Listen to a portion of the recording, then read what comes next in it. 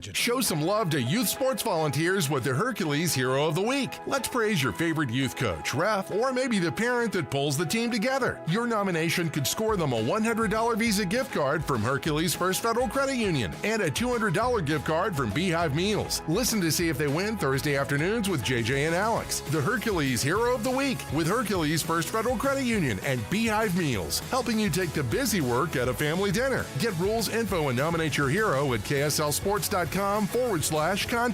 So my mother is thinking of switching from Verizon to Pure Talk, but she's worried the deal sounds too good to be true.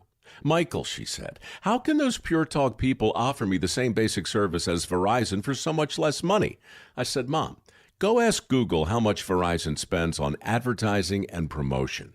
A few seconds later, my mother said, oh my goodness, $12 billion a year? That must be a typo. I'll tell you what I told my mom. It's not a typo. Verizon spends $12 billion a year on advertising and promotion, and their customers are paying for it. Well, Pure Talk doesn't spend that kind of money on commercials. Trust me, I would know. Consequently, they can offer you and my mother unlimited talk, text, and plenty of data on a blazing fast 5G network for just $25 a month. Dial pound 250 and say the words Mike Rowe, and you'll get an additional 50% off your first month. That's pound 250 Mike Rowe. Pure Talk. Everything you need and nothing you don't. Ticket packages for the Utah Mammoth 2025-26 season are available now. From full season and half-season packages to mini plans and other flexible options, choose the ticket package that fits you best and be part of the action all season long. Call or text 801-325-PUCK to talk with a rep or visit nhl.com/Utah/tickets/season tickets to learn more. Welcome to fall in Cedar City and Bryan Head, Utah, the perfect place to stay for scenic drives, colorful leaves, and cool mountain air. Experience Cedar Breaks and Zion National Park at their best. Check out visitcedarcity.com for more. Broadcasting from the Mountain Home Services Studio, this is 97.5 KZNS FM Colville, 1280 KZNS AM Salt Lake City, and 102.7 KSL FM HD2 Salt Lake City Midvale. This is 97.5, the KSL Sports Zone. It's time to get your morning started with the news you need to know. News update. News update. This is what's trending with DJ and PK. Hashtag NFL. Rodgers under center, play action pass, looking, rolls out wide open is Jalen Warren.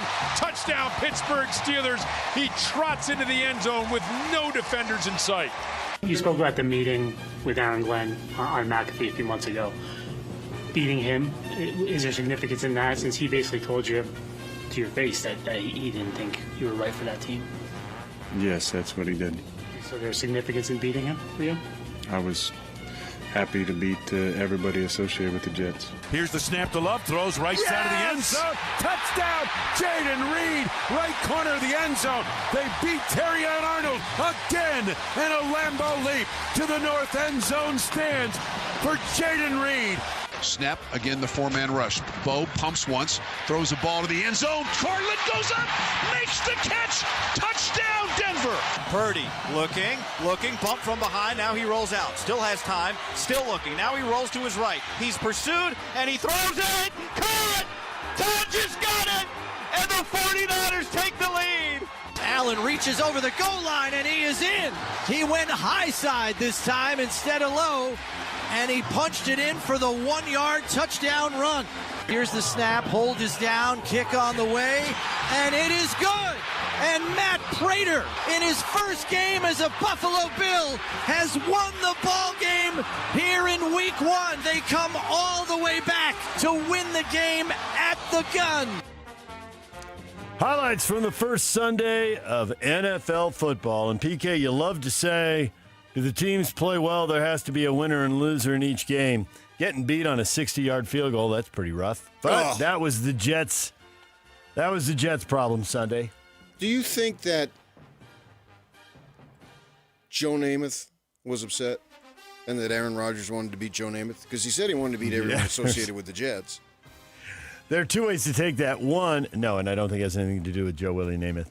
It's Weeb Eubank? Weeb Eubank. Matt Snell?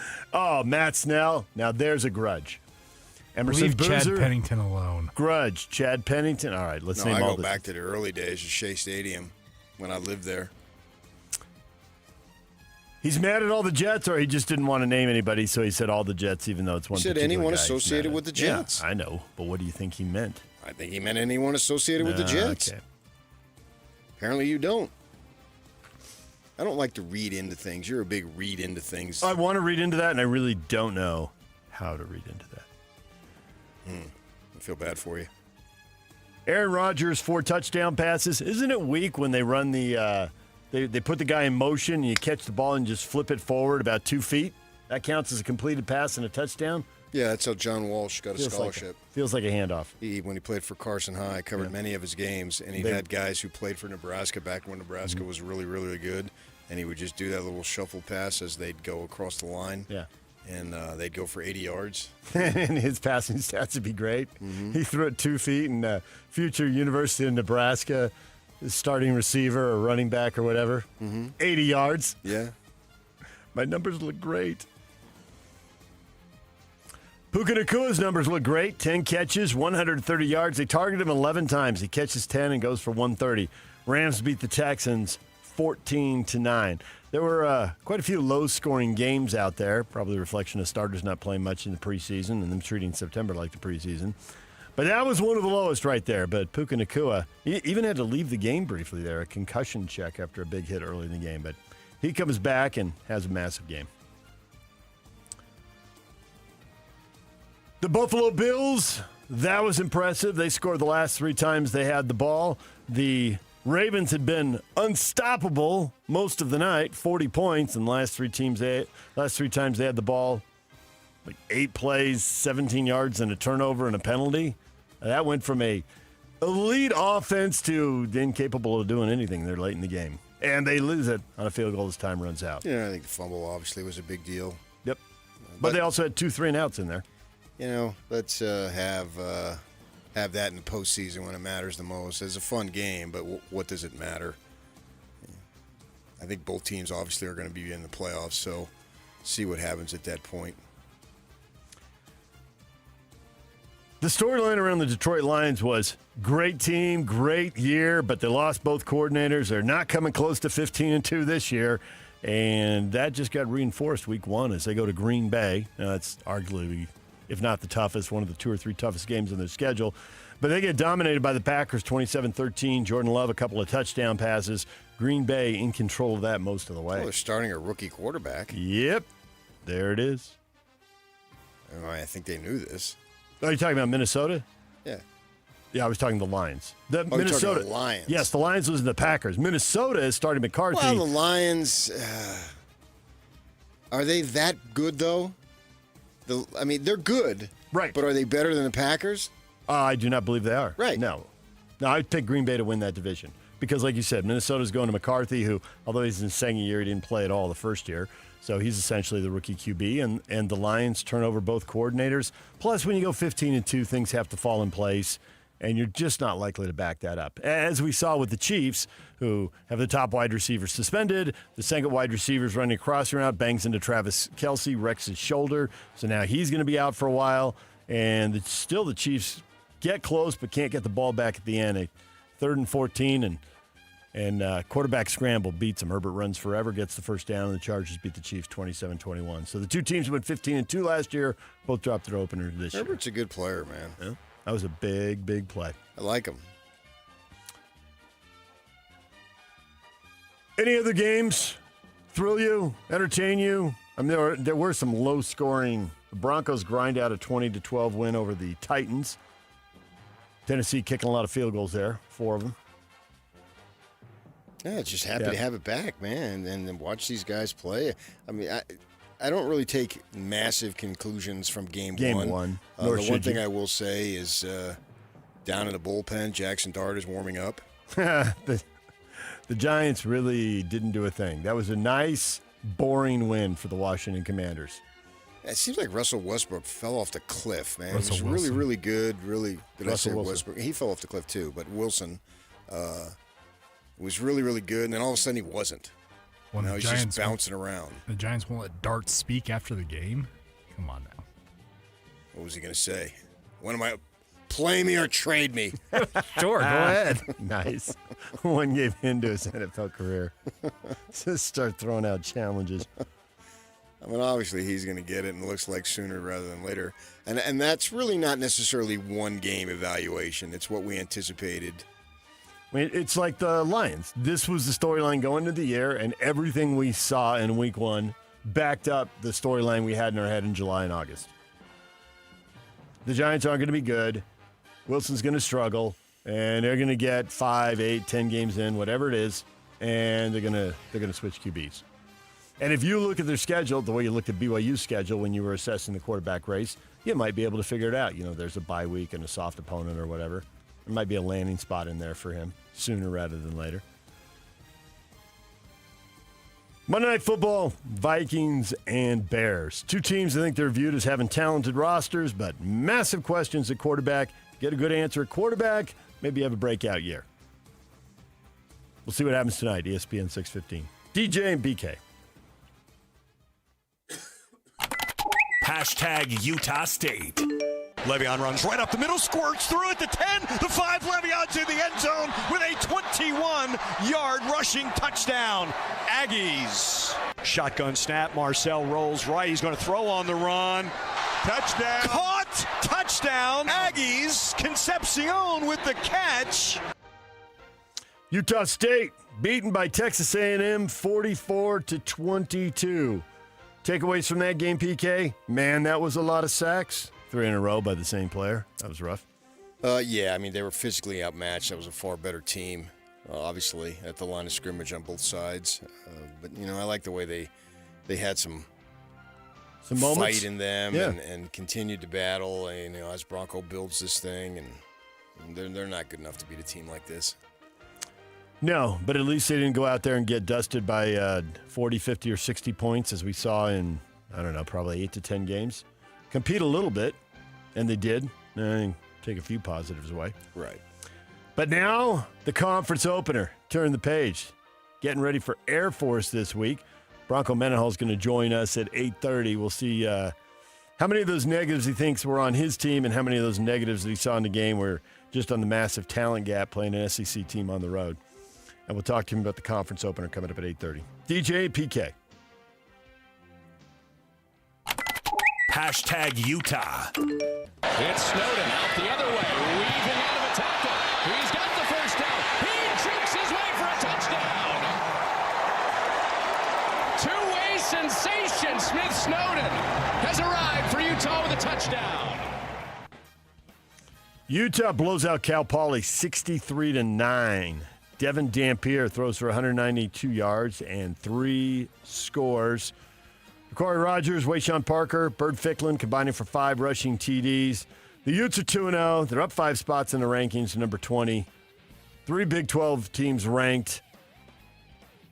And now on to Wyoming. I think Kyle will break that out in the press conference today. On to Wyoming. Well, he likes to break down the game a little bit, as he said. He breaks the game down as he saw it from the sideline on Saturday, and then he breaks the game down as he saw it through the film on Monday. And then quickly go. I mean, there's not much to say. You're going to have a few people. Tell me about the defensive line. Tell me about the. It'll be a dog and pony show today. And then that'll be it. DJ PK. Hashtag BYU. Keeps it himself, Roddy. Straight ahead. That's why he wears 47. Fullback mentality for the score. Bill Branson has yet to find his rhythm passing the football. Coaches want him to turn it loose. He completes it, and that's going to be a safety. It'll be 2 points for the Cougars. Satuala was the first one to get there, and yes, it's a safety. On the nice cutback. Touchdown Cougars. Moa. BYU dominating Stanford up 14-0 at the half. They win 27-3. Stanford kicking a late field goal. First points the BYU defense has given up this year. BYU moved the ball, struggled in the red zone. Defense really responsible for 8 points there with the turnovers. The BYU offense got the ball in field goal range on a couple of those possessions and kicked field goals, plus the safety. Any surprises? This isn't all. You learn anything, or this just reinforced what you thought all along? The defense is really good, and the offense will be good at times. Yeah, Stanford's offense stinks, and there's no question about that. When was the last time you saw a completed pass end up in a safety? And they played well. Their defense did what they needed to do. It's going to be the offense is just a complete and total work in progress, and so it was a very nice test for them. You know, they had a bunch of great field position possessions that started, as I say, in great field position, and they couldn't cash in with touchdowns. Kalani talked about that, but this is who they are right now, and if they can find ways to win, that's all that matters, because no one's expecting the freshman to go out and go 20 for 27 for 350 yards. At least I'm not. If he does that, well, then I'm going to immediately say the competition isn't good enough. But, you know, obviously they've got the bye situation there. Then they move on from that, East Carolina, so that'll be a nice game. It's on the road. Everything that he's going to experience for the first time is a nice experience, right? And if they can get out of there with wins based on him growing, you're getting the best of the situation that you could ask for. So this kid, what is he, 10%, 20% of what he's going to become probably? So keep working at it and running the ball and do what you need to do, and away you go. No picks through 2 games. He's got that going for him. Right. Thrown for 3 scores, run for 3 more, but like you say, climbing the stairs. Competition gets a little better every week, and in a couple weeks after he gets through the bye here, off to East Carolina to play his first road game. Yeah. Get a taste of that. Where, of course, we expect the defense will be excellent again. Can you nitpick on the defense? You got anything? No. Is it rock solid? Kalani's saying even the one question about depth at defensive line, he thinks that's being answered positively? Well, what Kirkland, when's he back? I mean, we keep talking about him. I assume that it's going to be soon because they keep telling us it's soon. So maybe after the bye week. And Tanavasa got a sack there. He is the defensive line leader. They were going to be good, and they are good. DJ and PK. Hashtag college football. Slot right. Chapin. Throws Touchdown. right side. Thompson catches it inside the numbers 20. Angling left 10. 5. Touchdown. Brennan Thompson.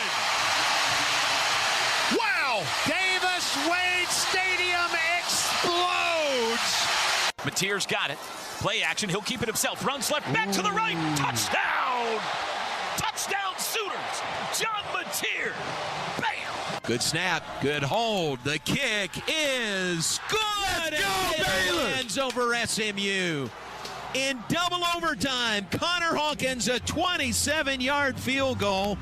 And the Bears win it over the Ponies today. 48-45, the final score. Dramatica for the win, and there it is. 18-16, the final score, and the Bulls explode off the bench. Highlights from the Saturday of college football. South Florida upsetting Florida with the late field goal. Another spitting penalty, critical in that game-winning drive. Florida, what are you doing? So South Florida's established themselves as the favorite early on in the race for the Group of 5 playoff spot. They hammered Boise State, and now they went to Gainesville and beat the Gators there, and they got Miami this week. Big 12 wins. More impressed with Iowa State beating Iowa or Baylor beating SMU? Those look like the 2 big wins of the week for the Big 12. Well, I think you got Iowa State there. And beat Baylor. I mean, what are they? The Big 12 is 4-1 against the ACC as they continue this battle. And I never thought I'd see the day where beating ASU would lead to a storming of the field and tearing down the goalposts. Wow. But, I mean, you know, Dillingham was talking about Mississippi State all week. They've got like 50 transfers, so whatever you thought of them, you really had no idea what you thought of them. You were basing it on some precedent. I got home from the Ute game just as the one kid, Brown, had made a good run. I literally turn on the television, and he's running, and he gets down to the 2, and my wife's sitting there, and I said, oh, man, scoring a field goal isn't going to work. And they had 4 tries from the 2 or 3 tries from the 2 and couldn't get in. They ran up the middle all 3 plays. Very creative. You'd think by the 3rd play, you might try something different. Time for play action, rollout, something. You got a mobile quarterback who had by far his worst game. So there you go. I mean, I picked him 4th in the league, and so I'm not exactly shocked by any stretch. I don't think they'll be they could be as good, but they just had a number of close wins that went their way. Yeah. And one of them was against Mississippi State last year. So sure enough, the odds catch up to you, and you have a close loss that goes against you. That's football. You have SEC Arizona State history stats. Oh, yeah, they've never beat an SEC team on the road, and they only have 1 win against an SEC team overall, and that came last year against this very same team. Yeah. And they had this one. They were down 17-3. They took the lead. I don't know if you were more upset that they didn't punch it in from the 2 or that they got beat deep with 30 seconds left in the game. That didn't seems like they're going to have to throw it deep. You can't let someone behind you, and then you do. They blitzed, and the kid slipped. Had a shot at the quarterback, but he slipped. The only thing I would ask people, if you know me, just don't text me when they lose. Actually text me when they win. I have yet to have that. I can count on like 5 or 6 texts. What happened? Well, but that only comes when they lose. Why don't you do it once in a while when they win? What's wrong with this team? I get that, but I don't get when they win very much. Colorado beat Delaware 31-7. Interesting. Dion looking for a quarterback. Decided to play all 3 of his quarterbacks a couple series, and the 3rd stringer, Ryan Staub, goes 7 of 10 for 157 yards, 2 touchdowns that open up the lead, make the game much more comfortable. And Dion says he won't name the starting quarterback yet, but he thinks he knows what he's going to do. I mean, seems like it has to be Staub, but I guess he can do whatever he wants. But interesting because BYU is going to play him in 3 weeks, so maybe they found their quarterback. And he was complimentary. The kid could have transferred. He stuck it out there at Colorado when he was buried on the depth chart. I think you always root for kids like that, especially in today's world when they can leave. And nobody really questions a quarterback if they want to leave because of the fact that, only one kid plays. But, yeah, he did stick it out. And way to go. The descendant of Rusty is looking good. Rusty Staub. Old school pull, Major League Baseball player there. Mets? My childhood with the Mets. Mets, yeah. Bill Belichick win number 1. North Carolina beat Charlotte 20-3. And he's banned the Patriots staff. Patriots personnel can't come because he's banned from the Patriots campus up there. All right, that seems petty, but there they go. I hope when I'm in my 70s that I don't have that type of grudge match going on. Hate in my heart. Yeah. Oklahoma beats Michigan. Battle of ranked teams. John Mateer, 3 touchdowns combined rushing and passing. You buying Oklahoma or these 2 brand names that they've been down? Michigan's 8-6 in the last 2 years. Yep. I mean, I know you go with the big brand names. Why you thought that somehow UCLA was going to beat UNLV? I don't understand that. UNLV has 2 starters back and a new coach. I thought there might be a little bit of a shakedown cruise, but no. UCLA has no starters back and no coach. DJ and PK. Hashtag NBA.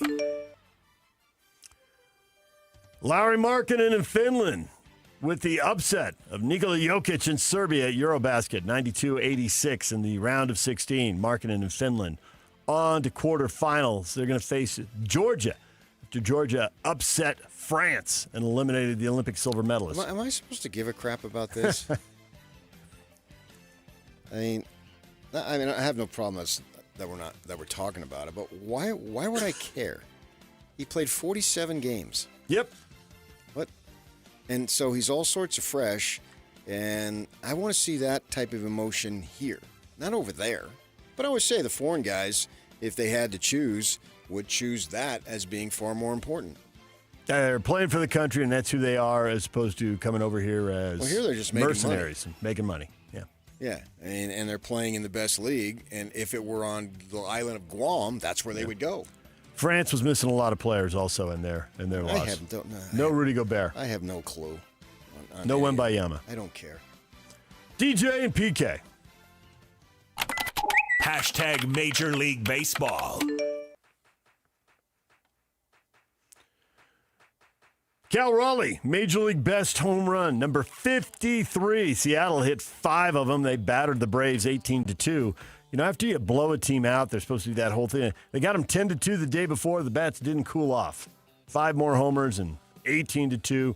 Cal Raleigh tops in the bigs with 53 homers now. So you're saying Cal Raleigh had a better weekend than Cal Poly? Yes. Okay. Yes. That is a fact. Shohei Ohtani, home runs number 47 and 48. He homers in the first and the third inning, gets the Dodgers started. They beat Baltimore 5-2. It was a bad East Coast trip, but at least they snapped their 5-game losing streak. Yeah, they said on Saturday, was it? Yamamoto, the first time ever, up 3-0 as a no-hitter with 2 outs in the 9th, gives up a home run, and then the Dodgers lose the game. You're sitting there thinking, okay, it's going to be a no-hitter. And not only do you have that let down, you go back to the clubhouse with an L. Yeah, that's amazing. And they got those sports records and baseball records and whatnot, and they said that that's never happened before. It's crazy, man. When you think you've seen it all, you haven't. The Dodgers are 1 game in front of the Padres in the National League West. Padres beat the Rockies 8-1. Padres 4-9 in the last 13. So the Dodgers had that 5-game losing streak, but it could have been worse. Team behind them could have made up a lot more ground and passed them. But 1 game now with we're down to what now? 3 weeks to go. Yeah. Yankees and Red Sox chasing the postseason, trying to hold on to wild cards here. Red Sox beat the Diamondbacks 7-4. Aroldis Chapman, 17 straight appearances without allowing a hit. Which is kind of ironic because Arizona's bullpen has gone 17 straight appearances without allowing runs. 6 runs in the 7th and 9th innings. They couldn't get themselves out if they had to. Yankees beat the Jays 4-3. Yankees are 2 games back of the first place Blue Jays. Red Sox are 3.5 back. Davey Johnson, the manager of the 1986 world champion New York Mets, passed away over the weekend. He was 82 years old. And the Bees give up 5 in the 9th and lose to El Paso 10-6. They've got 2 weeks to go in their season. The final homestand of the year starts tomorrow against Tacoma. Last 6 games out at the ballpark. Oh, that's right. I got to ask Tony for tickets. Got to get out there? Yeah, haven't been out there yet. What is Trending is brought to you by Shamrock Plumbing. There's no job too big or too small. Get the personal touch with Shamrock Plumbing. Riley Jensen, college football expert, mental performance coach at the top of the hour. Bronco Mendenhall at 8:30. The question of the day, hot takes or toast, is next. Stay with us. And now, a look at traffic from the KSL Traffic Center. All lanes of Bangerter Highway over I-15 are now open after an earlier crash had traffic snarled at that intersection. We also have a crash northbound Bangerter Highway at 4100 South. It is blocking the left turn lanes. If you want to head west, you'll just be aware of that if you're out in the area. This update is brought to you by Advanced Window Products for offering Graver window coverings, high-end quality with the best warranty. Save 30% off when you mention KSL. Go to advancedwindows.com. With your KSL traffic update, I'm Jake Hatch here on 97.5, the KSL Sports Zone.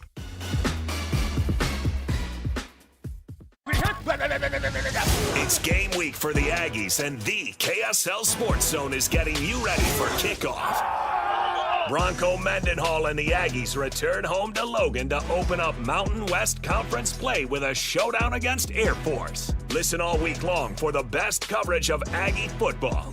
Then catch the play-by-play action beginning with the Aggie pregame show game day at 6:30 on 1280 The Zone. Your exclusive home for Aggie football is live on air, online, and on the KSL Sports app. This is 97.5, the KSL Sports Zone. The Utah RV Super Show, the premier RV event of the year, is back at the Mountain America Expo Center Thursday, September 11th through Sunday, September 14th. Come see new 2026 models and special closeout pricing on all 2025 models. The Utah RV Super Show is offering family passes Thursday, September 11th for $10 per family. Unplug from distractions and plug into family at the Utah RV Super Show. Discount passes at utahRVSupershow.com.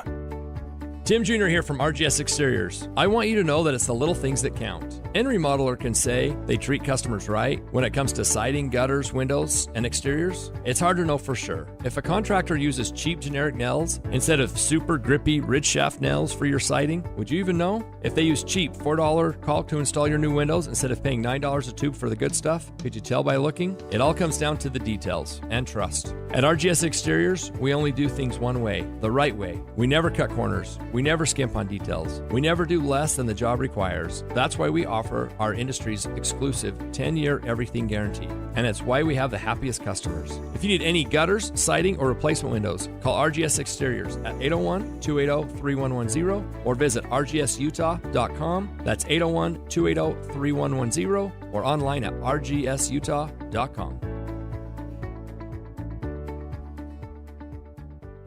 Looking for reliable home services you can actually count on? I've got just the team for you. Mountain Home Services. They've been serving Utah since 1954 with honest, upfront pricing and zero hidden fees.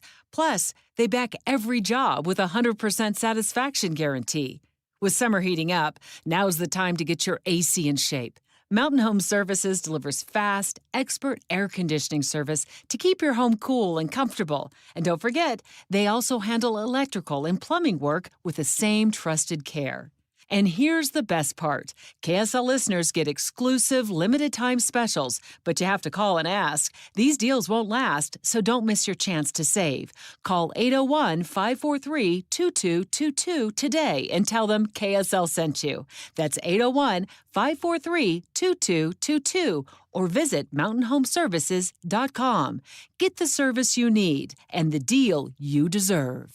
Hey, Benjamin, we've got a surprise for you. What? You have a brother. A $100 bill just like you. Hey, I'm Ben. What? We just got him for joining America First Credit Union and opening a new checking account. And you're going to live together at America First. What? This is nice. For a limited time, new members get a $100 cash bonus when they open a checking account or $50 when they open a youth checking account. So head to AmericaFirst.com and get your money working today. Membership eligibility, terms, and conditions apply. Federally insured by NCUA.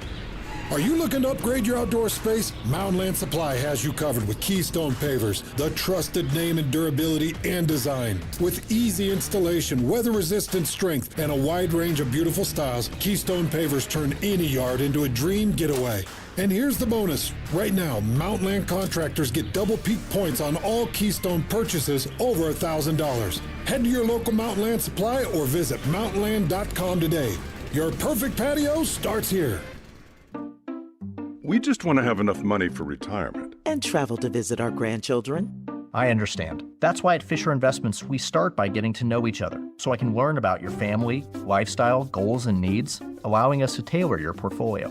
What about commission-based products? We don't sell those. We're a fiduciary, obligated to act in your best interest. So how do your management fees work? We have a simple management fee based on the value of your portfolio, so we do better when you do better. We appreciate that kind of transparency. We also check in with you regularly to keep you up to date on the markets and your portfolio. What other services do you offer? As a client, you have access to resources on investing, financial planning, estate planning, Social Security, Medicare, and more. Wow, it sounds like Fisher Investments has everything we need. At Fisher Investments, we're clearly different. Learn more at FisherInvestments.com. Investing in securities involves the risk of loss. Get ready to ride at the Edge Power Sports this Friday and Saturday, September 12th and 13th from 9:30 to 4 p.m. It's your chance to hit the road at the Suzuki Demo event. Suzuki is here with their full lineup of street bikes, and you can take one for a spin. Don't miss the action at the Edge Power Sports in Draper. Details online at gettotheedge.com. The Edge Power Sports, where adventure begins and the thrill never ends. Some restrictions apply. Rider must be 21 and older with a motorcycle endorsement. This is your Cougars at 30 update.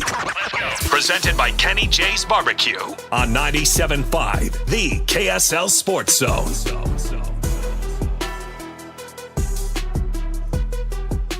Per Bachmeyer passing for 175 yards, running for a touchdown. L.J. Martin, 110 yards rushing, and the victory as BYU beats Stanford.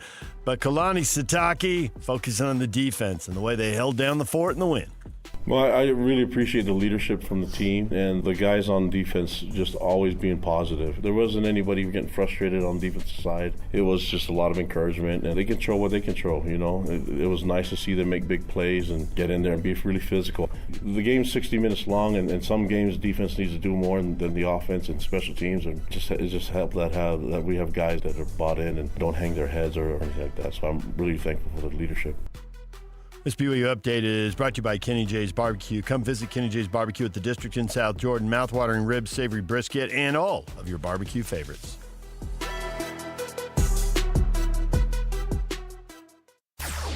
Nobody gets you ready for Utah football more than the KSL Sports Zone. Ready? Kyle Whittingham and the Utes hit the road for a battle against Wyoming and Laramie. Your home for the best coverage of Utah football is right here on 97.5, the KSL Sports Zone. This is DJ and PK on 97.5, the KSL Sports Zone.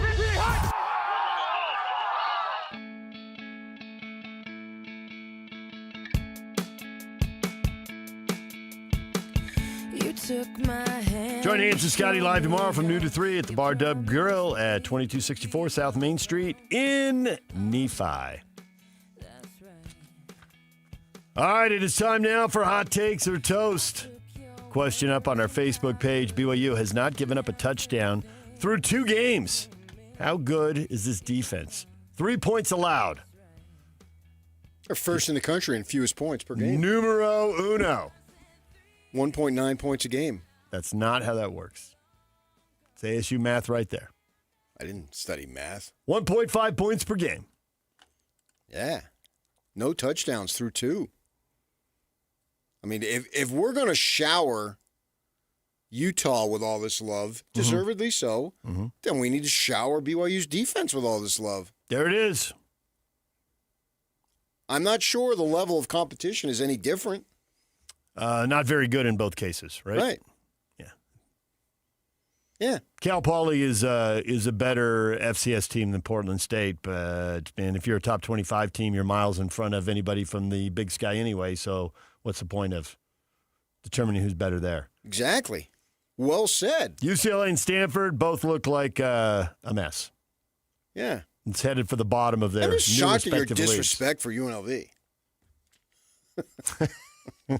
Pick second in the Mountain West. Yes. We've often said the Mountain West has the top teams can beat the lower level teams in other conferences that are perceived to be bigger. We have seen that. And that's exactly what we saw again. So it's That's really what no. happened. You're a history guy. The guy loves history. We give him history on a silver platter, and he still is surprised. Yep. You history denier. I yes, know. that's what I did. I denied history. New coach, 2 new starters, but you digress. Now, once again, They had tons of transfers, man. BYU's defense isn't getting the credit it deserves. Is. No. Sure it is. Who is not? This segment should be about BYU's defense, not about me and my poor judgment on football games played in NFL stadiums and domes in Southern Nevada. It is not. I know life revolves around you, and you think the show revolves around you. I understand that. Believe me, 23 freaking years of having to deal with this nonsense. Deal with the nonsense. I'm running out of air. It is about if we're going to praise Utah. Yes. Then BYU should be getting the same praise because they essentially have played the same quality of schedule. It has nothing to do with you, my good friend. We'll have the rest of the month will be about you. But right now, this segment is not about you. It is about you. If we're showering Utah with the praise, then we need to shower BYU because they're playing the same type of competition. I think that's inarguable. BYU hasn't given up a touchdown through 2 games. How good is his defense? Derek, they've played 2 nobodies. LOL. Let me repeat. And Dallin does. So has Utah. Right. And Utah, deservedly so, is getting a ton of love. There's 3 things I count on in life: death, taxes, and Joel Klatt loving Utah. I thought you were going to say a ton of love. Right. That's what he does. Those are the Joel 3 things I Klatt- can count on. Joel Klatt is steady as a rock. when Death, it taxes, comes, and Joel Klatt loving Utah. you expect him to break into song at any moment. Right.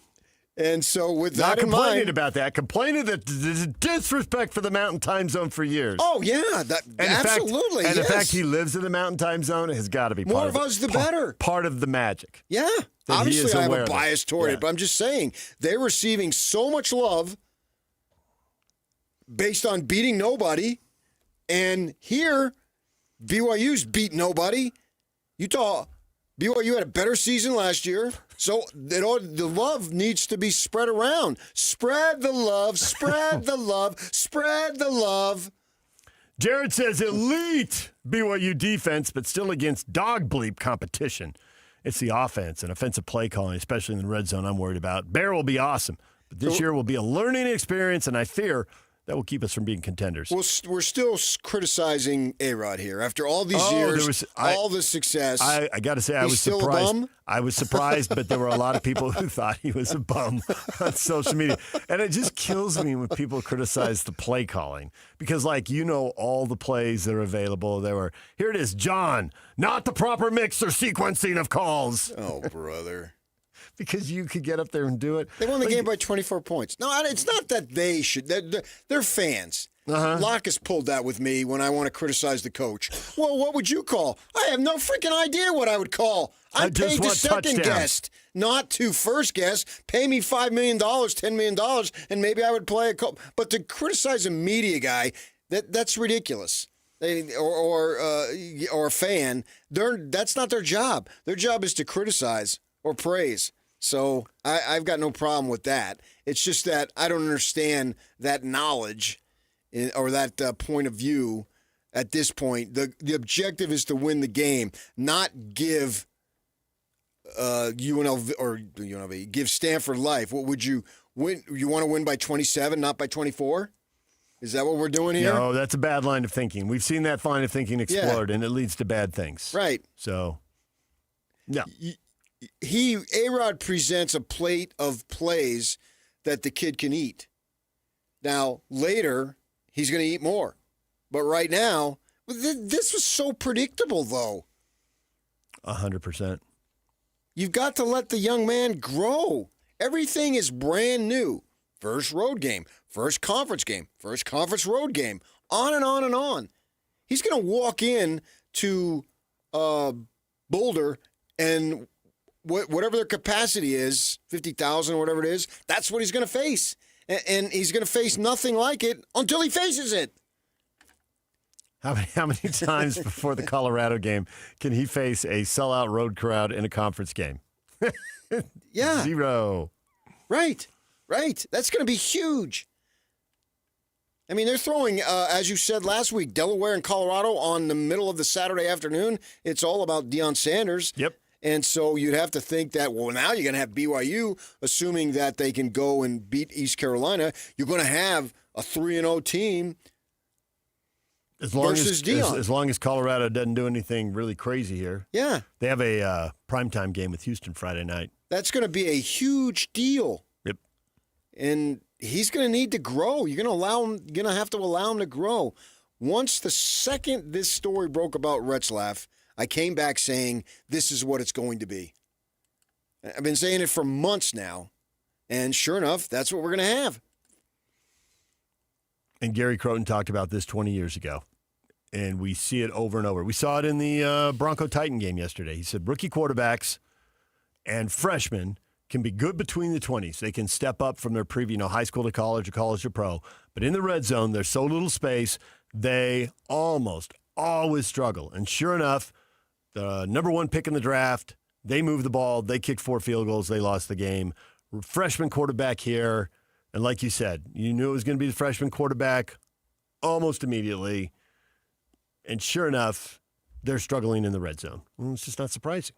They moved the ball. It's not like it was 3 and out all night long. They had drives. They had possessions. And some of it wasn't on him. They had a holding call, and this and that. Kalani went into that in the postgame. He's going to make sure. But this is about their defense anyway. We're talking about their defense.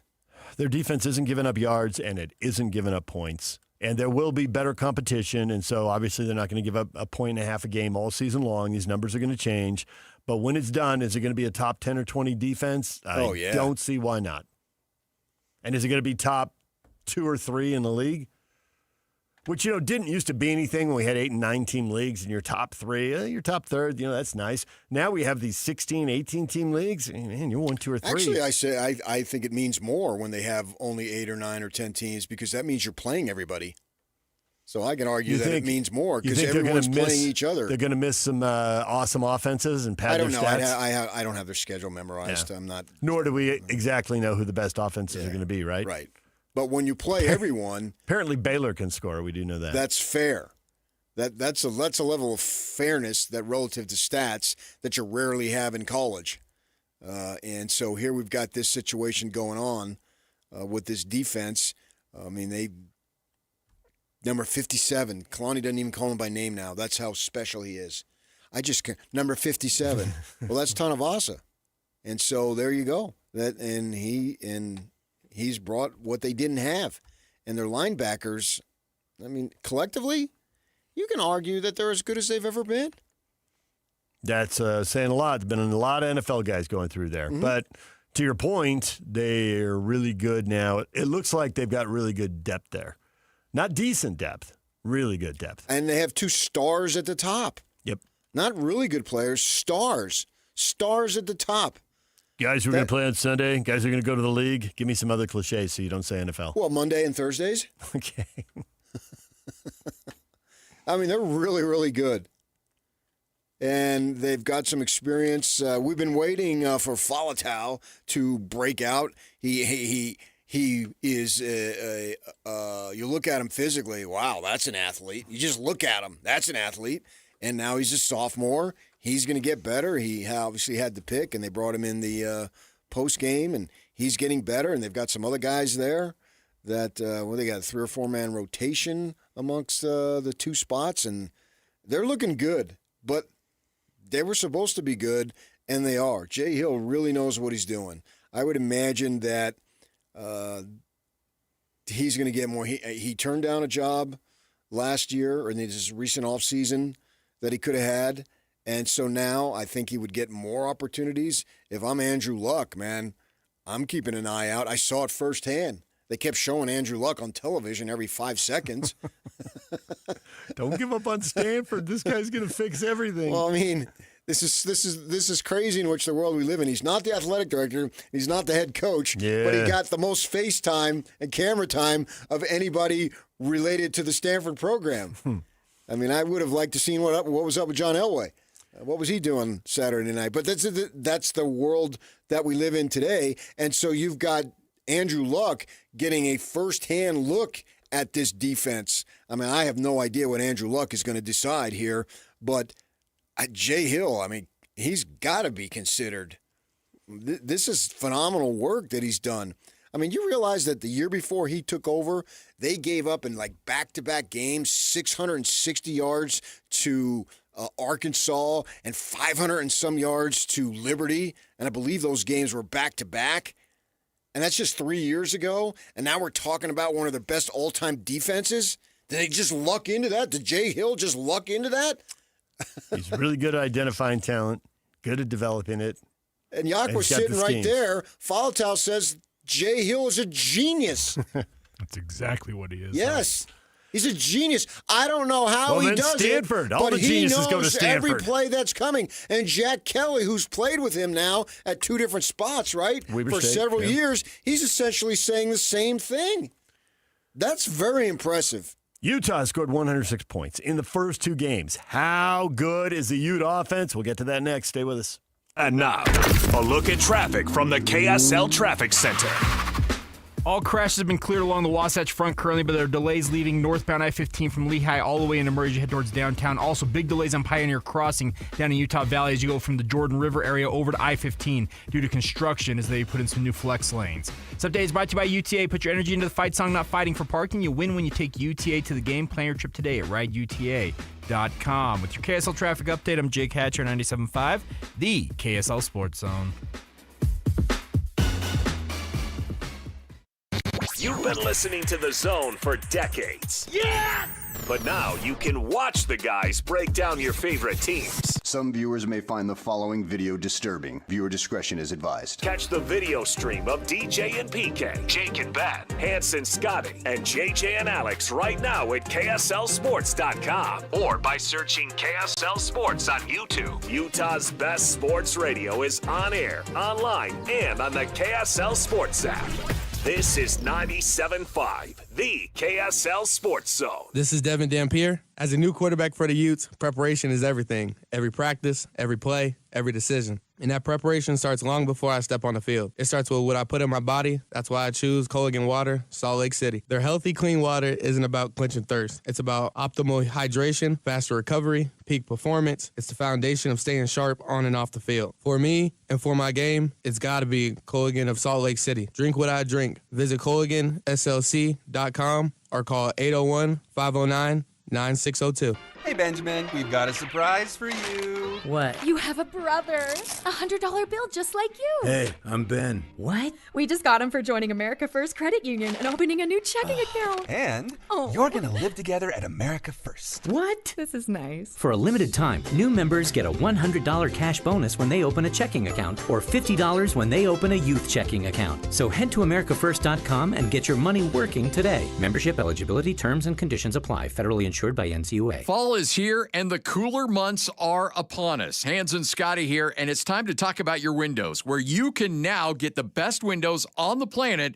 courtesy of Advanced Windows and be prepared for the fall and winter months. I had an amazing experience with Advanced Windows where they replaced 5 windows for me. They gave me a quote. They stuck to the quote. It was that cost. They ended up saving me money. And their experienced window specialist will help determine why you have a draft coming in, how you can save the most money on utilities, how your house can be transformed in one day just by upgrading those windows and doors. And right now it's time to take advantage of a fall special, $2,500 off when you change out 10 windows or more. That's $2,500 off when you swap out 10 windows or more. Options are available for any budget, great financing as well, but you gotta call 801-850-9100. That's AdvancedWindows.com or 801-850-9100 for the best window experience you could ever imagine. Some things can steal your sunshine.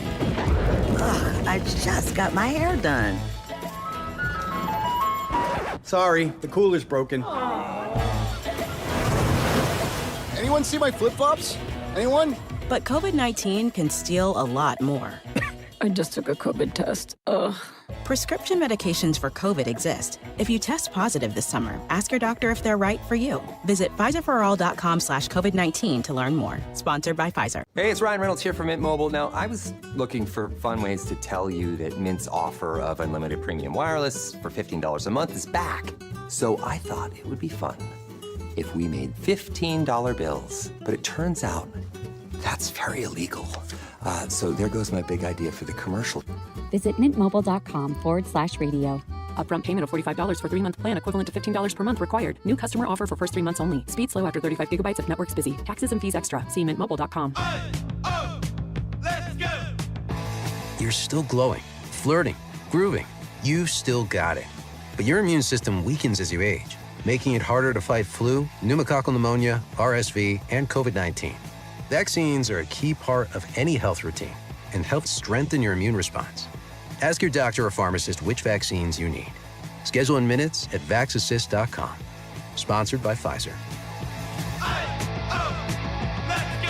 Vanity Fair calls BritBox a delicious streamer. Collider says everyone should be watching. Catch Britain's next best series with BritBox. Stream acclaimed new originals like Code of Silence. You read lips, right? And Linley, based on the best-selling mystery series. Say hi, Linley. Take it from here. And don't miss the new season of Karen Piri, coming this October. You don't look like police. I'll take that as a compliment. See it differently when you stream the best of British TV with BritBox. Watch with a free trial today. Ticket packages for the Utah Mammoth 2025-26 season are available now. From full season and half-season packages to mini plans and other flexible options, choose the ticket package that fits you best and be part of the action all season long.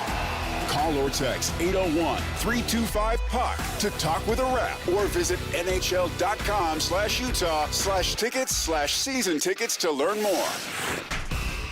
3, 2, This is your Utes at 50 update. 58! Presented by Kenny J's Barbecue on 97.5, the KSL Sports Zone.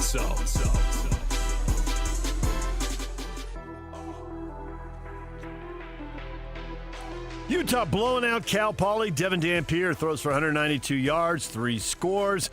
Kyle Whittingham on what caused a sluggish start on offense. First off, that little thunder burst, makes things a little more difficult. There's no excuses, but I don't think Devin was gripping the ball, as well as he could have in that 15 or 20 minute period, whatever it was. I mean, we just didn't get in that rhythm. We didn't come out, I'm not going to say we weren't ready because we're ready to play, but we just didn't come out executing as well as we did last week. Sometimes that happens. This Ute update brought to you by Kenny J's Barbecue. Come visit Kenny J's Barbecue at the District in South Jordan. Mouth-watering ribs, savory brisket, and all of your barbecue favorites.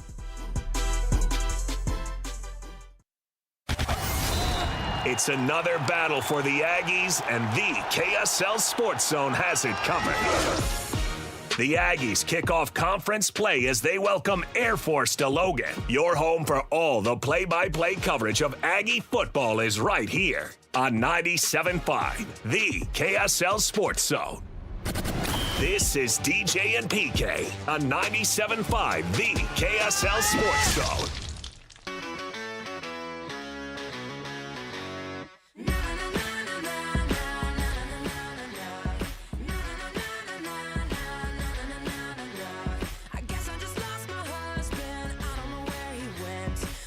The artist of the day is Pink. She's 46 today. Brought to you by Live Nation. For all the live concerts and events in 2025, check out livenation.com. Let's hear it for Alicia Moore. A.K.A. Pink. Utah, 106 points through 2 games. They had to punt 3 times in the first half. The horror. Also had 35 points at halftime. How good is this offense? At PK, what? There are Ute fans who are pumped. Christopher, Big 12 championship and playoff contending, great. Still some things to tighten up, but they'll get there. Go Utes. If you win the Big 12 championship, then you're not playoff contending. Because then you're in. Yeah. That's the cool thing about that this year and going forward. We don't need a beauty contest anymore. You want to get in, win your deal, and you'll get in. I love that. I don't need it some boardroom to decide my fate. I decide it. It's like the 2 Rose Bowls. Didn't need anybody to decide their fate. They decided it.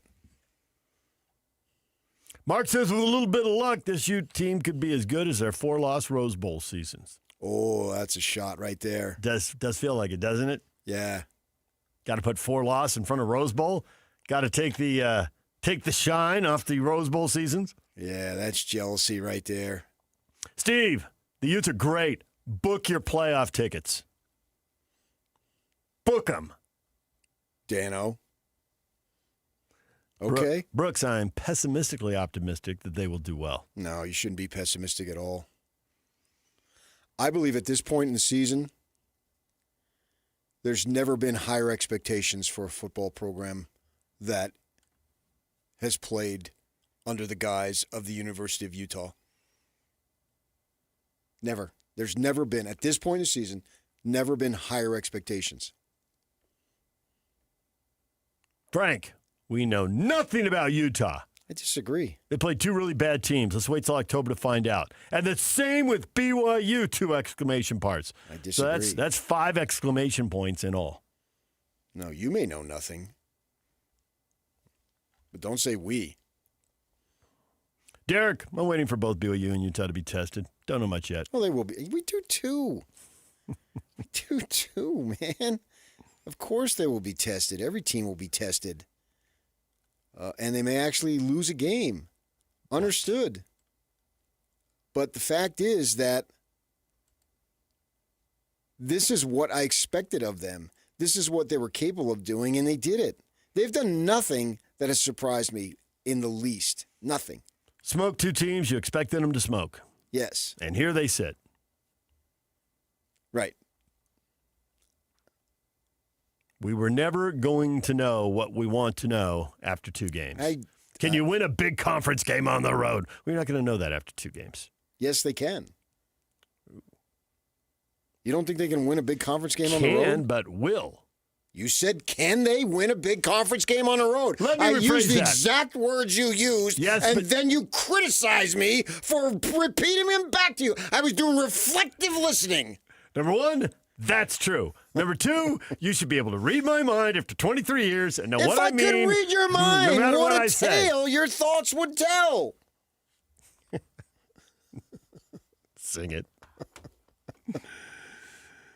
Scott, we won't know until they play a decent team. Oh, man. The great thing about it is Texas Tech is a decent team. I picked Texas Tech and Iowa State to meet in the conference title, and they'll get Texas Tech right off the bat, but they can beat Texas Tech. Absolutely. Travis is in his car fist pumping right now. He says, Texas Tech and RES will tell us all we need to know. Lots of penalties on the O last night, and I'm worried about that. They could lose that game, though, and still win the conference. So win or lose, they haven't won anything at the conclusion of that Texas Tech game, nor have they lost anything. With the penalties and the punts in the first half, I heard the wise voice of Barry Trammell in my head when he says, some of these teams that don't look great against the FCS, that's because they're smart college kids. They know, of course. They know this is a lopsided game. They can't bring it the way they do later on. No, there was no emotion there. And Barry says, don't get in your own head and start diving deep and breaking down the FCS money game. Well, thank God Barry Trammell was born. See? And he says it in such a folksy way, too. How can you argue with him? All right, when we come back, Riley Jensen, college football expert, mental performance coach, joins us. And Bronco Mendenhall will be here at 8:30. Stay with us right here on The Zone. Win big every Wednesday on the KSL Sports Zone with Win Ticket Wednesday. This Wednesday, win tickets to Breaking Benjamin and 3 Days Grace co-headlining show. Saturday, September 27th at the Utah First Credit Union Amphitheater. Get your tickets now at livenation.com or tune in Wednesday for your chance to win free tickets. It's Win Ticket Wednesday on the KSL Sports Zone. At Peach Windows and Doors, they help homeowners stay in the homes they love while upgrading to the elegance, efficiency, and natural light of today. With hundreds of 5-star Google reviews, their clients know Peach Windows and Doors deliver what they promise. I wanted to replace standard-size French doors with a large custom sliding door. The update required checking a weight-bearing wall. Plus, I wanted a couple of different styles of windows. The new sliding door created a much brighter and open look. Peach was so helpful along the way with recommendations and ideas, and the installers were efficient and respectful of my space. I was thrilled with Peach Windows and Doors. Give your $1 million home the $1 million feel it deserves. Don't wait on that someday project. Visit Peach Windows and Doors Salt Lake Showroom. Schedule a free in-home visit. You can also explore at peachwindowsanddoors.com or just call them at 801-566-1255. Peach Windows and Doors, where amazing home transformations begin. DJ PK and John from J. Brooks Jewelers. John, you refer to yourself as a full-service jeweler. What does that mean? Once upon a time, before national stores and online sites flooded the market, your local family jeweler was the expert in your life that handled all your jewelry and watch needs. J. Brooks is that full-service jeweler today, where everything is handled by us, including appraisals, jewelry repair, watch repairs, as well as general service of all Swiss brands, and the most beautiful custom creations, including our new JBJ Bridal Collection. We can take your existing jewelry and freshen it up, or we can repurpose it completely with a fresh design, but using all of the sentimental parts that you already own. And of course, if she's ready for the upgrade you always promised, we can help you with a selection of a new larger diamond to say I love you more than ever. So whatever your celebration is, let J. Brooks help you any way you may need. J. Brooks Jewelers, Murray and Lehigh, and online at jbrooksjewelers.com, where women know what women want. Hi, this is Derek Overstreet, president of the New Millennium Group and co-host of Stop Working, Start Living with KSL News Radio. Can you imagine what your life would be like if you could retire 3 to 5 years earlier than you thought possible? The things you could do, the loved ones you could spend time with, the memories that you could create. That's what our team at the New Millennium Group does. We'll walk you through the entire process every step of the way. If you'd like to get a copy of the 5-step proprietary plan that will help you retire 3 to 5 years sooner than you thought possible, give us a shout right now. 888-999-6370. That's 888-999-6370 or utahsfinancialplanner.com. Listen, most of our listeners right now have a tax problem, not a money problem. There's not enough money in Social Security Medicare as it is. Let us show you how you can significantly reduce your taxes. That's 888-999-6370. 888-999-6370 or utahsfinancialplanner.com. Hans and Scotty and Hans, it's hard to get the family together with a good home-cooked meal. Well, guess what? Beehive Meals is ready to step up and take care of it for you. They're so convenient. They're delicious. You cut the top off, they're frozen, you put it in a slow cooker, you walk away, and you're going to have that perfectly fresh, delicious cooked meal that's wholesome and hearty for your entire family in just a matter of hours. This is a Utah-based meal prep service specializing in preparing convenient, slow cooker freezer meals designed to simplify dinner and bring the family together. Hans, these meals, by the way, are just incredible. Well, I got my box. I've got the chicken Alfredo, the chicken burrito bowls, the chicken noodle soup. I've got honey mustard chicken. I got the Hawaiian pork that I'm so excited about. Meatball marinara. The meals are great, and it goes on and on and on. These menus are constantly changing, so you always have an incredibly fresh and unique meal. So get to beehivemeals.com and use the promo code THEZONE to get $20 off. That's THEZONE at beehivemeals.com. Don't miss out on Jazz Youth Camps and Clinics. Brought to you by PB Fit. Camps are for ages 4 to 17 and include various skill level options. Let's go!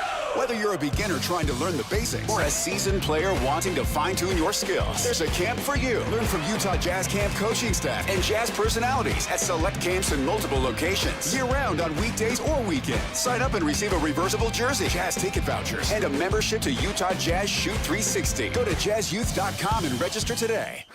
Broadcasting from the Mountain Home Services Studio, this is 97.5 KZNS FM Colville, 1280 KZNS AM Salt Lake City, and 102.7 KSL FM HD2 Salt Lake City Midvale. This is 97.5, the KSL Sports Zone. Nobody gets you ready for Utah football more than the KSL Sports Zone. Ready? Kyle Whittingham and the Utes hit the road for a battle against Wyoming and Laramie. Your home for the best coverage of Utah football is right here on 97.5, the KSL Sports Zone. This is DJ and PK on 97.5, the KSL Sports Zone.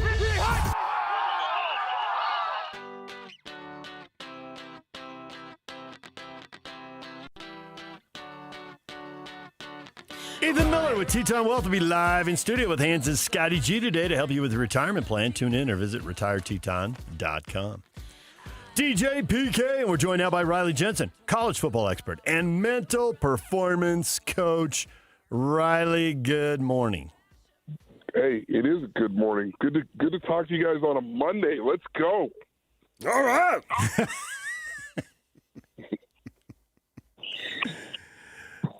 Everyone's trying to figure out now. Everyone knows, okay, well, I should say everyone knows. Everyone should know at this point the Utes and Cougars are good. But I get, because of lack of competition, fans are like, I don't know if they're very good. I don't know if they're great. I don't know if this is the best team I've ever seen. Okay, you can't know that kind of top shelf unless you have Riley Jensen's finely trained football mind.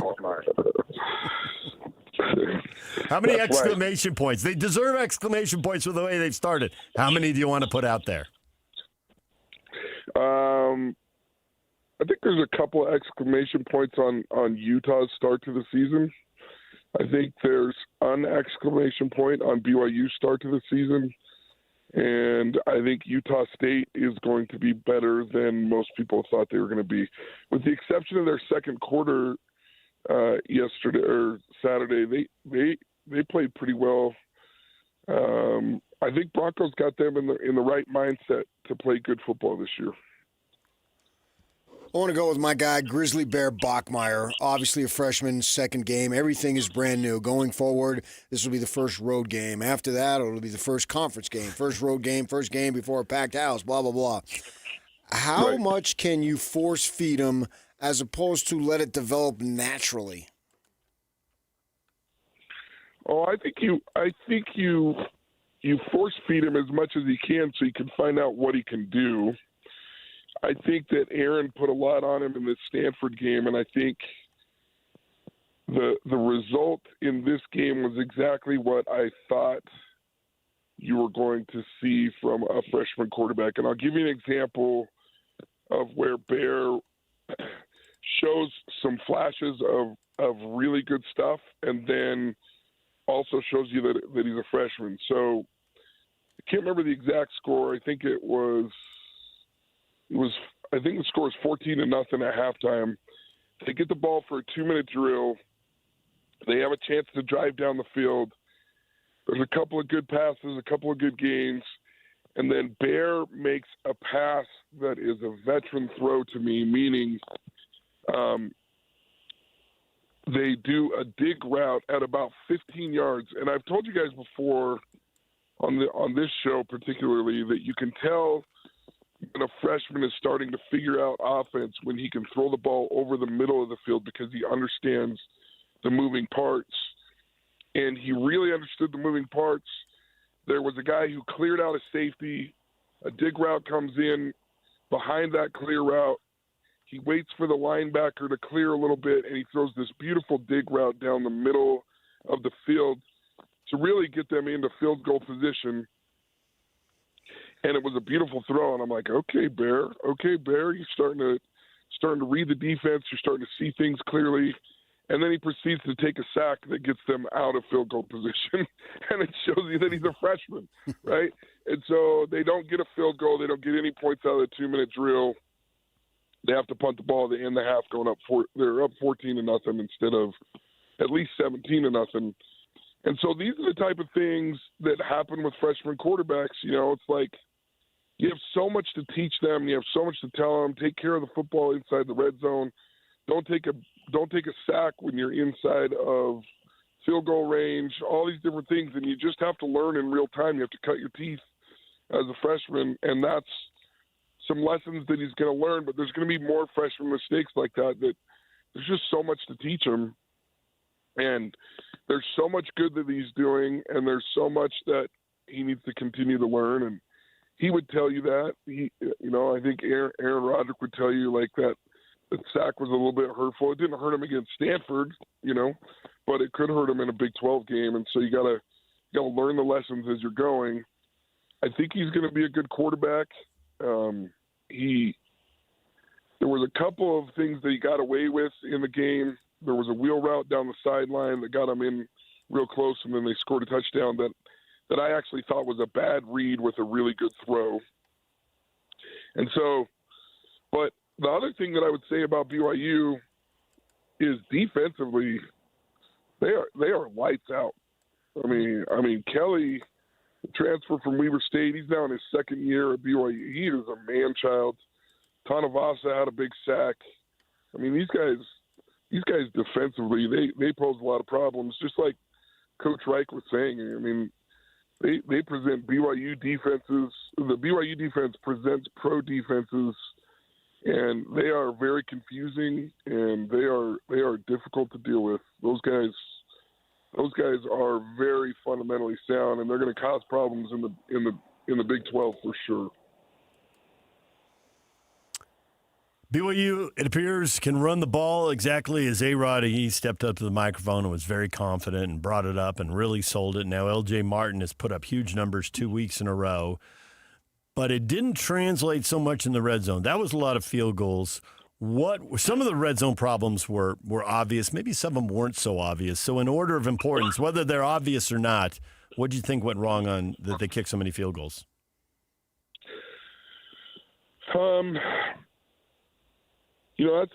That's a really good question. I'd have to look at it a little bit closer in film. Here's what I would say. L.J. Martin is the type of running back that as you continue to run during the game, he's going to continue to wear you down. And he makes good runs. He usually makes the first guy miss. There were some good holes open up.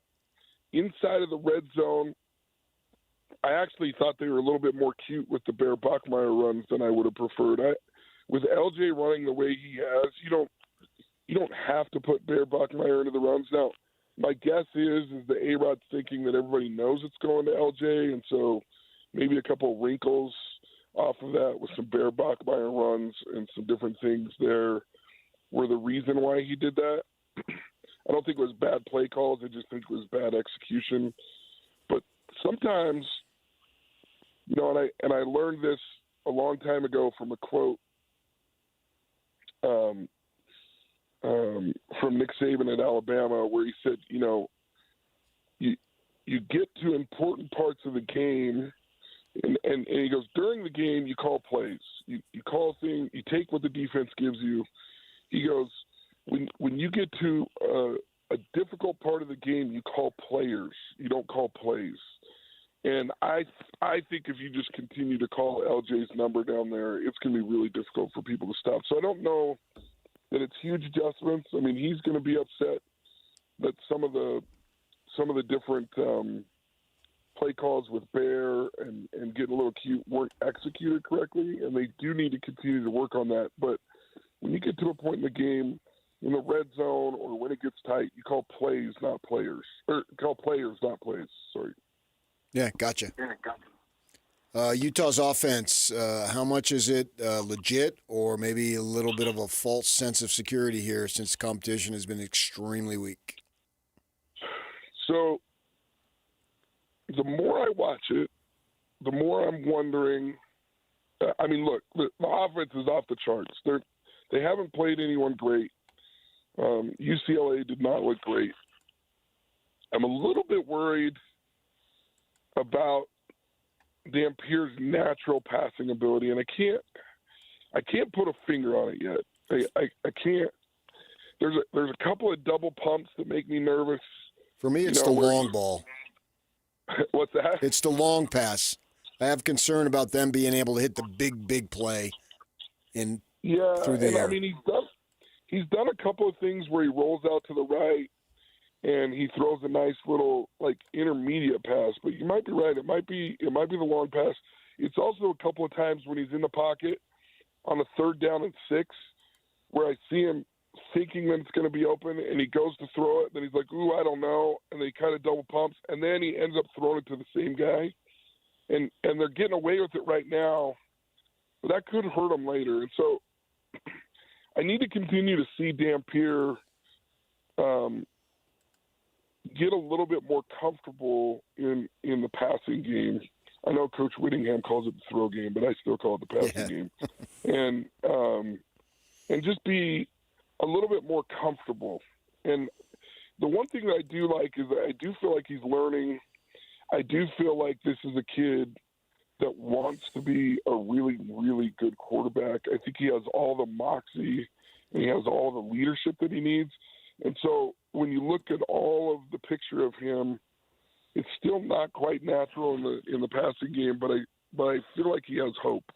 And I feel like he's going to be okay. But he's got to figure it out before they get to the Big 12. To me, the part of the passing game that's scary is 3rd and 8, 3rd and 10. And I mean, your conversion rates probably aren't good with that down and distance anyway. And it's such a small sample size, plus the quality of competition. I just don't see how we can know that. And the deep balls, he threw 3 against UCLA that were underthrown. Right. Now, he completed 1 and 1 drew a penalty, so the results were pretty good. But when you have somebody behind everybody, you want to hit them in stride so they can run for the touchdown. You can't be underthrowing it and then they get tackled and now their defense has a chance to make a play instead of just giving up the touchdown.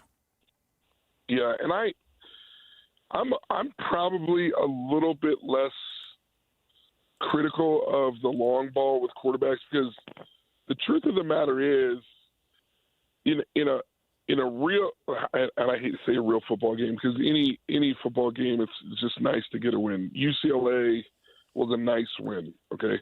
But when I was looking at the stats of my quarterbacks, when I had a chance to be a coordinator, and when I was looking at the deep ball statistics, I was ecstatic if we were 2 for 4 on a long ball because the passing, typically when you're throwing a deeper ball, you're talking about, you're talking about more than 20 yards on the pass.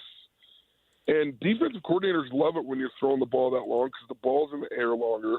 But if you're 2 for 4 on long balls and you hit one of them for like a long touchdown, you're ecstatic as an offense coordinator because you know that those are not always open, and you know that the completion percentage is lower. So what you do want, though, is you do want him to hit him in stride, like you talked about, DJ, and you do want to give him a chance where it's either he catches the ball or no one catches the ball. So that's where there's a difference in what we're talking about as far as the deep ball goes. But to be honest with you can't expect, the best quarterback in the country is going to be 4 for 4 on a deep ball. But after that, you're looking at 2 for 4. You're looking at, man, even if you land 1 for 4, but you get a touchdown out of it, everybody thinks you're just dialing up great plays. But those plays they're not high percentage plays. As much as you try and draw defenses up and as much as you try and draw it up, they're just not as high a percentage as people think. It's just that they're explosive in nature, and so when you hit them, the fans are going crazy. You're going crazy. You're pumped because you got a free 7 points out of the deal. I'm curious, Riley, in this era with social media and with people being hypercritical, and you work in the whole mental health, mental performance coach, and it's natural to be working with people on their confidence, right? But do you have to work with people who are getting really bad negative feedback on social media where we're talking it's beyond performance? This is about being able to enjoy your life and being mentally healthy and not having people crush you. Do you have to deal with that a lot? And if so, how do you do it? So it's absolutely a huge epidemic right now. And I'll come strong on this one. Most of the people that are sneaking into people's DMs, that are finding people's phone numbers, that are texting, major players' parents because they're upset about a win or a loss are degenerate gamblers. They're mad about losing money. But it's out of control right now. I've never seen it at this kind of a fever pitch.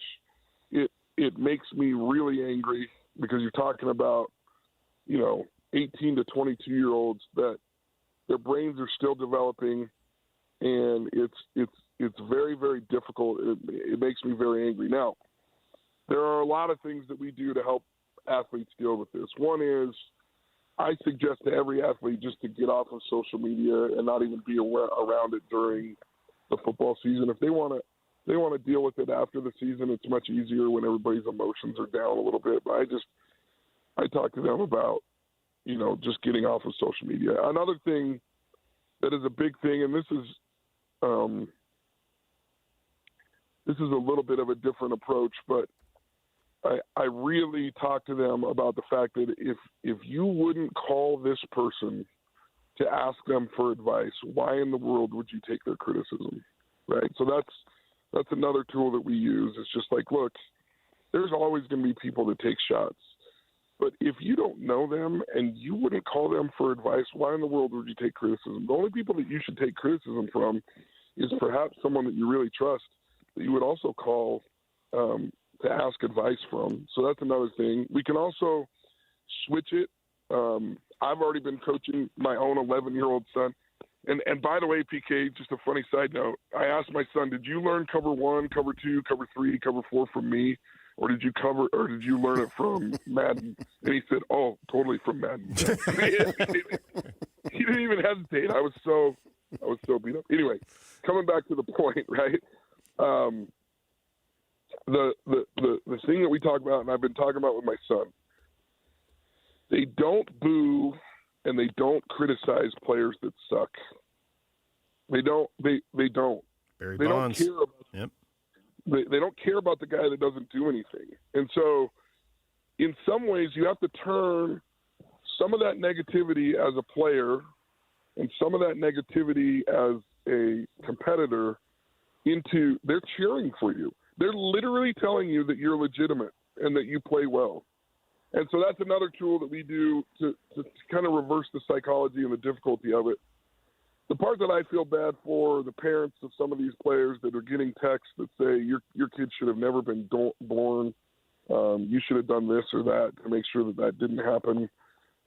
You're talking about like really, really vile things that people say. And it is just disgusting behavior, but it's a very real thing that we have to deal with. Now, I am a mental performance coach. I am not a clinical psychologist. If it's bad enough, and I'm trained to recognize the anxiety and perhaps the depression that's taking place, I will refer him to a clinical psychologist. And at some points, there's no shame in being medicated to be able to slough off some of these things and be a duck sorts and let things roll off your back. But there are a lot of tools that we're using. There's tools that I use as a mental performance coach that are even more clinical than some of these things. But I just wanted to give you some bite-sized pieces of things that we talk about when it comes to people criticizing these athletes, because none of these athletes are trying to play bad. There's not one. Yeah. They're so much more invested in this than you that it's ridiculous that you would even criticize. Riley, we appreciate it as always. You're the man. Thanks a lot. We'll talk to you again. Okay, guys. Have a great day. All right. There's Riley Jensen, Bronco Mendenhall, Aggie head coach, is coming up next right here on The Zone. And now, a look at traffic from the KSL Traffic Center. You'll need to double or even triple your commute time on eastbound Pioneer Crossing between Redwood Road and I-15 this morning in Utah County. Also, a new crash eastbound 201 freeway at 3200 West is over on the right shoulder at this moment. This update is brought to you by the Whipple Service Champions. From system installs to fast fixes to delivering award-winning heating, cooling, plumbing, and electrical services, call the Whipple Service Champions for the win today. With your KSL traffic update, I'm Jake Hatch here on 97.5, the KSL Sports Zone.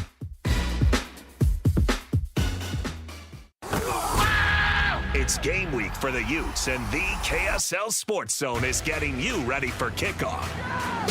The Utes are 2-0 and look to wrap up their non-conference schedule undefeated as they hit the road to Laramie for a battle against Wyoming. Listen all week long for the best coverage of Utah football. Then catch college football Saturday game day at 10 a.m. with a post-game show immediately following the game on KSLSports.com. Let's go then. Let's go, baby. Your home for the best coverage of Utah football is live on air, online, and on the KSL Sports app. This is 97.5, the KSL Sports Zone.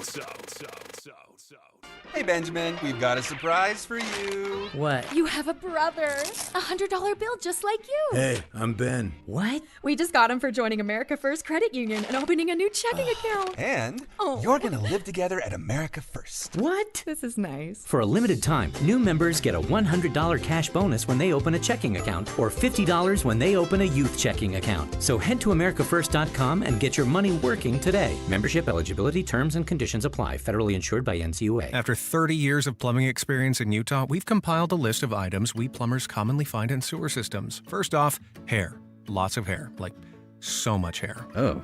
Roots, dental floss, marbles, and every other toy imaginable. Dentures, watches, coins, live animals, also dead ones. Photographs, we assume from active and very healthy relationships. Wigs, kitty litter. Look, the point is, don't use the toilet as a landfill. This has been a public service announcement from your buddies down at Shamrock Plumbing. Are you looking to upgrade your outdoor space? Mountain Land Supply has you covered with Keystone Pavers, the trusted name in durability and design. With easy installation, weather-resistant strength, and a wide range of beautiful styles, Keystone Pavers turn any yard into a dream getaway. And here's the bonus. Right now, Mountain Land contractors get double peak points on all Keystone purchases over $1,000. Head to your local Mountain Land Supply or visit mountainland.com today. Your perfect patio starts here. As a Utah business owner, you make smart money decisions every day, and Rocky Mountain Power's WattSmart initiative is the ideal way to take your savings even further. From new LED lighting and HVAC to refrigeration and dishwashers, we help businesses improve energy efficiency with cash incentives to lower your costs, so you can cut bills and boost your bottom line. Plus, we have approved contractors to make it easier on you. Saving energy and money? Now that's smart business. Visit wattsmart.com today and start saving. Our climate is dry. After all, we live in a beautiful desert state made up of high mountains and red rocks. Grass drinks up a lot of water, but Waterwise Landscaping thrives while using less. And the best part? You can get paid to make the switch. Visit slowtheflow.org to learn how to replace your grass and earn cash incentives. Save water, save money, and design a yard that works for Utah. At Peach Windows and Doors, they help homeowners stay in the homes they love while upgrading to the elegance, efficiency, and natural light of today. With hundreds of 5-star Google reviews, their clients know Peach Windows and Doors deliver what they promise. I wanted to replace standard-size French doors with a large custom sliding door. The update required checking a weight-bearing wall. Plus, I wanted a couple of different styles of windows. The new sliding door created a much brighter and open look. Peach was so helpful along the way with recommendations and ideas, and the installers were efficient and respectful of my space. I was thrilled with Peach Windows and Doors. Give your $1 million home the $1 million feel it deserves. Don't wait on that someday project. Visit Peach Windows and Doors Salt Lake Showroom. Schedule a free in-home visit. You can also explore at peachwindowsanddoors.com or just call them at 801-566-1255. Peach Windows and Doors, where amazing home transformations begin. Some things can steal your sunshine. Ugh, I just got my hair done. Sorry, the cooler's broken. Anyone see my flip-flops? Anyone? But COVID-19 can steal a lot more. I just took a COVID test. Ugh. Prescription medications for COVID exist. If you test positive this summer, ask your doctor if they're right for you. Visit PfizerForAll.com/COVID-19 to learn more. Sponsored by Pfizer. Hi, I'm Chef Franklin Becker. You know the jingle. Now discover the facts about Ozempic, a GLP-1. There's only one FDA-approved Ozempic made by Novo Nordisk. Learn about the real thing. Talk to your healthcare professional today. Call 1-833-OZEMPIC or visit Ozempic.com to view the medication guide and to learn more about Ozempic. Semaglutide injection 0.5, 1, and 2 milligrams.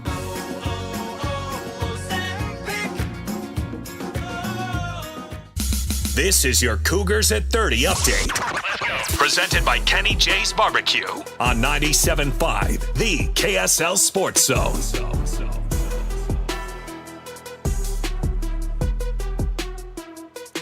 BYU dominating Stanford 27-3. The only hitch, field goals, a lot of them. Chase Roberts on what went wrong in the red zone. I think a lot of it was stupid penalties, little things like that we need to clean up as an offense, and it happens. You know, that's first couple game jitters. That's what happens when you start college football and you get going, and you know you need to be clean. And those best teams are the ones that can clean up that little stuff and execute in the red zone. This BYU update brought to you by Kenny J's Barbecue. Come visit Kenny J's Barbecue at the District in South Jordan. Mouth-watering ribs, savory brisket, and all of your barbecue favorites.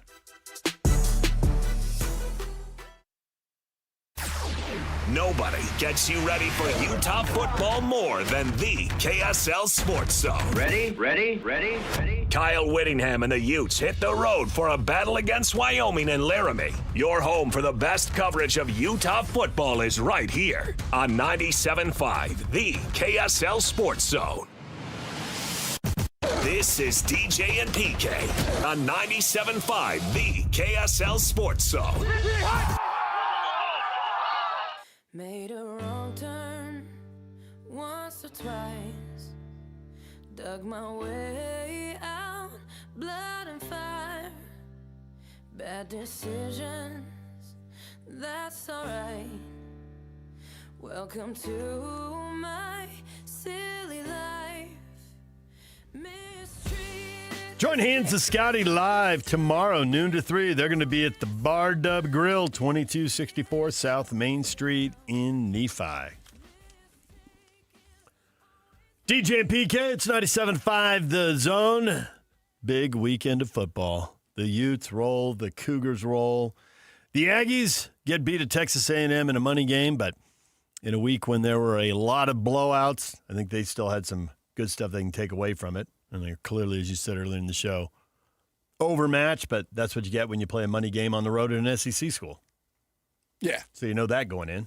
I wouldn't worry about that much. I would look for some trends that are good and some trends that are bad and try to fix them. Try to improve upon the trends that are good and all that type of stuff. And they have both. I mean, the sacks and the quarterback for Utah State is something they need to be concerned about. Can't have your QB getting hit that often and hit that hard. Right. But they're also not going to be facing SEC defensive lines going forward, except for that one game with Vandy, and even that might be different. We'll see. Yeah, but I don't think UTEP is a defensive line. They did get hits on the quarterback. Yeah, I mean, no that's doubt a about trend. it. It is. It's a trend. You're right. So that's something that they need to get better at. DJ PK, and we're joined now by Utah State football coach Bronco Mendenhall. Bronco, good morning. Hey, good morning.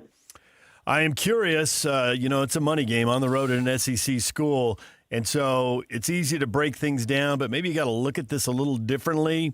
What did you see in that game that wasn't the one-off because it was a money game in the SEC that, you can correct? And what are the positives you're bringing out of that game you're trying to build off with Air Force coming up? So quite a bit. Still learning and discovering our team, the identity, seeing exactly where we are, execution, as well as personnel. And so it accelerates that when you play a quality opponent, when you play them on the road, and they're a good football team. So that really makes it more transparent. So quite a few assignment mistakes and plays that were self-inflicted in terms of penalties or assignments on that stage, especially in the first half. Then we came out in the second half. It was and scored immediately, so 30-14, and we just had a fourth down stop with great field position. And really, at that point, I believe we were going to have a great chance to close it to maybe 30-21 and kind of battle our way back in. Then we didn't execute well enough, nor were we consistent enough beginning to end. So we showed capacity, we showed capability, but what we didn't show yet is the consistency to be able to, in all three phases, catch up and then close out an opponent like that. That trick play that you ran in 2-point conversion, the trick play was incredible. I mean, that was something you don't normally see. But yet we saw it had a little Beck to Harleen thing going on there.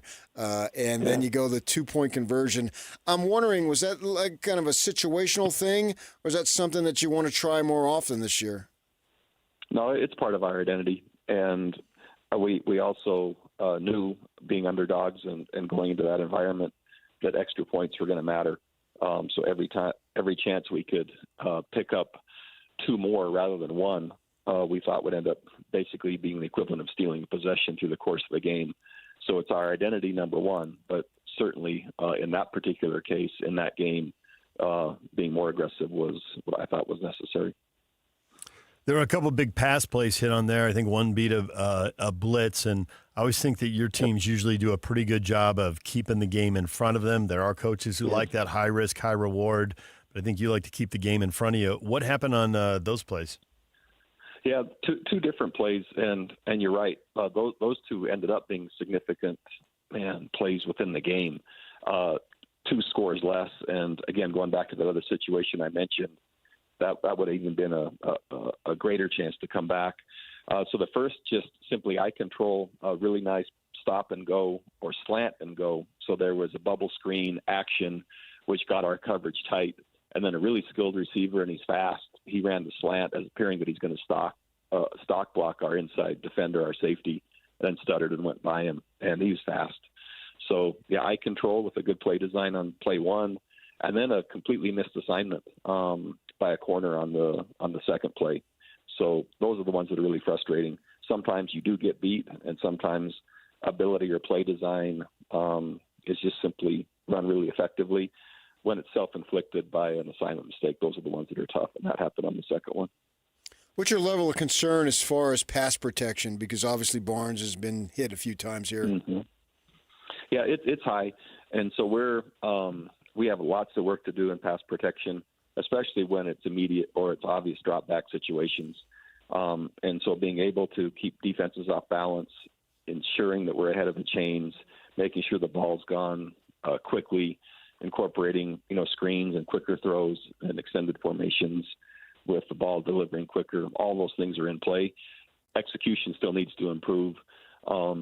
And in this particular game, one matchup in particular was pretty tough on us. It led to 3 sacks in a row. And so I saw improvement from game 1 to game 2, even though the number of sacks was the same. Whom they came from, the quality of opponent they came from, and the nature and where they came, I saw improvement, but still a ways to go. You have so many new guys on the roster with 2 games under the belt. Have you changed the depth chart dramatically? Has somebody stepped up in games, and you're like, hey, we got to give this guy more snaps?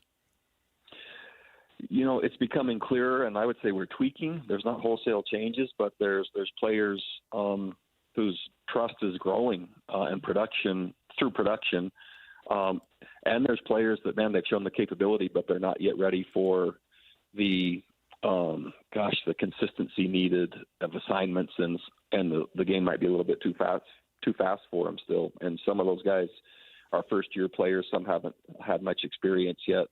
And so it's a pretty unique spot to grow the program where we have the investment in some players that are capable, but really green and raw and trying to accelerate their experience fast enough, versus some players that are a little bit older, might not have the playmaking capability, but are a little bit more assignment sound right now.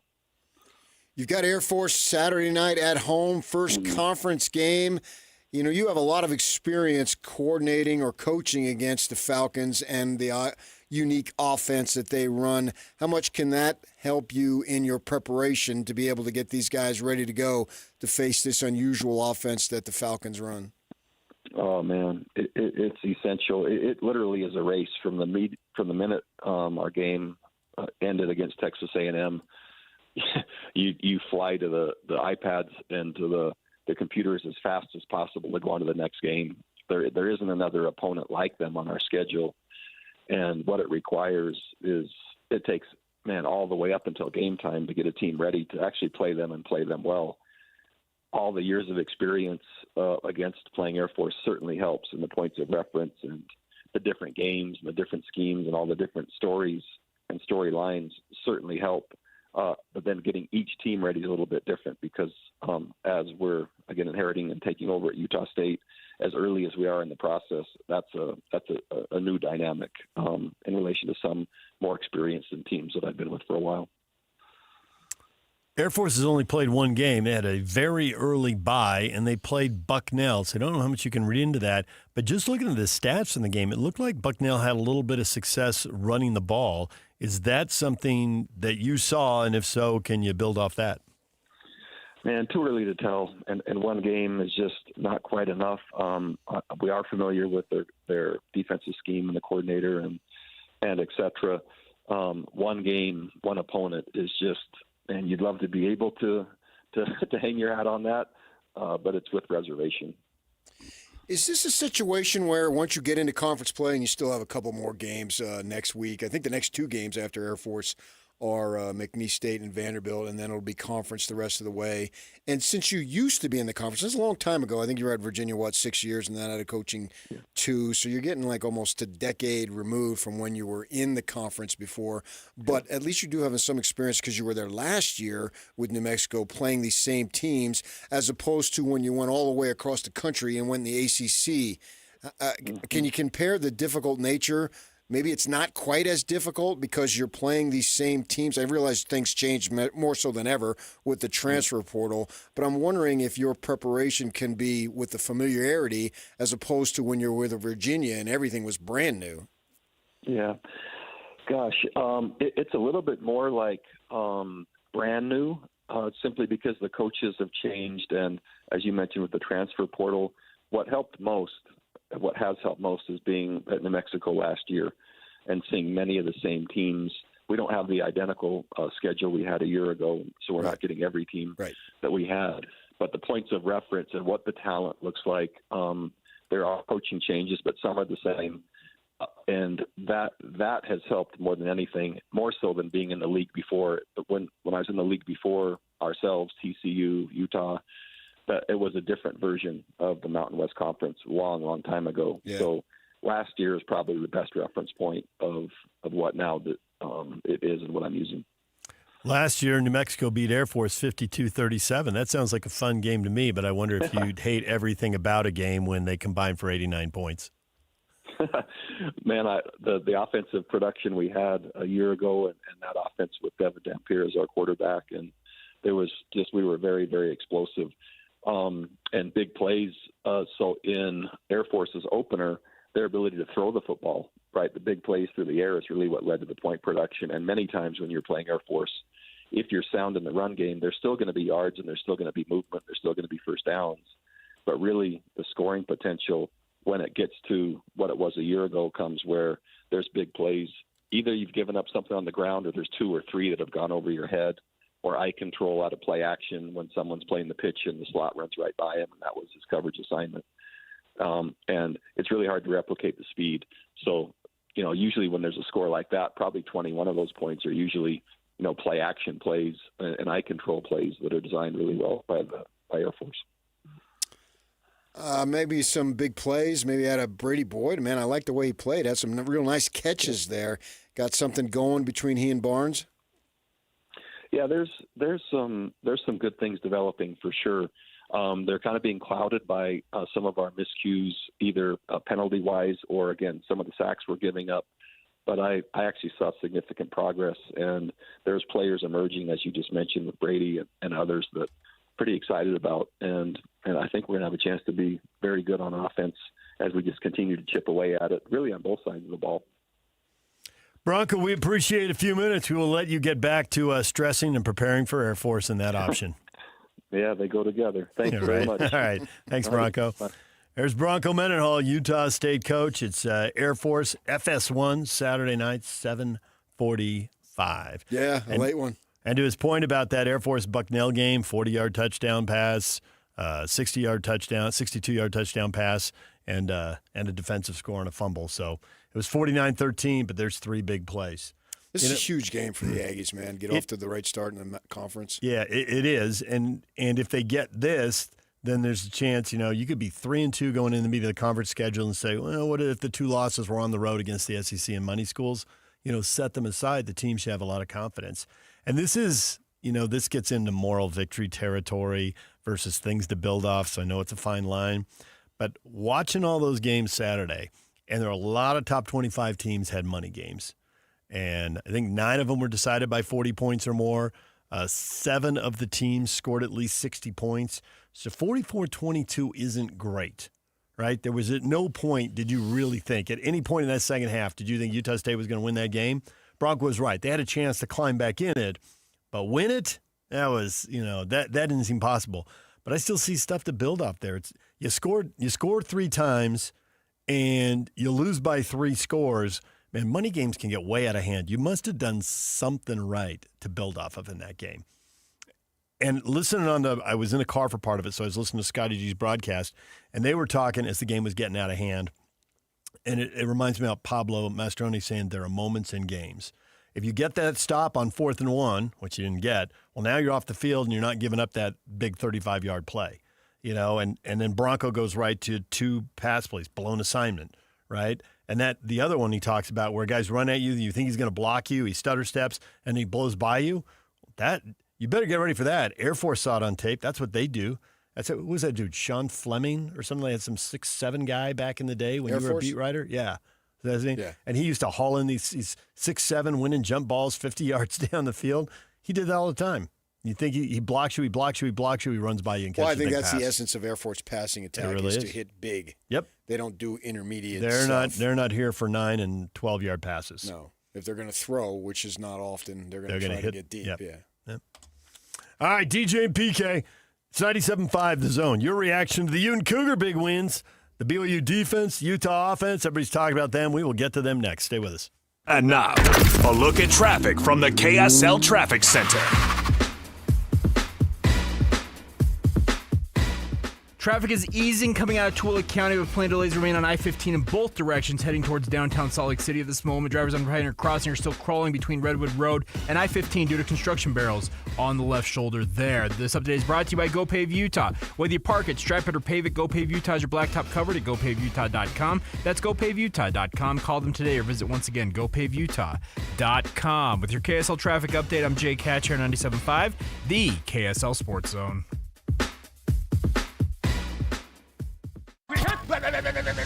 It's game week for the Aggies, and the KSL Sports Zone is getting you ready for kickoff. Bronco Mendenhall and the Aggies return home to Logan to open up Mountain West Conference play with a showdown against Air Force. Listen all week long for the best coverage of Aggie football. Then catch the play-by-play action beginning with the Aggie pregame show game day at 6:30 on 1280 The Zone.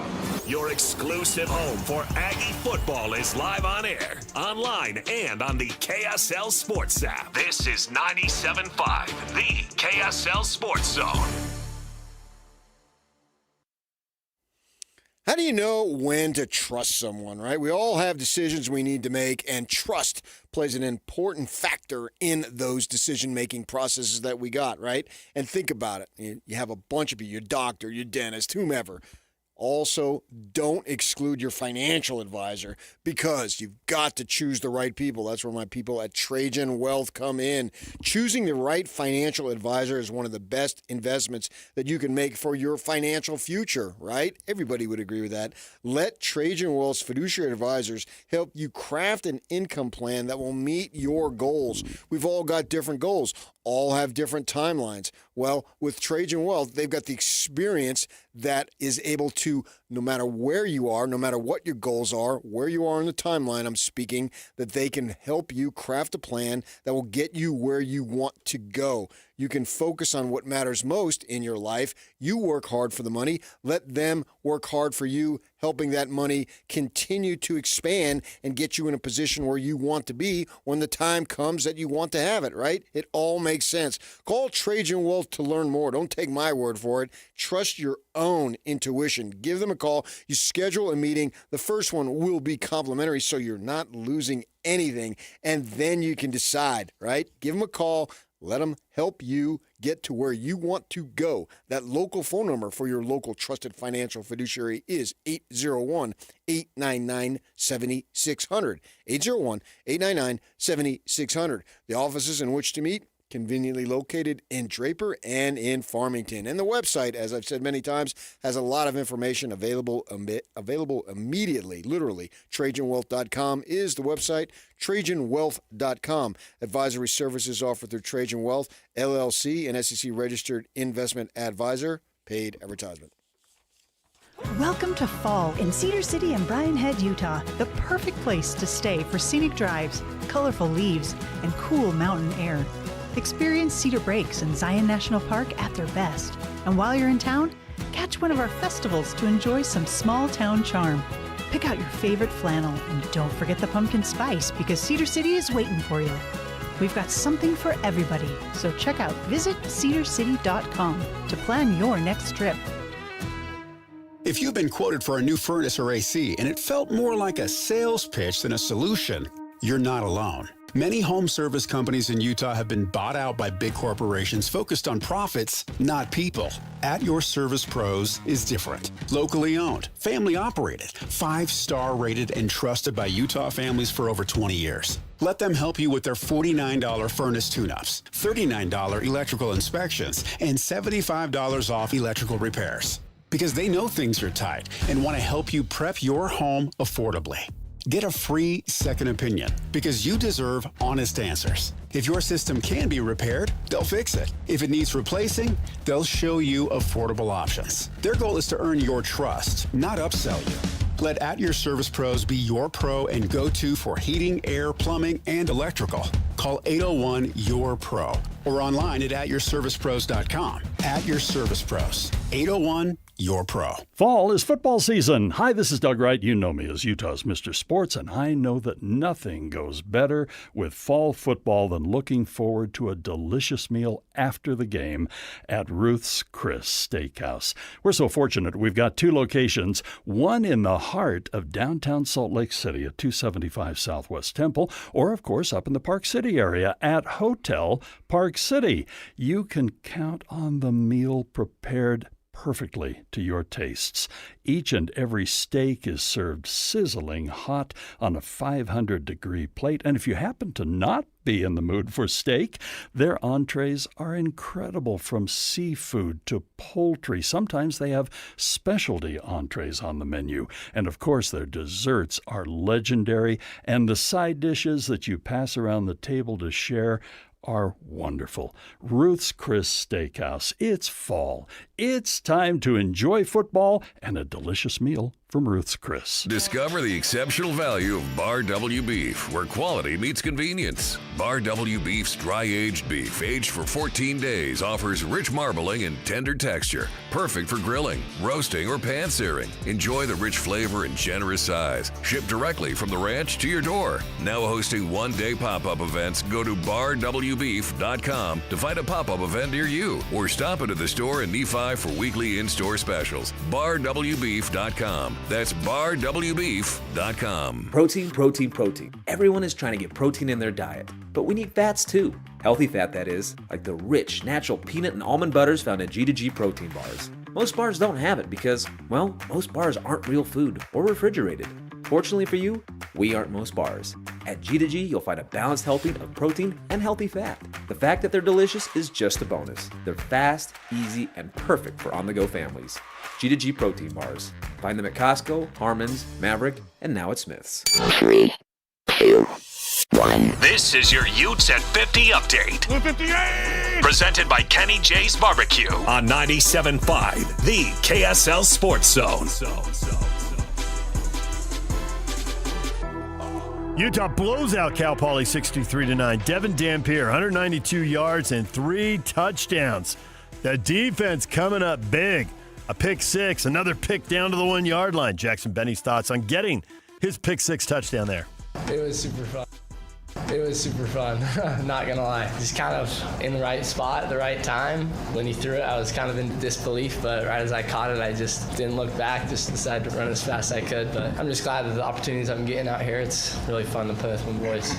This Ute Update is brought to you by Kenny J's Barbecue. Come visit Kenny J's Barbecue at the District in South Jordan. Mouthwatering ribs, savory brisket, and all of your barbecue favorites.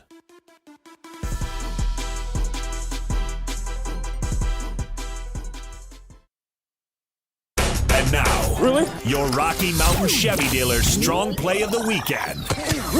Arizona State's not going to stop it. Final 3 seconds run off, and you can wrap a ranked win in maroon and white. Mississippi State with late game heroics. A bomb from Blake Shapen to Brennan Thompson. More than half the field. Delivers a 24-20 win for Mississippi State over Arizona State.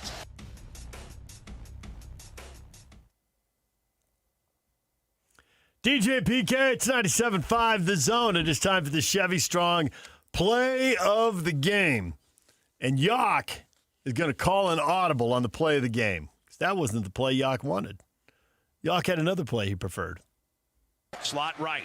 Oh, Shapen. Throws touchdown. Right side. Thompson catches it inside the numbers 20. Angling left 10. 5. Touchdown. Brennan Thompson. Wow. Davis Wade Stadium explodes. Chevy Strong play of the game. Mississippi State's long touchdown pass with 30 seconds left to beat ASU. That's the play. Know it today after 3 o'clock. JJ and Alex will call for it, and you can win fabulous prizes. PK, we were talking NFL locks last week, and I have to say that they happen, but they are rarely comfortable. That's all right. Stretches your uncomfortability. That's how you grow. That is how you grow. I think a lot of people thought the Giants were dead team walking into their play Washington. That was 21-6.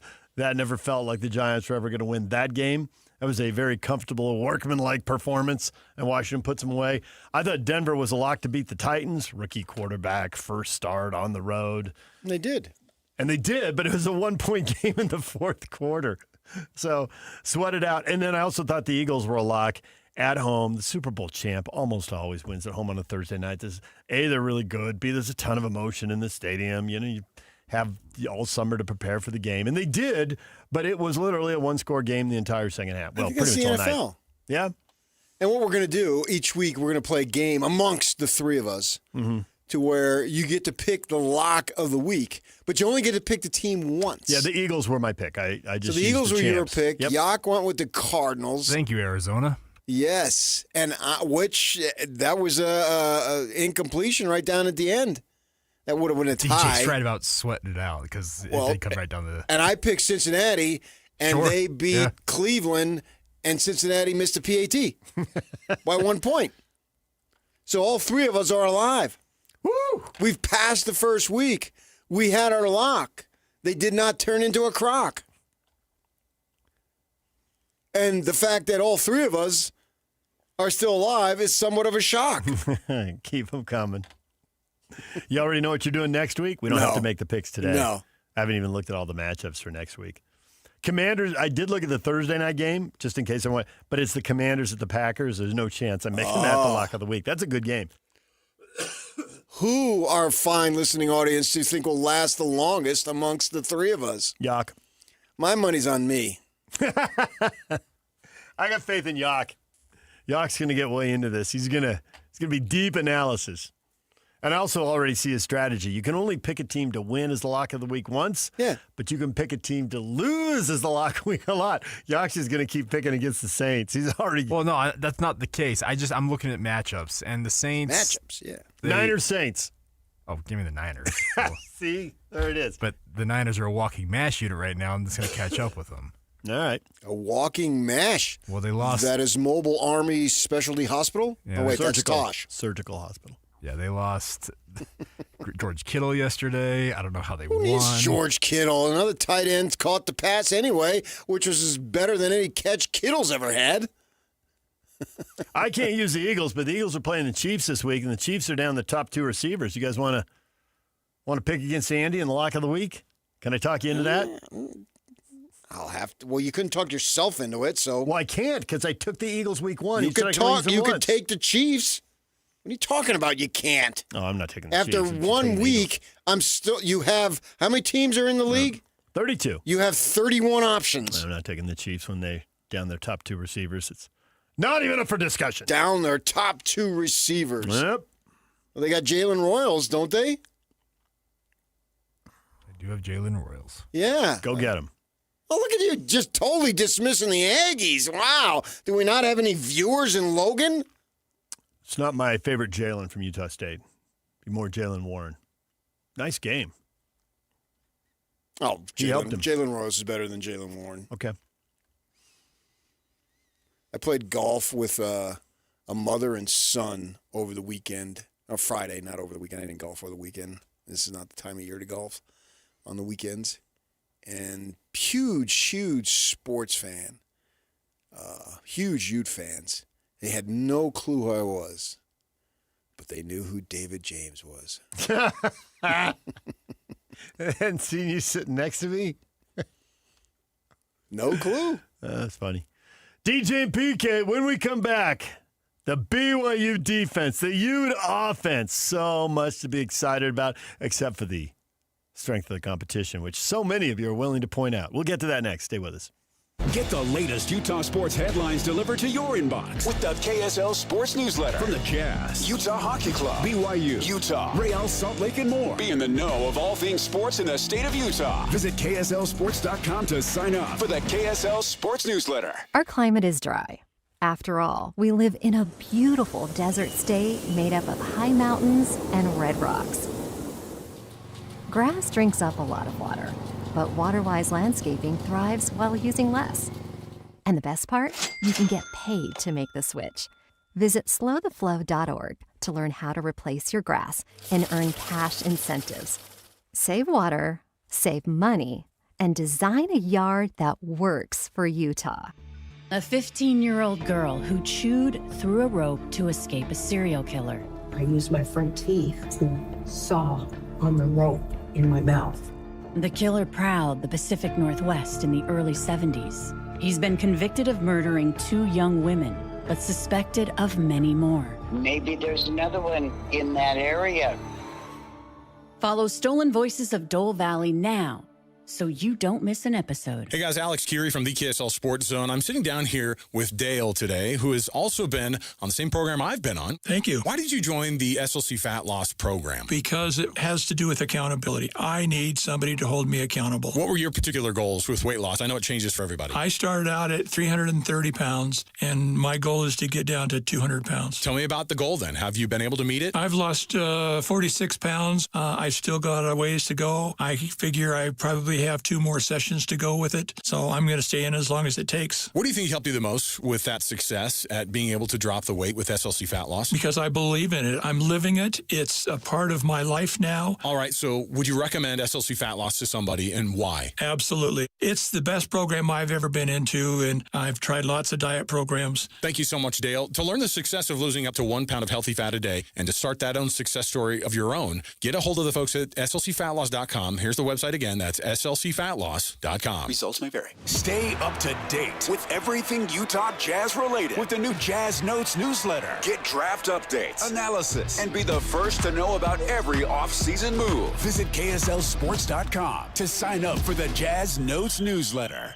The Utah RV Super Show, the premier RV event of the year, is back at the Mountain America Expo Center Thursday, September 11th through Sunday, September 14th. Come see new 2026 models and special closeout pricing on all 2025 models. The Utah RV Super Show is offering family passes Thursday, September 11th for $10 per family. Unplug from distractions and plug into family at the Utah RV Super Show. Discount passes at UtahRVSupershow.com.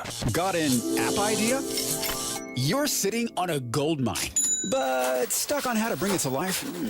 Meet Dev Simplify, your superheroes for web and mobile app creation. Dev Simplify. DevSimplify.com. Just ask Coach Mike with Practice Planner Live. You know, as a coach, technology isn't my strength, but Dev Simplify took my idea for Practice Planner Live and turned it into the top practice planning platform on the market. They transformed my non-technical vision into an incredible web and mobile app that coaches like me now can't live without. See, you don't need to be a tech wizard. Your idea plus Dev Simplify's superhero software skills equals a big win. Right, Mike? You know, I had big plans for my app, and with Dev Simplify's help, it's now a thriving must-have platform for all coaches. Dev Simplify, turning your brilliant ideas into amazing web and mobile. No tech skills required. Visit DevSimplify.com and let the magic begin. DevSimplify.com.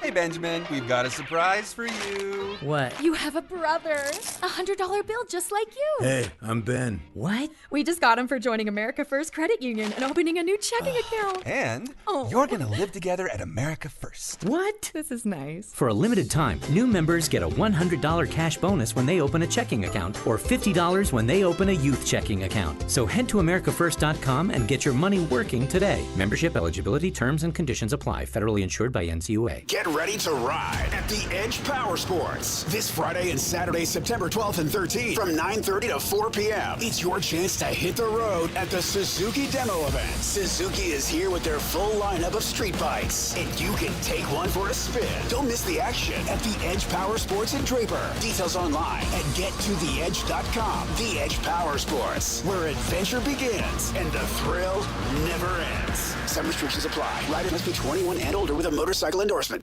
Hey, this is Chris with JCW's. Are your kids picky eaters? Bring them in and try our chicken fingers or a grilled cheese sandwich. They'll be smiling big in no time. JCW's, quality and a lot of it. Broadcasting from the Mountain Home Services Studio, this is 97.5 KCNS FM Colbert, 1280 KCNS AM Salt Lake City, and 102.7 KSL FM HD2 Salt Lake City Midvale. This is 97.5, the KSL Sports Zone.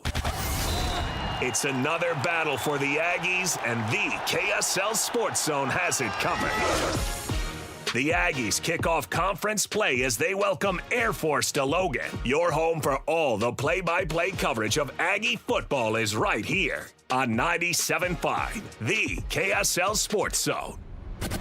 This is DJ and PK on 97.5, the KSL Sports Zone.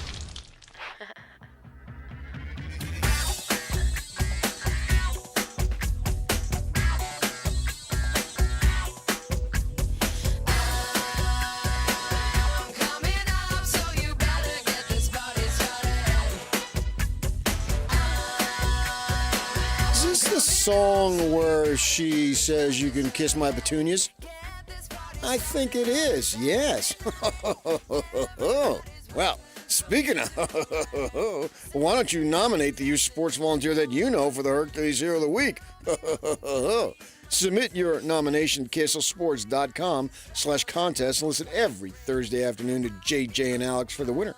Help us celebrate the efforts of those volunteers in making an impact with the Hercules Hero of the Week, sponsored by Hercules First Federal Credit Union and Beehive Meals. DJ and PK got a couple questions up on our Facebook page. Utah scored 106 points in the first 2 games. How good is this team? And then we've got the BYU defense.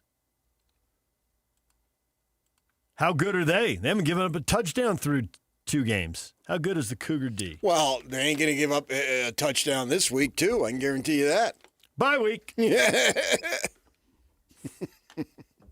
Maybe 1, possibly 2 against the East Carolina, whatever they are. Pirates. Pirates ain't looking at 40, I can tell you that much. That's a Jimmy Buffett tune. This defense is really good. And you want Utah's offense? Look no further. That's with a U, not an A. Bronco Mendenhall talking about Devin Dampier just 2 segments ago, mentioned him and how prolific New Mexico's offense was last year. Well, all he's done is just bring that to the Wasatch Front. And they explode. Oh, my gosh. I don't think anybody's beaten Utah at Rice-Eccles Stadium this year. Nobody. There, yeah, I said it. And I meant it. You are something. I am nothing. Just free association until you hit on something. What are you talking about? It's within my heart and my soul. They got Texas Tech and ASU coming in for the next 2. WW. All right. Well, if they sweep those 2 then. And then who after that? Colorado, Cincinnati. Yeah, that's www.big12champion.com. K-State, that's what that is. K-State's the last home game. K-State, I mean, they can't even beat the Service Academy. Most disappointing team in the Big 12, K-State? Arizona State. 1-2 with a 3-point win over North Dakota. Woo! Just barely but they almost also have a 3-point loss to Iowa State. So and the Army. They've been 3-3-point games. They've all been close. So I think them and the Devils 1-2. It's over. The run for the Devils. Come on. They do this every 40 years. And they'll go back to mediocrity. Cam Scadaboo's gone. Best player ever. They got no shot. Can't stop anybody. Can't score. Can't throw. Ugh. If you had to go with the lock of the week, would you bet on the Utah offense or the BYU defense? Who do you think, from what you've seen? BYU defense isn't playing this week. Well, that kind of ruins that. Just ask me which one is better. Okay, which one is better? I think they're both even. Not a kid. You got a future in television and politics. Right now, you could be voted president of TV and combine them both. I've declined that offer many times. I'm like Jay Hill on What's Her Face called. No, I'm not doing it. I'm not going up there. I think right now I would say BYU's defense. Because there's a situation where the players that you're counting on had already proven it at this level. Dampier needs to prove it a little bit more. We know the UC Los Angeles of the world, he's just going to eat you alive. He already's done that. Right. But what's he going to do with the Texas Tech of the world? And BYU's defense, all the players outside of Batty basically have already been there. And he's gone playing. Who's he playing with? Where is he? I mean, he's gone, right? Yeah, Batty's with Minnesota. Okay. He's on IR right now. And they bring in, even Tanavasa has already done it. He just moves down the freeway, but he's already done it. He's playing in the same defense, yeah. Yes. So you have more of a proven product. Jack Kelly, star. Isaiah Glasker, star. What are you figuring, at least 3 NFL guys? And probably more? Well, you got some younger guys, but we're talking about for next year. I don't even think Glasker is a senior. But he's a redshirt junior. Yeah, I think that he may go. We'll have to see how that develops. But, I mean, he looks to me like he's an NFL prospect. I don't think that's any great shake to be saying that, the way he moves and plays. So, and Tanavasa, I would think, yeah. Kelly, yeah. Kirkland, they talk about. I haven't seen him play for the Cougars yet. Right. Those 3 off the top of my head, but then we'll see. Younger guys. Yeah. So they have that opportunity. So right now I would give the edge to BYU's defense, but that is subject to change. Devin Dampier has done nothing to where I said, boy, I didn't see that coming. I saw him play. I've told Ute fans and anybody who ever talked to me about it for weeks and months, this kid's a player, man. He's a difference maker. Now, what he needs to do is do it against better competition. Can he do it? I think he can. Yes, and if he can, I said it all along, Utah fans, go ahead and think about winning the conference. Completely and totally reasonable to me. And then we'll see if they do, who they would play in the conference final. I think if they get there, they would play either Texas Tech or Iowa State. I would give the edge right now to Iowa State. I picked Iowa State. I'm not backing off. Neither are the voters in the poll. They are the highest-ranked team in the conference right now. Yeah. With ASU's loss, they're and that's sort of who cares, really, a little bit there. But I did see it's reflective of quality teams, though. They've played two good opponents, whereas other people have played 0 or 1. Yeah, no doubt about it. So you got to give it to them for that. I do. Plus, there was already the preseason expectation that this is who they were. So there is that built into it. If I say Iowa State, then you know they must be good. Clearly. Because of all the people in the conference, I value my opinion the most. This is such the 9 o'clock version of you. It's the truth. You threw a fourth team in a previous conversation, but you didn't mention it here. I don't know if you've mentally backed off or just haven't thought of them because they're on a bye week. TCU. You thought it was a big 4 now. We were talking how it was a big... No, I think that if you include TCU, it's 5. Who else are you throwing in? Well, I got Texas Tech. Yes. Iowa State. Sure. Utah. Yep. BYU. Okay. TCU. And TCU's only played one game. I have no idea about North Carolina. I know there was a lot of hubbub. I get that because of Bill Belichick and his 24-year-old girlfriend and all that crap. But we don't follow the ACC. The only time I paid attention to North Carolina was that game. I won't pay attention to them again. Right. Right. I just don't care. And I don't have enough time. Unless they win bigger than we think. But my salary comes on the Big 12. Utah and BYU. Right. Yes. Utah State, Big 12. We know what you're watching. Yes. And that's more games now with these 16-team leagues. I mean, we were doing the show when there were 8 teams in the Mountain, 9 teams in the Mountain West, and there were only 4 games to watch. And Utah and BYU were already playing 2 of them, so it wasn't that hard to track down the other 2. But if TCU is your 5th team in the conference, you got a good conference. I was talking to one of the ushers at Rice Eccles Saturday afternoon. He's been there for years. I go out on the field at the end of the game. If I see him, he sees me, we talk. Big fan. Love talking to the guy. Right? Comes up to me, and we're talking about the conference. We're talking about every week in a conference. And once we get to that, we still got another bit to go. But once we get there, it's going to be super fun. Every week. Nothing in my mind has changed as far as overall the competitive nature of this conference. But I'm also not ruling out, those 5, I'm not ruling out other teams. I'm not ruling out Baylor. I'm not ruling out Colorado. I'm not ruling out the Sun Devils. Kansas? I'm definitely not ruling out Kansas.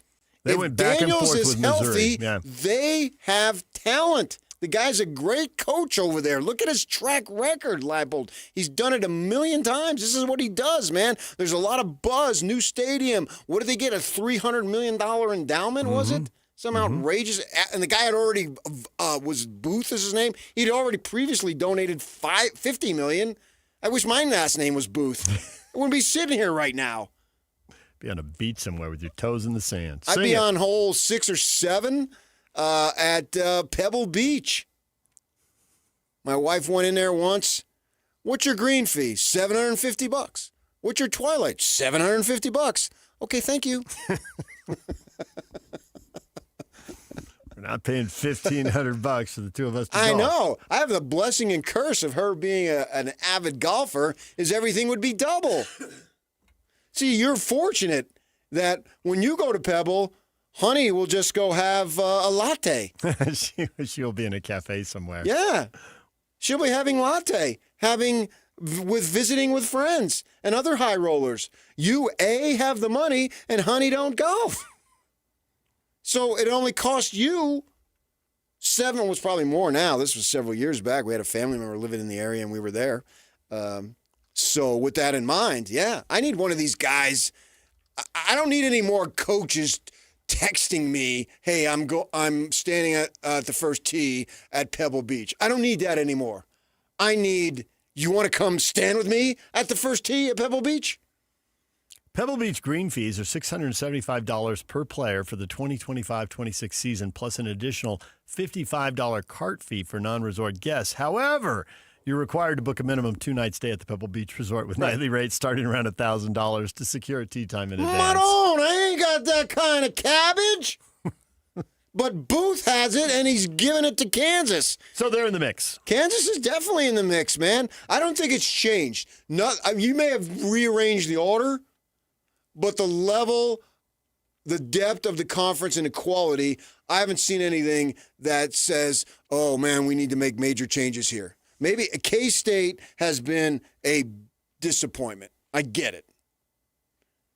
But only we're going on a win and a loss. Losing by 3 in Ireland, to me, is not disappointing.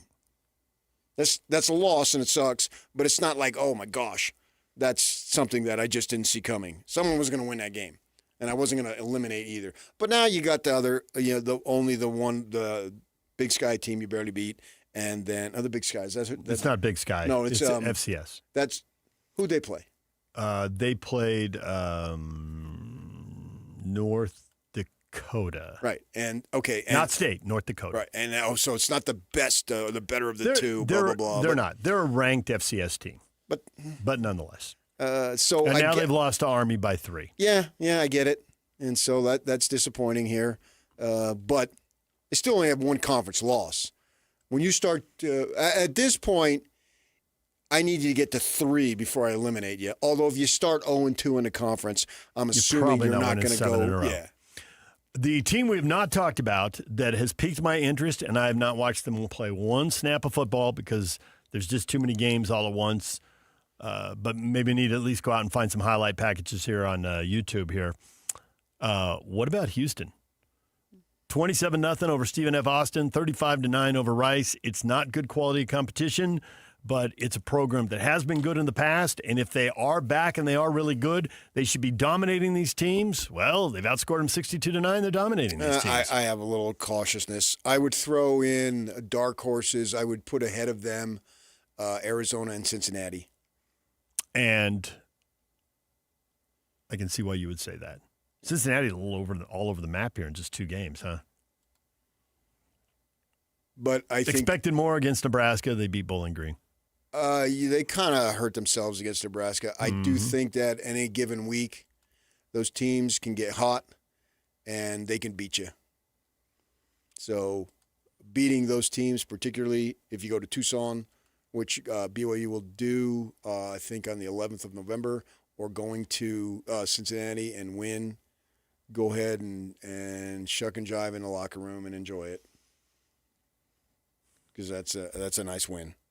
Teams we can dismiss at the bottom of the conference: Oklahoma State, West Virginia. Well, West Virginia had a bad loss to Ohio, obviously, and then Oklahoma State seems like I'm a man. I'm about to be unemployed. That does look like where it's going. Yeah. Took a pay cut last year. Yeah. You were 60. Oregon treated you like you were an FBS team. FCS, but yes. I always get that confused. I know. They should have stayed with 1AA. Yeah. It was so much easier to handle. Right. It's very clear cut. To me, what is it? FBS? Bowl subdivision is the better one. FCS, championship subdivision, is the Weber State level. Right. With the 63 scholarships. Right. Well, what I'm getting at is that when I looked at Oklahoma State's performance, that definitely was FBS. I see what you're doing there. Slow to the party, but I'm there now. I'm gonna get this party started. Yeah, that was a joke, man. That's sad. But the Utah offense and the BYU defense should keep them in that top group. Both of those teams. That's what we've learned. Despite the lack of quality of competition that they both had. I mean, they both played Power 4 teams that look like they're destined to finish at the bottom of their respective conferences. And they've both beaten FCS teams. Right. So, great. You got your Big Sky win, and you've beaten the very bottom of the Power 4. That's what you've both done. Which I expected all along. Yeah. And everybody thought you're going to be 2-0 out of the gate. I think both of them will be 3-0. Yes. Although now in different weeks, but I get your point. The bye will have their records offset. Yeah, I got it. But they'll win their next games regardless. Right. Sail through the non-conference, and here we go. Yeah. And then, yeah, right. That's the point I'm making is that they will be both 3-0 through the non-con, and then it's on. And it's on for both right away. Home to Texas Tech for the Utes, at Colorado for the Cougars. Yeah. I'm very interested in both of those games. Sign me up. Oh, yeah, for sure. I'm hoping that the Texas Tech game for Utah gets a real prime spot in the TV lineup. That would be something that the TV networks would not wait and put it at 8:30 at night and put it a great fall day in the afternoon at Rice Eccles against two teams that I expect to be undefeated. I really don't think it gets better. There are a couple other good games that week, but there's enough good TV slots that they should slide into one of them. But in terms of promoting what the University of Utah is about, it's absolutely stunningly gorgeous. Yep. Florida's playing Miami that week. Auburn's playing Oklahoma that week. Well, but Auburn, Oklahoma is going to be on ABC, probably 1:30 or prime time, one or the other. And that's Utah, Texas Tech isn't going there, so not really competing with them for a time slot. Right. Maybe 6 o'clock. You still have some daylight that time of year. Would be fine. But to accentuate the beauty that the Wasatch Front has in that stadium needs to be in the daytime. Because once you get into the nighttime, it looks like every other stadium in the world. Could be 1:30 on Big Fox. And that would be the most ideal. The place would be rocking. The sun will be out.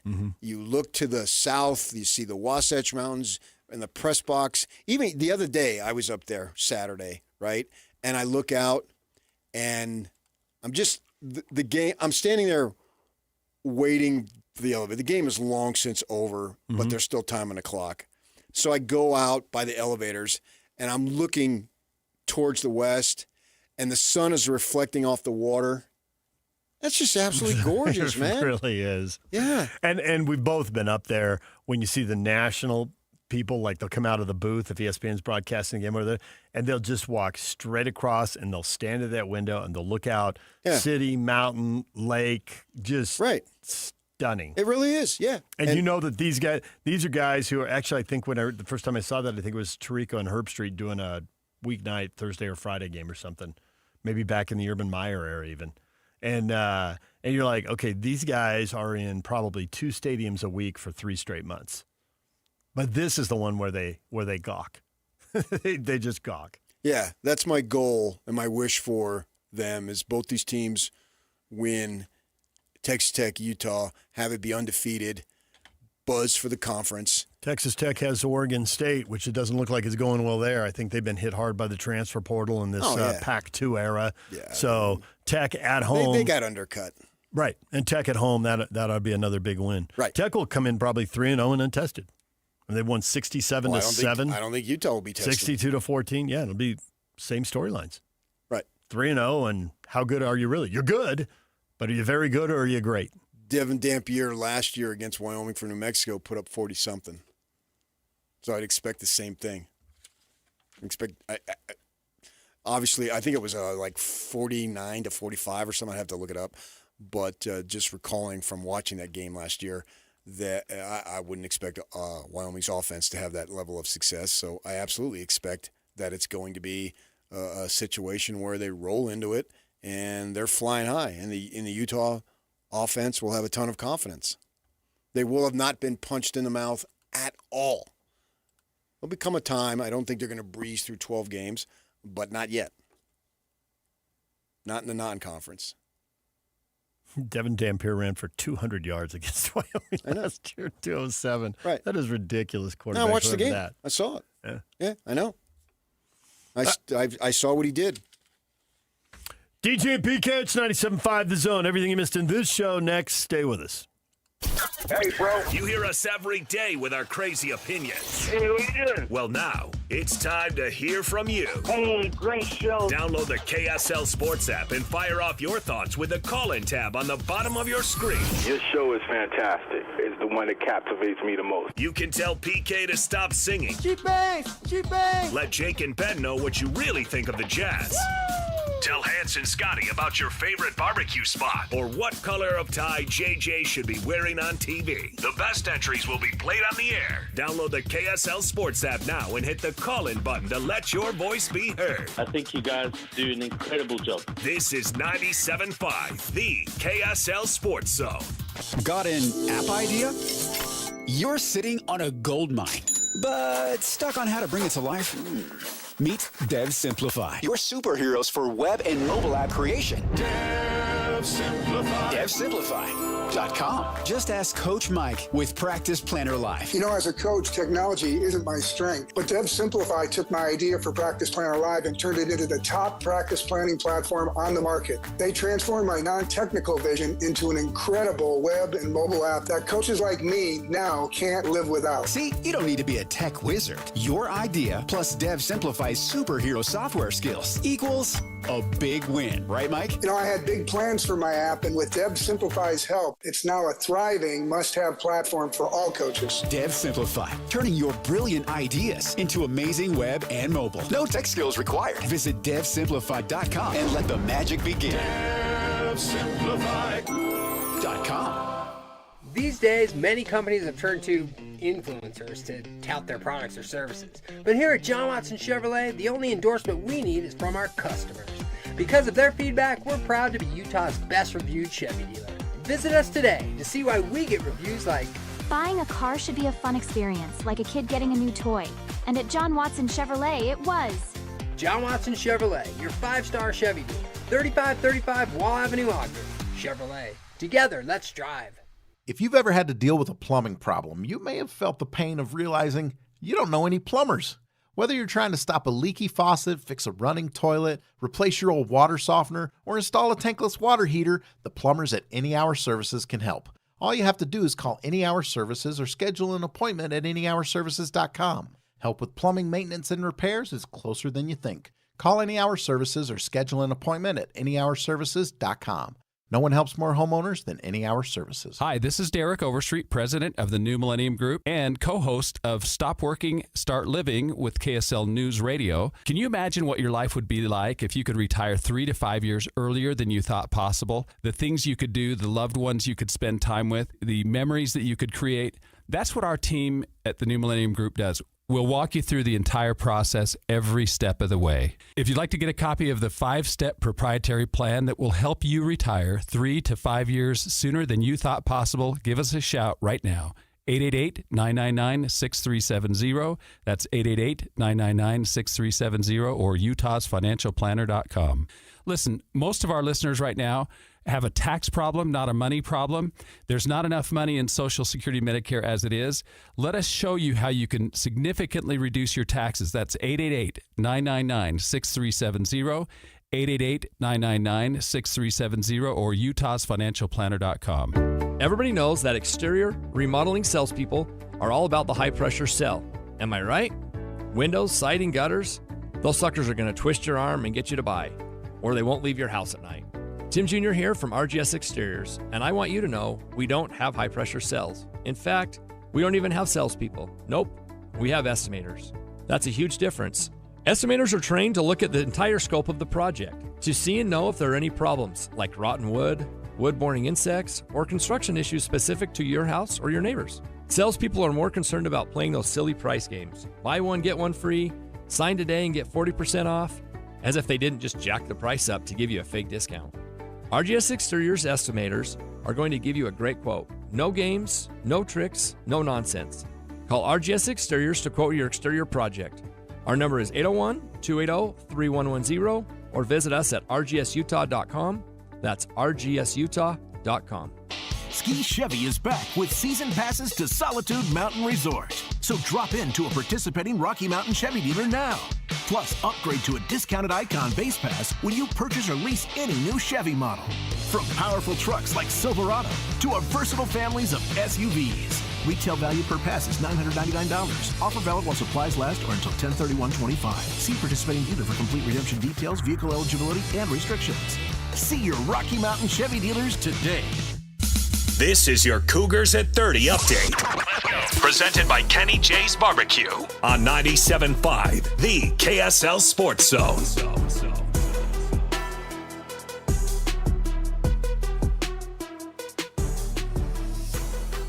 BYU rolling past Stanford 27-3. The defense has now given up 3 points in 2 games. Kalani Sitake on what makes the defense so good right now. Well, having number 57 there makes things really difficult. You know, you combine him with JT and the rest of the D-line. The front seven is playing at a high level right now, especially in run defense. And then just having a backer like Jack that can fill and Klasker that can run and hit, and Ciata that can do that. I mean, feel really good about our depth in the front seven. This BYU update brought to you by Kenny J's Barbecue. Come visit Kenny J's Barbecue at the District in South Jordan. Mouth-watering ribs, savory brisket, and all your barbecue favorites.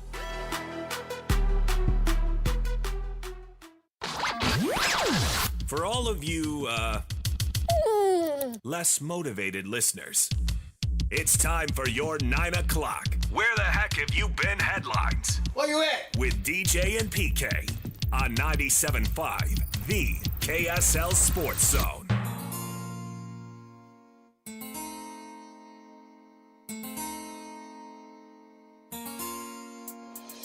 Please don't come around talk about that you love me, 'cause that love just Slacker Radio Headlines brought to you by Trajan Wealth. Call Trajan Wealth today, your local trusted financial fiduciary. 801-899-7600. Visit the website at trajanwealth.com.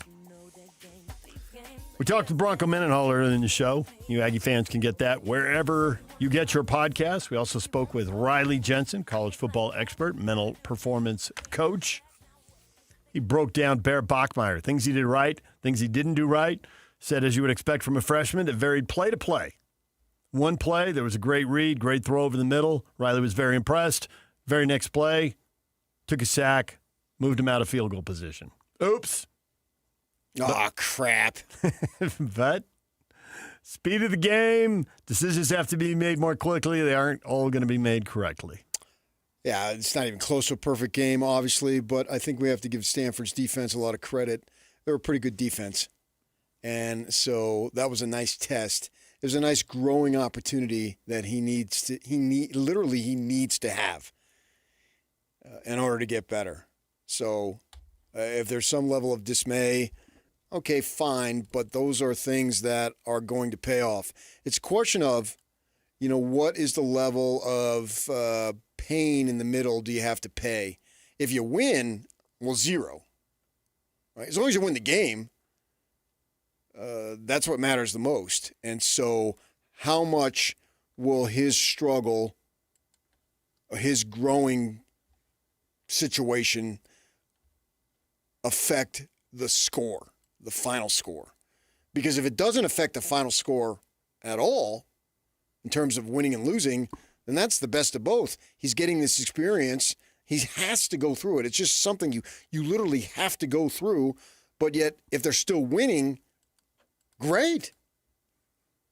And then, wow, great. That's the best of both. Have them learn and then get better, too. Yeah, the only reason people talk about learning is difficult is because that learning usually leads to losses. I understand that. And we had that last year with Isaac Wilson. Right. They started out 4-0. I'm thinking, wow, the world is their oyster. I was right there. And then everything fell apart. And they didn't win again until literally the last game of the season. I would have... My gosh, there would have been no way I would have said that, but yet that's what we had. And I'm not projecting or predicting, if you want to combine them both, the result for the Utes that the Utes had last year for the Cougars, I don't know. There could be enough stumble that you don't get out of there with wins. And my guess is they're going to lose 2 to 3 games in the league, which actually I think for a freshman quarterback, if you went 9-3, 6-3, that would be pretty doggone good. You're not probably going to win it. I get it. But that would still be pretty sweet. Given that there aren't teams in this league with a major advantage as far as, money, tradition, brand, facilities, all that stuff. Yeah, I think Texas Tech has that. Texas has the money, not the other stuff, but they got the money. Well, I think it has the facilities. I mean, they got that the projection thingy where you can do the right. It's virtual. They can learn virtual reality, getting snaps in the spring without getting hurt. And you look at the kids that they're recruiting; they're getting 5-star guys all over the place. The only teams that can get to the top of the league and stay to the top of the league, your Oklahomas, Ohio States, Bama, and Georgia. The only really ones that can string together all these conference titles. SC did it 20 years ago. So if a team has a big year and then follows it up with a 9-3, that's probably about as good as it's going to get. With a freshman. Yeah, with a freshman. You're right. But even if it were ASU who was 9-3 this year. Well, he's only a sophomore. I think if it's a junior to senior, so you could argue if they had Retzlaff, junior to senior, that's a different story. Mm-hmm. But freshman to sophomore, high school senior to freshman, that's another story. There. I wouldn't mind having Levitt struggle a couple more games, and so then he has to come back for next year and not be this all-world first-round pick. That's not bad.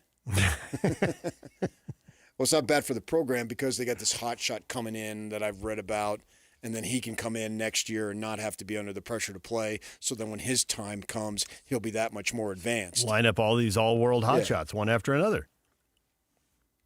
Yeah. Whereas if Levitt has all that, next year might be a downer. I guess you would be able to experience the good times this year, but you want to experience good times every year. That's what a program is about. That's what Utah has proven that they are. And BYU, I think under that scenario, I think they're on the way, having an opportunity to prove that. It's all brand new in the conference, the money available, blah, blah, blah. But, when they're sure talking up a good game, man. Keep saying it. Santiago's saying it. The president of the university. You can feel the momentum walking around campus. I got to walk around campus, see if I can feel the momentum because they're sure talking about it. The level of positivity that is throughout the athletic program, I think is at an all-time high. Yes, I totally get that. It is. The women's sports, by and large, have been pretty good. Basketball has been a little struggle here. I get that. And hopefully for them, they can get better. Volleyball's been crushing it. Soccer's been really good. Cross-country, they run the titles all over the place. Cross-country's got the national titles there. They got the... Right. So that's there. And I think with football doing what they did last year and then Kevin Young, the positivity and the money that's available is just incredible, and we got to get that baseball program doing a little bit better. Hopefully for BYU and Utah, they both can do it. Utah's got the new stadium opening. We see it every time we go by there, and can that be something that can help them? If you're going to have a program, you got to try to win because you're not trying to win. What's the point of having a program? And I get the weather is not advantageous, but other cold places have done it too. So Oregon State's won it all, and Corvallis isn't exactly Malibu. Right. So away you go as far as that goes. So we'll see if that can there. But the level of positivity that is rushing through the athletic program, I don't think has ever been better. And that's really cool for them. Utah's got the 21st ranked defense in points per game, 9.5. Right, they've only given up the 1 TD. BYU's number 1 at 1.5. Now, for Utah to have a top 20 defense, we've seen it before. We'll see it again. It's not surprising. It is who they are. It's the brand. It's all that stuff.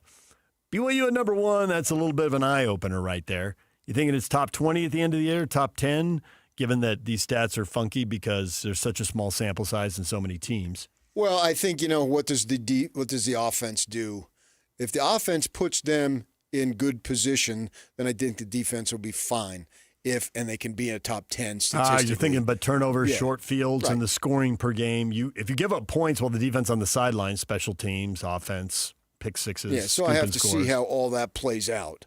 But the good thing here is minimally for BYU's offense is take care of the ball. Minimally. I want more than that because I think that if your whole design is to take care of the ball, then you can do that. You don't need to throw you just don't need to throw the ball. If you don't want interceptions, then don't throw the freaking ball. Mm-hmm. But I want more than that. And so far, the offense hasn't put the defense in a bad position. Now I realize it's not great competition, but Stanford's defense I think is good competition. I've got no problem saying that. I mean, we can crap on Stanford's program all we want, but I think defensively they're decent. Mostly we're talking about the offense and their inability to move the ball and score points. Oh, yeah, you can see it. The similarities between them and Utah last year, it's probably not a perfect match, but it's also not that far off. No, the difference being that Gil Branson has a lot of experience and Right. Isaac Wilson had 0. But if Stanford's out there losing 17, 14 games and reminding you of Utah last year, you won't be surprised. But you're right. They're not doing it with a true freshman who was slated to be a backup and had everything put on his shoulders. And a true freshman that they jacked around. They didn't give him the first-team reps. They didn't give him the first-team reps early. He had to change offensive coordinators in the middle of the season. Right. We can go on and on. I mean, we're standing there looking at Oklahoma State. Who's going to start? What is that? What do you expect there? They got a W.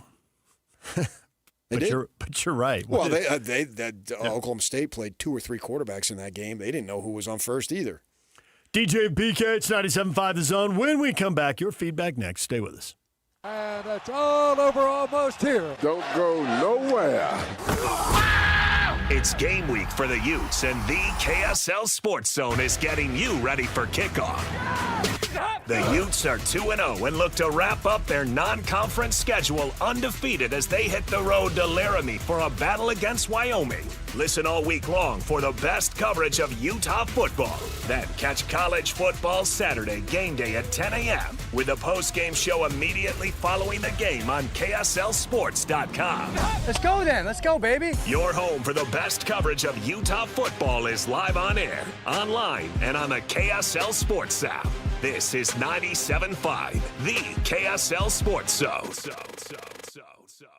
You worked hard for your 401k, but if you've left your job, your money might be sitting in the wrong hands. I'm Jeff Jr. with Trajan Wealth, and it's very possible that the 401k that you have had for years has hidden fees and limited investment choices. But if you're no longer with the company, that 401k may be at the mercy of your former employer. All of these things could be costing you thousands. Rolling over your 401k into an IRA can provide better investment options that align with your long-term goals. At Trajan Wealth, we're fiduciary advisors that are held to a higher standard with no hidden agenda and no hidden fees. Don't let your retirement dollars sit in an old plan, and don't roll it over to your new plan without consulting Trajan Wealth first. Call Trajan today at 801-899-7600. That's 801-899-7600. Advisory services are offered through Trajan Wealth, LLC, an SEC-registered investment advisor. As a Utah business owner, you make smart money decisions every day, and Rocky Mountain Power's WattSmart initiative is the ideal way to take your savings even further.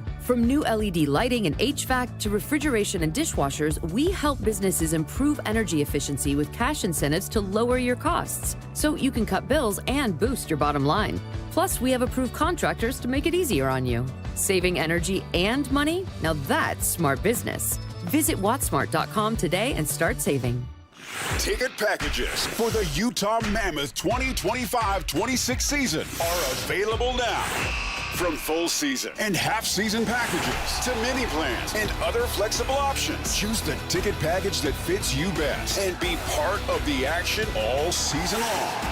Call or text 801-325-PUCK to talk with a rep or visit nhl.com/Utah/tickets/season tickets to learn more.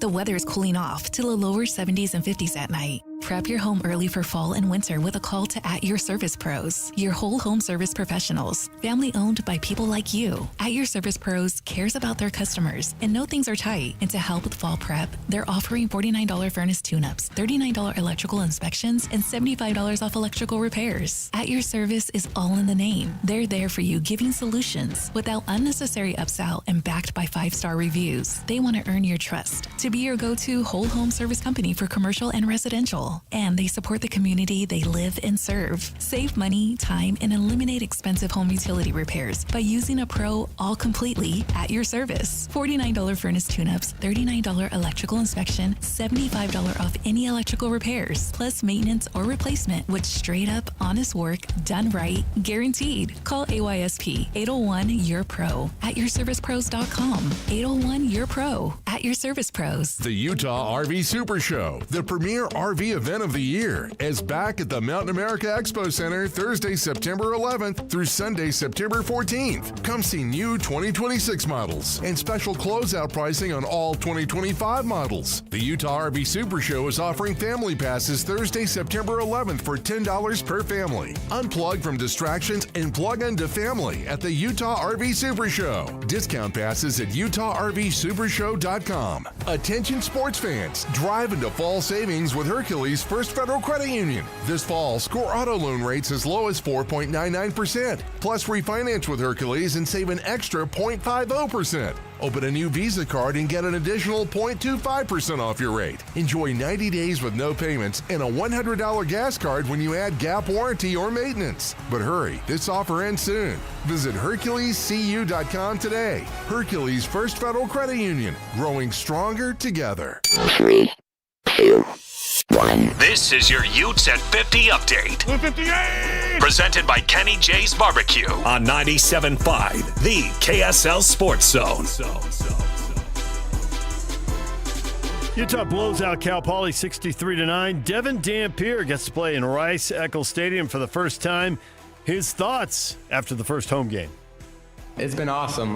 Just starting out from our team, especially with a lot of new guys. We took it very personal to come in here and, let's be Utes. Obviously, we have different cultures coming in, but we're all Utes at the end of the day. So as a team, that was awesome. And just being in the stadium, it was as electric as, everyone talked about it. Those fourth downs, I know our defense heard it. They got loud for them. Our touchdowns, I very much heard those as well. So it was awesome. This Ute Update is brought to you by Kenny J's Barbecue. Come visit Kenny J's Barbecue at the District in South Jordan. Mouth-watering ribs, savory brisket, and all of your barbecue favorites.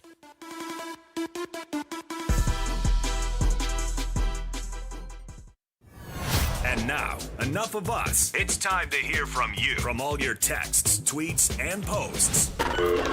This is the best feedback of the day. Woo! Oh, I was there. It's the best game of my life. With DJ and PK on 97.5, the KSL Sports Zone.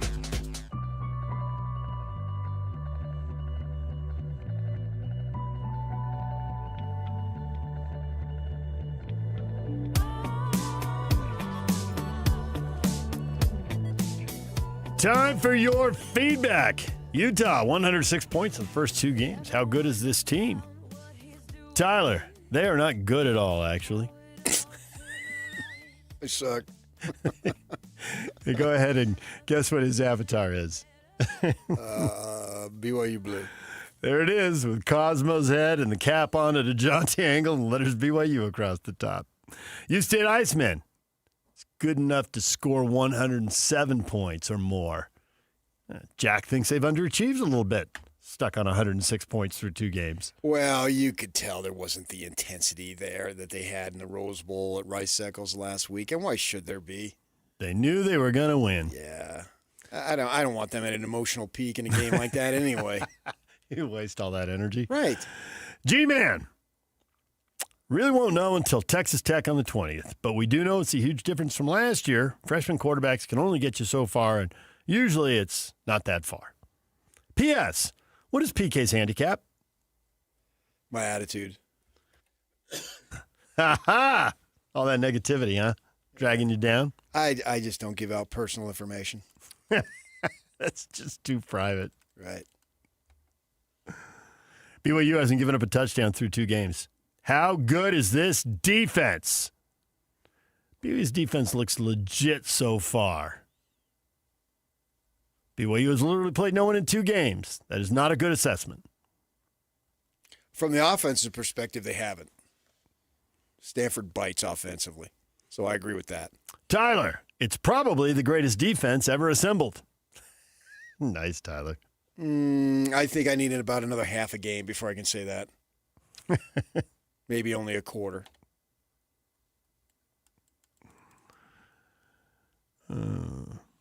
Don't discount it based on opposition. I think it has a chance to be really good. The best, certainly the best since Jay Hill has been here, which is only the start of his 3rd season.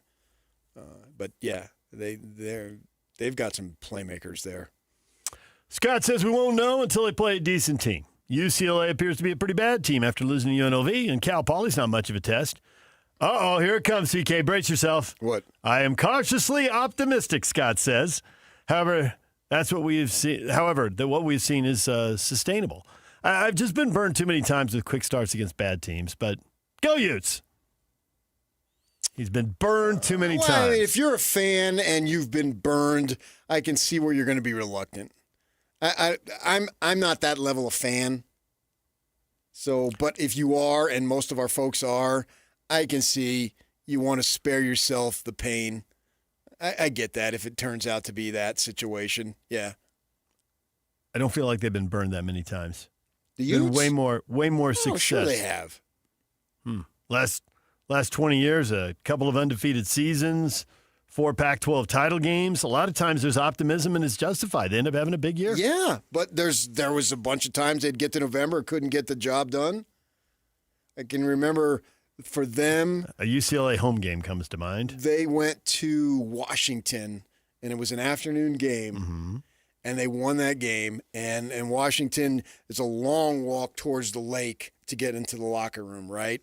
And a staff member, I don't want to give up names, we're walking because I'm on the field, and the guy comes right up to me. You're walking for the press conference, which is over by the locker room. Right. I know that, but I just know people know that. And right. And a lot of times they'll chat with me. I'm a familiar face, and they know I'm not going to expose them to anything that they don't want out there. And he says to me, in the past, we lose this game.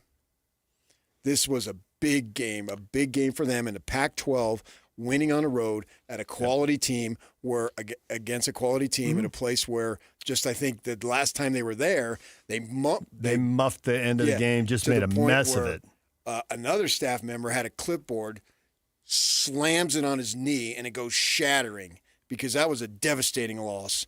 So, if you're a fan, you remember these things. Right, but that was when they were building and made the move from being the 9-win team that was 6-3 and had to watch the conference title game to being the team, you win that game, and that puts you over the top, and now you're in the title game. But they also have a 2-game losing streak to BYU. They do. They do. You got me there. And that stuff matters to fans. Oh, man. Way more than you and I. It just eats them up. Their vaunted defense needed to stop. And didn't get it. Now, they will scream the referee, blah, blah, blah. Right. Okay, the referee gave you the first down. He didn't give you 50 yards of field position.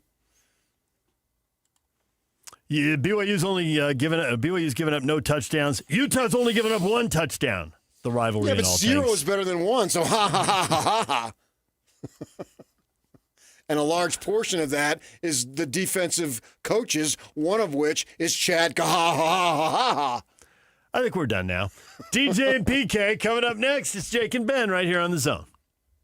Looks like it's that time again. Can't help but think, where did the time go? So much fun. So little time. We'll be back soon. I promise. Goodbye.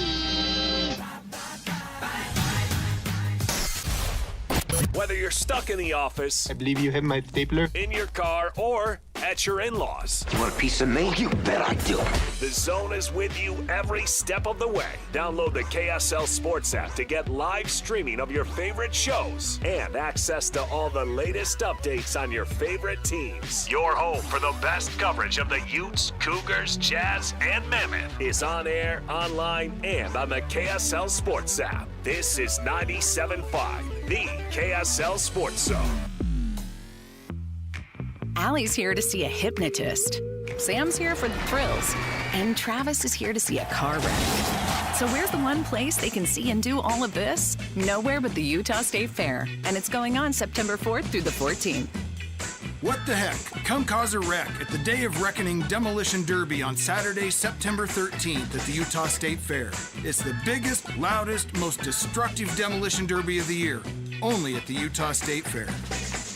What's up, everybody? I'm Mike Wilson with Any Hour Services, and you might have heard that during the month of September, Any Hour Services is having our free furnace sale. That's the sale where when you have Any Hour Services install a new air conditioner, we'll give you a new furnace for just the cost to install it. About $400. The furnace is free, you just pay the labor. If you think you might be interested and want to know how much you can save during our free furnace sale, call Any Hour Services and schedule your free estimate today. Google Any Hour Services or schedule online at anyhourservices.com. No one helps more homeowners than Any Hour Services.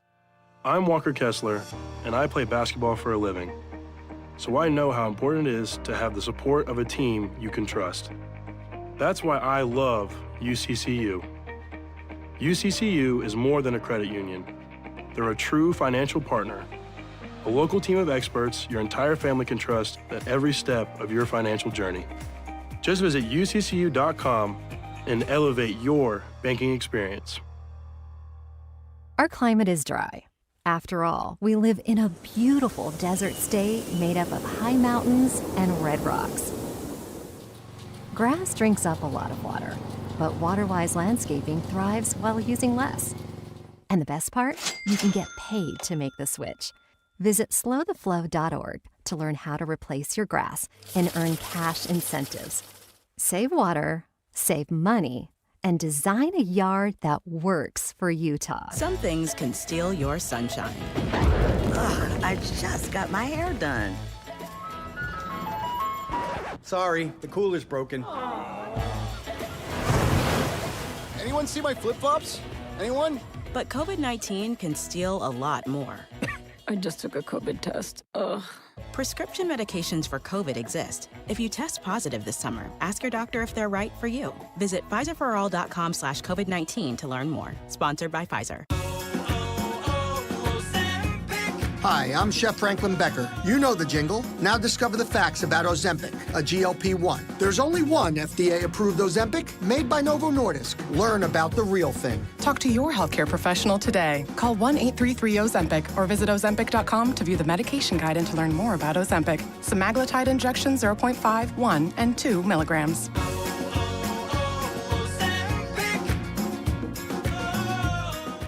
Welcome to fall in Cedar City and Bryan Head, Utah, the perfect place to stay for scenic drives, colorful leaves, and cool mountain air. Experience Cedar Breaks and Zion National Park at their best. And while you're in town, catch one of our festivals to enjoy some small town charm. Pick out your favorite flannel and don't forget the pumpkin spice because Cedar City is waiting for you. We've got something for everybody, so check out visitcedarcity.com to plan your next trip. Trucordia Insurance and Risk Solutions. You chase your dreams. Trucordia protects them. With national headquarters right here in Linden, Utah, Trucordia is centered on relationships. Relationships with their clients and the communities where they have such deep roots. Relationships with team members and businesses for an ever-expanding range of solutions. And relationships with national and regional carriers, providing competitive rates and enhanced market access. And Trucordia is proud to be a founding partner of Game Night Live. Another relationship right here in their own backyard. Ski Chevy is back with season passes to Solitude Mountain Resort. So drop into a participating Rocky Mountain Chevy dealer now. Plus, upgrade to a discounted Icon base pass when you purchase or lease any new Chevy model. From powerful trucks like Silverado to our versatile families of SUVs. Retail value per pass is $999. Offer valid while supplies last or until 10/31/25. See participating dealer for complete redemption details, vehicle eligibility, and restrictions. See your Rocky Mountain Chevy dealers today. Broadcasting from the Mountain Home Services Studio, this is 97.5 KZNS FM Colville, 1280 KZNS AM Salt Lake City, and 102.7 KSL FM HD2 Salt Lake City Midvale. This is 97.5, the KSL Sports Zone. And now, it's 10 a.m. Let's just get down to it. And it's time for your sports fix. Strap yourselves in, folks. From two guys who have covered the teams you're passionate about for years. We are professionals. This is Jake Scott and Ben Anderson on 97.5, the KSL Sports Zone.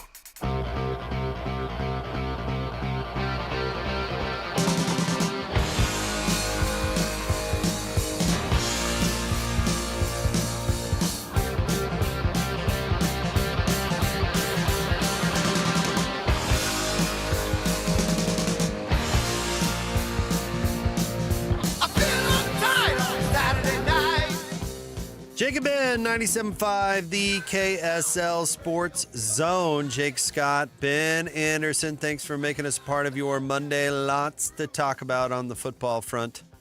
Today, Ben, how are you? How was the weekend? Excellent. Yours? Mine was good. I do have a parental question for you. Okay. And if people want to weigh in, that's fine. And we can keep this short. But I got to brag for a second about my 4-year-old. Okay. Who started rec soccer this weekend.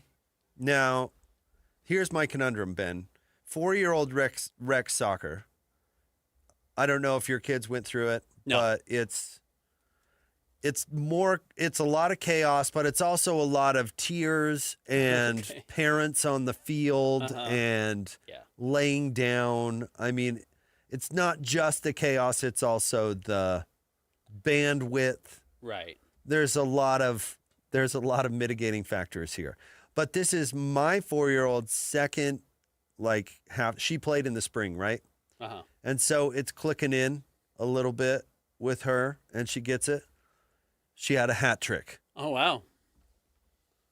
And she told me, she's like, Dad, if you talk about this, you have to mention number 2. So number 2, Maggie Scott. Okay. Hat trick. That's the number she wears. That's the number she wears, and so she's the second child. She's very proud of it. She wears 2. No, I think it was a little more random than that, but she's heard us yell her sister's number, so she's latched onto that she's stoked about her number. So number 2, Maggie Scott, hat trick.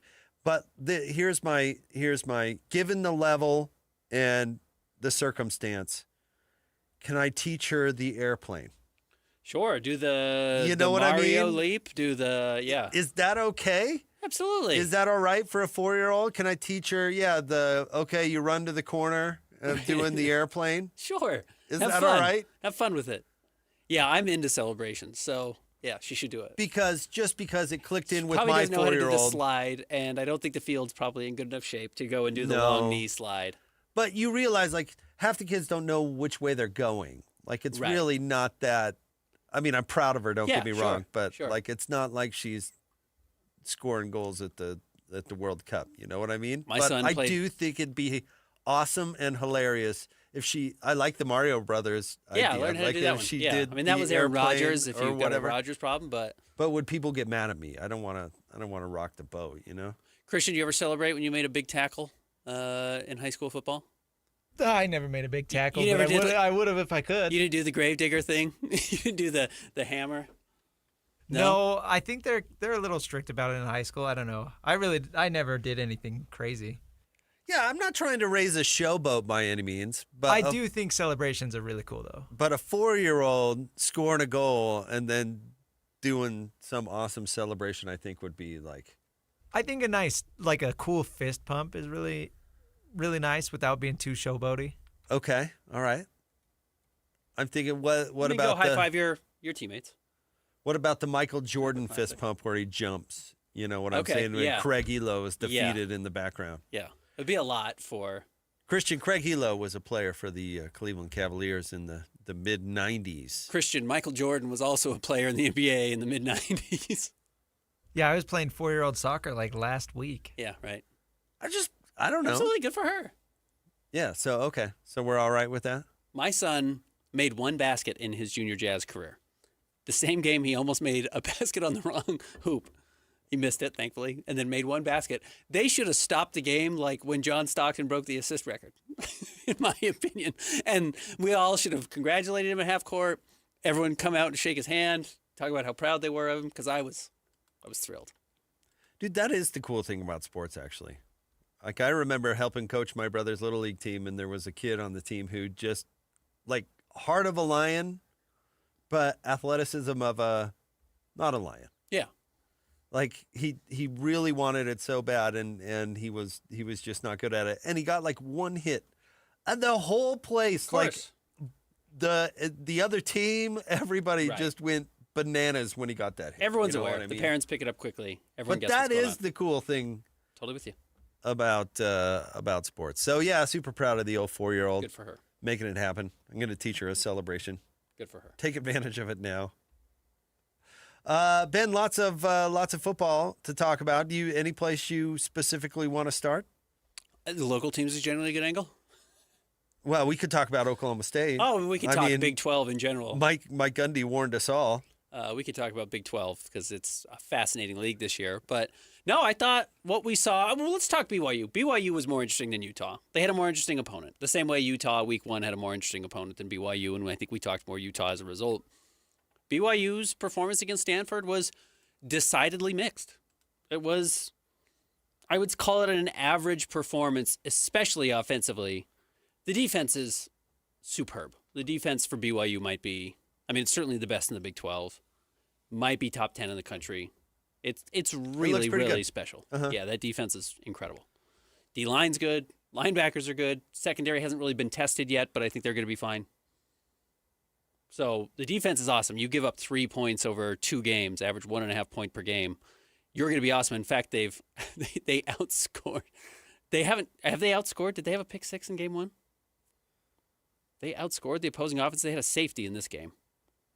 Can't remember now going back. Did they have a pick 6? No, Jack Kelly had a scoop and score. They blocked a field goal. Yeah, blocked a field goal. Or a punt or whatever it was. Yeah. But yeah, they have a field goal because they tried the 50-yard field goal. So between special teams and the defense, they've outscored their opponents. Yeah. Really impressive. That's how you win a lot of games. The performance from the offense, specifically the end of the first quarter through the end of the first half, was a little scary.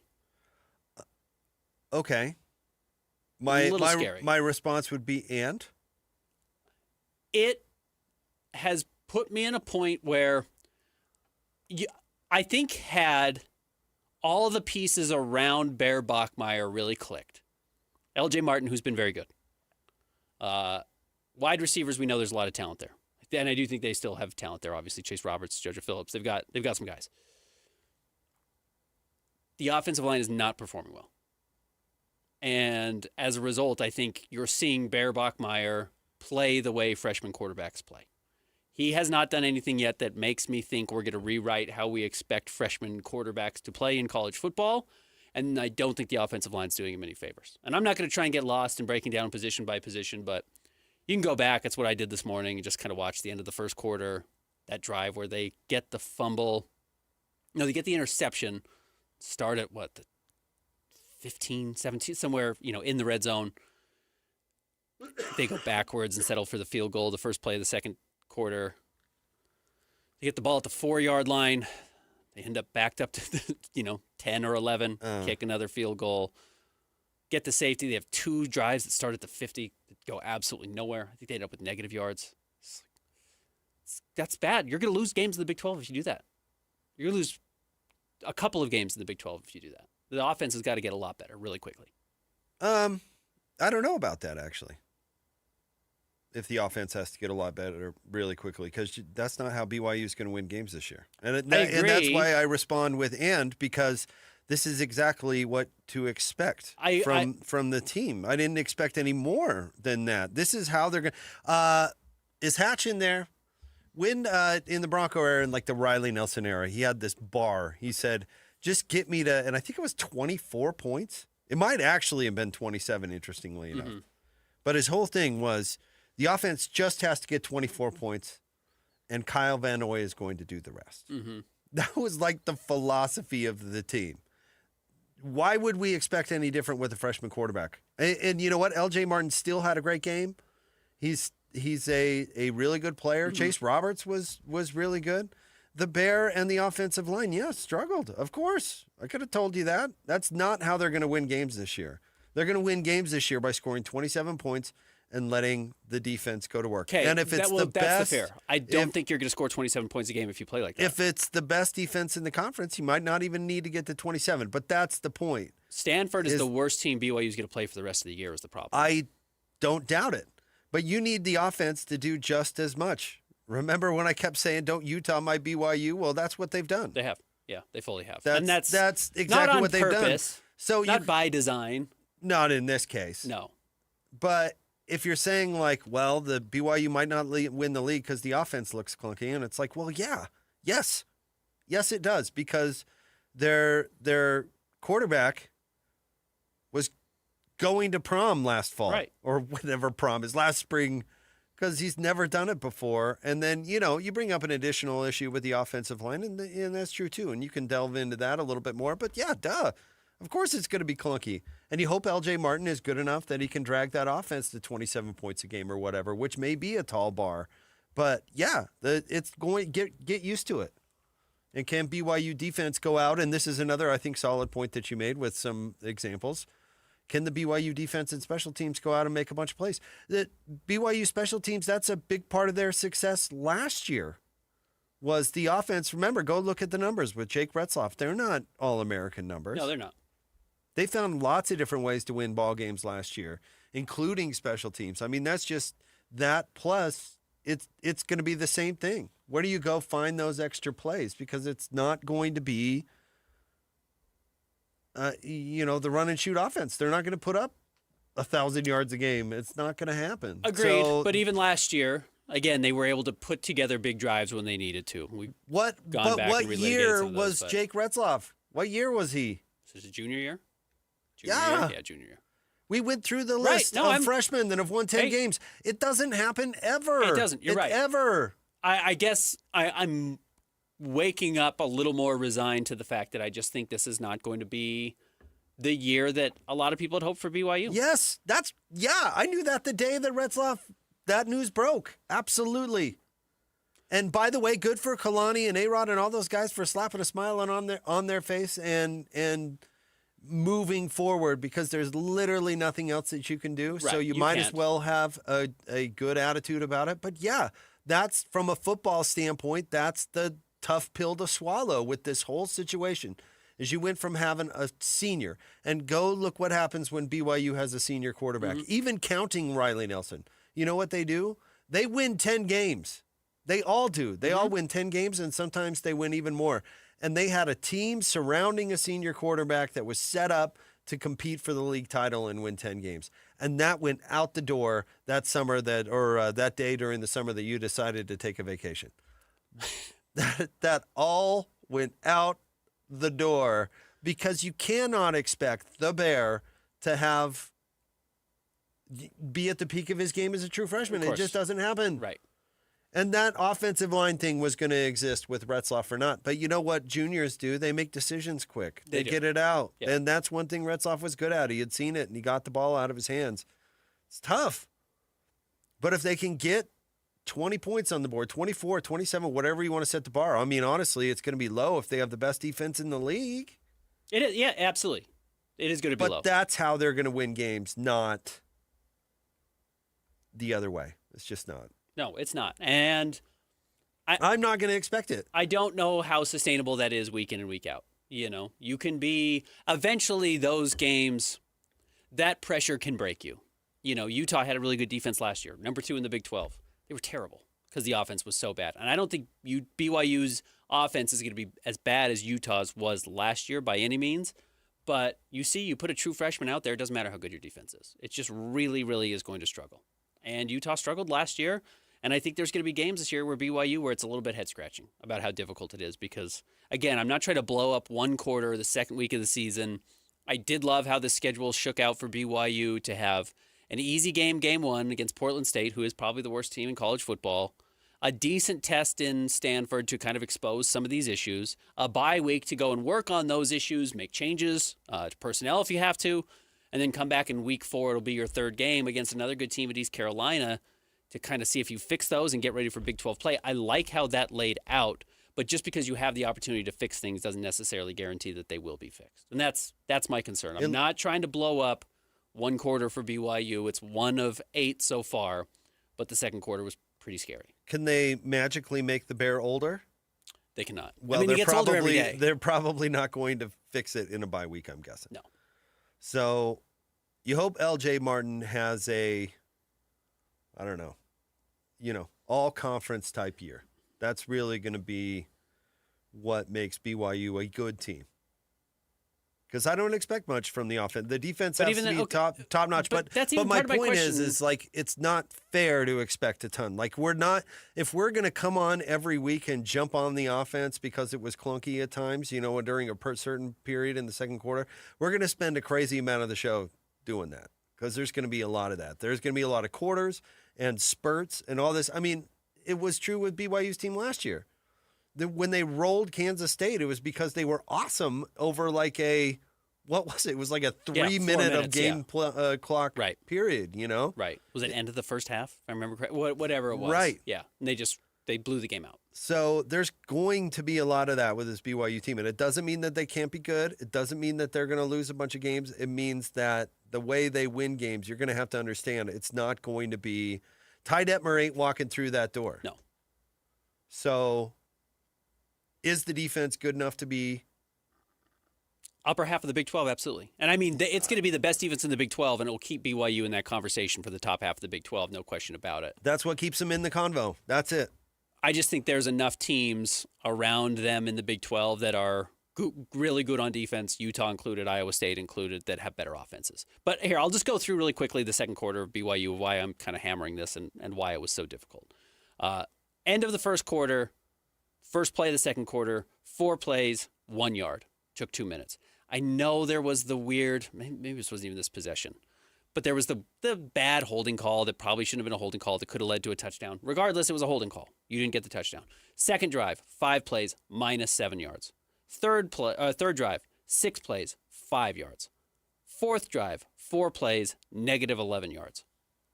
Final drive, 6 plays, 27 yards, ended in a punt. You ended up with 3 punts, 2 field goals, and the 2 field goals you started inside the 15.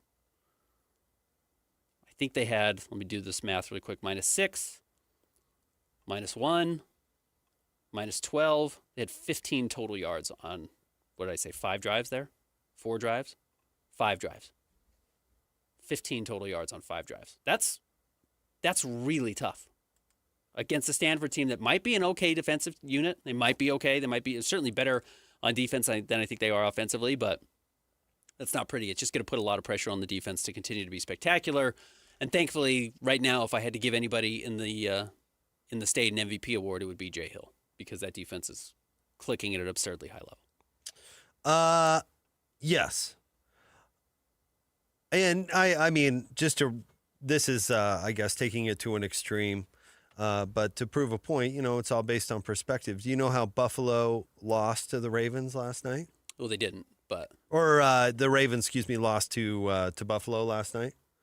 They couldn't get a first down in their last 3 possessions. And Buffalo was able to come back and win it. If they had just gotten a first down in 3 possessions, the Ravens win that game. Right. I mean, it happens. And it's going to happen. It's going to happen to a freshman. That won't be, and that's bad. I agree with you, but that won't be the last stretch like that. And to go back again, like that, it's not fair to compare him, but why did Buffalo win that game? At some point, Josh Allen just said, I might be the best player in the world, and I'm going to take over this game, and he did, and it was unbelievable to see him do it. That's sometimes how you have to win games. Sometimes your quarterback has to say, I'm going to go win this game. And you know what? To his credit, Jake Retzloff did it a few times last year. Yeah, I agree with you. But had Lamar Jackson, who's not bad, gotten a first down, then it doesn't matter what Josh Allen's winning mentality. It doesn't even matter. He's not on the field to do it. Right, of course. So... I mean, it's all how it's perspective. And my perspective on BYU this year is going to be, I expect the offense to be clunky. I expect the freshman to be a freshman. And there's a reason that freshmen don't win 10 games. And if BYU is going to be good, it's going to be because of their defense. And if LJ Martin is all conference, then maybe they can compete. But I don't know. I'm not betting on that.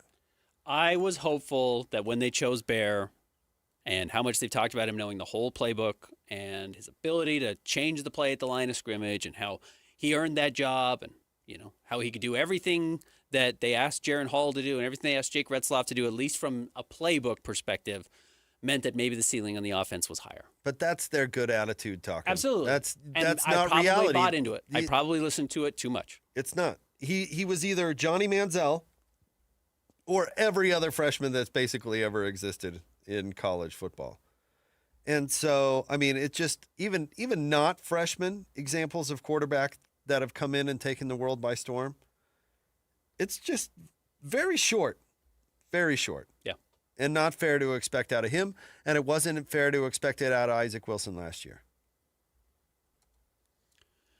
Yep, I think you're exactly right. I had higher hopes. And look, they're 2-0.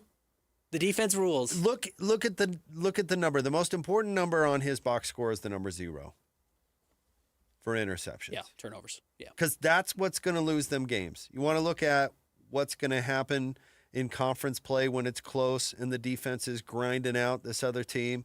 Well, the pick 6 is going to sink them. So that's a really important number. I can't believe they trusted him to throw it 27 times, honestly. Pretty low stakes, but yeah. Really low stakes, Yeah. but still, you know? Mm-hmm. So and again, they know he's at some point going to have to go out there and throw the offense into an opportunity to win some games. And so this is the time to do it. And the line has to block better, sure. Yeah. But this was never going to be the perfect team. You Retzlaff or no. So it's a good, I don't know, it's not a good win, but it's a fine win over Stanford. Cash your checks and go home. I always say that. Every win is good. We'll talk about it, I'm sure, in the top 3. Look at every other team in the Big 12, how much they would be thrilled with a win over Stanford at this point. And has the Bears' confidence been so crippled he can barely get out of bed in the morning? No, of course not. He should be riding high. All right. He should be feeling good. All right. Then it's going about as well as can be expected, in my opinion. Okay. All right. We have a lot to get to today. We did. It's a good show. Top 3 stories coming up next. Stay tuned. 97.5, the KSL Sports Zone. Nobody gets you ready for Utah football more than the KSL Sports Zone. Ready? Kyle Whittingham and the Utes hit the road for a battle against Wyoming and Laramie. Your home for the best coverage of Utah football is right here on 97.5, the KSL Sports Zone. You're listening to Jake Scott and Ben Anderson on 97.5, the KSL Sports Zone. The Utah RV Super Show, the premier RV event of the year, is back at the Mountain America Expo Center Thursday, September 11th through Sunday, September 14th. Come see new 2026 models and special closeout pricing on all 2025 models. The Utah RV Super Show is offering family passes Thursday, September 11th for $10 per family. Unplug from distractions and plug into family at the Utah RV Super Show. Discount passes at UtahRVSupershow.com. Hey, it's JJ here. I love hearing from listeners that have also had success with Salt Lake City fat loss. I'm here with Blair. Thanks for coming in. Pleasure to be here. It's so great to see you. So how much weight have you lost? I've lost an amazing 52 pounds in just 60 days. That's incredible. How do you feel? Oh, I feel great. I have more energy, and the GERD and acid reflux is gone. Talk about the scale for a minute. Were you surprised at how quickly that number went down? It was astonishing to me as I'd get on the scale, even in the very beginning when I saw, 2-3 pounds drop off. But I ended up looking forward to getting on the scale to see how much I'd lost in the last day. Tell me about the biggest benefits that you've seen with Salt Lake City fat loss. I have much more confidence in myself, lots more energy, much more adventurous walks with my dogs. Thanks so much for sharing another great success story with Salt Lake City fat loss. Learn the secret of losing up to 1 pound of unhealthy fat per day and start your own success story at slcfatloss.com. That's slcfatloss.com. Results may vary. Worried about market losses? If headlines are keeping you up at night, it's time to take control. Hi, I'm Jeff Jr. with Trajan Wealth, and I know you've worked hard to save. But in times like these, what if can turn into what now? If you're planning to retire or are in retirement, you need a strategy that helps protect your future. At Trajan Wealth, you can capture market gains, protect your account from losses, and guarantee income for life. Right now, you could receive a bonus of up to 30% or annual growth of up to 10% for retirement income. You heard me right.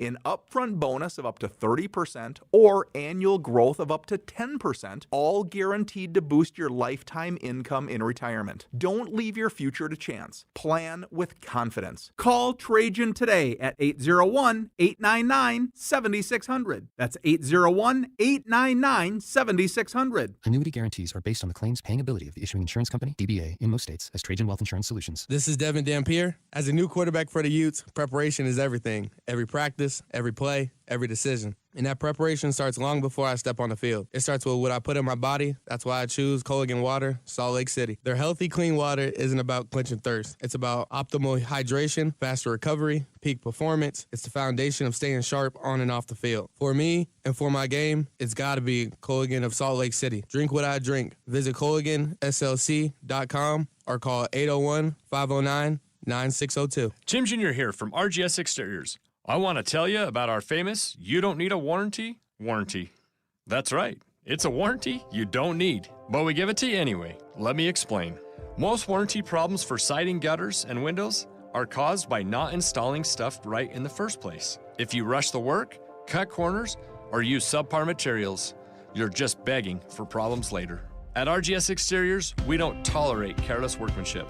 We slow down, focus on every detail, and use only the best materials. We prevent warranty work by doing the job right in the first place. That's why the 10-year everything guarantee we give you is also known as our "You Don't Need a Warranty" warranty. We absolutely will be there if you need to use it. But honestly, you probably will never have to. Done right the first time. That's the RGS way. For siding, gutters, and windows, call 801-280-3110 or visit us at rgsexteriors.com. Tom, I'm on the sideline here with Doug Smith Chevy. Doug, the NCAA has changed its rules regarding NIL money. What do I have to do to land an amazing new 2025 Chevy Silverado? Just come on down to Doug Smith Chevy in Spanish Fork. Doug, I'm more than happy for you to use my name, image, and likeness to talk about these amazing new trucks all you want. All I want to know is, how do I get one? You have to buy it, Scott. Drop in a Doug Smith Chevy in Spanish Fork. No one knows Chevy like Doug. UCCU, proud sponsor of Game Night Live. Celebrate 6 Salt Lake Valley UCCU branches. Enter to win a Jeep. UCCU, love where you bank. This is your Cougars at 30 update. Presented by Kenny J's Barbecue on 97.5, the KSL Sports Zone.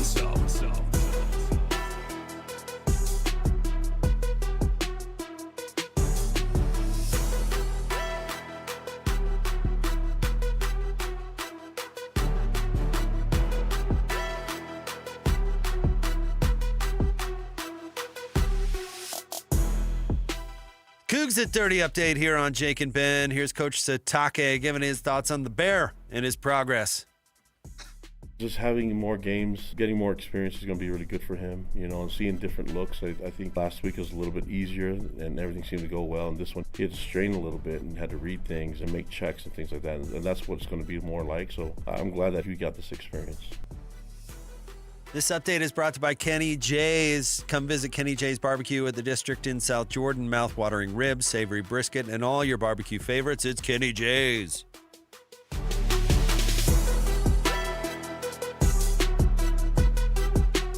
It's time to break down the biggest stories of the day.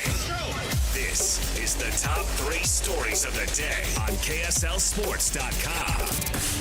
97.5, the KSL Sports Zone.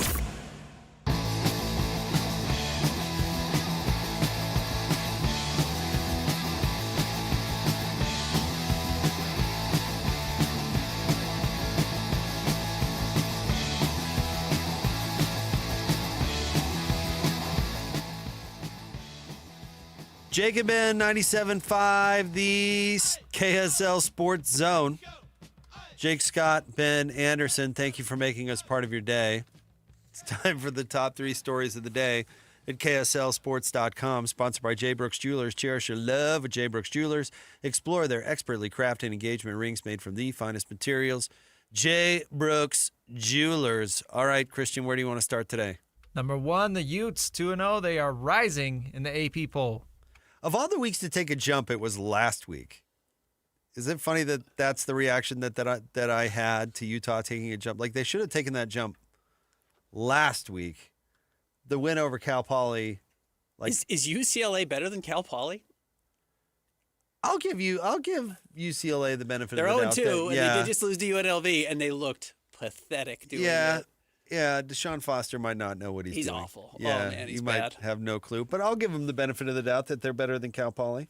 Well, look, Utah has scored 7 points or whatever it is through their first 2 games. 112 points. I'm not doing math, but the offense is good. Some of the major questions you had about Utah again have been answered so far. The offense is really good, and we know the defense is going to be very consistent and solid. I'm not sure this is going to be Utah's best defense we've seen historically, but the offense should make up for a lot of that. So, I think we know the offense is at least serviceable. I don't know if I'm going to weigh in on it's really good front yet. Okay, it just based on competition. I'm not saying it's not going to happen. I think that's very fair. Seen a lot of different offenses come and go, and some have more success than others. But there's not been any moment where Utah's offense has struggled through 8 quarters, right? They are just cooking. That would lead you to think that, the wheels are wobbling a little bit. No, maybe depth at the receiver position or something nitpicky like that. Receivers have been Utah receivers for the most part, right? So I don't get me wrong, but steamrolling Cal Poly and UCLA doesn't appear to be anything to write home about. I do think Devin Dampier's been better than I expected. His game was a little just underwhelming, even though it was basically as good as you can play, 17 of 23, 192 yards, 3 touchdowns, did exactly what was asked of him. He's been more efficient. Again, his decision-making has been much better. He barely ran the ball against Cal Poly, which I think was great. I was worried that his default over and over, and if you watched the NFL game last night, they just hammered it over and over, that early in his career, Lamar Jackson's default was just run the ball. If the first option's not there, I'm going to run the ball. And I'm not pretending Devin Dampier's cycling through all of his options, but he doesn't just tuck the ball and run. He's doing a really nice job of not putting himself in those spots, as is Jason Beck. And as a result, he's just been really efficient. He's not turning the ball over at all. So he's been better in that sense than I expected. I think the running backs have been good. I think Kerry Rogers is really good. And we'll see with the receivers. We don't know yet. Have not pushed the ball down the field at all. Just to add to your point about Dampier, he can resist being the star. Mm-hmm. It's a good way to put it. Which is a lesson I think Tyler Huntley learned. You can go look kind of back through his career, but yeah, he probably could have gone out and had a 200, 100 yard, type performance or whatever, and however many touchdowns, but. No, get the work in. Work on what's going to get you or make you successful later on in the season. Yeah, I think it's great. I think it's a good sign. I do think Ryan Davis breaking out a little bit against Cal Poly and obviously has the familiarity with Devin Dampier from New Mexico is a good sign for Utah. Just making some catches that you haven't traditionally seen from Utah receivers, including the one where he went up and got it over the middle, I thought was really impressive. And then the throw from Devin Dampier, was that to Bentley? At the pylon was a pretty special throw. That's maybe the best throw we've seen in the state so far this year. That was really, really impressive. And maybe that's who Devin Dampier is. Maybe he's just a good touch guy. Maybe he doesn't have that great deep ball. We have not seen them really attempt it at all. Probably going to have to at some point to catch up in a firefight if Utah finds itself in it. But I think offensively, those have been the positives. Defensively, if you're ready to move on to the defense, I think seeing some guys like is it Jackson Benny breaking out is like, that was not a name we were expecting at all. So that's a really good sign for Utah. And we did kind of expect breakouts because we always see breakouts. We always see guys step up. And, yeah, I mean, John Henry Daly, of course, springs to mind as well. But, yeah, I think there's not much to panic about with Utah. They look back to, like last year was the exception and not the rule, and that the offense is going to be a pretty good fit. I don't have any other reason to doubt it. Some mistakes in pass coverage that have not burned them. Nico Yamaliava missed a pass early. I think it was their first drive against Utah on a guy running wide open. That would have been 7.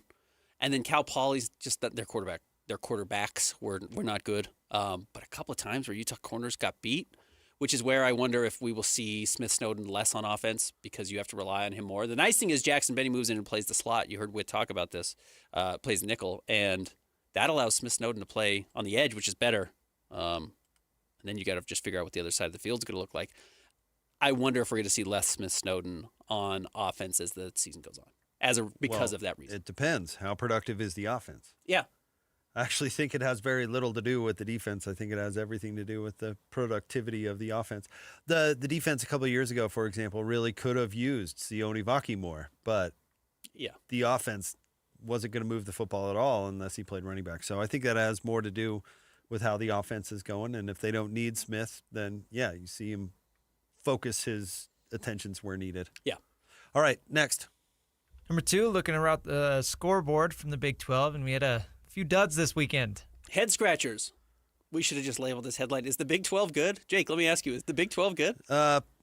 No. I don't think it is. No, it's not. Well, I don't think it is. Listen, I didn't expect Oklahoma State to be good. Mike Gundy. I'm not basing the Big 12 on Oklahoma State. Mike Gundy didn't anticipate Oklahoma State being very good. No, he didn't. And he probably should have shut his pie hole because they took a beating. They gave up 69 points in 3 quarters. Oregon didn't score in the fourth quarter. Yeah, right. What a joke. Oregon absolutely took their foot off the pedal. And Arizona State, I had my doubts about. They lose to Mississippi State. That's probably, if you are the 12th ranked team in the country, that's probably a game you've got to win. But Mississippi State was awful last year. But awful. Scatterboo was a huge part of what they did last year. And that's a little wobbly. But Iowa State beating Iowa is good. It was not a great game. No, but what Iowa State game is a great game. The good thing is it looks exactly like an Iowa State team. Yeah. If I'm an Iowa State fan, though, that scares me because you need to have an offense that can score points, and they can't score points. And that game is wacky. It is. It's a rivalry game. Is and their win over Kansas State is looking worse by the day, but it was still a win. And then Ballore beating SMU. I know that wasn't perfect either, but that was good. They needed it. But they were able to win there. And then, what else? I guess Kansas losing at Mizzou probably wasn't a good look, but were you really, They were up 21-6 in the first quarter. They should have won that game. Kansas State losing to Army is atrocious. I know, but you had them still 3 in the poll, which I just don't understand. Well, obviously, like you're a big Wildcats guy. I gave up on the Wildcats. No, they're bad. That North Dakota, probably the fist fight after the Iowa State game was probably when the beginning of the end, really. For Kansas State. Losing to Army is a new low. But my point is, though, as the contenders, and again, we don't know, but as they kind of emerge, Utah, I wouldn't say falling out of nowhere, but going from the bottom of the conference, it would appear to the top. Maybe if you need to look at it this way, this replaces an Arizona State who's a little bit more disappointing. Mm-hmm. I think it's going to be different teams. I think this league is full of good, not great teams, and that's the problem. And who will be this year's Kansas, who in the middle of the season rebounds? It might be Kansas. Or Houston, who wins a couple of games in the middle of the season. And Houston looked good. And Arizona looked good. Arizona has looked really good. Arizona is one of those teams that probably deserves a little bit more credit. Brennan figuring it out his second year. Rich Rod at West Virginia losing to Ohio, though. Man, it's tough. That was one of those teams that you thought maybe they figure it out. Maybe they are middle of the pack, and Rich Rod's a pretty steady coach on the field and figures it out. And you lose to Ohio. It's not a great league. It's been a really bad showing from the Big 12 in non-conference play. You know what this league is it's just like the Pac-12 was for the last 10 years, where they've got a number of good teams and anybody could win it. The difference with the Pac-12 is that they had USC, so the media constantly said USC was going to be good, and then that never, or rarely turned out to be true, and all of a sudden you have these different teams that jump up and end up, including Utah, obviously, and winning the league. I think this league is really similar. I think you've got, half a dozen programs that are basically going to be interchangeable going forward. I do. Highly functioning, good, not great programs. And it's the reason why we pretend the ACC is better than the Big 12. I don't mean we, but you get what I'm saying. I think the ACC is better than the Big 12. I don't at all. Okay. But the top teams are good, maybe great, and the AC and the rest of the league is such garbage. It is. Such garbage. And so Florida State might be a great team this year out of nowhere. Miami might be pretty good. Clemson But lost the to thing LSU. is, LSU might be good. We're not going to know because the rest of their schedule, there's a zillion teams in the ACC, so they can't all play each other, and they just feed on the suck. That is that league. Whereas the Big 12, you gotta have a team to make it through the Big 12 and get to the title game. You have to. I agree with that. maybe not Ohio State, but you got to have a team to get through the league because you're going to have to win 3 or 4 tough games against tough teams. That's not true in the ACC. The problem is the ACC, and I know Florida State was awful last year, but what was it, 3 years ago they were in the playoff? Generally, if I were to say who are the good teams in the ACC are going to be, you can tell me the 3 teams. Jake's dying. Wrong way. You can tell me the 3 teams. The problem in the Big 12, at least through now 2 years with this new alignment, is it's changing every game. The nice thing about the Pac-12 was you could pick 4 of the 5 top teams, and then we just picked USC wrong every year. And I don't say we, I just think the media in general, nationally, I always thought USC was going to be good. And really, it was always Utah, Oregon, generally Washington. Big 12 now, it's just pull a name out of a hat, and that's bad for the conference. You want to have good reputations for your players. But it wasn't Utah until, which is my point, it wasn't Utah until the last 3 or 4 years of the league. That's true. And it was Stanford for the first 3 or 4 years, right? And then Arizona State somehow beat that Oregon team with Justin Herbert. I mean, it's full of random examples. UCLA won the division 1 year somehow. Right? Yeah. Washington State was good at the beginning of Utah's run. Colorado won it 1 year. In the Pac-12. Yeah, it was just zany. That's what, and I think it's fun personally. I but do if you're too. looking for like overall respect and if we belong, well, I mean, it's different. No, you want to Google search something that's going to get a ton of hits, look up Big 12 one bid. So what you're going to see over and over and over. Every time any team in the Big 12 wins, it doesn't matter who they win or beat, everyone's going to say, probably looking like a one bid league this year, and that's how they're going to look at it. All right, what's next? Number 3, Lauri Markkanen with an all-timer in Eurobasket, sending Nikola Jokic home. Called an audible on our original Really? story. We could have saved that for the next segment, given it its entire segment. I wanted to hear Christian yell, "Go Raiders." I wasn't going to say it anyways, so. You excited about the Raiders? Oh, I don't care. I just wanted to hear Christian yell, "Go Raiders." But both of you are so soft. We can't have any fun ever. What did Lowry do? He one of the greatest upsets in Eurobasket history. I mean, as I saw, there are a lot of people saying, "Is this the greatest upset in basketball history?" And I would say, no, of course not. You know, there are some great. Thurl Bailey beating Houston is up there, and you know the men's national team at the Olympics did not win the gold medal in 2008 on a team that had D. Wade and LeBron and Carlos Boozer and Chris Bosh and Kobe. You go down the list. Shout out to those guys, the Redeem team, making it to the Hall of Fame this weekend. But yeah, Lauri Markkanen in Finland, which is a really untalented team. Their starting point guard is Miro Little, who Utah said, "I don't think you're good enough for our team." Utah basketball said, "Miro, I don't think you're good enough to play for us." Is the starting point guard on Markkanen's Finnish national team, and they beat Serbia and Nikola Jokic to advance in the elimination tournament. So they are now in the round of 8, and Serbia's out. And Lowry was awesome, 29 points, hit some big shots, great early to set the tone. So cool for Lowry to have a moment, because it's probably been a brutal 24 months for him with what the Jazz have gone through. And cool to see him shine at that level, get some attention. And you know what? I bet the Jazz are happy about it. Yet another example, though, Ben, how if the idea is to try, and lose, it might be kind of harder than you think. Agreed. And why it might mean that if Lowry plays like this, he'll be on the move. And the Jazz will be happy he's playing like this when they move him, as opposed to the way he played last season and move him. Like that? But I'm still not convinced try and lose is not out of the picture yet. I 100% agree, especially over the second half of the season. Yep. All right, stay tuned. We'll have more Jake and Ben coming up next. 97.5, the KSL Sports Zone. It's another battle for the Aggies, and the KSL Sports Zone has it covered. The Aggies kick off conference play as they welcome Air Force to Logan. Your home for all the play-by-play coverage of Aggie football is right here on 97.5, the KSL Sports Zone. You're listening to Jake Scott and Ben Anderson. Let's lock in. On 97.5, the KSL Sports Zone.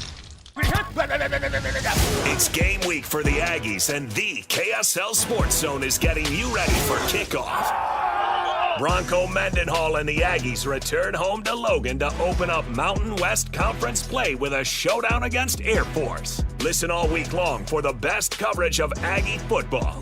Then catch the play-by-play action beginning with the Aggie pregame show game day at 6:30 on 1280 The Zone. Your exclusive home for Aggie football is live on air, online, and on the KSL Sports app. This is 97.5, the KSL Sports Zone. This is Ethan Millard with Teton Wealth Group. In retirement, you need a plan for these unavoidable problem areas: income, investments, taxes, healthcare, and a legacy plan. These are unavoidable. You will have to deal with this whether you're ready or not. So be ready. Call Teton Wealth Group today at 844-838-6600. Because you're a Zone listener, we'll do a full ascent plan for you at no cost and talk you through all 5 of these unavoidable retirement problem areas. Call Teton Wealth Group at 844-838-6600 or visit us at retireteton.com. The Utah RV Super Show, the premier RV event of the year, is back at the Mountain America Expo Center Thursday, September 11th through Sunday, September 14th. Come see new 2026 models and special closeout pricing on all 2025 models. The Utah RV Super Show is offering family passes Thursday, September 11th for $10 per family. Unplug from distractions and plug into family at the Utah RV Super Show. Discount passes at UtahRVSupershow.com. As a Utah business owner, you make smart money decisions every day, and Rocky Mountain Power's WattSmart initiative is the ideal way to take your savings even further. From new LED lighting and HVAC to refrigeration and dishwashers, we help businesses improve energy efficiency with cash incentives to lower your costs, so you can cut bills and boost your bottom line. Plus, we have approved contractors to make it easier on you. Saving energy and money? Now that's smart business. Visit wattsmart.com today and start saving.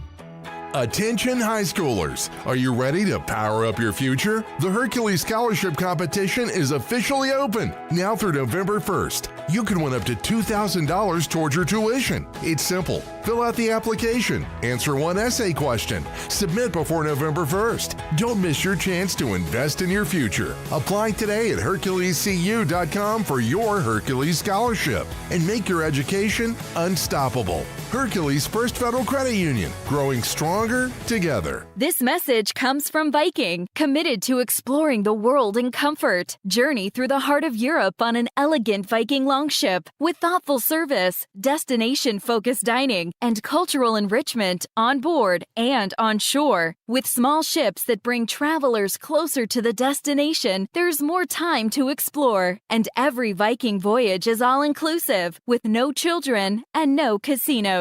Discover more at Viking.com.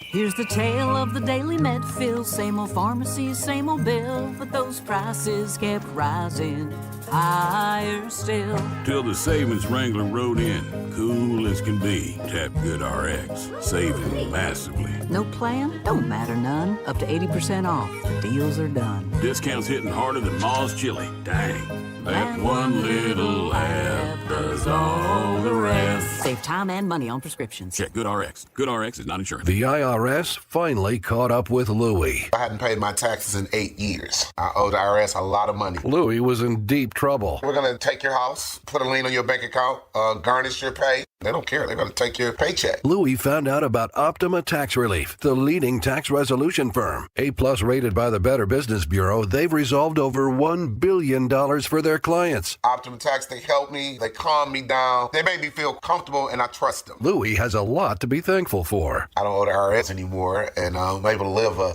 comfortable life, a lot better life. It was because of Optima Tax. For tax help you can trust, call Optima now for a free consultation. Take it from Louie. If you owe the IRS, don't go it alone. Give Optima Tax a call. They can help you. Call 800-343-6460. 800-343-6460. 800-343-6460. Optima Tax Relief. Testimonial from an actual client. Some restrictions apply. For complete details, please visit OptimaTaxRelief.com. Any Hour Services can help with any size plumbing project around the house. All you have to do is call Any Hour Services or schedule an appointment at AnyHourServices.com. Help with plumbing maintenance or plumbing repairs are closer than you think. Call Any Hour Services or visit AnyHourServices.com. 3, 2, 1. This is your Utes at 50 update. 58! Presented by Kenny J's Barbecue on 97.5, the KSL Sports Zone.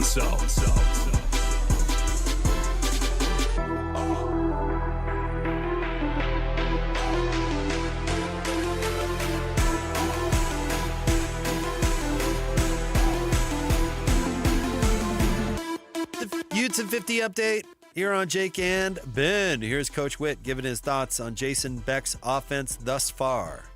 It's really to my liking, I can tell you that. The structure of it, the way Jason has put it together, his creativity, his play calling. We're so far, it's only 2 games, but exactly as we had hoped. I mean, that's what when we hired Jason, a year ago or whenever it was, 8 months ago. We watched his tape extensively. We had a good feel for what his scheme was and what his philosophies were, and he's brought those here and implemented them, and you're seeing a lot of the same results that he got last year. This update is brought to you by Kenny J's Barbecue of the District in South Jordan. Mouth-watering ribs, savory brisket, all your barbecue favorites. It's Kenny J's.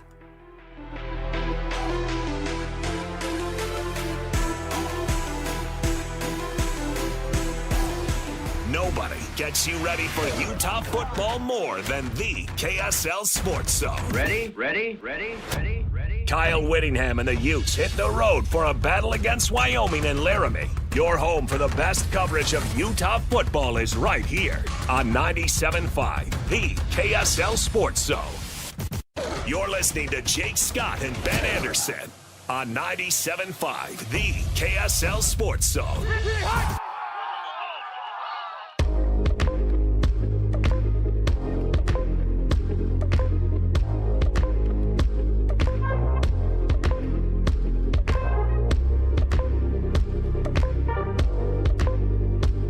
Jacob Ben, this segment brought to you by Peach Doors and Windows. Amazing home transformations begin with Peach, where 5-star reviews are the norm. Call them today for your free in-home estimate. 801-566-1255, Peach Doors and Windows. Also, Win Ticket Wednesday, your chance to win big every week on the station. This week, you can win tickets to Breaking Benjamin and 3 Days Grace. They're co-headliners Saturday, September 27th at Utah First Credit Union Amphitheater. Get your tickets now at livenation.com or tune in on Wednesday for your chance to win. It's Win Ticket Wednesday only on the KSL Sports Zone.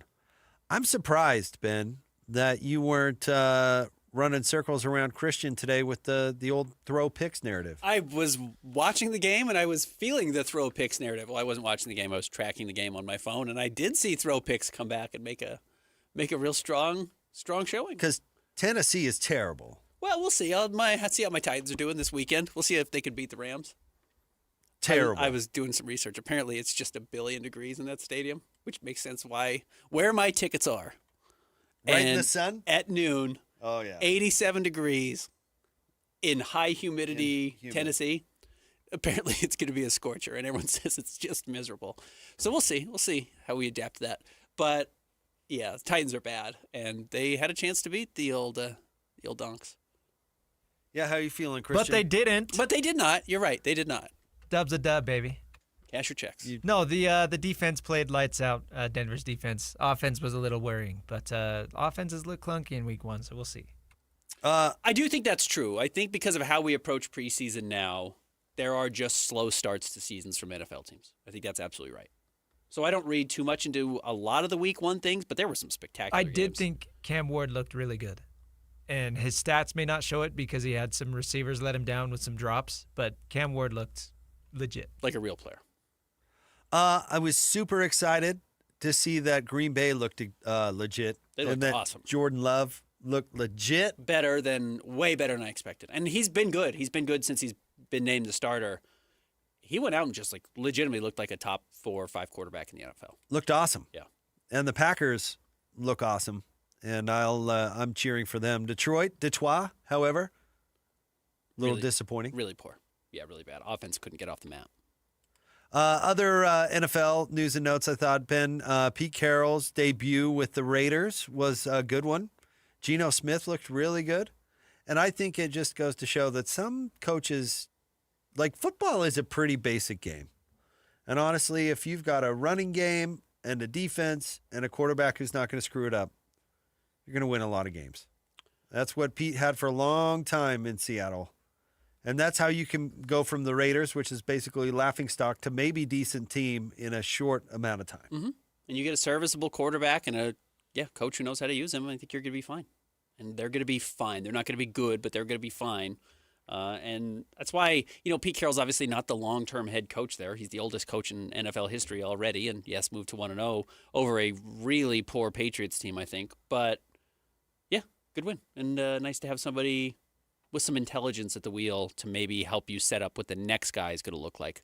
And you know what? Aaron Rodgers looked really good in his first game for the Steelers. 22 of 30, 244, 4 touchdowns, no interceptions. And what did they call their kicker? A serial killer? He's a murderer? I can't remember exactly what the Steelers kicker was, but I think he called him a murderer. Well, the end of that game was wild. I don't know if the whole game was wild, really, but I don't know if you watched the end. That was crazy. We'll see how old Aaron Rodgers does with the Steelers. And the Jets actually look halfway decent, but still take the L. Mike Tomlin, our kicker is a serial killer, but he kicked, a 55-yarder to win the game in the final minute, so 60 yards. Can I give you a theory on your New York Giants? Okay. That they're a huge clown franchise that just happened to find a couple of good head coaches in its run. Okay. Do you want? I think I know where you're going with the clown franchise aspect of it, but you want to elaborate? And I can add more to it. I just watched a lot of that Commies game, and okay, Drake May is not a guy. Their team is not a team. I didn't even come away that impressed with the Commies, to be honest with you. They throttled the G-men, but the Giants have been a joke since Eli's left, right? And basically since Tom Coughlin left, and then they had Bill Parcells before that. But non-Coughlin or Parcells has been clown show. Quickly, Drake May is the quarterback for the Patriots. Oh, what did I say? You said Drake May. Who am I thinking of? Well, Russell Wilson is their yeah, quarterback. Rusty played. Yeah, I was thinking. I watched a lot of football yesterday. I was conflating. Apologies. Maybe more interesting was that Daniel Jones with the Colts. Now, look, maybe the Dolphins are the worst team in the NFL. They might be. Daniel Jones, famously won the job over Anthony Richardson. Their, 4th overall pick 2 years ago. Daniel Jones was a huge bust with the Giants. He was pretty darn good yesterday. He was 22 of 29, touchdown, no interceptions, 270 yards. They cakewalked Miami 33-8. And everybody's panicking about the Dolphins. Well, probably so. for good reason. But the Colts were pretty decent. They almost made the playoffs last year. They were a pretty decent team without a quarterback at any sort of quarterback. Yeah. And I guess if Daniel Jones can be serviceable, then maybe the Colts will be a playoff team. Zach Wilson did get to play yesterday, 5 of 8 for 32 yards, but Tua was a Freudian slip. Tua was terrible. Tua was awful. Threw the interception in his first drive. It's just really bad. Isn't it funny? Be careful who you label a genius, because the shine is coming off McDaniel super fast. I really think he's a football guy. He may not be a great, when things are going wrong, I can get everyone to buy back in guy, because you see Tyreek Hill on the sidelines, first half of the season. He's like, trade me. I don't know if he knows how to fix that. It's funny. I just remember when Gary Croton was labeled an offensive genius, when he had Brandon Doman and Luke Staley. Yeah. And the shine comes off that pretty quick sometimes. Yeah.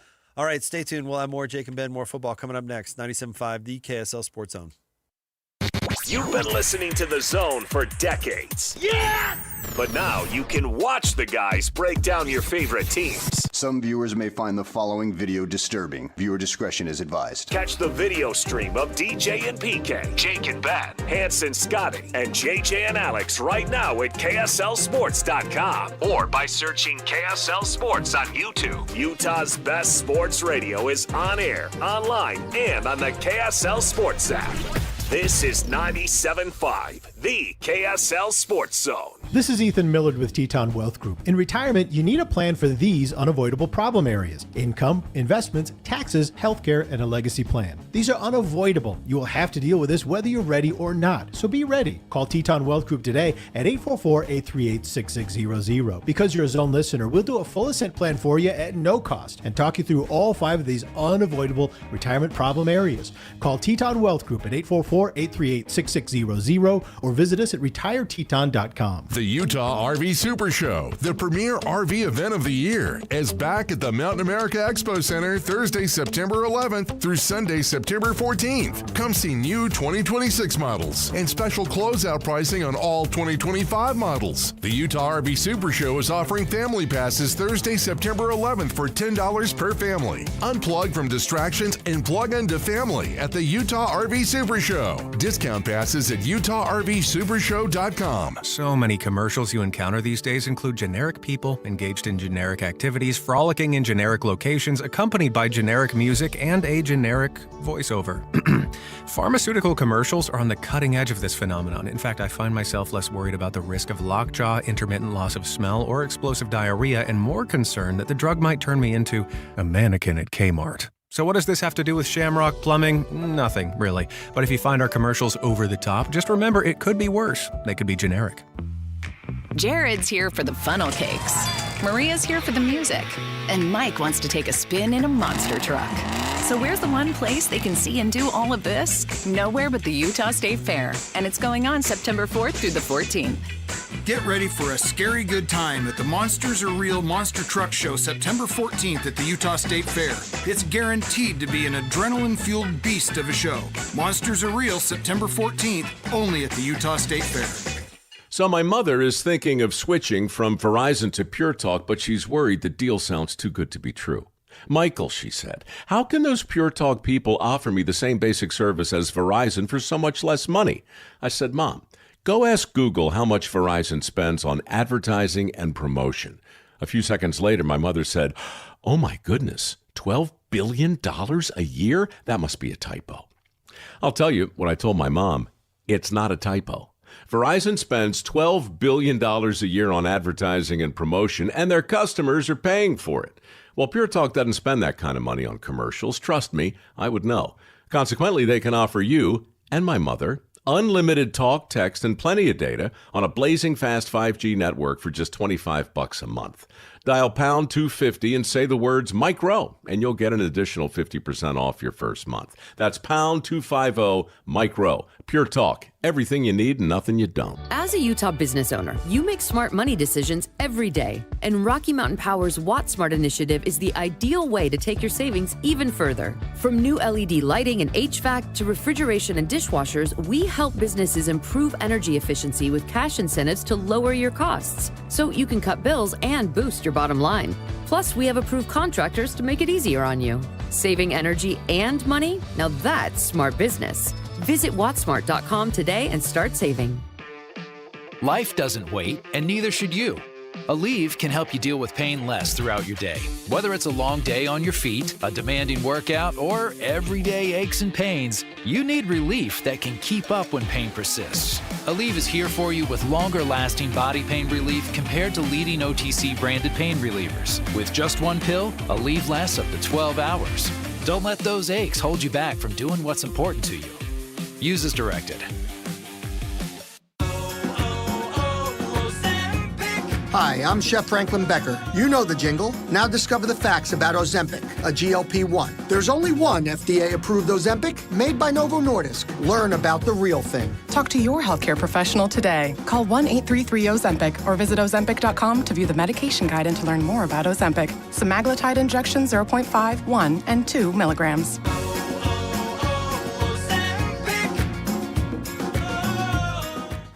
Broadcasting from the Mountain Home Services Studio, this is 97.5 KZNS FM Colville, 1280 KZNS AM Salt Lake City, and 102.7 KSL FM HD2 Salt Lake City Midvale. This is 97.5, the KSL Sports Zone. It's another battle for the Aggies, and the KSL Sports Zone has it covered. The Aggies kick off conference play as they welcome Air Force to Logan. Your home for all the play-by-play coverage of Aggie football is right here on 97.5, the KSL Sports Zone. You're listening to Jake Scott and Ben Anderson. Let's lock in. On 97.5, the KSL Sports Zone.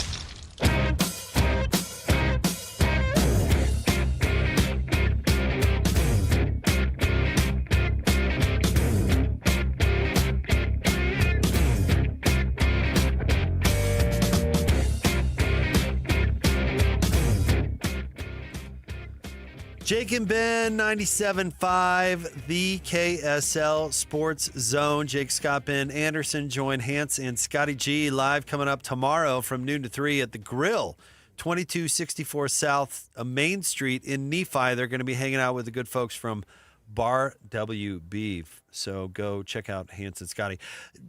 Wit is funny. Kyle Whittingham can be funny from time to time. I know he doesn't have a rep as like a jokester per se. Like Jerry Sloan could be funny. Of course. Sometimes. So, and what we're talking about, Christian was just talking that Coach Witt bought pizza, or the football team bought pizza for the media today because Witt was like complaining about how nobody came last week. It's like, what, did we not get pizza or something like that? Yeah. And there wasn't enough media there for his liking. The Zone was there in We're always force, there. might I add. Yeah, we always have two. What? We have somebody More than recording that. it, and we have Bartle, and then usually DJ and PK are up there scrounging there. around for pizza anyways. So Yeah, well, he was not complaining about us, might I add. But now DJ and PK and all the army of people that we sent up there got pizza, which is funny. to your point, yes, Witt's. I think Witt's quite funny. He can be funny. Yeah, absolutely. I never found Bronco all that funny, at least on, like, public Bronco all that funny. Kalani's funny. Kalani's funny. Witt's very wry. You kind of expect Kalani to be funny, though. Does that make any sense? Witt's funny when you don't expect it. Kalani kind Kalani's of just so warm. Yeah, that's you what guys I'm see saying. Kalani's pregame robot the other day on Saturday? Hilarious. He was getting into it. Yeah, hilarious. And But, man, he when does TikTok dances and stuff. Like, he's very funny. Yeah. But I would kind of expect that. Kalani's got a great family, as does Witt, but Kalani's like family is like a big thing, which is cool. Will Hardy's kind of funny. Yeah, Will Hardy's very funny. Also wry. He's got a dry delivery, which makes him funny. But all those guys can also get after it. You saw Kalani the second quarter again. Not to harp on the second quarter, but he was mad at the officials for the non-holding call that took away a touchdown, and he just would not give it up. He was barking, and then finally you could see him like talking to himself. He's like, "All right, got to move on." I think you can see him like he yelled at like, "All right, let's go," and then they still didn't do anything, but you could see him kind of buckle into can't get lost in those distractions. You know what's funny, and maybe this isn't the best example of that, but have you ever seen somebody who's lost control for whatever reason and then realize that they're looking ridiculous? You see it with coaches a lot, but you can kind of picture with Kalani like looking around, like putting his headset back on, thinking like, okay, yeah, I just stormed up the sideline yelling at somebody, but did everybody see that? Public. Did that make it on TV? I think the best example is the Where's Right Waters clip, which we should play if we can find it. But where he's yelling at everybody, that he looks around and he realizes like, oh, people are looking at me because I'm acting like a crazy person. And then he doubles down and says, but I will fight any one of you.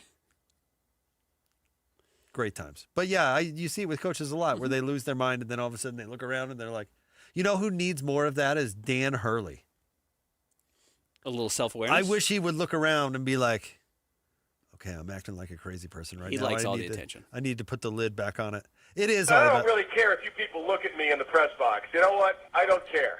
That's a flag. And I'll fight any one of you if you want it. Fight us? I love it too because it's I can't remember what it was, but it's a lower level. It's like a sun belt where the play-by-play press box and the actual press box aren't like separate rooms like they are most places. I can just see it's almost like a high school game. I can just see everybody like looking at that guy. Look at this crazy person right now. Any strong takeaways? It's defenseless! By the way, if you don't know, that's obviously a play-by-play guy. That's not a head coach after a game. We're talking about coaches. Yeah, Not to but conflate that's that a with play-by-play. coaches. No, I'm talking about the moment that they become aware that like, oh, I lost it a little bit there, you know?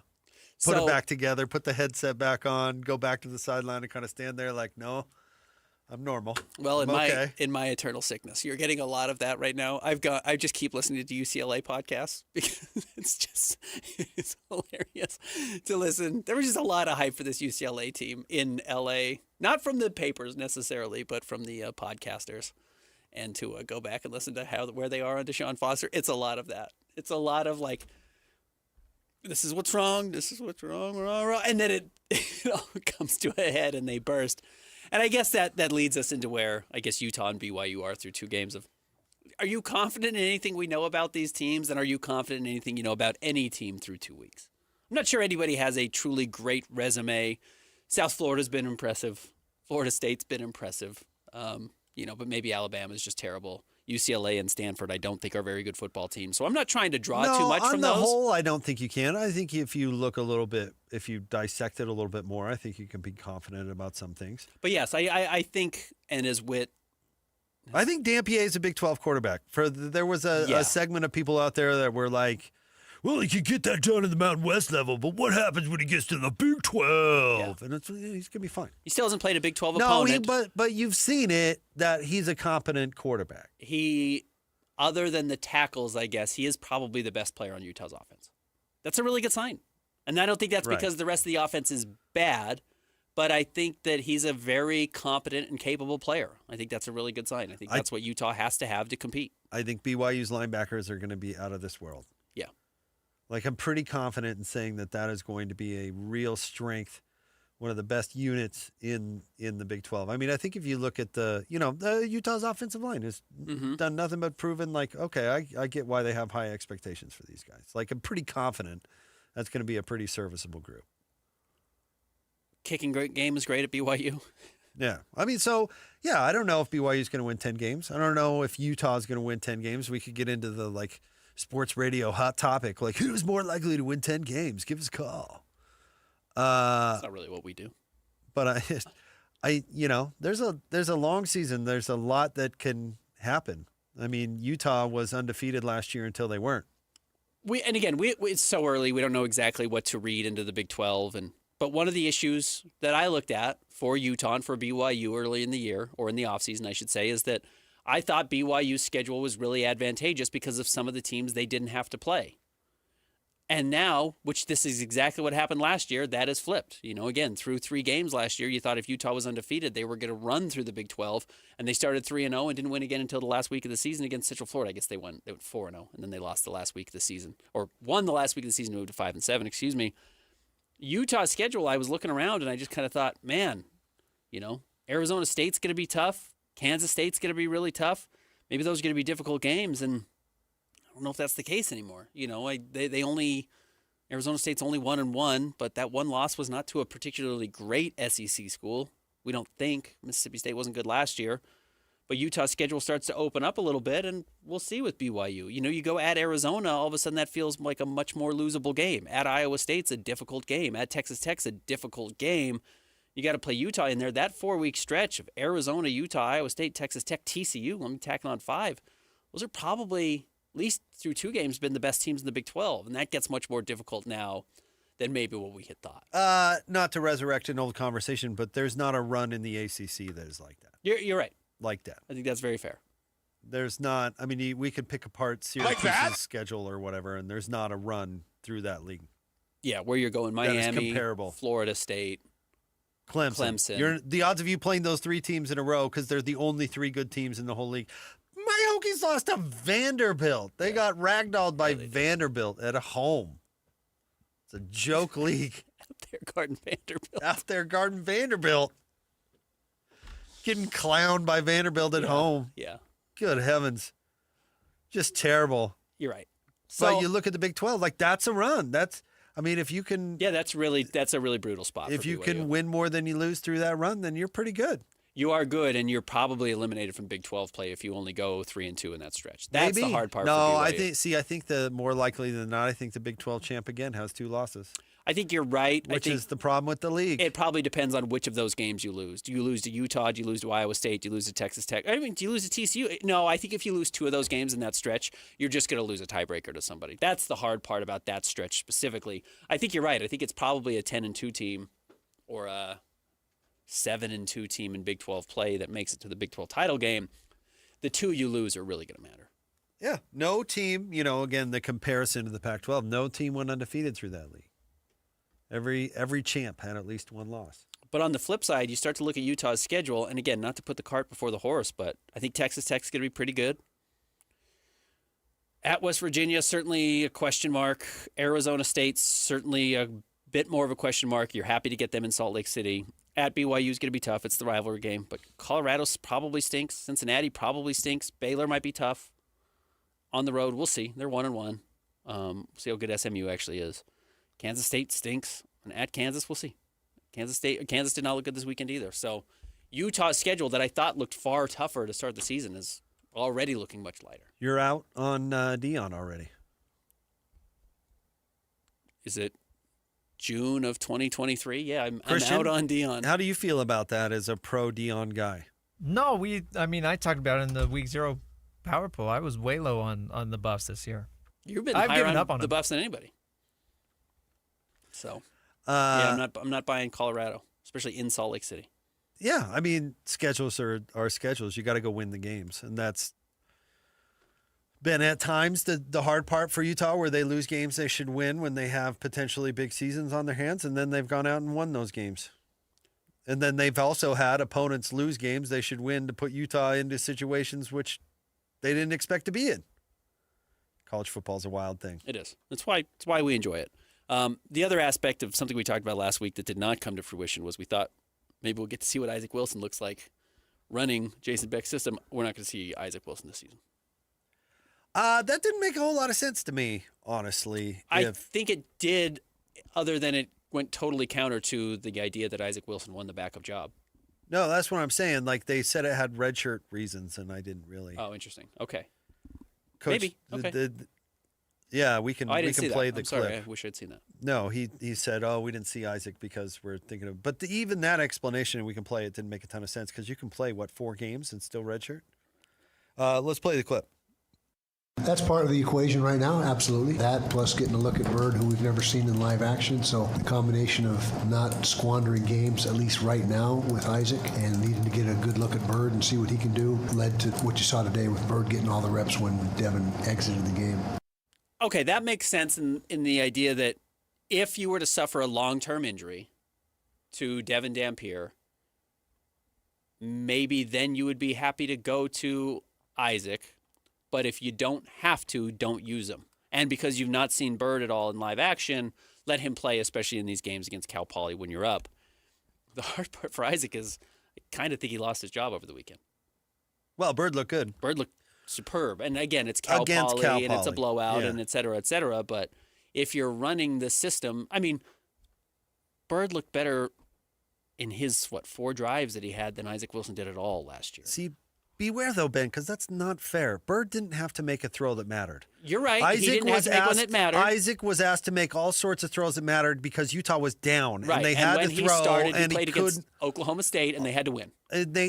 Totally fair. Like, God, we've seen lots of quarterbacks come in dead time where you don't have to make any throws, and you're like, oh, okay, well, this guy looks awesome. Who was the guy who ended up a safety at Nevada back in the day? Corbin Laux. Corbin Laux, yeah. Corbin Laux was coming in against whoever, Montana State or whatever, and looking like a real guy. And it's like you didn't have to make a throw that mattered. Yeah. Well, again, it's So I don't know if he lost his job. I don't think. Like Matt I don't. Flynn. Matt Flynn comes in a meaningless game and throws the ball all over the field and gets a huge contract. You're right about that. Just wait till you're down 14, and you're in the fourth quarter, and all of a sudden you have to start making plays. That's when you figure it out. Anybody could come in up 30. And just run. No offense to the Bird. Don't get me wrong. I mean, he looked electric or whatever, but he didn't have to. He wasn't required to make a throw that even remotely mattered. No, the game was over. He could have kneeled every single time, and Utah's defense would have closed out the game. Yeah.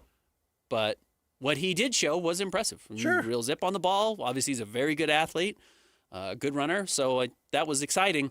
The hard part for that is also, I was like, I wonder where he's going to be playing next year. What position? No, I mean, what school is he transferred to? If you're good, you're not a backup anywhere. That's the problem right now in college football. I think he's got a long way to go to prove that he's good. I'm not letting one game against Cal Poly. I agree with you, but you put a game on film and you're going to look to transfer because you're going to look to see if you can get a starting job somewhere. Not a lot of guys sit and wait 2 years as the backup if you feel like you're good. That's just the problem with college football anymore. Well, good luck to you. I'm with you. It would be best for him to sit and learn a system and take over a job and be really good when you earn that job and not just transfer to chase the first starting position that you can find. But no, I thought he was impressive. And yeah, not seeing Isaac out there, maybe with the idea of redshirting him, I guess is a little bit interesting. And if Bird plays early, you could still redshirt him later. But someone's red shirt's going to get burned. No, I don't think either one of them will play 4 games. You'd hope not. Yeah, you'd certainly hope not. I guess. I mean, unless Utah's mopping the floor with every team they Bird's play. played 2 already, right? He got some reps in the first game as well. So yeah, I don't see either one of them really. Again, unless you're planning on injury, and then you have a decision to make, obviously, and I don't know which way you go there, but if everything goes according to plan, I don't think either one of them plays 4 games. Probably hope one of them plays against Wyoming. I think you hope that that's a big enough blowout that, again, you're giving Devin Dampier half the game off and just avoiding injuries as much as possible. I do like the approach they've had at running back, where it's not just by committee of 2 players, it's by committee of 7 players. They're really letting a lot of guys touch the ball, and I think that's a good idea early on, because I think you're going to have some fresher bodies later in the season. That was a big issue for Utah, obviously getting down to the depth and the lack of depth that they had last season in the Big 12 schedule. I think Utah's looked pretty impressive through the first 2 weeks. I think they've done a nice job managing the team. There are things to work on. Secondary has some question marks for me, but I think it's been a better start than maybe even anticipated, hoped for, after what happened last year. How bad do you think the treatment is they're going to get in Laramie? How many urine-filled water balloons are going to rain down upon them? Well, you saw the Bills fans' poor performance yesterday, including getting to a shoving match with Lamar Jackson. And someone threw a bottle at Derrick Henry running into the end zone, which felt like it was going to seal the game while the game was going on. So probably something slightly similar. How many times has these teams played since the onside kick? Oh, since the onside kick a bunch of times, but since they left the Mountain West? Yeah, since they left the Mountain West, not a whole lot. They played in a bowl game, right? Or was that BYU? I think that was BYU. Is that a Potato Bowl? No, they played in Vegas. I think it was. Did they? Okay, maybe you're right. You'd know better than I would. I think it was Utah. Anyway. But yeah, that's not. Well, Utah's never been all that welcome up to No, that used to be a storyline. It's a great game. Yeah, that used to be said. a huge storyline. As far as the Bills fans go, I truly believe it's a huge problem. The crossing of the line between fan and playing field and fan. It's surprised there aren't more problems, but that person, like Lamar Jackson, should be fined. And honestly, I'm sympathetic to him, but he still should be fined. I know fans are bozos. You can't be responding. And that bozo fan that put his hands on Lamar Jackson should be publicly beaten. Yeah, look, DeAndre Hopkins got shoved by the same fan and didn't react. That's your job, unfortunately, as the player. Unfortunately, you got to do it. You can't. I mean, again, I told you I watched that terrible documentary about the Malice in the Palace, and the problem with the documentary is it totally excused all the conduct from the players. Yeah. Like they were provoked. Still can't okay, do it. You still can't do that. Yeah. You can't.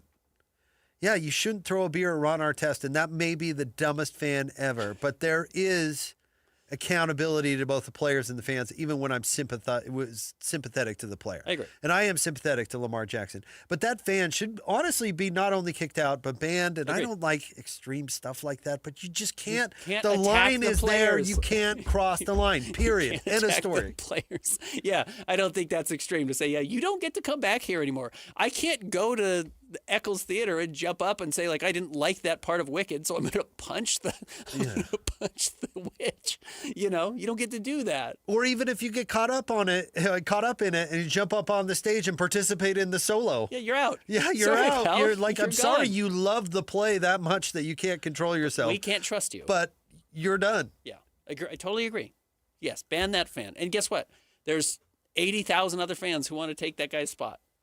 Yeah, that was a great ticket. It doesn't give you the right to push anybody. So, yeah, I hope Laramie fans are great. I hope they give Utah the business. I hope they don't throw anything or push anybody. You just can't. So, and I hope that's a really tough environment. That's what you need to start getting used to. I think punishment for streakers should be more severe. It shouldn't be one of those turnkey, get in, it's just, and I'm such a downer when I bring it up, but ever since Monica Seles, like, we got to stop being tolerant of this sort of Christian thing. Monica Seles was She was a tennis star in the mid-'90s. She actually got stabbed by in the middle of a tournament. A Steffi Graf fan. Not that is really relevant.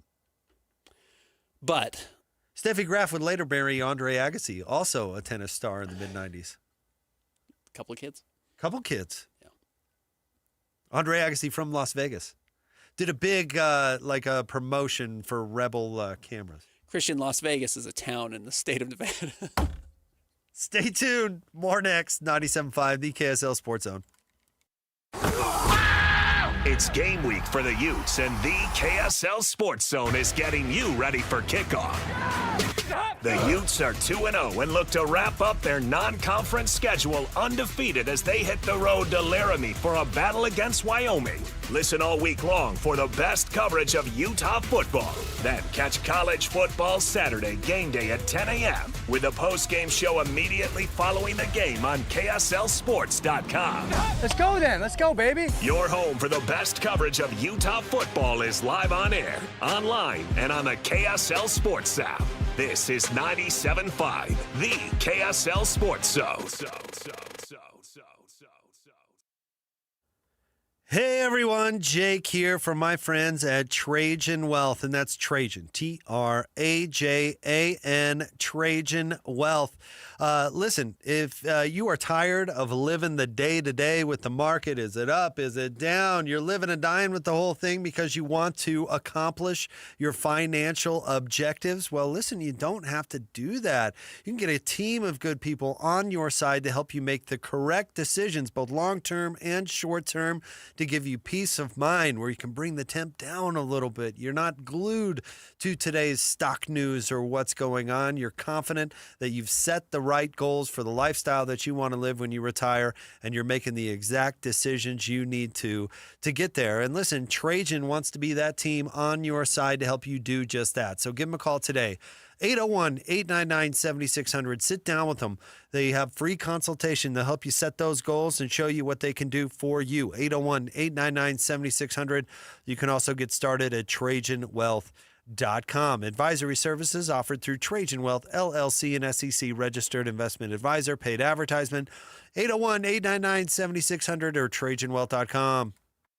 Hey guys, Alex Kirry here. You've heard us talking about SLC fat loss for a while, and I'm sitting down here with Jeff and Angela, who have also been on the program. How are you guys doing? Thanks. We're glad to be here. Well, you look awesome. Tell me how much weight you guys have lost and how long it's taken. I lost 36 pounds in the 60-day reduction phase, and I've lost an additional 6 pounds on maintenance. So 42 pounds total so far. And I've lost 59 so far. Tell me exactly what's changed about that health now that the weight has been lost with SLC fat loss. I immediately started sleeping better. I also quit craving things late at night that I knew were sabotaging my diet. I don't have to take a deep breath to tie my shoes anymore, and I can actually stand up after I've been kneeling on the floor without feeling like I was going to pass out. What would you tell somebody who is like you guys and maybe wants to start losing some weight about SLC fat loss? Don't wait another day. This plan will change your life. Just get a hold of the folks at Salt Lake City Fat Loss. Just go to their website, slcfatloss.com. That's slcfatloss.com. Results may vary. The Utah RV Super Show, the premier RV event of the year, is back at the Mountain America Expo Center Thursday, September 11th through Sunday, September 14th. Come see new 2026 models and special closeout pricing on all 2025 models. The Utah RV Super Show is offering family passes Thursday, September 11th for $10 per family. Unplug from distractions and plug into family at the Utah RV Super Show. Discount passes at UtahRVSupershow.com. Hi, this is Derek Overstreet, president of the New Millennium Group and co-host of Stop Working, Start Living with KSL News Radio. Can you imagine what your life would be like if you could retire 3 to 5 years earlier than you thought possible? The things you could do, the loved ones you could spend time with, the memories that you could create.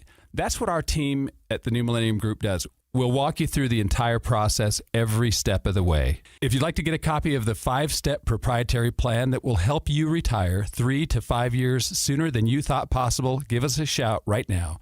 888-999-6370. That's 888-999-6370 or utahsfinancialplanner.com. Listen, most of our listeners right now have a tax problem, not a money problem. There's not enough money in Social Security Medicare as it is. Let us show you how you can significantly reduce your taxes. That's 888-999-6370, 888-999-6370 or utahsfinancialplanner.com.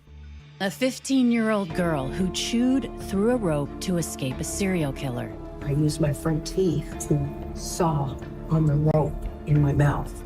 The killer prowled the Pacific Northwest in the early 70s. He's been convicted of murdering 2 young women, but suspected of many more. Maybe there's another one in that area. Follow Stolen Voices of Dole Valley now, so you don't miss an episode. Looking for reliable home services you can actually count on? I've got just the team for you. Mountain Home Services. They've been serving Utah since 1954 with honest, upfront pricing and zero hidden fees. Plus, they back every job with a 100% satisfaction guarantee. With summer heating up, now's the time to get your AC in shape.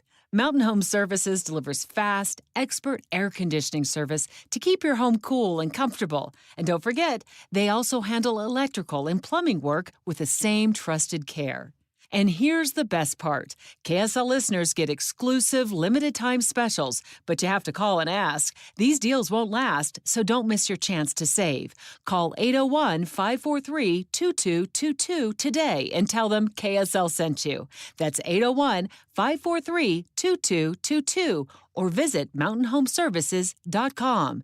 Get the service you need and the deal you deserve. Get ready to ride at the Edge Power Sports this Friday and Saturday, September 12th and 13th from 9:30 to 4 p.m. It's your chance to hit the road at the Suzuki Demo event. Suzuki is here with their full lineup of street bikes, and you can take one for a spin. Don't miss the action at the Edge Power Sports in Draper. Details online at gettotheedge.com. The Edge Power Sports, where adventure begins and the thrill never ends. Some restrictions apply. Rider must be 21 and older with a motorcycle endorsement.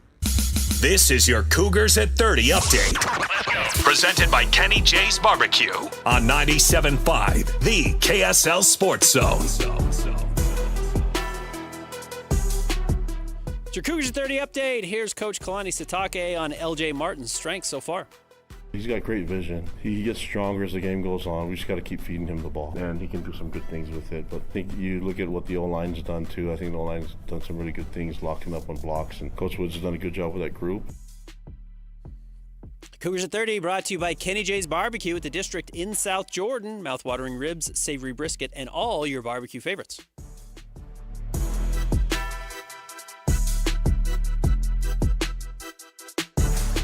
Nobody gets you ready for Utah football more than the KSL Sports Zone. Ready?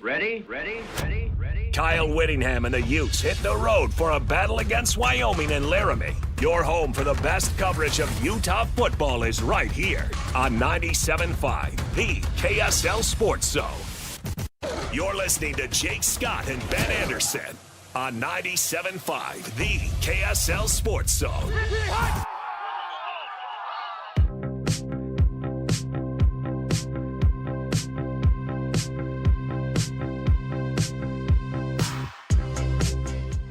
Under pressure, Dampier angles, caught. Did he get a foot down? He did. Touchdown. That's Dallin Bentley, the tight end. Jake and Ben, 97.5, the KSL Sports Zone. Ben, we have some somewhat breaking news. As television schedules are made available, Saturday, September 20th, Utah will host the Red Raiders of Texas Tech. That game will start at noon on Big Fox. So Utah and Texas Tech getting the big noon treatment. So I assume that means Urban Meyer's going to be in town? I would imagine. Matt Leinart, you can go boo him in person. Who else is on that show? They had Dave Portnoy recently, right? Oh, yeah, he's the new ad. He's kind of done some stuff, and I know he's not always in studio, but sometimes he's, or at least on location, so we'll see if he ends up But isn't it solid. Brady Quinn? They ditched Reginald Bush. Yeah. But no, Urban being back is always a big deal, and he always gives Utah plenty of love, and we know he likes Witt as much as he does, so, and rightfully so. So we'll see. That's a huge game. That was the game that got you in hot water, and me, I guess, in hot water with Texas Tech fans, because you kept calling Texas Tech bozos, which, by the way, I co-signed with. But this is likely, barring a surprise outcome with Utah losing to Wyoming this weekend, or Texas Tech losing to Oregon State, probably a matchup of top 20 teams. The Beavs have not looked good. Yeah, it's a bad football team. Yeah, the Beavs have not looked terrific. So I would guess the Raiders get that win. You know, leaving the Pac-12 has not really benefited anybody. Who are we happy Oregon. with? Okay, they were pretty good. Yeah, in the title they've been game? the best. Yeah, they've been the best. Or not in the title No, not game, in the but title game. they had the best record, and they were the number one seed in the playoff, right? And then lost early, right? And then I think they lost their in the first game. round. Well, they got a bye, and then they lost. Their first game. So that was good. Yeah, it was pretty good. Washington, no. USC, no. UCLA, no. Stanford, no. Utah, no. Utah will be fine, but last year was not good. Arizona State, sure. Colorado, kind of. Arizona State, yeah, had a good year. So, okay, there's a couple of teams, but more bad than good so far. It's hard to change leagues. You got to play through and get to know everybody a little bit. Neither here nor there. Well, there were the teams that wanted to leave the Pac-12, like Arizona and Colorado, that would probably both tell you that they're in a better spot. Colorado was terrible last year. Yeah, it's just one season. But that, I mean, win or loss, it's where Right. where those schools wanted to be. Those two schools didn't want to be in the Pac-12 anymore after USC and UCLA left. Yeah. So I don't know, better for some than others. Utah obviously had no desire to leave the Pac-12. They haven't made a secret of that. Yeah. Today I am not. Today I am not. But no, the Pac-12 was a huge fail. The fact that it folded was a huge F for all of those schools. They should be ashamed at how they negotiated that whole situation for a decade. let me pull this up really quick. I've got all these Big 12 schedules. I want to see what opens up if Utah again were to beat Texas Tech. Let's say Utah starts out 4-0. After that, they would play West Virginia, Arizona State, BYU, Colorado, Cincinnati, Baylor, Kansas State, Kansas. I mean, Texas Tech's a huge game for Utah. And look, you have room to lose a game, I think, and still compete. Like I said last segment, I think it depends on who you lose to. So losing to Texas Tech would be tough because that's a team you could be competing with at the end of the season. But I think if Arizona State continues to look like they have through the first 2 weeks, which they weren't even impressive in week 1, they're beatable. West Virginia's certainly beatable. BYU's just a 50-50 toss-up game every year. It doesn't really matter who's playing what. Baylor could be better. Baylor might be better towards the end of the season. We don't know about Kansas yet, though. They didn't look great. Kansas State certainly hasn't looked great. Just feels like the plane could really open up for Utah. Texas Tech, if they beat Utah, then they get Houston, Kansas, Arizona State, Oklahoma State, Kansas State, BYU, Central Florida, West Virginia. Nothing. Other than BYU's going to be a tough game. But that's at home.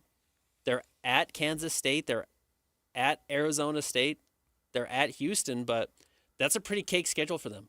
If they beat Utah, they're going to go on a run. We'll see. I mean, Arizona State, don't leave the I'm not trying Devils for dead. Yeah, I'm not trying to. No. Sam Levitt can still play. A little bit. He didn't look great in this game. But, yeah. And again, somebody's going to be better than we think. Somebody's going to figure it out and play better by the end of the season. And West Virginia could be that team. Central Florida's playing better than we expected. Maybe not better than we expected. They're 2-0, but, maybe they're a little bit better post Gus Malzahn. We will see. Oklahoma State, no, they're not going to be good. They're not going to figure it out. Kansas could play spoiler again. Kansas could be a spoiler, but it just seems like this is the first. I guess I shouldn't say first. Iowa State, Kansas State felt big, and now Kansas State looks as bad as they do. But this might be the first real bellwether in the Big 12 in real conference play. I don't know. Being on Big Fox is great. At noon is awesome. This might be really random. If you knew your team sucked going into the season and you were the head coach, how would you behave? I would do what Deshaun Foster did and just lock everybody out. See, I don't think so. No, of course That's kind of what I'm getting You can't at. do that because then everyone's like, are they good? Is there a secret Yeah, they're good? and then you're going to disappoint every time. No, we have talked about this a lot. The best thing you can do as a coach is set really low expectations and exceed them. Every Jazz fan who's 30 or older's favorite team of all time is the 03-04 Jazz team because the expectation was 12 wins and they won 42. Okay, you won 30 more games. You didn't make the playoffs still. It's like a total nondescript season. But you were so much better than expected, and the teams that win 48 games or 51 games and don't go far in the playoffs are totally forgettable. So Deshaun Foster's tactic was lie to everybody. Uh-huh. Mike Gundy's tactic was admit it in the most embarrassing way possible. Like his way wasn't right either, where he said, look at these clowns I'm dealing with. Well, they got $7 million over 3 years. Yeah, you can't How say am I supposed to even function? You can't say we have no chance because of the money. That's pathetic. That's not the way to go either. You know what I mean? You're right. I think realism often wins the day. Authenticity often wins the day. Those are two. But the hard part is like UCLA probably doesn't like Deshaun Foster if he were authentic about sucking. They probably wouldn't be too stoked about that. That's the problem with people that think that they can but when control everything. Not to, I'm going to make UCLA a story all year. But he can't come out after the Utah game and say, I looked at the film and we were close. No, he can, Close though. to what? But he can. Well, if you want to look like an absolute idiot, yeah, you can do that, and then you lose to UNLV. Say you're close against Utah when you lost by 33. Say you're close and then lose to UNLV. That's bad. If you came out and said, look, I think after game 1, we have to reset expectations on the season. We have to recognize this is a work in progress. Nico's new. I'm still new to this. We've got a new offensive coordinator. We're all trying to get this together. That's the authenticity you're talking about. If you want to say, we're just trying to get better and talking cliches, but we're trying to get better every week. We're trying to see if we can make some improvements to the roster. We hope by the end of the season we're playing at a high level like we did last year. By the way, they won 4 of their final 6 games last year. Say that. But don't say we're close against Utah and then lose to UNLV. No, listen, Ben, if Lance Armstrong has told us anything, it's that you can stick to anything. As ridiculous as you seem or look or whatever, you can stick to your story no matter what. Now, it doesn't make it the right way to go, per se. But yeah, you could come out and say we're close, and you go, Deshaun, that's ludicrous. Yeah. He just ignores it and moves on. You're telling me you're the only clean cyclist in a whole sport full of everybody cheating. You're the only clean one, yet you dominate? Yeah, that's what I'm telling you. And people will believe it for decades. They will. As long as you don't get caught, people will believe it. But I don't think that was the right course of action for Lance. He should have gone the apologetic route, and he would have still had a career, I would bet. I think you're probably right. I think it is funny that we weirdly give people the benefit of the doubt. It's a very human thing. Not everyone does. But yeah, all the guys doing steroids in baseball in the 90s. That was so obvious. And there was a bunch of guys that looked just like him, or in the early 2000s, and everyone looked just like them and blew up the same way. But if you never got actually popped for the test, we just assume you were clean. There's some diehard UCLA fan, the one guy who's like, Deshaun says we're close. Yeah. We're close. We're there. He says we're close. We're We're right there. And that guy still buys tickets. The problem is that guy's not 50,000 people. Yeah. Lance Armstrong had completely abandoned all of his fans and then finally came clean. You know what I mean? Yeah.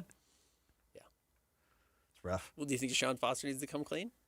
Yeah, he needs to say, we got a long way to go. We got to put in a lot of work, man. Wow, I was wrong about Give how us a little close bit we of a were. break. Not to combine two conversations, but this was my point about the BYU offense. Okay.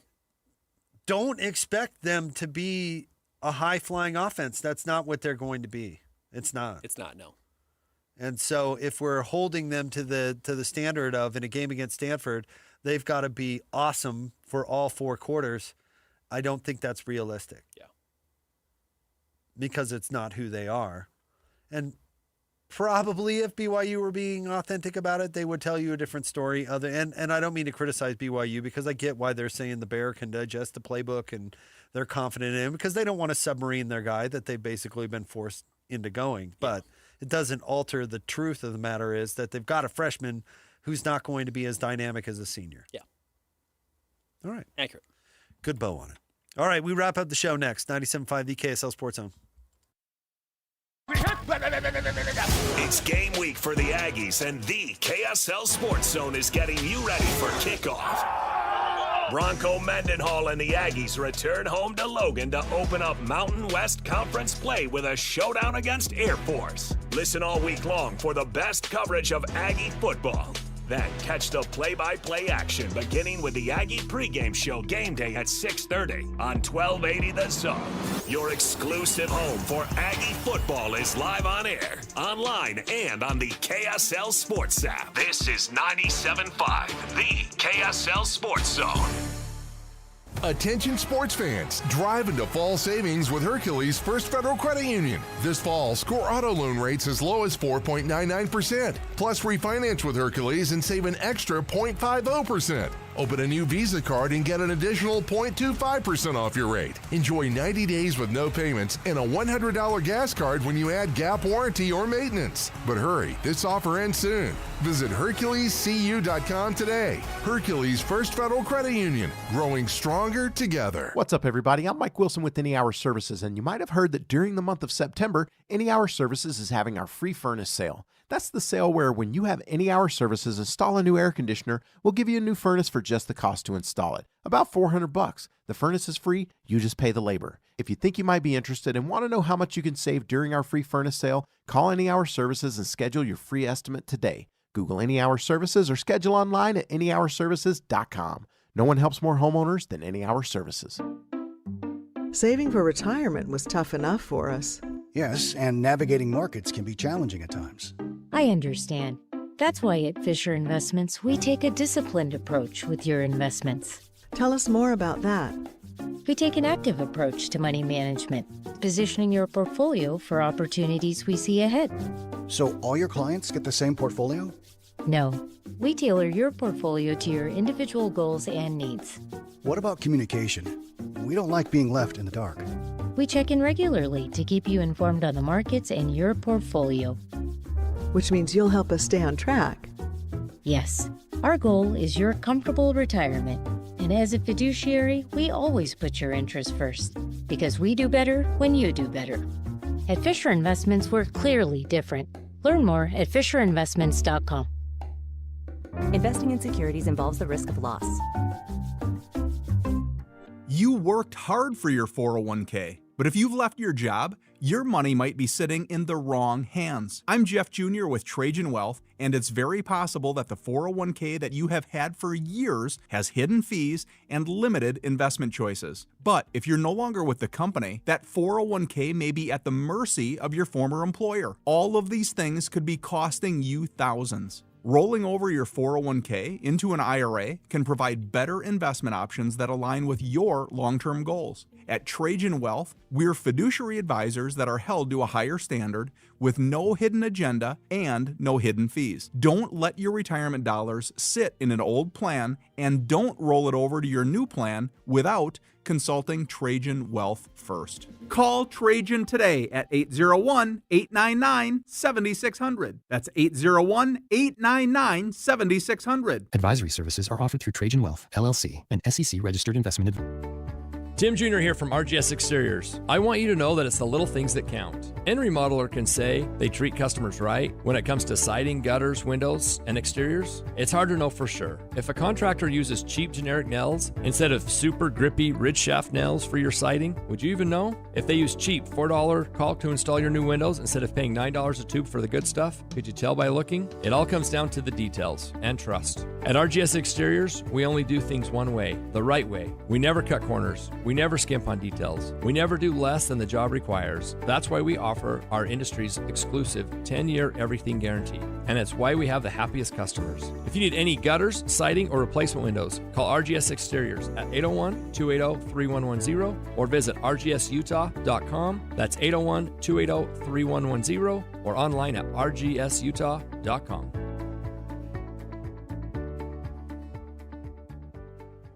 Welcome to fall in Cedar City and Bryan Head, Utah, the perfect place to stay for scenic drives, colorful leaves, and cool mountain air. Experience Cedar Breaks and Zion National Park at their best. Check out visitcedarcity.com for more. 3, 2, 1. This is your Utes at 50 update. 58! Presented by Kenny J's Barbecue on 97.5, the KSL Sports Zone.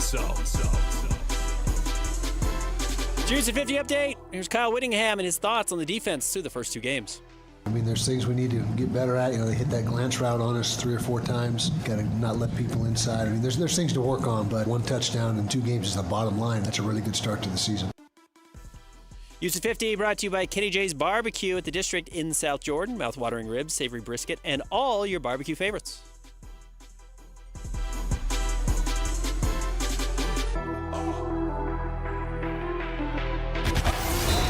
It's another battle for the Aggies, and the KSL Sports Zone has it covered. The Aggies kick off conference play as they welcome Air Force to Logan. Your home for all the play-by-play coverage of Aggie football is right here on 97.5, the KSL Sports Zone. You're listening to Jake Scott and Ben Anderson. Let's lock in. On 97.5, the KSL Sports Zone. Two amigos on the airwaves, talking sports. They got it made, Jake's and also. Hey, this is Tate, and I was just listening to the Jake and Ben show. I was listening to them talk about kind of offensive line performance through these first 2 weeks.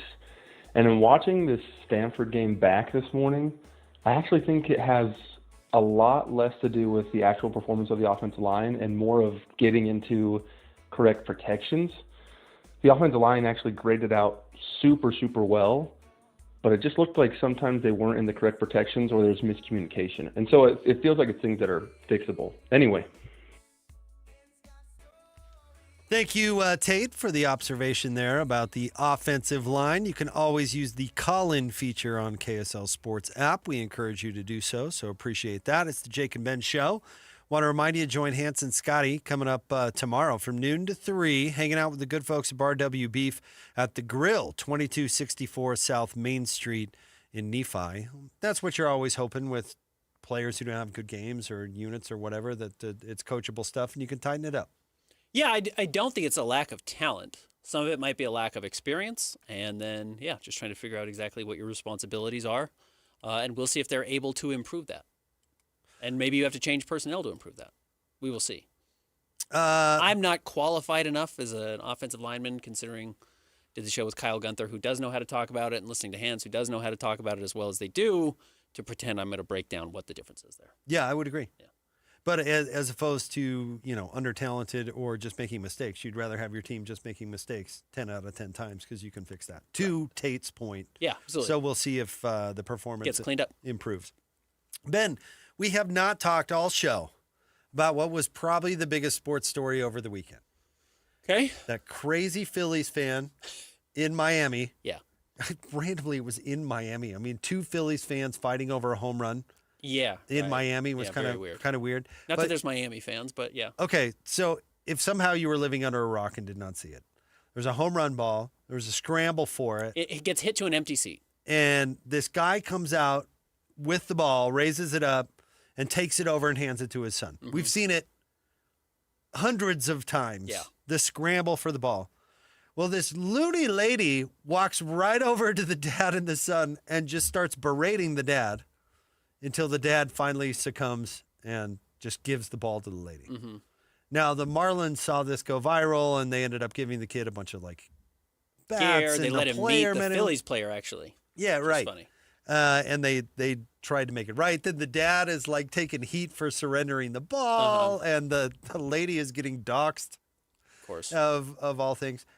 And I just think this comes on the heels of the U.S. Open where that bozo Polish guy CEO ripped the hat away from the kid. Can we all agree that for the most part, kids, maybe this is an all the time thing. At sporting stuff, whatever it is, kids take priority. Yes, I'm not saying that adults can't have a home run ball. I'm not saying that adults can't have an autograph. I'm just saying that when it comes to priority of who gets what, the kid wins 100 out of 100 times. And look, nobody does because there's not a good enough angle of it. I don't know if that dad ripped the ball out of the woman's hand. It doesn't matter, he though. May That's my have. point. The ball may have landed in the seat. I guess her argument is originally those were her seats, and they moved a row backwards to have more space because I don't know if she wanted to put her feet up or whatever. Neither here nor there. I'm with you. Maybe he did do something crappy, and he was the guy who ripped the ball out of her hand. I don't know. It happened really quickly. It didn't look obvious anyone grabbed it. But you're right. The second it ends up in the kid's glove, it stays in the kid's glove. That lady's got to get over it. Yeah. Because you didn't take it, and I don't think give it to another kid. You took it for you.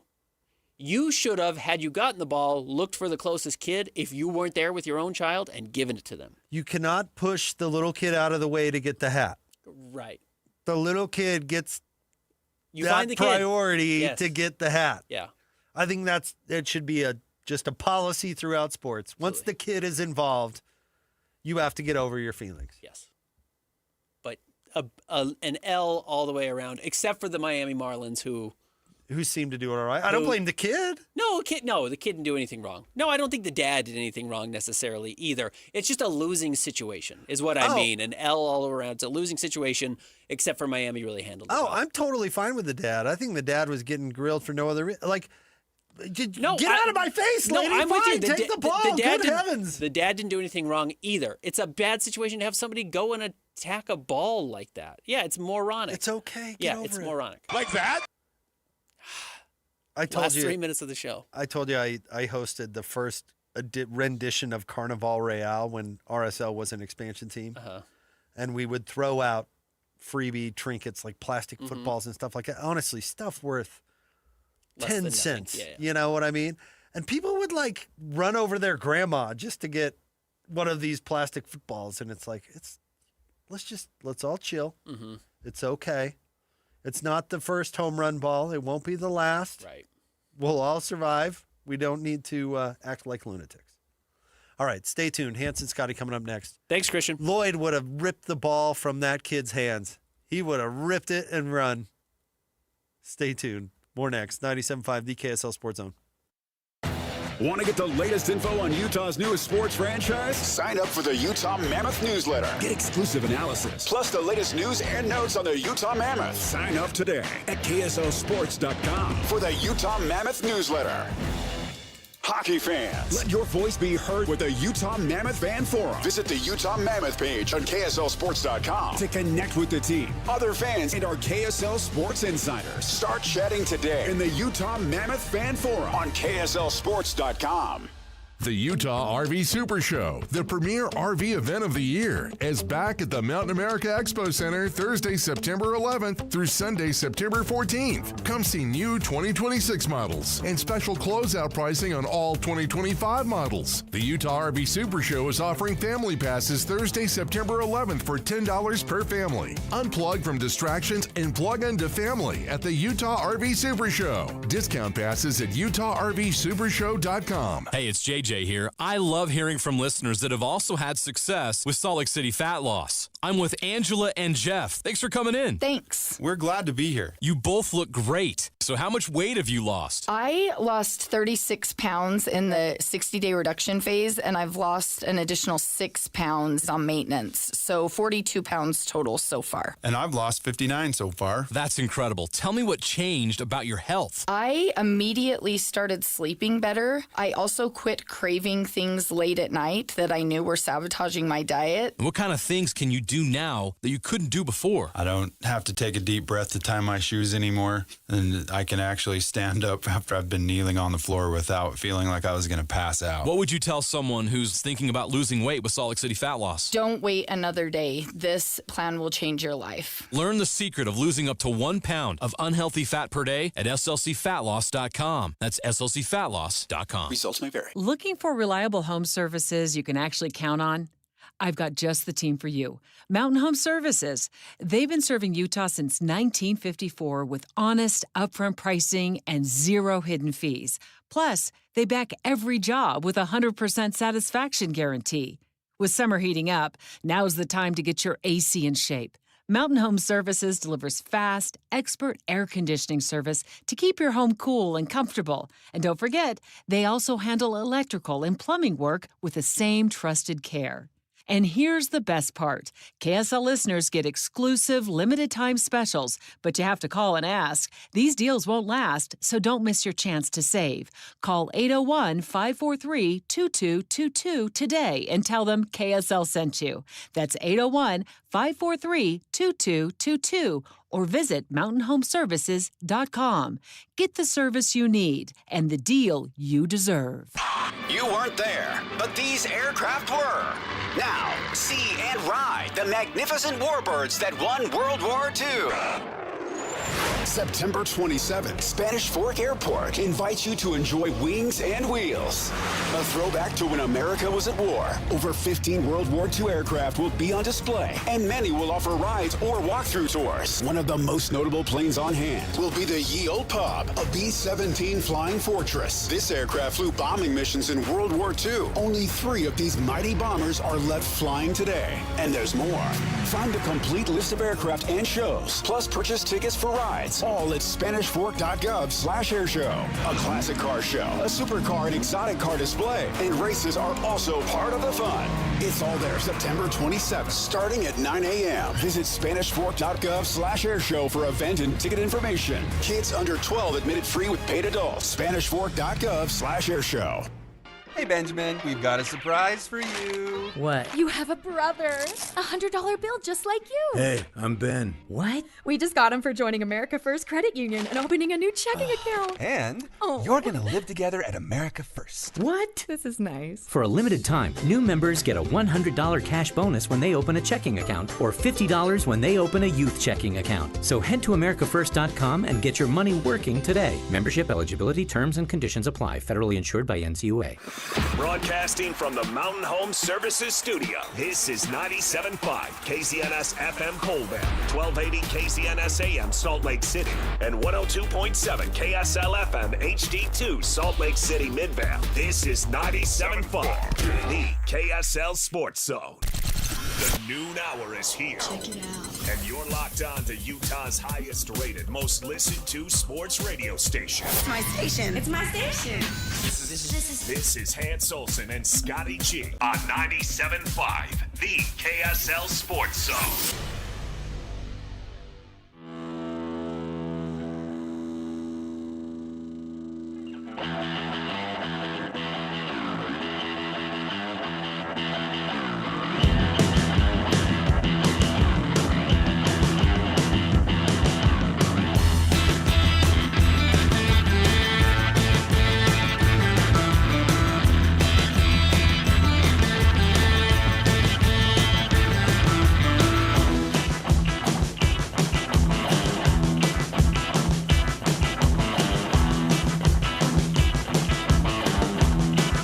And Scotty, 97.5, the KSL Sports Zone. It is a Monday. Let's get it, folks. We got a lot to break down. Yes, sir. College football week number 2 is in the rearview mirror, and we're ready to have some fun today. You're going to hear from all the coaches. Bronco Mendenhall, Kyle Whittingham, Kalani Sitake. We do it every Monday. You hear from all of the coaches. I just want to check in with my co-host and my producer. Both of you should be pretty happy today. I know you sent out the tweet like Broncos were trying to give it away. Yeah, they tried. Yes, they did everything they could. But I think both of you should be pretty darn happy with what you saw. Well, I mean, Lloyd's freaking over there on Twitter acting like they won a Super Bowl. It's like, it's week 1, Lloyd. Calm it down. Didn't. Calm it down a Hey, little bit. I don't get a lot of these times, so I'm going to take it. When I have a chance, I'm gonna take it. I'm gonna have a little fun with it. So let's. I mean, act like you've been there before. Oh wait, no, exactly. Yeah. It's been a little bit. Is this the first time they've won an opener in a bit? I don't know.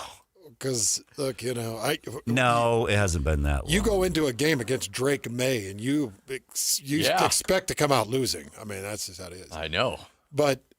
I wanted to open up this way. I'm going to send just a little bit of apology and respect out to Geno Smith because he played a lot better than I thought he was going to. He was dealing yesterday. He was. Outside of that interception. Well, that wasn't even. Well, I guess it was. It was a bad throw. It was yeah. a pretty bad throw. That Geno's got an arm though. He can really put it in the pocket, hard, hot, and quick. And then Ashton Genty. Nice touchdown for Ashton. First touchdown, and looked good. Just a little power play off the right side for 4 or 5 yards. He didn't look like he was supposed to be the focus of the offense. It looked like they went in there and wanted to throw. Well, he averaged 2 yards a carry. And I only think he had, it wasn't that many. He didn't have that many carries. He had 19. Yeah, he's, it's a decoy. He had 19 carries. Decoy. Yeah, but those all came way late when they were really trying to run the clock. Yeah, they were. They were trying to burn out some time. But I was happy with the Raiders. I was happy with the Broncos. I was happy with the NFL weekend. Thank you for not saying your Raiders. I appreciate that. Thank you for saying just that you're happy with the Raiders. I'm glad you think you're happy with the Broncos. As a Raider fan, you should be, because they look like complete and total trash against one of the worst teams in the NFL. With the Raiders? It's week one. Oh, the Broncos? No, stop it. It's week stop? one. No, they look horrible. Bo Nix has barely even played in the preseason. You know they what? were supposed to be rusty. Guess what? That's a dang good team right there. Guess what? Bo Nix, let's bring it all back down to earth a little bit. Sophomore slump is upon us. No, it is not. He will regress this year. I don't think Tennessee's got a bad defense. I didn't think Cam Ward was spectacular. That poor dude was running around for his life, though. He was. Do you think he's going to flame out? I don't think so. I think he'll be okay. He made some plays out there. 6 sacks. Yeah. For your and by the way, Denver Broncos. By the way, so Denver's only up by 2. They muff a punt, and here comes Tennessee at the 25-yard line. Worst case scenario, they kick a field goal and they lead this game. And Jonah Ellis comes up with a beautiful 16, 17-yard sack. Another sack after that pushes them all the way back to the 50, and they force a punt when they had it 1st and 10 at the 25 with a chance to take the lead. But Jonah Ellis, I'm telling you, Jonah Ellis will be in a Pro Bowl, if not this year, next year.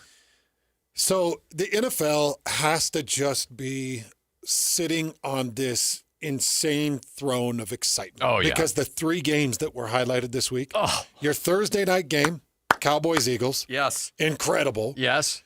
Your Friday night game, Chiefs-Chargers. Absolutely incredible. Correct. Stunning. With a Chargers victory over the Chiefs, and the Chiefs couldn't complete what they always do, some type of miracle, pull it out of their back end in the last seconds, and the Chargers held on for the win. And then last night, that Sunday night game between the Ravens and the Bills, it's as good a game as I've watched in years. Could be the best game of the year. Like, we may have the best game of the 2025 season on week number 1. It was phenomenal. And I am a big Henry fan. I am. He runs like nobody else that you'll see in modern football. But to put that ball on the ground, you got 1:30 left, and he puts a ball on the ground off of – it was a good hit. Yeah, and I know that the end's really good. I get it. But I can't believe that Henry fumbled that ball. He knows that's the only way for Buffalo to be back in that game. It's the only shot they have in that game. And he fumbled it. And then watching Allen take advantage of it, hits a tight end. I've never even seen – who is that guy? I think that's his first and only reception in the NFL. I might be off. Could be. I don't know. Never heard of him. And he's just running down the middle of the field on a post. Jared Allen puts it right on the finger – Josh Allen puts it right on the fingertips, and it's like, jeez. And the guy double, triple clutches it. The NFL has to be freaking out over week 1 in their decisions in their 3 highlighted games. By the way, if you're Baltimore and you know Josh Allen's on a heater, 4th and 2, you probably ought to go for it, knowing that all they need is a field goal. Walk me through the scenario you're giving me. They're up by 2. It's 40-38, and Baltimore's got the 4th and 2, and they punt it away, and then Josh Allen takes the length of the field, kicks the field goal, and the win. For a Matt Prater field goal. Yeah. By the way, Matt Prater, who made Tim Tebow's career, kicking field goals for Denver and saving Tim Tebow time and time again. That's how old this dude is. Unbelievable. I actually put out a picture of him on Twitter. I was like, this guy just won an NFL game. Yeah. And had been with the team for 48 hours? Is he 40? 30, 38, 40? Yeah. Prater's got to be close to 40. Okay, this will show you how this shows you how old he is.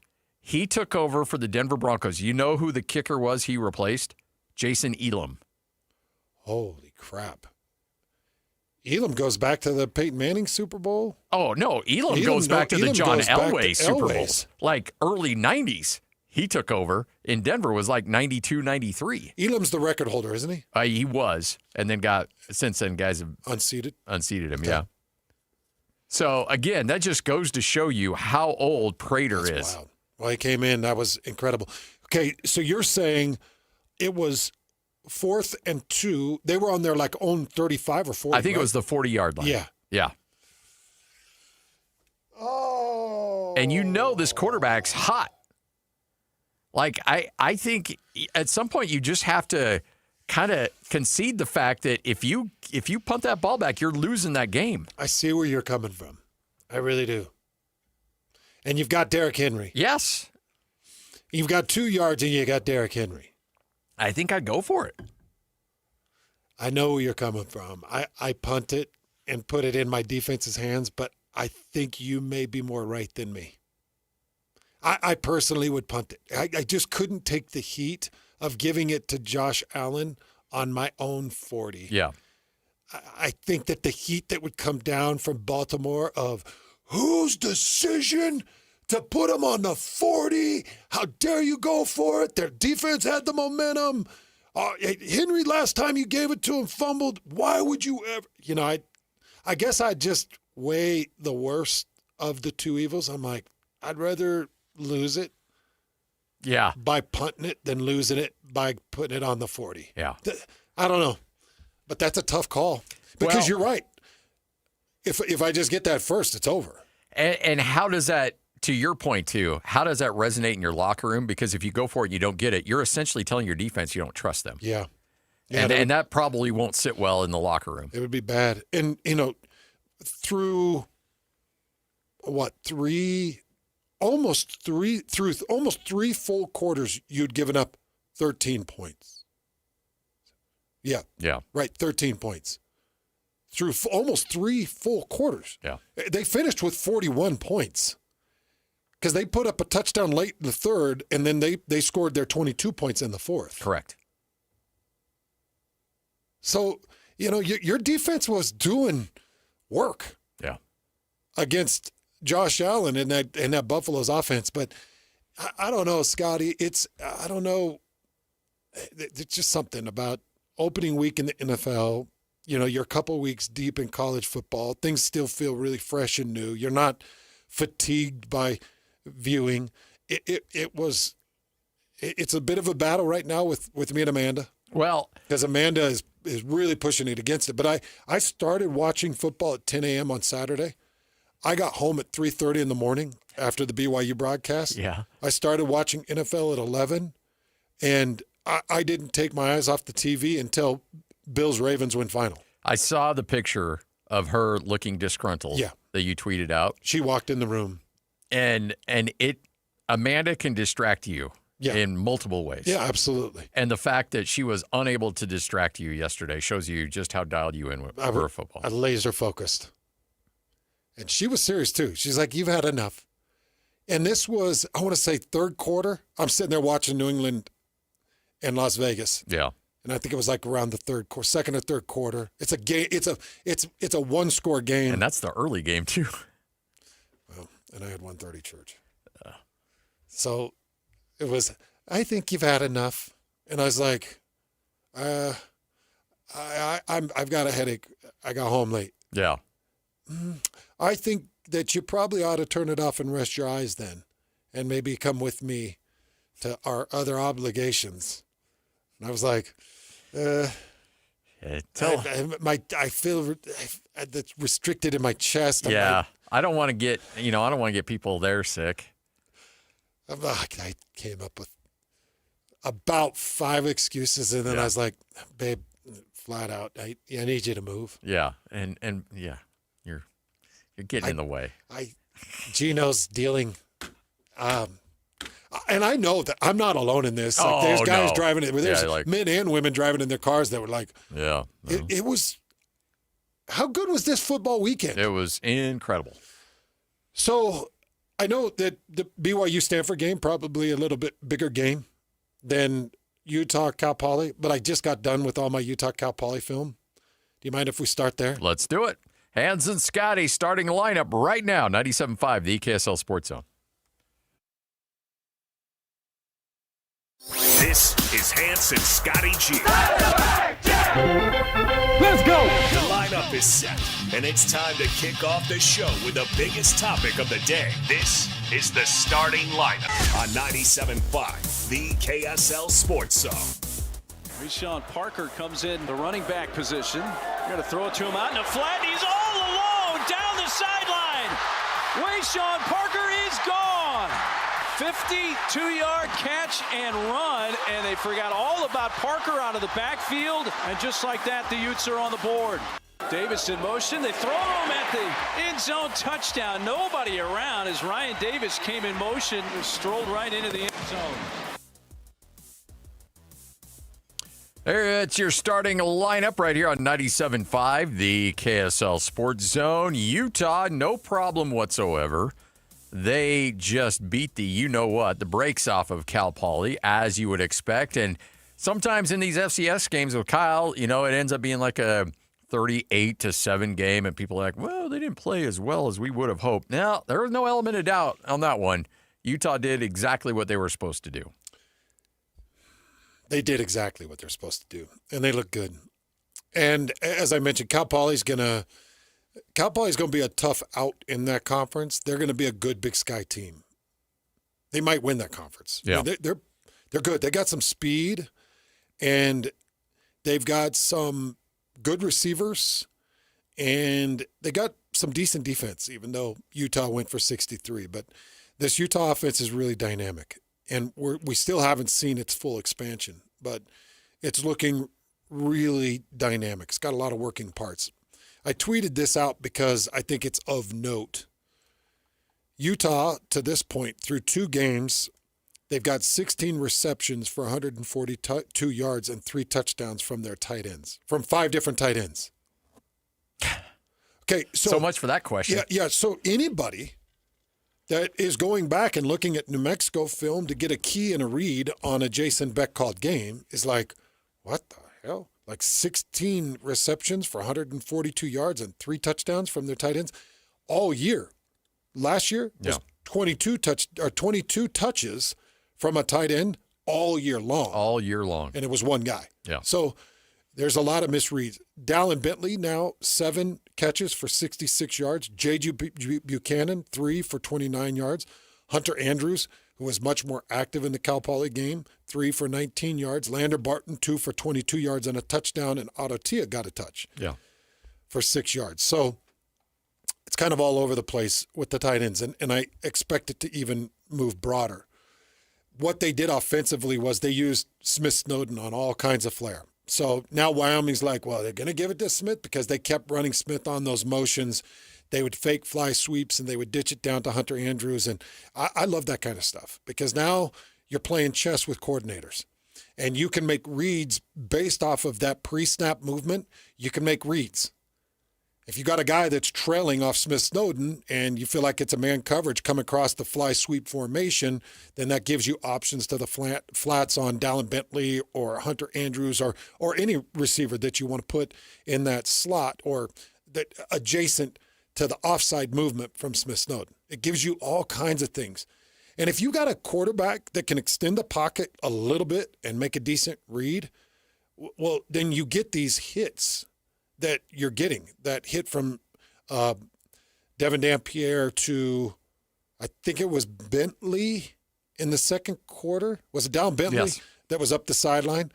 Or the play Wayshawn Parker. The play that Lloyd just played where, that was a 5-man pressure. You brought your will linebacker and you dropped it into the flats to Wayshawn Parker. You did have a rub route off of a slant from Merriweather that went really well.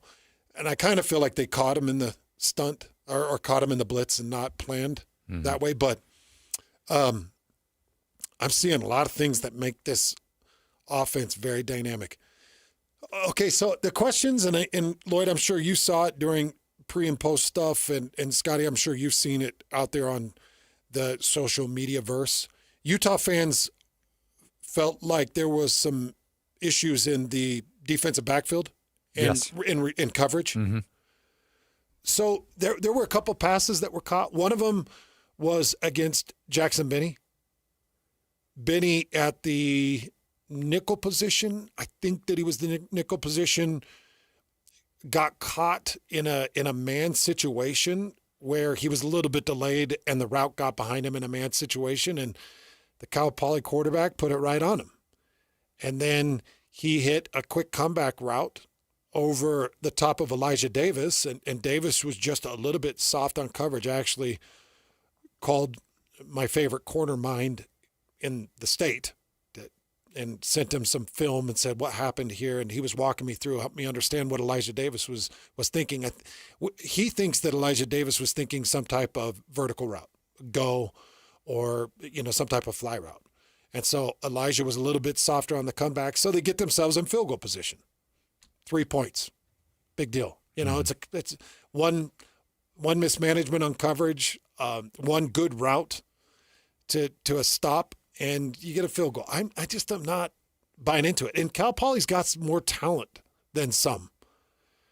You still believe Cal Poly beats Portland State by 28 plus. Okay. Yeah, 28 plus. And they play in November, I think it was. They when will we play. looked at it. Yeah. But they'll beat them by 28 plus. They've got some decent athletes. Defensively, they're so good. No Logan Fano, as Lloyd mentioned in the Sunday podcast or whatever it is. Yeah, the podcast that is released on Sundays. On Sundays. No Logan Fano. It didn't really matter. We saw a grip of defensive ends that were fantastic, and what was awesome was Paul Fitzgerald ended up leading the team in tackles. Yeah, a guy who we didn't see much at all the first game comes in the second game and plays really well. Plays really well. Looked good. And John Henry Daly goes and gets another sack. So. And a good clip you put of him and Cash. And Cash Dillon. Yeah. I cannot express to people, and you can kind of see it in Cash Dillon's body language. He gets chipped by the running back and kind of gets chipped to the inside.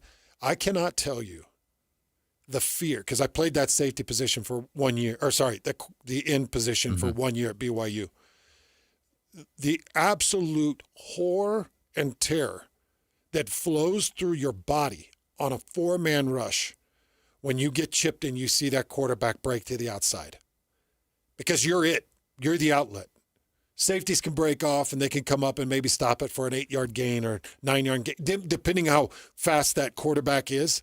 That quarterback wasn't bad on the break. Like, he's got a little bit of speed, and you could see it in Cash. He took off on a flat pursuit and ended up registering the sack. It looked like the quarterback got back to the line of scrimmage, but awesome speed. Really great conversion speed and great rush by John Henry Daly to force the pressure to the outside. So, look, you come out of that Cal Poly game, you combine it with the UCLA game, and you've got a lot to be excited about. Devin Dampierre, right now, 38 of 48. He's completing 80% of his passes. Lloyd, is that good? That's pretty good. That's pretty good. Yeah. All right? It's not bad. 400 yards passing in 2 games. Solid. 400 yards. Considering the competition in game 2, okay. For sure. Yeah, pretty darn good. 5 touchdowns. Really good. Okay, yeah, very, very, very good. 0 interceptions. Very, very good. Excellent. Considering he had 12 last year, that's excellent, good. Right? So right now he's got a 5-1 touchdown interception ratio. What did I say I wanted? A 3-1. So he's already building himself a nice little cushion and a nice little lead, and he'll build it even more against Wyoming. He's no Bird Ficklin, though. If you missed that Sunday podcast. We aren't giving you any details. Just know that Lloyd is on that Bird Ficklin freight train. Lloyd doesn't just like to scope birds. Yes. I'm not just any kind of birder. He's not just a birder. No. He's a Bird Ficklin fan. Yes. So we asked Lloyd, what's your favorite type of bird? He said, the Ficklin. The Ficklin. The fledgling Ficklin. The fledgling Ficklin. Hans and Scotty, 97.5, the KSL Sports Zone. All right, so if in retirement you want to go birding or whatever you want to do, guess what? We can make that happen for you. It's good to see you, man. Ethan joining us from Teton Wealth. Ethan, how you been? It's good to be here.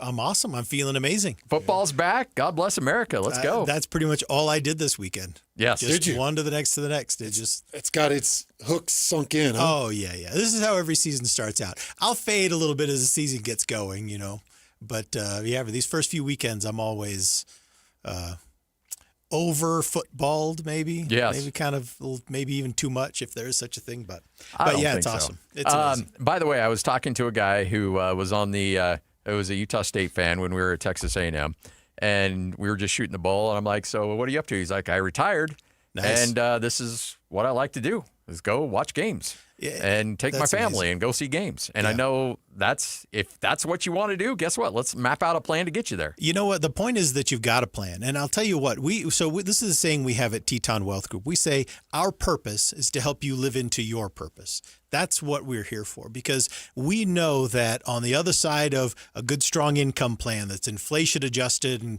and can go the distance, on the other side of a good investment portfolio that's doing the job, on the other side of all that is you living a life. This isn't just math. This is math that empowers you to live a life that you want to live, that you look forward to. So if you don't have an Ascent plan yet from Teton Wealth Group, call right now, 435-255-6331. While I'm here with you guys this afternoon, I'd like to make sure that we give away 10 of these Ascent plans to some great football fans. 435-255-6331. We'll do an Ascent plan for you. This is the same Ascent plan that we do for our client families, and we'll give you a number. We'll answer a number of questions for you and give you a number of things.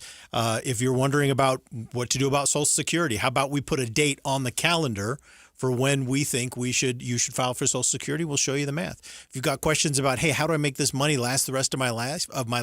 We'll show you how to do that. All of that's included in the Ascent plan. And for the Zone listeners today at 435-255-6331, there is no cost and no obligation. This is with our compliments and our thanks for reaching out. I just want people to understand, because I've sat down with Teton, I sat down with Ethan, I went through the Ascent plan, and it was a couple of hours. And then you get a second meeting where you're presented with the plan, and they explain all the numbers that you compile and put together and where you stand and what you need to do. This is hours of time from the top end minds in finances that'll sit down with you and just walk you through where you're at and what you need to do to get where you want to go. We are so proud of this process, and it's helped so many families, and it's really a great way to meet new families. So 435-255-6331. If you got questions about Medicare and how that works, boy, we'd just love to walk you through all that. It's going to be so valuable to you. 435-255-6331. We can't wait to meet you and do this for you. Please call. Take advantage of that free assessment. 435-255-6331. This is 97.5, the KSL Sports Zone. Bronco Mendenhall joins us next. The views expressed are the opinion of Teton Wealth Group and not intended as a forecast, endorsement, advice, or guarantee of any investment or results. Advisory services are provided through Teton Wealth Group, LLC, a registered investment advisor. It's game week for the Utes, and the KSL Sports Zone is getting you ready for kickoff. The Utes are 2-0 and look to wrap up their non-conference schedule undefeated as they hit the road to Laramie for a battle against Wyoming. Listen all week long for the best coverage of Utah football. Then catch college football Saturday game day at 10 a.m. with a post-game show immediately following the game on KSLSports.com. Let's go then. Let's go, baby. Your home for the best coverage of Utah football is live on air, online, and on the KSL Sports app. This is 97.5, the KSL Sports Zone. The Utah RV Super Show, the premier RV event of the year, is back at the Mountain America Expo Center Thursday, September 11th through Sunday, September 14th. Come see new 2026 models and special closeout pricing on all 2025 models. The Utah RV Super Show is offering family passes Thursday, September 11th for $10 per family. Unplug from distractions and plug into family at the Utah RV Super Show. Discount passes at UtahRVSupershow.com. At Peach Windows and Doors, they help homeowners stay in the homes they love while upgrading to the elegance, efficiency, and natural light of today. With hundreds of 5-star Google reviews, their clients know Peach Windows and Doors deliver what they promise.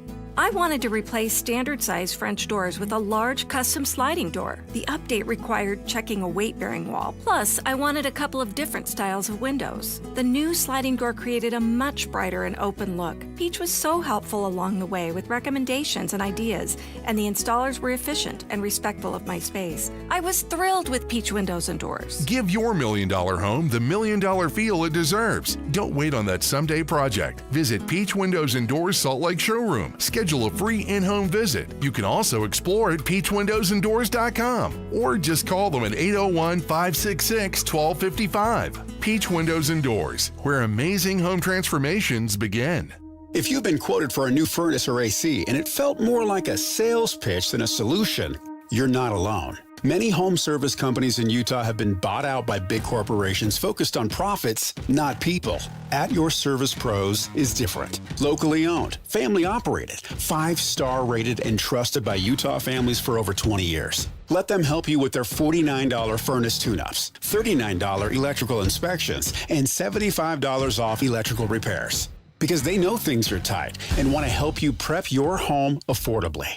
Get a free second opinion because you deserve honest answers. If your system can be repaired, they'll fix it. If it needs replacing, they'll show you affordable options. Their goal is to earn your trust, not upsell you. Let At Your Service Pros be your pro and go-to for heating, air, plumbing, and electrical.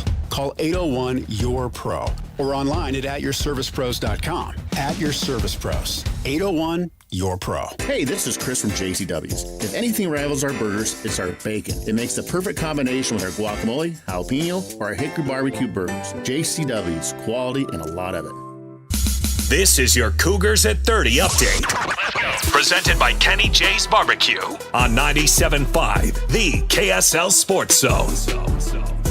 It is your Cougars at 30 update right here on 97.5, the KSL Sports Zone. BYU gets another victory, this one over Stanford. Bear Bachmeier continues to improve game after game, according to his head coach, Kalani Sitake. Just having more games, getting more experience is going to be really good for him, and seeing different looks. I think last week was a little bit easier and everything seemed to go well. And this one, he had to strain a little bit and had to read things and make checks and things like that. And that's what it's going to be more like. So I'm glad that he got this experience.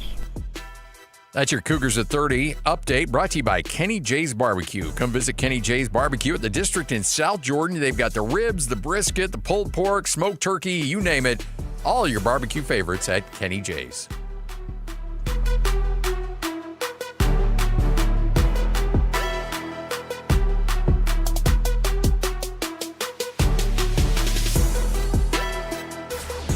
Nobody gets you ready for Utah football more than the KSL Sports Zone. Ready?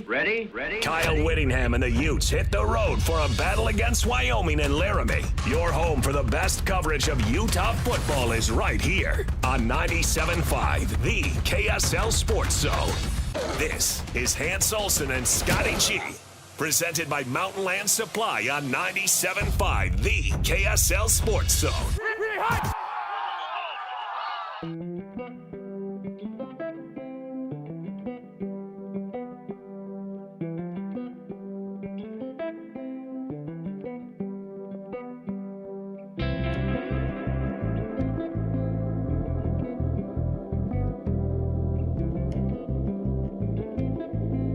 Hans and Scotty, 97.5, the KSL Sports Zone. We'll chat with Bronco Mendenhall coming up here in just a moment. How was the whole experience? So the college game day experience from hallowed ground. I was telling Lloyd this. So you get a little calloused, and I hate saying that, but you go to a lot of stadiums and you see a lot of venues, and you're just like, okay, whatever. And so you start to like take it for granted. That one was different. That one, you could really get the sense from the fans and the tradition. That place was cool. It felt like a lot like Nebraska, like really big stadium, but yet it really felt like a community there watching a game. How many can they put in there? 107. Oh, jeez. What do you think was there? They announced 100. But I think it was probably a little shy of that. Okay. But still as many as you've ever seen. Oh, yeah. Yeah. In a single stadium. For sure. Alabama, I think, was close to 100. I was at a Tennessee game where I think they broke 100, but yeah, I mean, it's a really cool venue, beautiful stadium, just an absolutely gorgeous stadium. So, how was the press box? Press box was very nice. Was it? Yeah, because that Texas stadium, I called the Longhorn game. Yeah. No, not nice. The worst press box I've ever been in was at LSU, and you'd think, okay, that should be a nice press box. It was horrible, disgusting. Yeah. But no, that wasn't the case here. Mine might have been Texas. It was rough. Yeah. UCF is really small, but it was fun to watch all the videos that you put out. Yeah. You put out a ton of extra coverage, and the videos were great, so you could kind of get a feel of what that stadium was like and what those guys were going through in those moments. Tough one for Utah State, losing to Texas A&M 44-22. Bronco Mendenhall, head coach of Utah State, kind enough to hang out with us. Coach, how are you? Hey, Coach. I'm well, thanks. How about you guys? Very good. Very good. So, again, like a golf shot, sometimes it's not as good as it appears, and sometimes it's not as bad as it appears. When you look at the film, what really jumped out at you after that game against Texas A&M? Oh, lots of things jumped out. The team's competitive spirit, the physicality, their willingness to play, their belief that they could go win. All those things manifest, as well as kind of doubling down on that at halftime. The execution component wasn't consistent enough really in any phase. Wasn't offensively, it wasn't defensively, nor was it special teams-wise. We reframed and had a really nice kind of plan coming out at halftime, made it 30-14, and then made a fourth down stop and had great field position. And I really believed at that point we were going to have a great chance to probably close it to a one-score game or a two-score game based on going for two, which we were going to be very aggressive, and then just couldn't quite close the gap through execution, and that's just where the team is. Some of our own mistakes with penalties and concentration issues, but also give Texas A&M credit. It's a good football team. They're talented, pretty challenging place to play, and we learned a lot about our team. Those defensive linemen for Texas A&M, very good. I'm watching Bryson Barnes, his game, and I love so many aspects of his game, Coach. And, I go through a game like Texas A&M. He dealt with some pressure. He had some tough moments, but he didn't throw the pick. He tried to make the best decisions in possession that he could possibly make. What was your takeaway from Bryson Barnes and his second game under Coach McGiven? Yeah, just growth, maturity, decision-making. The game is slowing down against a team that was speeding up, so the opponent was faster, more dynamic, and really better in every possible way than our first opponent. And his decision-making and the way he managed the game was, under all the circumstances, just took another step forward. And so I think he's going to have an exceptional year. I think he's going to continue to grow and improve. And two really distinct opponents, different lessons to learn in both, but I think he's just growing right before our eyes in terms of the number of snaps and the leadership role and how he's managing the game. I've, in calling games for Utah State, the Aggies usually play one of these games every year, and I've seen the team go one of two ways after games like this. Sometimes it takes a toll, and they take a while recovering from it, and sometimes they take some confidence from it and end up taking it to another level after the games and continuing that. What's your vibe after being around the team over the weekend, and how do you feel like they respond to a game like that? Yeah, I think just to be blunt, I think they're disappointed they lost. The rest of the world might not have thought that, but we believed we could play and play well in that game. We're disappointed that we didn't win. We would have loved to have it come right down the wire and have a chance. But our execution and really penalties, et cetera, just didn't allow us to. And that's my job, to prepare our team at a higher level to kind of hold regardless of that context. So I think they're really looking forward to playing again.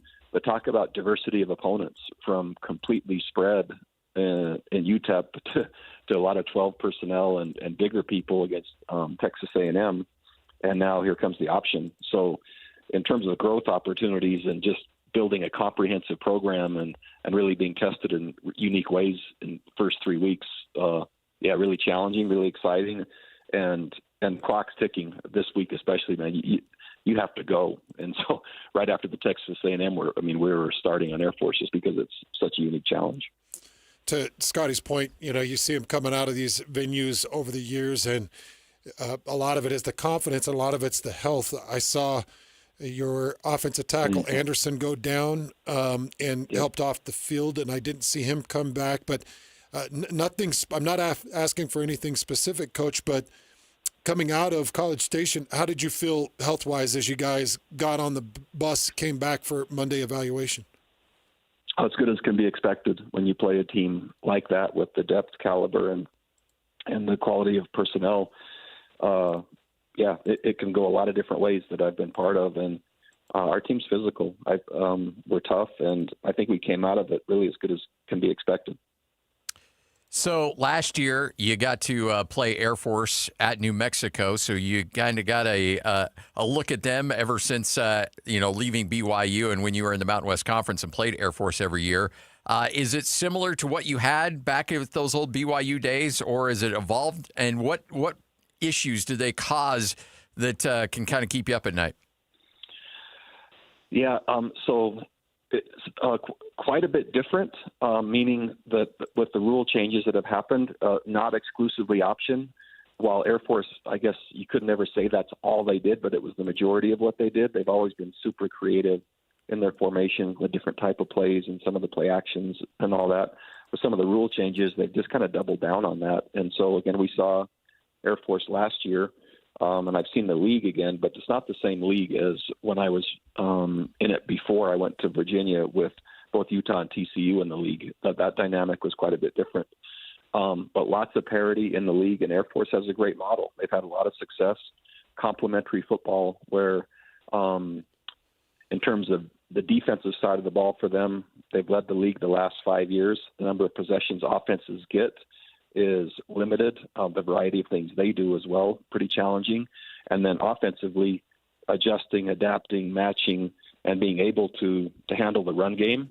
But really, the points a lot of times come just as in their opener with eye control and the safeties and the secondary, especially with balls going over their head or crossing their face or different things. And that's when a lot of their point production can really happen is through the pass game if you're not really keying correctly. These early bye weeks are so strange to me, Coach, and I don't know how I would have liked it as a player. I don't know how you like it as a coach, but Air Force playing week 1 against Bucknell and then taking this early bye week.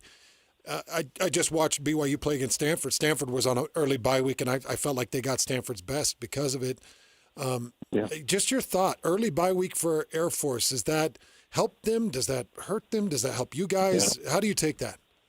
Man, I don't think anyone knows, and it can really be spun either way. There's, with the kids at Air Force, with the rigor and their schedule and all the things they have going, you could say, man, that's an extra benefit to just have one more week before they're balancing the whole thing a little bit heavier. But there's also plenty you learn about your team by playing a game and advancing, and it's hard to simulate that in practice. So I think it could be either, and we won't know, and they won't know until we play, what effect it had. So, again, I could go either way on it.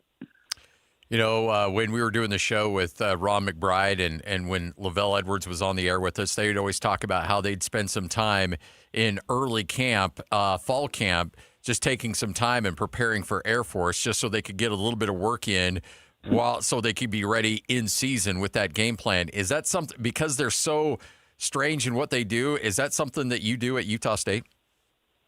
We don't do that during fall camp in terms of practice, but certainly the film study and the basic plan and the extra work we've done during the summer includes Air Force. And if you don't, there's just not enough time in the course of a day. And in most cases, I remember we used to stay up there in Colorado Springs before we'd play them, and the hotel had a tennis court.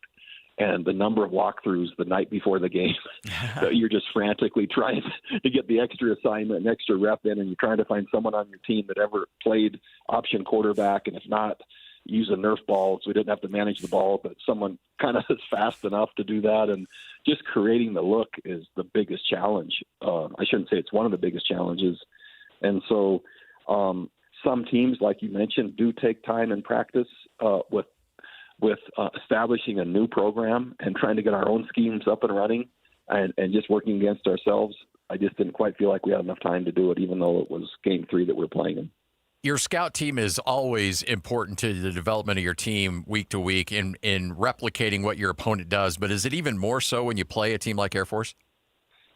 It's essential, and rarely can you get it staffed correctly, and you kind of mix it and match it. And the travesty that's happened now is the roster sizes are 105.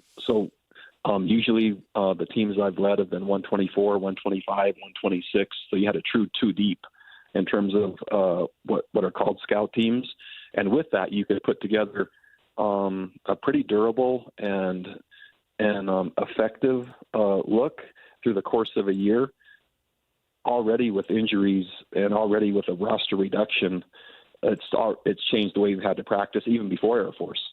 And so I really am opposed to the idea, right, especially for all the walk-on kids that have lost roster spots, but also just managing the health of a college football program and kids that have the opportunity at this level. I see a lot of negatives to what we've decided.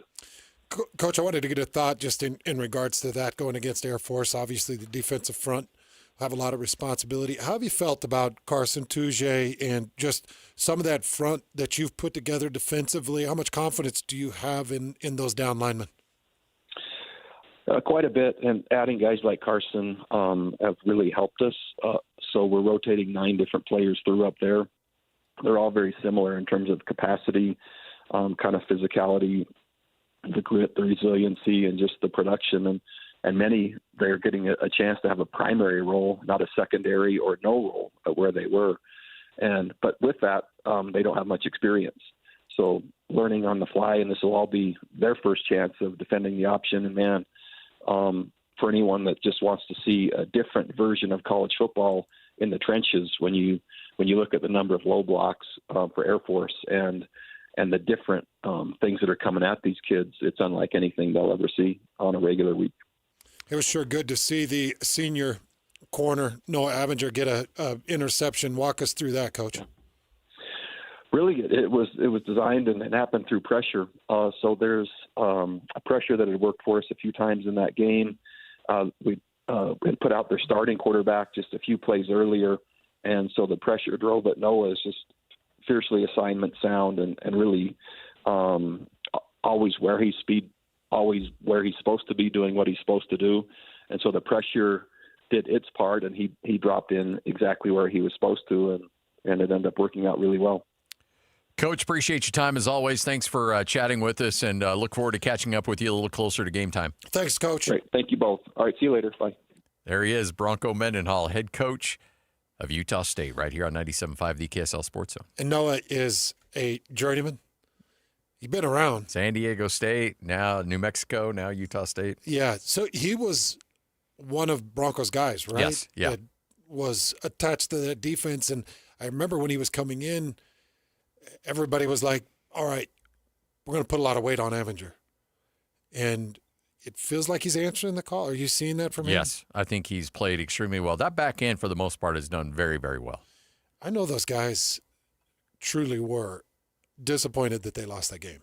Yes. Because in the first quarter, they're throwing punches. They had a really nice offensive drive. Like, there were moments where you're like, okay, let's just see how this goes. And Bronco was talking about it. Was it 30-14 or 32-14? Yeah, it was. I think it was fourth down stop. Yeah, it was 30-14. They get the fourth down stop, and they have a chance to cut it to a 2-possession game. And that's where the sacks started, isn't it? Yeah. Well, and the sacks started in the second quarter, and that's where I really felt like it turned. Is that was a 1-possession game at that point, and you start at the 25-yard line. You give up 3 consecutive sacks to one guy. Cassius Howell. And he terrorizes, and you go from the 25. He is a beast, by the way. Yeah. You go from the 25 all the way back to the 1, and then you're forced to punt it away. And it just, at that point, it really felt like you lost momentum. And then you're kind of on your heels because you knew that pass rush, they were just pinning their ears back at that point. So gave up 6 sacks, 9 TFLs. I feel pretty decent about the defensive front against Air Force. I feel pretty darn good about the defensive backs. I do too. I think I feel really good about the run game. Yeah. I think between Jacobs and Davis, I think you're fine. I feel awesome about the quarterback. Okay, so now let's get to the heart of that offensive line. Let's just figure out a couple of things. Look, they played against the best on the outside. Yeah. Hal's one of the best in the country.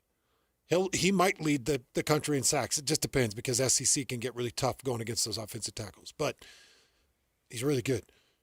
Just calm it down. Figure out your offensive front, and you're going to do very well in Mountain West Conference play. Nobody is going to get after your quarterback again the rest of the season like what you just experienced. Nope. So don't expect reset some things, keep the confidence up. You're going to be fine. All right, what you may have missed coming up next, you'll hear from Kalani Sitake coming up at 1:05, Kyle Whittingham at 2:05. It's Coaches Monday right here on 97.5, the KSL Sports Zone. It's game week for the Aggies, and the KSL Sports Zone is getting you ready for kickoff. Bronco Mendenhall and the Aggies return home to Logan to open up Mountain West Conference play with a showdown against Air Force. Listen all week long for the best coverage of Aggie football. Then catch the play-by-play action beginning with the Aggie pregame show game day at 6:30 on 1280 The Zone. Your exclusive home for Aggie football is live on air, online, and on the KSL Sports app. This is 97.5, the KSL Sports Zone. It is up, it is running, and it is spectacular. Bar W Beef and the Bar Dub Restaurant down in Nephi. And Hans, you and I are going to be there coming up tomorrow. Yeah, tomorrow we'll be at the new restaurant. Let's go. If you're making that journey south or you're coming up north from south, get off that exit there in Nephi, and you'll see the big white building that looks like a barn, but it's brand spanking new. Come out and just see what it's all about. The Bar Dub experience. You can pick up one of those spud nuts, the fresh deep fried donut that's incredibly soft, covered in incredible stuff too. You can get it a couple of different ways. You could pick up a milkshake, but more importantly, try their amazing burgers. The burgers are absolutely incredible. We're going to be there tomorrow. We'd love for you to come by and hang out with us. And if you want meat delivered right to your house, go to barwbeef.com. That's barwbeef.com. Got an app idea? You're sitting on a gold mine, but stuck on how to bring it to life? Meet Dev Simplify, your superheroes for web and mobile app creation. Dev Simplify. DevSimplify.com. Just ask Coach Mike with Practice Planner Live. You know, as a coach, technology isn't my strength, but Dev Simplify took my idea for Practice Planner Live and turned it into the top practice planning platform on the market. They transformed my non-technical vision into an incredible web and mobile app that coaches like me now can't live without. See, you don't need to be a tech wizard. Your idea plus Dev Simplify's superhero software skills equals a big win. Right, Mike? You know, I had big plans for my app, and with Dev Simplify's help, it's now a thriving must-have platform for all coaches. Dev Simplify, turning your brilliant ideas into amazing web and mobile. No tech skills required. Visit DevSimplify.com and let the magic begin. DevSimplify.com. This is Ethan Millard with Teton Wealth Group. In retirement, you need a plan for these unavoidable problem areas: income, investments, taxes, healthcare, and a legacy plan. These are unavoidable. You will have to deal with this whether you're ready or not. So be ready. Call Teton Wealth Group today at 844-838-6600. Because you're a Zone listener, we'll do a full ascent plan for you at no cost and talk you through all 5 of these unavoidable retirement problem areas. Call Teton Wealth Group at 844-838-6600 or visit us at retireteton.com. So my mother is thinking of switching from Verizon to Pure Talk, but she's worried the deal sounds too good to be true. Michael, she said, how can those Pure Talk people offer me the same basic service as Verizon for so much less money? I said, Mom, go ask Google how much Verizon spends on advertising and promotion. A few seconds later, my mother said, oh my goodness, $12 billion a year? That must be a typo. I'll tell you what I told my mom. It's not a typo. Verizon spends $12 billion a year on advertising and promotion, and their customers are paying for it. Well, Pure Talk doesn't spend that kind of money on commercials. Trust me, I would know. Consequently, they can offer you and my mother unlimited talk, text, and plenty of data on a blazing fast 5G network for just $25 a month. Dial pound 250 and say the words Mike Rowe, and you'll get an additional 50% off your first month. That's pound 250 Mike Rowe. Pure Talk, everything you need and nothing you don't. If you've ever had to deal with a plumbing problem, you may have felt the pain of realizing you don't know any plumbers. Whether you're trying to stop a leaky faucet, fix a running toilet, replace your old water softener, or install a tankless water heater, the plumbers at Any Hour Services can help. All you have to do is call Any Hour Services or schedule an appointment at anyhourservices.com. Help with plumbing maintenance and repairs is closer than you think. Call Any Hour Services or schedule an appointment at anyhourservices.com. No one helps more homeowners than Any Hour Services. I'm Walker Kessler, and I play basketball for a living. So I know how important it is to have the support of a team you can trust. That's why I love UCCU. UCCU is more than a credit union. They're a true financial partner, a local team of experts your entire family can trust at every step of your financial journey. Just visit uccu.com and elevate your banking experience. Get ready to ride at the Edge Power Sports this Friday and Saturday, September 12th and 13th from 9:30 to 4 p.m. It's your chance to hit the road at the Suzuki Demo Event. Suzuki is here with their full lineup of street bikes, and you can take one for a spin. Don't miss the action at the Edge Power Sports in Draper. Details online at gettotheedge.com. The Edge Power Sports, where adventure begins and the thrill never ends. Some restrictions apply. Rider must be 21 and older with a motorcycle endorsement. 3, 2, 1. This is your Utes at 50 update. 158! Presented by Kenny J's Barbecue on 97.5, the KSL Sports Zone. It is your Utes at 50 update right here on 97.5, the KSL Sports Zone. Devin Dampier enjoying his first game at Rice-Eccles Stadium, putting on a show against Cal Poly. It's been awesome. Just starting out from our team, especially with a lot of new guys. We took it very personal to come in here and, let's be Utes. Obviously, we have different cultures coming in, but we're all Utes at the end of the day. So as a team, that was awesome. And just being in the stadium, it was as electric as, everyone talked about it. Those fourth downs, I know our defense heard it. They got loud for them. Our touchdowns, I very much heard those as well. So it was awesome. This update brought to you by Kenny J's Barbecue at the District in South Jordan. Best barbecue in the state. Available for you at Kenny J's Barbecue.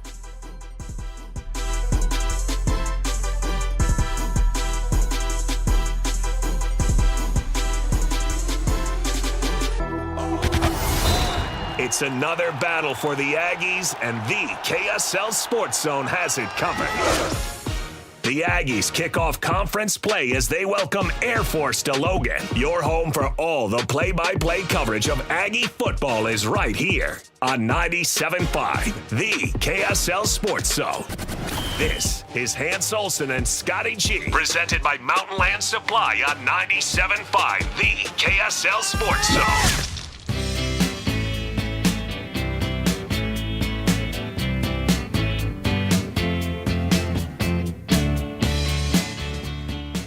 Hans and Scotty, 97.5, the KSL Sports Zone. A little proud, Mary. So I think I'm going to go to like an outdoors store and get one of those little campfire pans, just those steel pans. Yeah. And we'll just bring chopped wood in. Yep. And you and I'll just build a nice little campfire here for every show. And it would be like we're talking football over a campfire. Yes. And we can get warm. We can huddle around it. We'll have a real fireside type of show. And I know we got a lot of things. We could hit 5,000 things here in what you may have missed. But the big noon kick. Yes. For Utah against Texas Tech was announced. So 10 o'clock a.m., Utah, Texas Tech. That's a big one. 10 a.m. For BYU fans, that same evening, 8:15, BYU will be kicking off against the Colorado Buffalo. But I wanted to mention this to you and what you may have missed. So did you see the whole Steve Sarkisian thing? Yeah. I don't know what exactly is going on with Arch Manning. But something's going on. He did grimace. Yes. Now, he was asked about it, and Arch Manning said no, I've got to make that throw. His quote is, no, I've got to make that throw. Wingo was open. He ran a good dig route. I got to make that throw. So he's saying that he was throwing that ouch face, because he missed the throw. But a reporter went to Steve Sarkisian and was like, hey, it appears that Arch Manning's in pain when he's throwing.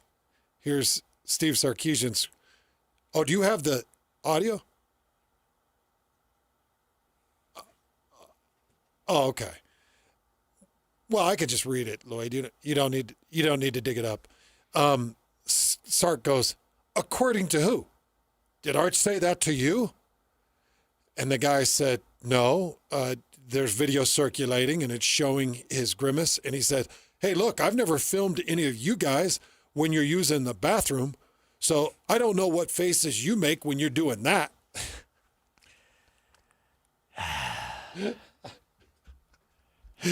You know, Sark he's just different, man. He's a different cat. Has he always been that way? Yeah, always been that way. He's not afraid to step in things. Like he'll get poo on his shoe and he doesn't care. Yeah. He'll just wipe it off on the carpet and be like, what poo? Yeah. Oh, yeah. You've got it, Lloyd. Here's Sark in the quotes. Arch Manning seemed to be having some throwing pains by the According to fourth who? quarter. Arch said that to you? No. Oh, according to who? It just looked like he was. He doesn't have any. Is there an explanation to why it looked like that? I don't know. I've never filmed any of you guys when you're using the bathroom, so I don't know what faces you make when you're doing that. Was that the SID in the background? Like, we're going to wrap it. Wrap it. SID's like, oh, man, why do I got to deal with this? Steve, can we not talk about the bathroom habits of our media? Please. Please. I don't ask much. And are you saying Arch Manning was using the restroom? Yeah, that's the other thing, too. Is like, well. Huh? I don't film you using the restroom. No, we're not asking about Arch Manning's restroom. We're talking about when he grimaces after a throw he tried to make. Is Arch taking a page out of Stink's playbook? Yeah, relieving himself on the field. He went on, he said, there were a couple times where we had some crossing routes where I didn't feel like we had brought his feet to where he wanted to throw the ball, which in turn forced kind of a little bit more of a sidearm delivery, which isn't his style of throwing. So, everybody's going to have 1,000 questions. Arch Manning is going to be questioned. He was the number 1 overall team coming into the season. Then they suffered the Ohio State loss. They dropped. Probably a good thing, taking some of the cameras off him, but you're not taking the attention off Arch Manning. Nope. It's all squarely placed on him. And then everybody's like, he's an overrated quarterback. And then he goes out and he has a really good week last week. And it looked good outside of some of the grimacing and a missed throw or two, but he's going to be just fine. 300 yards against San Jose State, which it's San Jose State. You should have 300 yards. You should have 300 yards at halftime against San Jose State. Yeah. All right, Hans and Scotty, Ethan Millard with us from Teton Wealth. It's time for you to get things in order. That's because before you know it, it's going to be retirement time. Yeah, that's absolutely right. And, it sneaks up on everybody. But we all get there in the same spot. So all of us, no matter where we are in this life, when we hit that retirement age, we all land in the same spot, and that is a 401k and no job. And so what do you do from there? How do you make it the rest of your existence? How do you make sure that you're enjoying yourself in retirement? Well, this is where the Ascent Plan comes in at Teton Wealth Group. So if you don't have an Ascent Plan yet, call right now, 435-255-6331, because we're going to give away 10 to the 10 of you that'll call in today, 435-255-6331. Among the things we're going to talk about, when are you going to take Social Security? How about we put a date on the calendar for that? What are your options going to be through Medicare? How do you make sure that you protect your portfolio so you can spend the money and you don't lose it in things like market volatility? How do we make sure that you stay tax efficient? Most of all, how do we make sure that we connect your finances to your lifestyle so that you can do the things you want to do and live the life you want to live? I mean, that's what it really comes down to. And so if you haven't had a chance to do that yet, boy, you really deserve that. You deserve the chance to see how to put together a retirement plan in the best possible way. That's why we do the Ascent Plan. So 435-255-6331. There's no cost and no obligation for this. And you're going to love it. We'll also include a copy of our new book, How to Retire Without a Financial Advisor. And I'll tell you who this would also be good for. If you are coming up on retirement, maybe let's say it's starting to occupy your mind. Right? You're getting close enough to where you're thinking a lot about it. It's time. But also, if you're younger and you've got an old 401k floating out there for a company you don't work for anymore, why not use that as the anchor? Why not take that and say, hey, let's use this as the anchor, the seed, and then plan from there where we want to go. So 435-255-6331. You guys, I know you're going to love this experience. I know I'm not the only one that I suffer from anxiety when I've got something I should be doing and I'm not doing it. Yeah. And retirement gives me anxiety. Yeah. It's the thought of, am I where I need to be? And when I sat down with you guys, it alleviated so much of that anxiety because it gave me a map. Yeah. So if you're dealing with daily anxiety, by the way, that's going to help. That's going to force you to suffer sleep and all kinds of health issues. Stop that. Yeah. Just call Teton and let's get it squared away. Take that first step, and I promise you it's going to alleviate a lot of that fear. Honestly, that is the number one thing that happens right off the bat after we go through this process. And this is the same ascent plan we do for our client families. You're going to see less anxiety. You're going to have more confidence. And it's just from having a plan. So if you're like that as well, and I know what that feels like, because money doesn't buy happiness, but when you've got money problems, it's hard to find happiness. Yeah. Yes. And so call right now, 435-255-6331. Again, that's 435-255-6331. We cannot wait to do this for you. 435-255-6331. You're going to hear from Kalani Sitake coming up next right here on The Zone. The views expressed are the opinion of Teton Wealth Group and not intended as a forecast, endorsement, advice, or guarantee of any investment or results. Advisory services are provided through Teton Wealth Group, LLC, a registered investment advisor.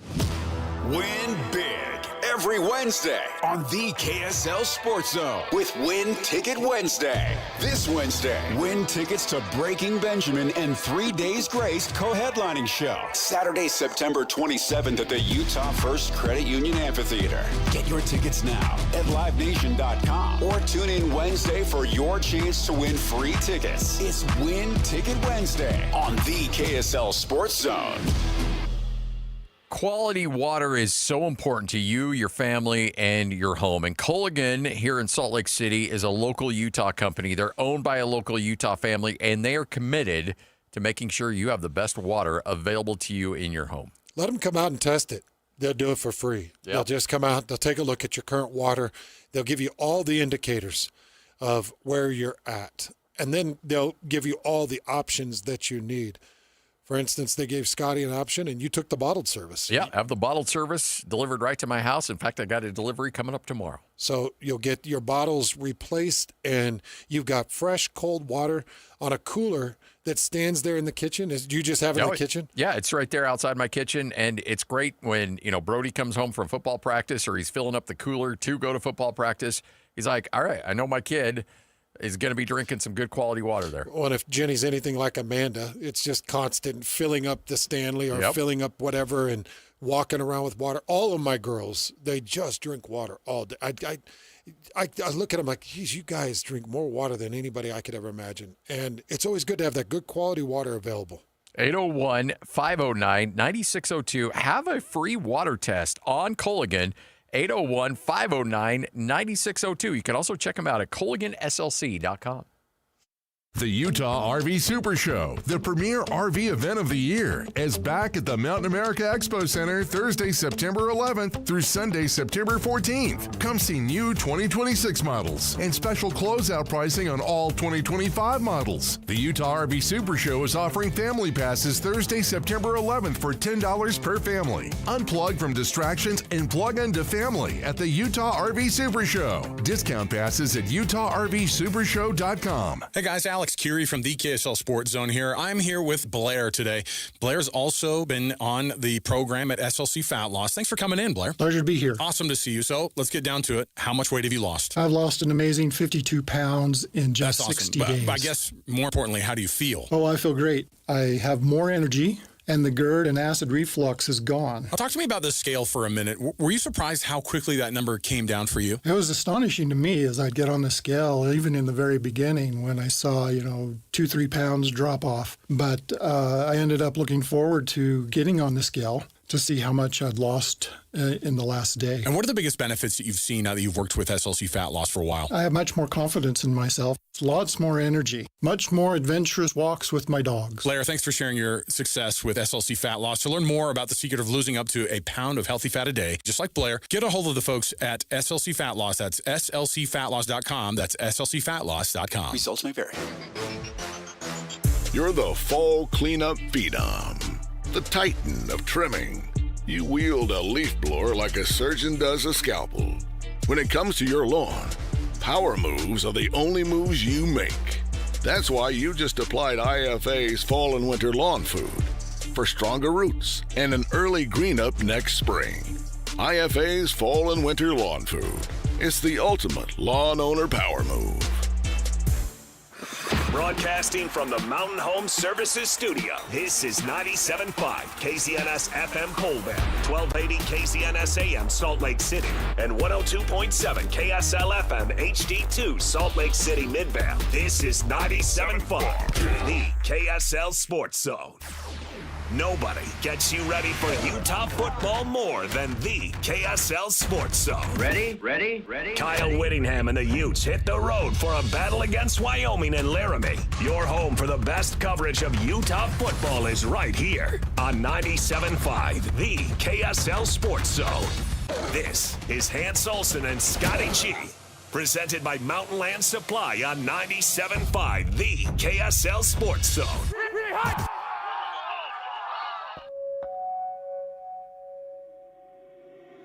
Reach out, touch faith.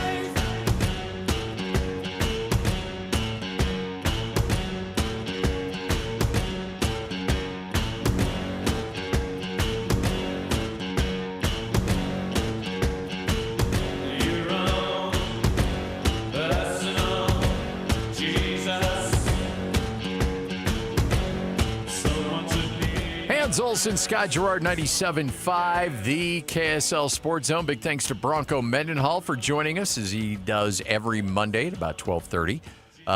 If you missed it, it'll be available to you in podcast form. Just search Hans and Scotty on the podcasting platform of choice. That'll also be your home of your Sunday, day after football in the early hours of the morning podcast. You get that every Sunday at about, 9, 10 a.m., whenever Lloyd feels like it. You know, Scotty, yeah, seriously. Actually, it's been a lot better. I know. Yeah. I know. It was downloaded pretty quick. Yeah. On Sunday. I was like, okay, we got it going. I actually look at the two games both BYU and Utah have played. And I think they're fairly similar. One in FCS, the other one probably a 3-win team in their given conference. Mm-hmm. UCLA probably wins 3 games. Maybe 4 in the Big Ten. Stanford, 3 games. About that, yeah. Maybe 4. And I'm including their non-conference as well. Stanford might only win 2. They lost their Hawaii game. And if they don't switch out Bengal Branson, they will win 1 or 2. It's one of the worst quarterbacks I've ever watched. I'm sorry, dude. It's bad. It's bad. And I'm texting with people, and I'm like, how is this happening? And there's some people that are defending it. Like Frank Reich, he's got that NFL mentality, and he believes that if you show faith in a quarterback, well, that might be an NFL quarterback. Branson's got no talent. No, there's nothing to work with. Feet are in mud, and Jay Hill, it was like taking shots with buckshot on a decoy that's sitting in a duck decoy that's sitting in the water. Just like, of course you're going to hit it because it's not flying. Jay's just like, all right, well, let's, I don't know, the 2 edge blitzes worked. Should we try a nickel one? Yeah. Oh, that worked. That worked. Well, should we try a safety one? Yeah. Yeah. Oh, that worked. Well, I'll be darned. That worked too. It's because he's not moving. And he can't throw. And then when he does throw, he overthrows, and there's Raider to Mooney like, thank you. That's gifted. That's the easiest interception he'll ever have. Yeah, just a nice overthrow, and Raider's sitting right where he's supposed to be, over the top. I haven't seen the lack of mobility like that since Leadfoot Bledsoe. Go back to Drew Bledsoe? I don't think his actual nickname was Leadfoot Bledsoe, was it? Yeah. Did you ever see him run? Looked like he had lead in his feet. Yeah, I watched that roast again. He was pretty good. Yeah. His roast portion. You went back and watched that thing again? Yeah, wow. Doing the treadmill thing. Yeah, by the way, I watched the whole documentary on the Branch Davidians. Highly suggest. It's good. It's a 3-part series. Goes through David Koresh and where he came from and why he did what he did. And I had completely forgot. You know, Timothy McVeigh was on scene. He was there. Really? Timothy McVeigh came to the compound when the media was all collecting, and he was handing out all of this, all of these notes and letters that were anti-government, because they show him. The media was sitting there filming him. Wow, because that was he. It was 1 year to the day. Remember? Can I just say, had I known that Leadfoot Bledsoe was going to bring up Timothy McVeigh, I wouldn't have done it. I just wouldn't have done it. I wouldn't have brought it up. Well, it is on you. I don't know how it ended up with Timothy McVeigh, but yeah, the Oklahoma City bombing was either 1 or 2 years, but it was on the day. You remember? I didn't know they were the same day. Yeah, on the day. That's crazy. August 19th. So it was the day that the government finally took out, the FBI finally ended the whole thing. Dude, and that was a bigger tragedy than I remember. Oh yeah, that was rough. Oh, yeah, dude, the way that people died. Yeah, it wasn't pretty. Watch that documentary. I will. All right, Hans and Scotty, 97.5, the KSL Sports Zone. From Jay Hill to Drew Bledsoe to Timothy McVeigh, and now to Kalani Sitake, head coach of BYU.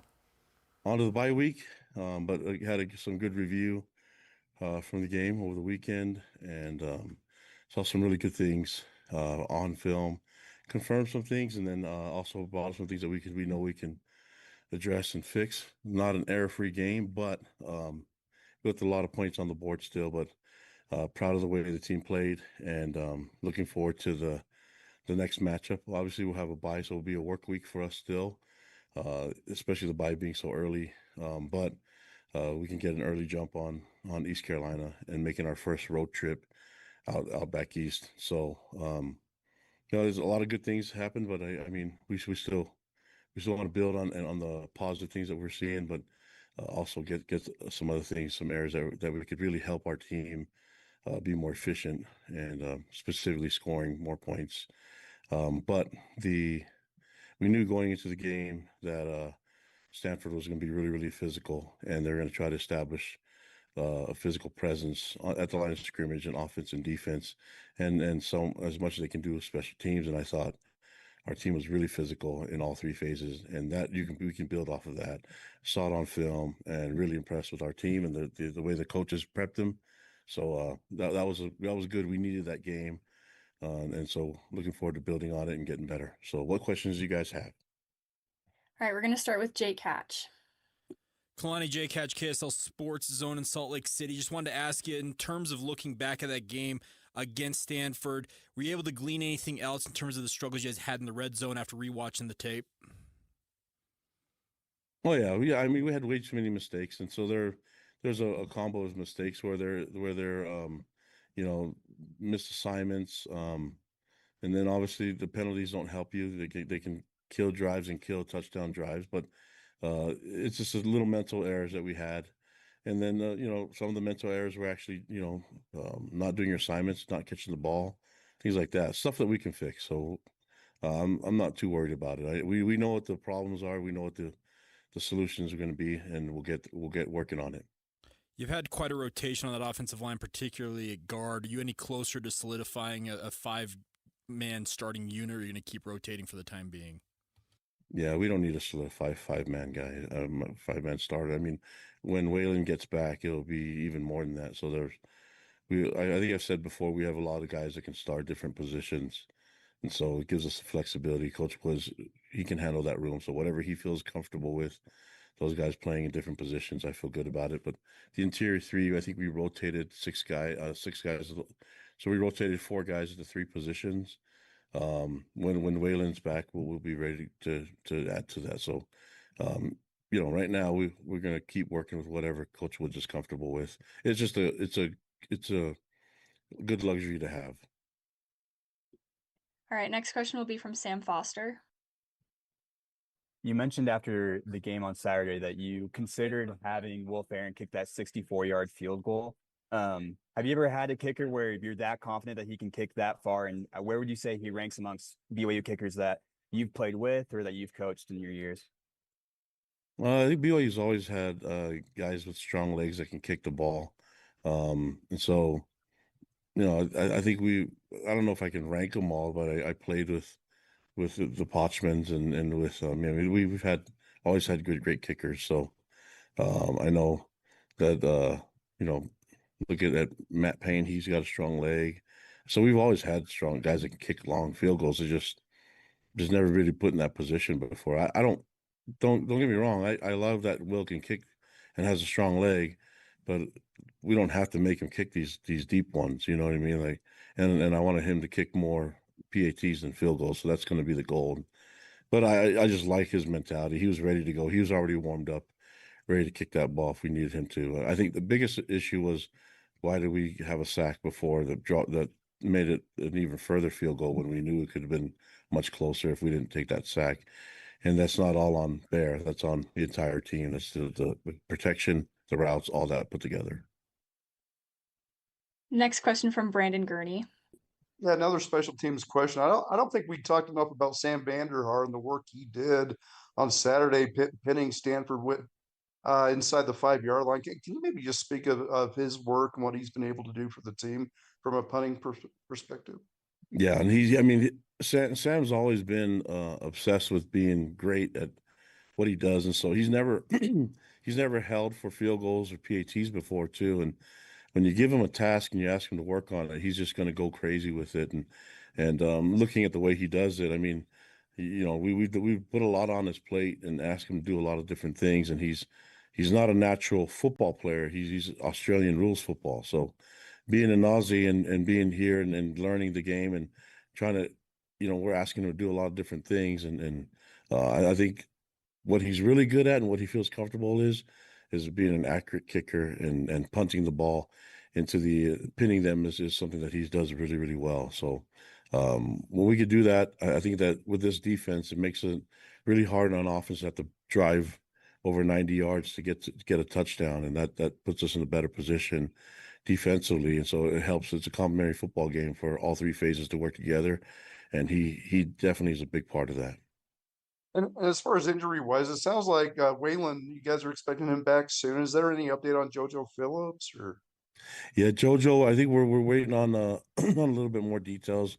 There's going to be some time with him, but looking at Waylon, we were expecting and hoping that Waylon will get done. It all depends on this week. We know for a fact he'll be back the week after. We're just hoping that with this bye week that this can give him some extra time, get him ready to go against East Carolina. Next question from Mitch Harper. Kalani, you noted that this is going to be a work week for you guys still to get an early jump on East Carolina. How will this bye week be structured differently at all with it being so early in the schedule this season compared to years past? Well, we want to still keep in the rhythm of our offense and defense. I mean, we knew about this bye a long time ago, so we prepped for it. So we know what we're going to do practice, and we also can't just it can't be like a regular work week where you guys get some wear and tear. I mean, you got to do enough, but you to keep to keep on top of it and keep consistent. But then at the same time, we still want to gain our legs back and get fresh. And so the balance would be everybody's different at different levels. So I don't know if the starters will have the same same type of week as the backups. And so it all depends. We still have guys that are still developing in the program. So it's hard for me to lump it all into one. But if I'm talking about the starters, it definitely will be work, but not as much work as we had last week. But we still need some things to improve on. So we'll do whatever it takes to get better as a team. But that means that this week's got to be important. It's not a week off. And to follow up in terms of getting better as a team, like how much of the focus do you want on the offensive side to be the passing attack and developing that chemistry to stretch the field? Because that's always been a staple of your guys' offense in the past. Yeah, I think we're working towards that. I mean, I think looking at the game, the entirety of the game, the feel, I felt like Bear made some really good decisions. We also made some safe decisions, and that's okay. You know, we don't anticipate putting it all on him, and so having the defense that we have and understanding the game, the run game that we have with LJ and Sione, and what the O line likes to do. I mean, we will put all those things into play, but when we get towards the next phase, I think the more comfortable Bear gets with this offense, and even in game situations and these type of environments, is going to be really good for him. So I mean, it was quite hectic seeing some new looks and things like that, but I thought overall he had some great decision making moments and throughout the whole game, and took care of the football. And not a lot of the issues are going to be on him entirely. He can lean on veteran receivers, a veteran O-line, and the veteran backfield. So we'll keep working on it, but I think I feel like it's progressing the right way. Next question from Jake Hatch. Kalani, you talked about the progression of Bear. Is it simply just going to take more reps in games, or can you do anything in practice to speed up that process for him? Well, we didn't really hit him in practice, but he ran a guy over to get in the end zone. So, you know, I mean, the practice has to be actually realistic to what he can do and what he's capable of doing and what he wants to do. And so we'll practice the right things, make sure we get him in the right position, make sure that we have the right protection so he's not getting hit in the back when no one's even blocking edge rusher. So that'll help, you know, but those things we don't really need much attention from him. Those are things we just need to have all the other 10 guys doing their job. And if we can do that, it'll help him out a lot. And we you know, I just talked about a veteran receiver group with a lot of talent, tight end room, O-line and backfield. So I think everybody else needs to step up a little bit more and make it an easier and a quicker transition for Bear. Next question from Sean Walker. Yeah, Coach. Last week when we were walking in, we heard the loudspeakers going off, and A-Rod actually mentioned that you guys were using kind of some of that piped-in crowd noise for the defense because LES gets so loud when the opponent's on offense on there. Will there be kind of similar things that you guys work on, like sort of the logistical aspects of playing on the road, I guess, that you kind of work on through the bye week and as you prepare to go on the road for the first time? Like Yeah, that? of course. Yep, of course. And I mean, we're not the only team that does that, but you know, we got a little bit of that in camp, fall camp.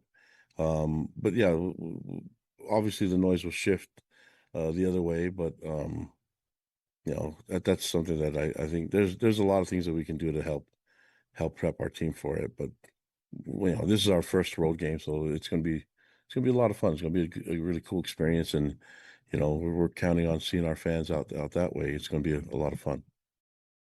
There he is, Kalani Sitake, head coach of BYU, right here on 97.5, the KSL Sports Zone. What about punting? I mean, how in punting, how is there, we just see the guy kick the ball. What details go into punting in situational football? I don't even know where we were at.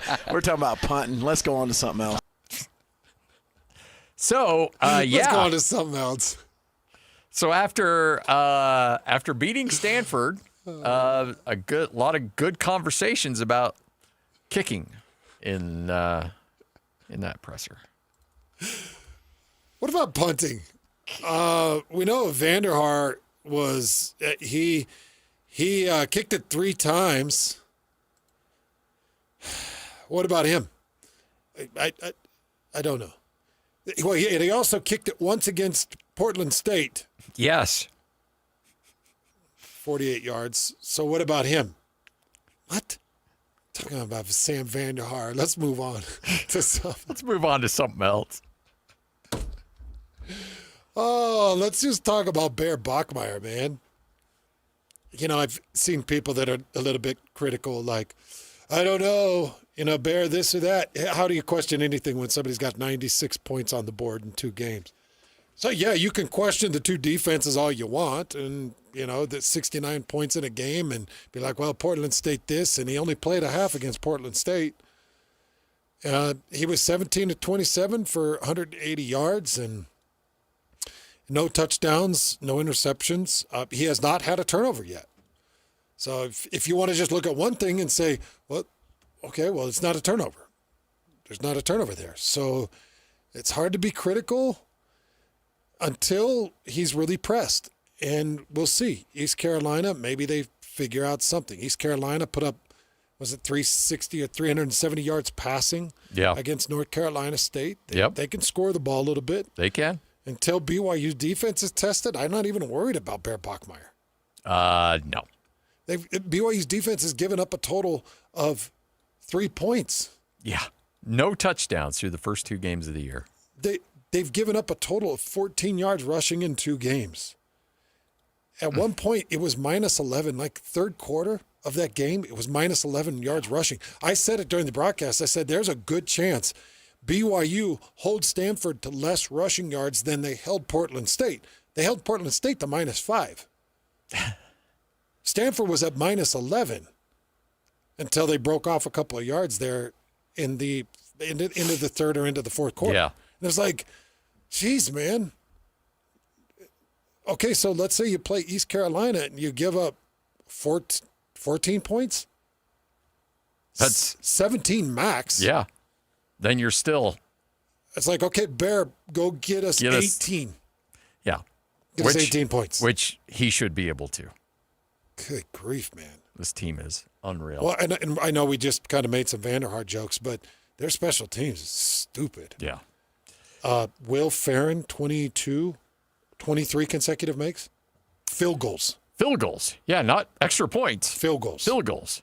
Including 4 or 5 50-plus yarders. Yeah.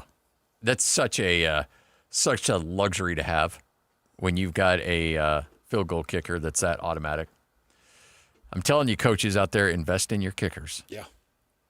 They do work. Because if you're like, well, I need a scholarship for my 7th tight end. No.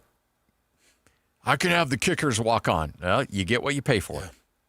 I've got $45,000 that I can spend on. Go spend it on a good kicker. Go get a good kicker. Let's see. Will has 28 points in 2 games. That's crazy. Will Farron, the kicker. As opposed to a combined 3 from your opponents. Yeah. He's got 28. Will Farron is outscoring opponents 28 to 3. Yeah. All right, Ethan Miller joining us right here on 97.5, the KSL Sports Zone. We talk about the ability to have your head hit the pillow at night, and you're like, okay, because I'm an insomniac. I can't sleep, and when I am at night, I'm thinking about all the things that are going wrong, and I got to fix this, I got to do this.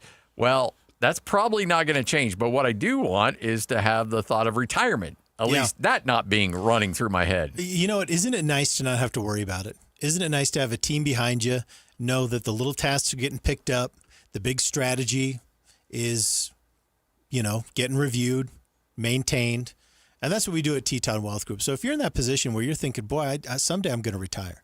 We all will someday, right? You're going to either leave the workforce or you're going to be forced out of the workforce. One of those two things is going to happen to each one of us.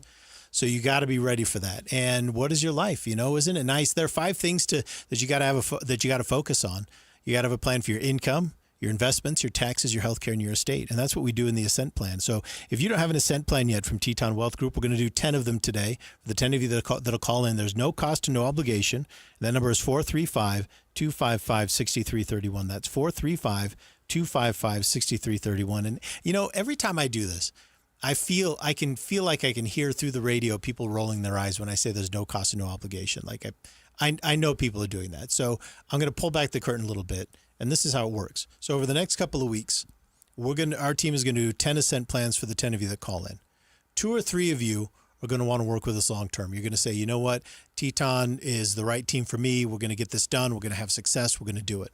The other 7 of you, you're going to get the full Ascent plan. This is the same Ascent plan we do for our client families. You're going to get a copy of our book, How to Retire Without a Financial Advisor. And then if you ever need us again, you just call us, 435-255-6331. So feel confident making that call. And let me tell you, I know what it's like to carry anxiety around when it comes to money. Not just for myself personally, but also for the families that we work for, right? I mean, we carry this anxiety. And the number one thing you can do is every day be making prudent decisions that keep you on that well-worn path. And that's the best you can do. And that's what we designed the Ascent plan for. So wouldn't it be nice for when your head hits the pillow to know that question of where you're going to come up with spendable income in retirement, that we've got a plan for that. And it's functioning, and you don't need to watch it. You just need to go to work and care for your family, or plan for your investments so that you stay well controlled in terms of risk and opportunity. You don't have to stare at it all day long. That's handled for you. You got a team behind you. This is what you deserve. So whether you're getting ready to retire, or if you've got an old 401k from an old employer, let's use that as the seed for your eventual retirement. It's an amazing gift you can give yourself. So 435-255-6331. We can't wait to do this for you. 435-255-6331. Again, this is information given to you for free. 435-255-6331. It's Teton Wealth here on 97.5, the KSL Sports Zone. The views expressed are the opinion of Teton Wealth Group and not intended as a forecast, endorsement, advice, or guarantee of any investment or results. Advisory services are provided through Teton Wealth Group, LLC, a registered investment advisor. It's game week for the Utes, and the KSL Sports Zone is getting you ready for kickoff. The Utes are 2-0 and look to wrap up their non-conference schedule undefeated as they hit the road to Laramie for a battle against Wyoming. Listen all week long for the best coverage of Utah football. Then catch college football Saturday game day at 10 a.m. with a post-game show immediately following the game on KSLSports.com. Let's go then. Let's go, baby. Your home for the best coverage of Utah football is live on air, online, and on the KSL Sports app. This is 97.5, the KSL Sports Zone. You're the fall cleanup phenom, the titan of trimming. You wield a leaf blower like a surgeon does a scalpel. When it comes to your lawn, power moves are the only moves you make. That's why you just applied IFA's Fall and Winter Lawn Food for stronger roots and an early green up next spring. IFA's Fall and Winter Lawn Food. It's the ultimate lawn owner power move. Looking for reliable home services you can actually count on? I've got just the team for you. Mountain Home Services. They've been serving Utah since 1954 with honest, upfront pricing and zero hidden fees. Plus, they back every job with a 100% satisfaction guarantee. With summer heating up, now's the time to get your AC in shape. Mountain Home Services delivers fast, expert air conditioning service to keep your home cool and comfortable. And don't forget, they also handle electrical and plumbing work with the same trusted care. And here's the best part. KSL listeners get exclusive limited-time specials, but you have to call and ask. These deals won't last, so don't miss your chance to save. Call 801-543-2222 today and tell them KSL sent you. That's 801-543-2222 or visit mountainhomeservices.com. Get the service you need and the deal you deserve. Hey, Benjamin, we've got a surprise for you. What? You have a brother. $100 bill just like you. Hey, I'm Ben. What? We just got him for joining America First Credit Union and opening a new checking account. And you're going to live together at America First. What? This is nice. For a limited time, new members get a $100 cash bonus when they open a checking account or $50 when they open a youth checking account. So head to AmericaFirst.com and get your money working today. Membership eligibility, terms, and conditions apply. Federally insured by NCUA. Protein. Everyone is trying to get protein in their diet, but we need fats too. Healthy fat, that is, like the rich, natural peanut and almond butters found in G2G protein bars. Most bars don't have it because, well, most bars aren't real food or refrigerated. Fortunately for you, we aren't most bars. At G2G, you'll find a balanced helping of protein and healthy fat. The fact that they're delicious is just a bonus. They're fast, easy, and perfect for on-the-go families. G2G protein bars. Find them at Costco, Harmon's, Maverick, and now at Smith's. Grass drinks up a lot of water, but WaterWise Landscaping thrives while using less. Visit slowtheflow.org to learn how to replace your grass and earn cash incentives. Save water, save money, and design a yard that works for Utah. Hey, this is Chris with JCW's. Drop in for one of our delicious gourmet burgers made with 100% choice Grand Chuck. We're in Lehigh, American Fork, Provo, South Jordan, and Harriman. JCW's, quality and a lot of it. This is your Cougars at 30 update. Presented by Kenny J's Barbecue on 97.5, the KSL Sports Zone. It is your Cougars at 30 update right here on 97.5, the KSL Sports Zone. One of the concerns I think a lot of people at BYU had coming into the season is chemistry with a true freshman at quarterback. Well, Chase Roberts, he's liking the chemistry he's developed with his freshman quarterback.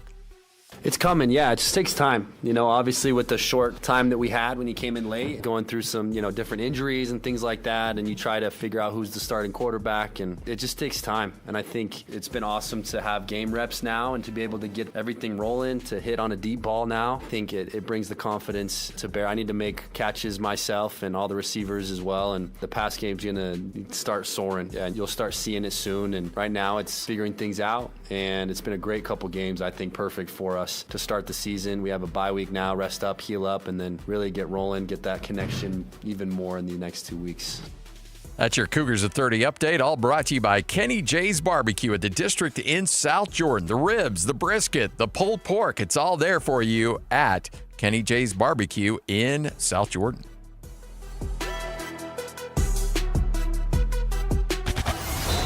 It's another battle for the Aggies, and the KSL Sports Zone has it covered. The Aggies kick off conference play as they welcome Air Force to Logan. Your home for all the play-by-play coverage of Aggie football is right here on 97.5, the KSL Sports Zone. This is Hans Olsen and Scotty G, presented by Mountain Land Supply on 97.5, the KSL Sports Zone. It's time to saddle up and talk about the winners and the losers. This is the good, the bad, and the ugly. Now, here's the good.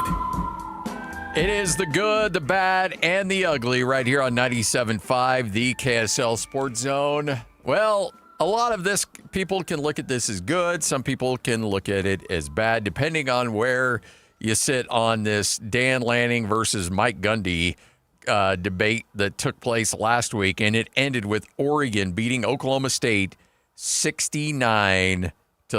The worst of the Gundy era and the worst in Oklahoma State history since 1907. That's terrible. 1907. Put it in perspective. That's the same whooping that BYU handed out to Portland State. Yes, 69-3. Dan Lanning afterwards said it never requires extra motivation for an opportunity to go out and kick ass, but it never hurts when somebody pours gasoline on the fire. So you go back to Monday, Mike Gundy said Oregon is, quote, paying a lot of money for that team, $40 million.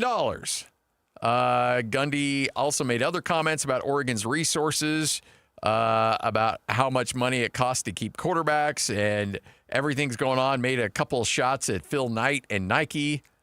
And so Dan Lanning responded and said, well, yeah, if you want to be a top 10 in college football, you better be invested in winning. The quarterback for Oregon said for him to attack Phil Knight, Coach Lanning, and our team, we took it personal. We are going to keep the foot on the neck and make sure we score these points and try to break the scoreboard because we had something to prove. So essentially they accuse you of paying a lot of money for players. And Dan Lanning said, yeah, we invest. So, I understand everybody wants to get offended by something, but was this something worth really being upset about? I mean, I know you, as a competitor, you're always looking for something to motivate you. So I don't blame Oregon for using it as billboard material, but was there anything out of bounds that was said? Like if somebody says, hey, they play BYU in basketball, they're like, hey, BYU's spending a lot of money for those basketball players. And then BYU goes out and beats them by 40, and they're like, yeah, we made them pay for saying that. Well, did they say anything wrong? Did they say anything that isn't true? What was the history between Dan Lanning and Mike Gundy?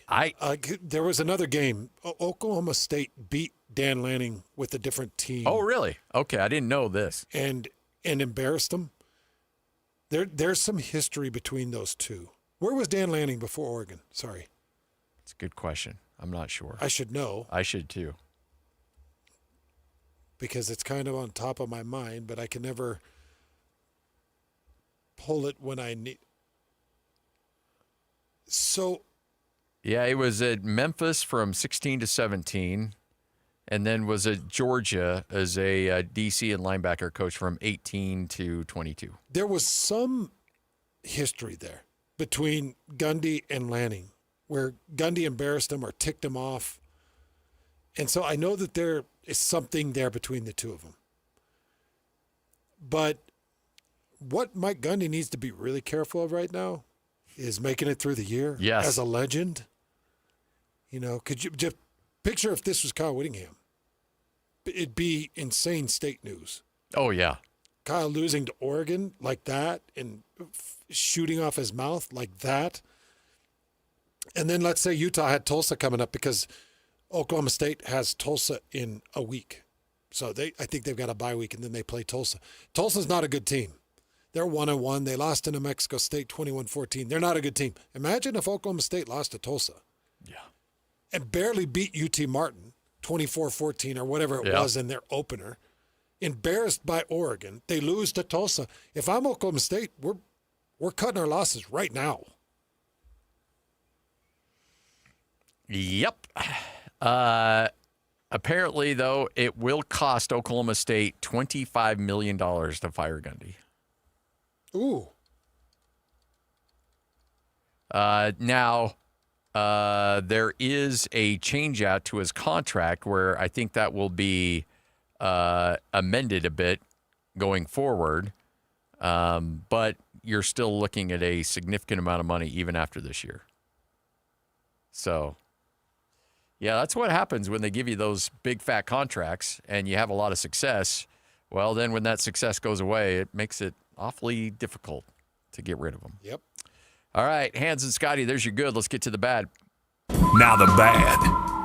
And talk about another coach that's on the hot seat. Florida coach Billy Napier said Monday that defensive tackle Brandon Belt is remorseful and will issue a public apology after spitting at a South Florida player during the Bulls game-winning drive last weekend. So let's go back. About 2 minutes left, and South Florida trails Florida by 2, and Brett spits at a player of South Florida. He receives a 15-yard penalty, ejected from the game, and that penalty gave the Bulls a first down on a drive that ultimately ended with, hey, by the way, how about this name? Nico Gramatica. Yes, the son, kicking a 20-yard field goal to give South Florida the shocking 18-16 victory. It was the first ever for South Florida against Florida. In addition to that, Napier said that Bet plans to apologize to his teammates. Will call Skinner to apologize as well. I think he let the team down. It was out of character for him. He made a mistake. He compromised the team. It was a selfish decision and ultimately helped us lose that game. It's like a spitting epidemic. Yeah, what's going on with all the spitting these days? I don't know. I keep seeing one stupid meme going around that is driving me absolutely nuts because it just, people just get a hold of these things and they go crazy. Yeah. And it just seems like there's a lot of spitting going on. Unfortunate. Yeah. I mean, Bill Romanowski thinks this is getting out of hand. Spitting is really disrespectful. I would be really ticked if somebody did that to me. Did you see any of that going on back in the day? No. Really? You don't see much of it, honestly. Yeah. Because you know it's going to start a brawl. Yeah. And you don't get away with it. A camera's going to catch it. That's why I'm surprised people are still doing it. Like, I'd rather throw an open hand punch like we saw in week 1. Who was it that threw the open hand punch? He didn't get ejected, but yeah, that's right. But the spitter got ejected from Philly, but the open hand hitter from the Chargers did not. And he hit Travis Kelce. Yeah. Hard. And everybody's like, well, it was not a closed fist. Are you just dumb? Like, are you stupid? You never hit a face mask with a closed fist. No. You hit it with the palm so you can really throw some heat and jack up a head and neck. Yeah. Fist, you're just hurting yourself. Well, I saw that the reasoning that they didn't eject him was it was not a closed fist. What? You don't throw a closed fist at a face mask. No. You throw a palm, dang it, because you want to break their neck. You're doing it out of anger. Yes. You want to hurt them. You want to hurt them. Yeah. Not yourself. Yeah. But spitters get ejected. Was that guy ejected? Yes. Oh. So not only did he cause a 15-yard penalty, but he himself got thrown out of the game. And the biggest embarrassment, they lost. They lost. You see that video of Napier walking off the field and just getting booed by Florida fans. Yeah, he's toast. Ooh, he's busted. He gone. Because he was preseason ranked. Yeah. Oh, yeah. They were in the top 15. Yeah, that's a bad loss for them. Yeah, he'll get fired. Florida just ever since Urban Meyer left, they just can't seem to settle in on anybody, find anybody to take over that program. All right, 150 Whole World News coming up next. Hans and Scotty, 97.5, the KSL Sports Zone. You've been listening to The Zone for decades. Yes! But now you can watch the guys break down your favorite teams. Some viewers may find the following video disturbing. Viewer discretion is advised. Catch the video stream of DJ and PK, Jake and Ben, Hanson, Scotty, and JJ and Alex right now at KSLSports.com or by searching KSL Sports on YouTube. Utah's best sports radio is on air, online, and on the KSL Sports app. This is 97.5, the KSL Sports Zone. Hans and Scotty, 97.5, the KSL Sports Zone. Winter is coming, folks. That's right. Fall is in the air. You can feel it. It's coming, which means that cold air is going to be whipping right through your house if you don't have the right windows in place. Well, Advanced Windows can change that for you. Have them come out and do a full diagnostics. They'll give you a full audit. They'll just show you where your power bill is, what the windows are, what the frames are doing. Is it insulation? Are the windows cracked? Whatever it is, they'll walk you through it, help you understand your window situation. If you're thinking about getting new windows, just have them come out. The estimate's free.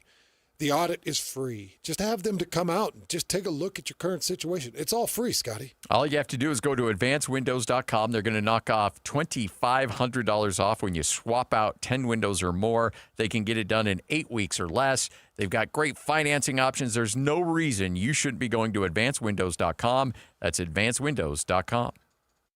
This is Ethan Millard with Teton Wealth Group. In retirement, you need a plan for these unavoidable problem areas: income, investments, taxes, healthcare, and a legacy plan. These are unavoidable. You will have to deal with this whether you're ready or not, so be ready. Call Teton Wealth Group today at 844-838-6600. Because you're a Zone listener, we'll do a full ascent plan for you at no cost and talk you through all 5 of these unavoidable retirement problem areas. Call Teton Wealth Group at 844-838-6600 or visit us at retireteton.com. The Utah RV Super Show, the premier RV event of the year, is back at the Mountain America Expo Center Thursday, September 11th through Sunday, September 14th. Come see new 2026 models and special closeout pricing on all 2025 models. The Utah RV Super Show is offering family passes Thursday, September 11th for $10 per family. Unplug from distractions and plug into family at the Utah RV Super Show. Discount passes at UtahRVSupershow.com. These days, many companies have turned to influencers to tout their products or services. But here at John Watson Chevrolet, the only endorsement we need is from our customers. Because of their feedback, we're proud to be Utah's best reviewed Chevy dealer. Visit us today to see why we get reviews like, "Their sales team is the best. Didn't put on any pressure, just super helpful and fun. They made the process a breeze." John Watson Chevrolet, your 5-star Chevy dealer. 3535 Wall Avenue, Ogden. Chevrolet. Together, let's drive. Ugh, that hard water life, right, Utah? Scale buildup ruining your appliances, skin feeling rough, water tasting, well, less than amazing? There's a better way. Hi, this is the water boy Colson Firmage, and this is Culligan Water, your local water expert, making your water worries a thing of the past. We're talking top-rated water softeners and filters that protect your home, leave your skin feeling silky smooth, and make your water taste fantastic. For over 80 years, Culligan has been right here in Salt Lake City, a family tradition of cleaner water you can trust. Think of us as your friendly neighborhood water scientists. Is your current system even pulling its weight? Don't guess. Call us today for a free water test, no matter what make or model. Just dial 801-509-9602 or visit CulliganSLC.com. And for a limited time, get $1,000 off a new Culligan water filtration system, plus free salt delivery for a whole year. Experience the Culligan difference. Call 801-509-9602 or visit CulliganSLC.com. Culligan, water you'll love. Sophia's here to see a pig. Jerry's here to buy some. And Carl's here for the mutton busting. So where's the one place they can see and do all of this? Nowhere but the Utah State Fair. And it's going on September 4th through the 14th. Don't miss Utah's own PRCA Rodeo September 5th, 6th, and 8th at the Days of 47 Arena. Watch the world's top cowboys and cowgirls compete in the final qualifier for the national finals. That's September 5th, 6th, and 8th only at the Utah State Fair. Trucordia Insurance and Risk Solutions. You chase your dreams. Trucordia protects them. With national headquarters right here in Linden, Utah, Trucordia is centered on relationships. Relationships with their clients and the communities where they have such deep roots. Relationships with team members and businesses for an ever-expanding range of solutions. And relationships with national and regional carriers, providing competitive rates and enhanced market access. And Trucordia is proud to be a founding partner of Game Night Live. Another relationship right here in their own backyard. Utah Rail Safety Week is Monday, September 15th to Sunday, September 21st. Rail safety signs aren't just symbols, they're lifesavers. Whether you drive, bike, or walk near tracks, safety starts with each of us. Learn more at utahoperationlifesaver.org. 3, 2, 1. This is your Utes at 50 update. 58! Presented by Kenny J's Barbecue on 97.5, the KSL Sports Zone.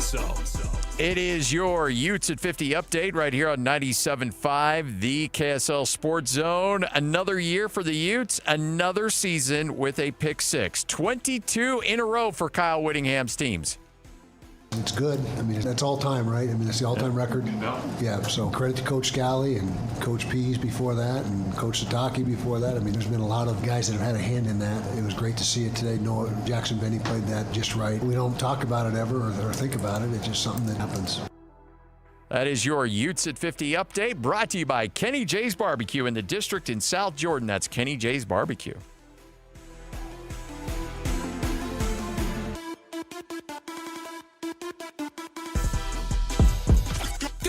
It's time to span the globe for the hard-hitting news you care about. Well, not really. But hey, at least we found it interesting. This is Whole World News on 97.5, the KSL Sports Zone. We've got the whole world in our hands. You got the whole world in our hands. We've got the whole world.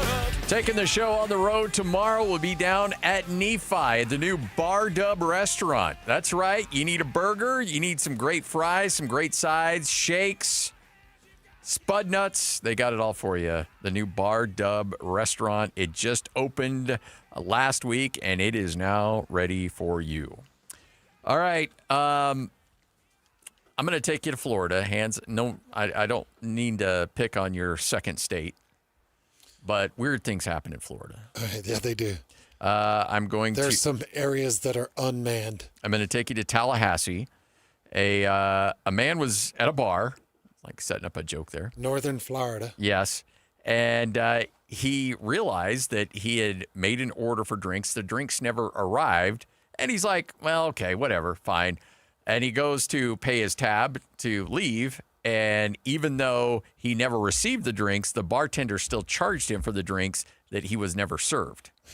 And so he's like, hey, you didn't give me those drinks. And the guy's like, pay the bill. He's like, no, I didn't get the drinks. I'm not going to pay for those drinks. I'll pay for the ones that I got, but not the ones that I ordered, but you never brought to me. Seems fair. Yeah, seems fair. And the bartender just keeps barking at him and says, no, you pay the bill.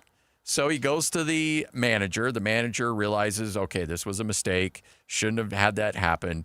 And says, don't worry about it. Just pay for the drinks you got and we can move on. So the guy's like, fine. Well, the bartender continues to harass him, even makes jokes about his mother who had recently passed away. Oh, jeez. And this guy's like, I'm not taking this. So he says, all right, let's take this outside. Let's go. So the bartender says, I quit my job, leaves to go fight this guy outside. Oh, boy. Well, Tallahassee, what's new? It takes one punch for the bartender to get knocked to the ground.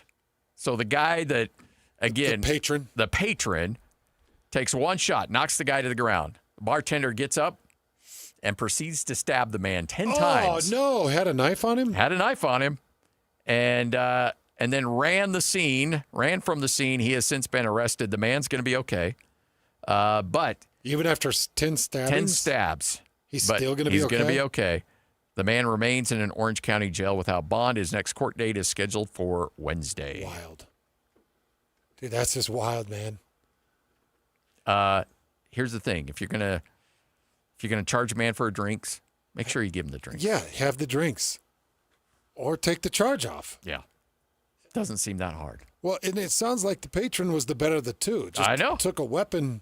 It took the knife to get him. Did you say they have found the guy? They have found the guy. He has been arrested. So, what do you think? 10 years in prison? Has to be. I don't know. In Tallahassee, you might be out tomorrow.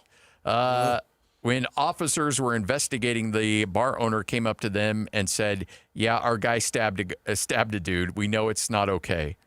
The owner described the assailant as being hot-headed, and she had planned on firing him after he had worked just 3 shifts. He had only worked 3 shifts. Hot-headed. Yeah, you think? He's also an idiot for charging for drinks that were not served. Yep. All right, Ethan Miller joining us right here on 97.5, the KSL Sports Zone. Teton Welt. A lot of people, we talk about this all the time, Ethan. They feel like they've got to get their house in order before they call you. No, actually, when it's not in order is the best time to call you. That's absolutely right. And so many families are carrying around a lot of financial anxiety. And That's boy, so true. don't we all know what that feels like? You deserve to be on a well-worn path to a prosperous retirement, a prosperous financial future. And that's why we developed at Teton Wealth Group, that's why we developed the Ascent Plan. The Ascent Plan is our proprietary process. Every family we work for has an Ascent Plan. We'd like to offer that to you guys. So if you don't have an Ascent Plan yet, we're going to give away 10 today during this show. 435-255-6331. That's 435-255-6331. Let me tell you what happens when we sit down and do an Ascent Plan for you. Number one, we just want to learn as much as we can about your situation, what's happened, where you're trying to go. What are the tools available to you? What do you want to do in the future? We've got to get to know that, because at the end of all this, at the end of all the math, is you living your life. Mm-hmm. And that's what we've got to connect your finances to. And so that's first. And then we start to put together some ideas, right? Hey, we recommend you try this. If you're going to need spendable income in retirement, we recommend filing for Social Security on this day. We recommend doing this with Medicare. We recommend doing this with your portfolio. We recommend doing this for taxes. We recommend doing this for your estate plan. All those things together. So if you've got any questions, if you've been stressed out about those things, if you call right now, 435-255-6331. That's 435-255-6331. We'll do an Ascent Plan for you. No cost, no obligation. This is how we meet new families. Not everyone's going to work with us, but everyone's going to get an Ascent Plan that calls in. And we'll also include a copy of our book, How to Retire Without a Financial Advisor. And I'm telling you, between this book and this Ascent Plan experience, you're going to have the tools you need to make meaningful steps forward. And this is perfect if you're really starting to think about retirement, or if you are retired and you're wondering, boy, how do I make this stick? Or, if you're a lot younger and you've got an old 401k at a previous employer, let's use that and use it to get you on a path so that you can go to sleep feeling confident and excited about your future, because you've got a team behind you that's seeing the details and it's managing the bigger picture. So 435-255-6331, and I know you're going to love it. Let's call right now, 435-255-6331. It's Teton Wealth, 435-255-6331. You're going to hear from Kyle Whittingham coming up next right here on The Zone. The views expressed are the opinion of Teton Wealth Group and not intended as a forecast, endorsement, advice, or guarantee of any investment or results. Advisory services are provided through Teton Wealth Group, LLC, a registered investment advisor. Hockey fans, let your voice be heard with the Utah Mammoth Fan Forum. Visit the Utah Mammoth page on KSLSports.com to connect with the team, other fans, and our KSL Sports insiders. Start chatting today in the Utah Mammoth Fan Forum on KSLSports.com. Stay up to date with everything Utah Jazz related with the new Jazz Notes newsletter. Get draft updates, analysis, and be the first to know about every off-season move. Visit KSLSports.com to sign up for the Jazz Notes newsletter. Do you need an electrician? Any Hour Services has a team of licensed electricians that can help with any size electrical project around your house. Whether it's help troubleshooting, installing a ceiling fan, replacing smoke detectors, or upgrading your old electrical panel, the electricians at Any Hour Services can help. All you have to do is call Any Hour Services or schedule an appointment at anyhourservices.com. Help with electrical projects and repairs is closer than you think. Call Any Hour Services or schedule an appointment at anyhourservices.com. No one helps more homeowners than Any Hour Services. Are you looking to upgrade your outdoor space? Mountain Land Supply has you covered with Keystone Pavers, the trusted name in durability and design. With easy installation, weather-resistant strength, and a wide range of beautiful styles, Keystone Pavers turn any yard into a dream getaway. And here's the bonus. Right now, Mountain Land contractors get double peak points on all Keystone purchases over $1,000. Head to your local Mountain Land Supply or visit mountainland.com today. Your perfect patio starts here. I'm Walker Kessler, and I play basketball for a living. So I know how important it is to have the support of a team you can trust. That's why I love UCCU. UCCU is more than a credit union. They're a true financial partner, a local team of experts your entire family can trust at every step of your financial journey. Just visit uccu.com and elevate your banking experience. Got an app idea? You're sitting on a gold mine, but stuck on how to bring it to life? Meet Dev Simplify, your superheroes for web and mobile app creation. Dev Simplify. DevSimplify.com. Just ask Coach Mike with Practice Planner Live. You know, as a coach, technology isn't my strength, but Dev Simplify took my idea for Practice Planner Live and turned it into the top practice planning platform on the market. They transformed my non-technical vision into an incredible web and mobile app that coaches like me now can't live without. See, you don't need to be a tech wizard. Your idea plus Dev Simplify's superhero software skills equals a big win, right, Mike? You know, I had big plans for my app, and with Dev Simplify's help, it's now a thriving must-have platform for all coaches. Dev Simplify, turning your brilliant ideas into amazing web and mobile. No tech skills required. Visit DevSimplify.com and let the magic begin. DevSimplify.com. Grab a friend and come check out the Garden Restaurant. You'll be greeted by the delicious smell of fresh baked goods like our famous Lionhouse rolls and our brand new cinnamon rolls. Open weekdays 11 to 3. Fresh flavors, iconic location. The Garden Restaurant. Broadcasting from the Mountain Home Services Studio, this is 97.5 KZNS FM Colville, 1280 KZNS AM Salt Lake City, and 102.7 KSL FM HD2 Salt Lake City Midvale. This is 97.5, the KSL Sports Zone. Nobody gets you ready for Utah football more than the KSL Sports Zone. Ready? Kyle Whittingham and the Utes hit the road for a battle against Wyoming and Laramie. Your home for the best coverage of Utah football is right here on 97.5, the KSL Sports Zone. This is Hans Olsen and Scotty G. Presented by Mountain Land Supply on 97.5, the KSL Sports Zone.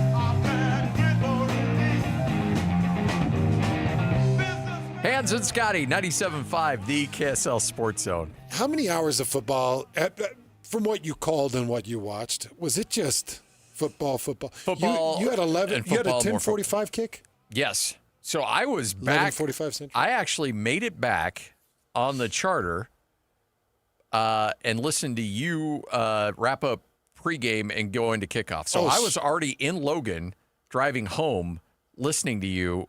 Holy crap. That's wild. Yeah. From Texas. Correct. You played a game, called a game. Yep. Did a wrap up. Yeah. Flew back in Logan, and I was just wrapping up pregame, getting ready for game. Yeah. Yeah, these late games they're tough. Yeah. I don't envy you one bit. Yeah, I got tough. one coming up this weekend. Air Force games at 8 o'clock, 7:55, which means it'll push to 8:05. Have you seen any announcements on the East Carolina kick for BYU yet? I have not. I think I saw 7:15. Oh, did you? Oh, okay. BYU's football counter tweeted it out. 7:15. Local. Maybe it's 7:15 Eastern. Maybe 5. That would be. I'm hopeful. No, I don't think so. That's probably duffel. Yeah. It's probably 7:15 local. 7:30 Eastern. Okay. Oh, so 5:30 here. Okay. All right. That's a little bit better. Yeah. That's not terrible. It's not terrible. I could still watch the morning games. Yeah. That means it's a 2:00 pregame start. Man, you guys get after that. We do. We do. But you know me, man. I'm so you're used all to about that. it. Yeah. You remember I used to do BYU and Utah pre and post on a Saturday if I could do it. Yeah. I'll sit and talk football all day. I don't care. Like, I love just sitting down and diagnosing the game and coming up with all kinds of different angles, because one game can give you hours of content. That's why when I hear broadcasters, typically TV broadcasters, and there's like a rain delay, and they're like, what are we going to do? It's all scramble. It's like, dude, I could go 2-hour rain delay and not skip a beat. Yeah. Because there's something to take away from everything. All right, let's go by position. Anyways, I love doing pre and post. You know, sometimes those post games would drag. We would get into 3 and 4 hours on the rivalry games back in the day. Oh, yeah. I remember doing some of those. And it was like 4th hour, you're like, geez. We had one tech that got drunk, lost his mind, and wanted to fight me. That was a rough. That was. Have you heard this, Christian? No, and by the way, he was like, I just worked my tail off because he wanted to get benefits, and he wanted some salary stuff, and he was really good. He was one of our best techs. Yeah, he was. And he was really good. He really was. And so we'd gotten him some full-time status, some benefits and stuff. And then 2 days later, he gets drunk at a remote and tries to fight Hans Olsen. And we had to fire him. It was the craziest thing. And I'm telling you, Christian, it was like one of the biggest wins in Utah history at the time. Yes. And I called in Christian It was Cox. after a rivalry game, the BYU Utah. No, it wasn't a rivalry game, but it was a big win. Yeah, I think it was Utah, Oregon. I think it was an Oregon. I think so. Yeah. And I called in Christian Cox. I called in Wesley Tonga, and we were at a bar. We were broadcasting from a bar, and this is old zone times, old ownership. All disconnected from vaudeville. Yeah. So we were broadcasting from a bar, and we got into the second hour. And then I looked over, and I saw he was taking a few back, and I'm like, okay. I'm observing him. He's taking a few more back. We get into third hour, and I could see he was getting restless. We got into a fourth hour, and we went to break, and he was like, it's over. It's like, we're done here. And I said, no, we're not done here. And then, you know me, Scotty. You tell me I'm done. I'll go another hour. Then it's go. Yeah. So I'm like, settle in. We've got at least another hour. And he was like, he went over the top. I think the firing came because he ended up left the van. Yeah. And just left the remote, didn't he? Yeah. Van, all the equipment. Fortunately, nobody stole it, but. I can't even tell you, Christian. Christian, there's so many stories. We got stories for days, man. I'm telling you, we could make a hell of a podcast. The history of sports radio in Utah. Well, then what do you want to do? Do you want to fight? No, man, I don't. And Wesley's looking at him like, what are you doing? Dude, walk away. So weird. All right. You know what? Big win against Cal Poly. 2-0 to start the season. Feels like an okay today. Oh, man, I forgot. Do we have an okay all right today? Yeah, I got to imagine. Kyle Whittingham starts every press conference with either okay or all right. Okay, so beat Cal Poly, getting ready for Wyoming. Yep. Ooh, I'll bet he's bugged. About Wyoming? Yeah. You going to go all right? I'll bet he's bugged about Wyoming. Oh, if you hit this one, you are the king. Because I'm going okay. Coming off Cal Poly. So he's already like, whatever, Cal Poly film. We're going to bury it. Now I got to study and get ready to head to Laramie. Yep. You know, because you and I, we're both 1-0. Correct. I actually feel decent about this. Give me an all right. All right. I'm going okay. Hans is going all right. Here's Kyle Whittingham. Okay, first home game of the year on Saturday. A lot of good things in the game. Maybe not quite as clean in some aspects, but more clean in others. I don't think we hit a rhythm and a groove on offense as well as we did the week before. That was evidenced by punting. Well, we punt 4 times, I think, in this past game, where last week we punted once. However, another game of 0 turnovers, which is great. Defense, better tackling. We only missed 4 tackles the entire game, and so that was a step forward in that regard. A few more penalties than we had the week before, so that was something not as clean as well. But overall, we took care of business, came out of the game fairly healthy, and it's now on to Wyoming. Road trip up in Laramie. No stranger to our coaching staff, the place, but I don't know. I would doubt any of our players have played well. Justin Stevenson, our receiver, obviously played there, but otherwise, I'm not sure many of our guys have been to Laramie, Wyoming to play a game. So it'll be a new experience for them. But I thought Devin performed well again. He's around 80% completion percentage for the season, which is outstanding. We knew that was something that we wanted to work on, and he worked diligently at that. And then through 2 games, it's only 2 games. You can't get too far ahead of ourselves, but through 2 games, he has definitely made big strides in that regard, as well as protecting the football. So, questions? This was Justin's question. So with Wyoming coming up, what are the challenges that your team faced playing in Laramie? Well, it's always a hostile crowd. My memory as a player and of coaching there is they'll get after you pretty good. The crowd will, and so it's an environment you got to be able to handle. The elevation for us shouldn't be a big deal. It's a couple thousand feet higher, but we're used to elevation, so I don't expect that to be an issue. We just got to go up there and play our game, play well, and take care of the football, run efficiently, get chunk yards. That was another thing we did in the game Saturday. We had more chunk yard plays than we did the week previous. I think we had 8 plays of 15 yards or more, and so that was a positive. But we just got to go up and play good football and prepare. And the key will be in the preparation. Monday through Friday is when the games are won or lost, and so we got to have a great week of practice, which we have had the first 2 weeks of the season, and that's just kind of how the season goes. You just show up, care, and repeat. That's how it works. Has the QB2 spot changed for you? Is Bird that guy, or kind of how do you see that room shaking out? Not necessarily. As we talked last week, Isaac Wilson does have a redshirt year. That combined with wanting to find out more about Bird in life situation has led to what you've seen the last couple weeks. But no, if it was a long-term situation, then I'm not saying that has necessarily changed. But Bird did do a great job. I thought he really handled the offense well. Played a full quarter and a half, 4 for 4 throwing the ball, had a really nice run on the touchdown run, and really looked poised and did some good things. So it's still a work in progress, but he is still a work in progress, but I wouldn't say the depth has necessarily changed right now.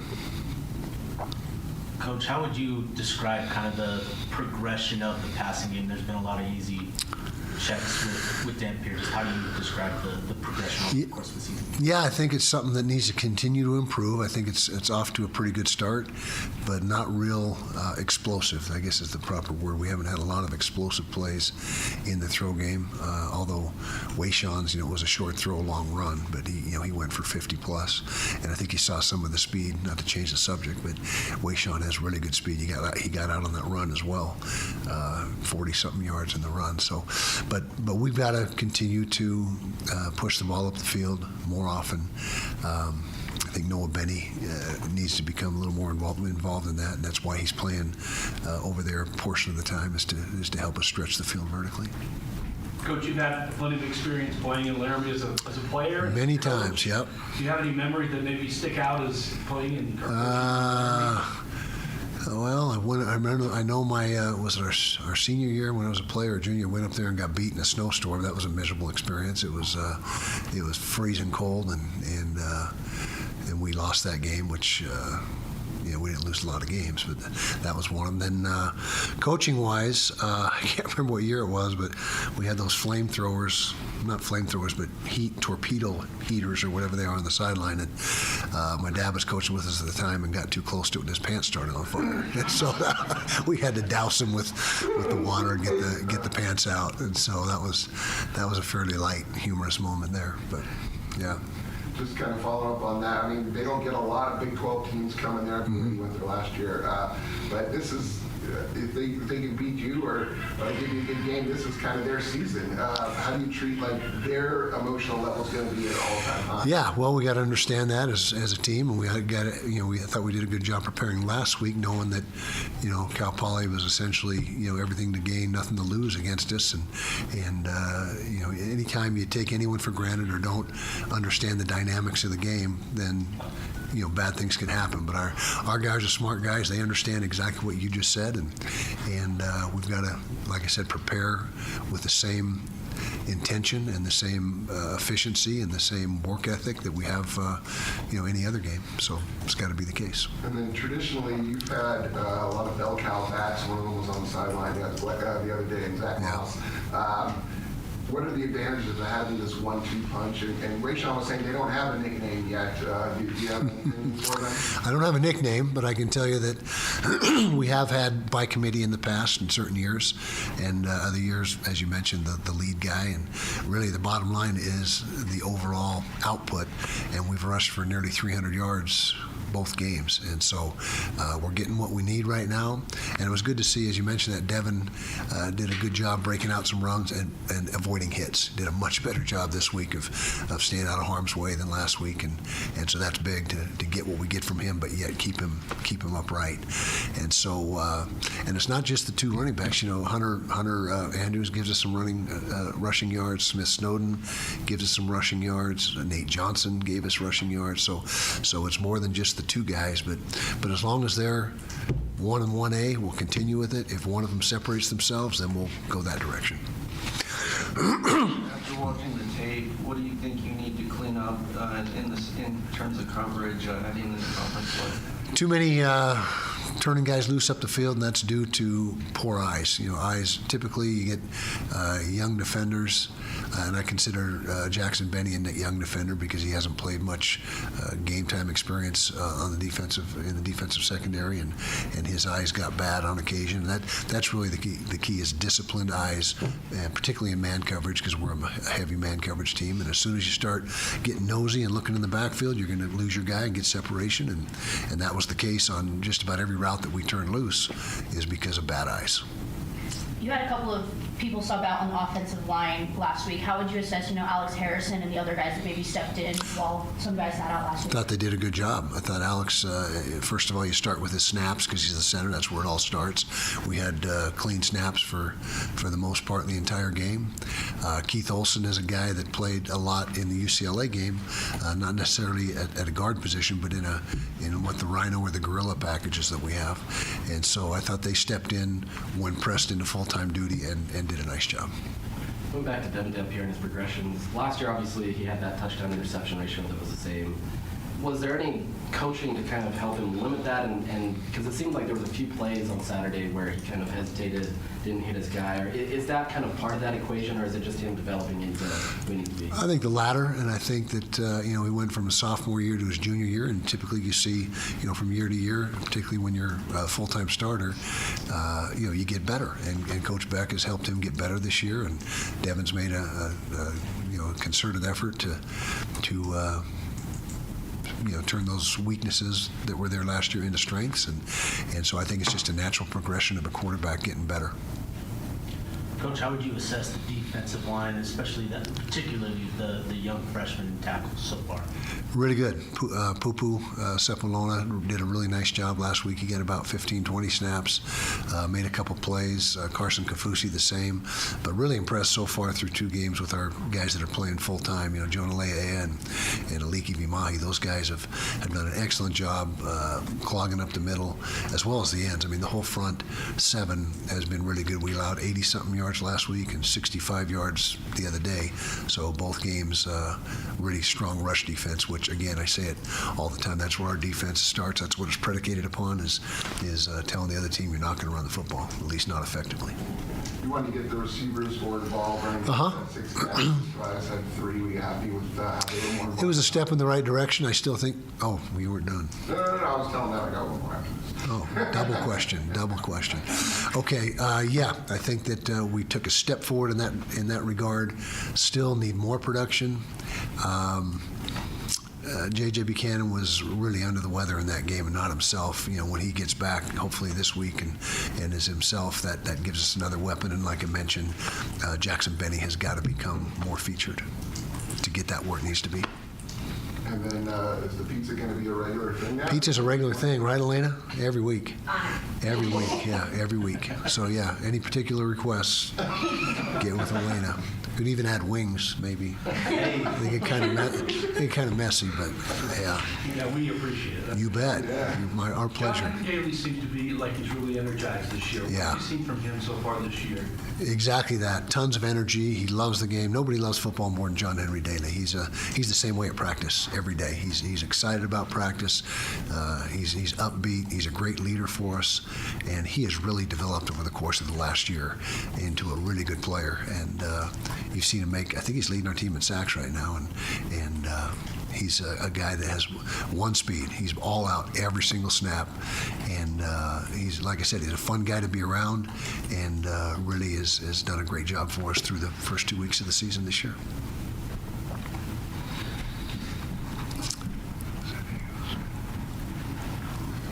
John Hall had a big game on Saturday. Mm-hmm. How have you seen him take the necessary strides to be that impact player from this time last year to now?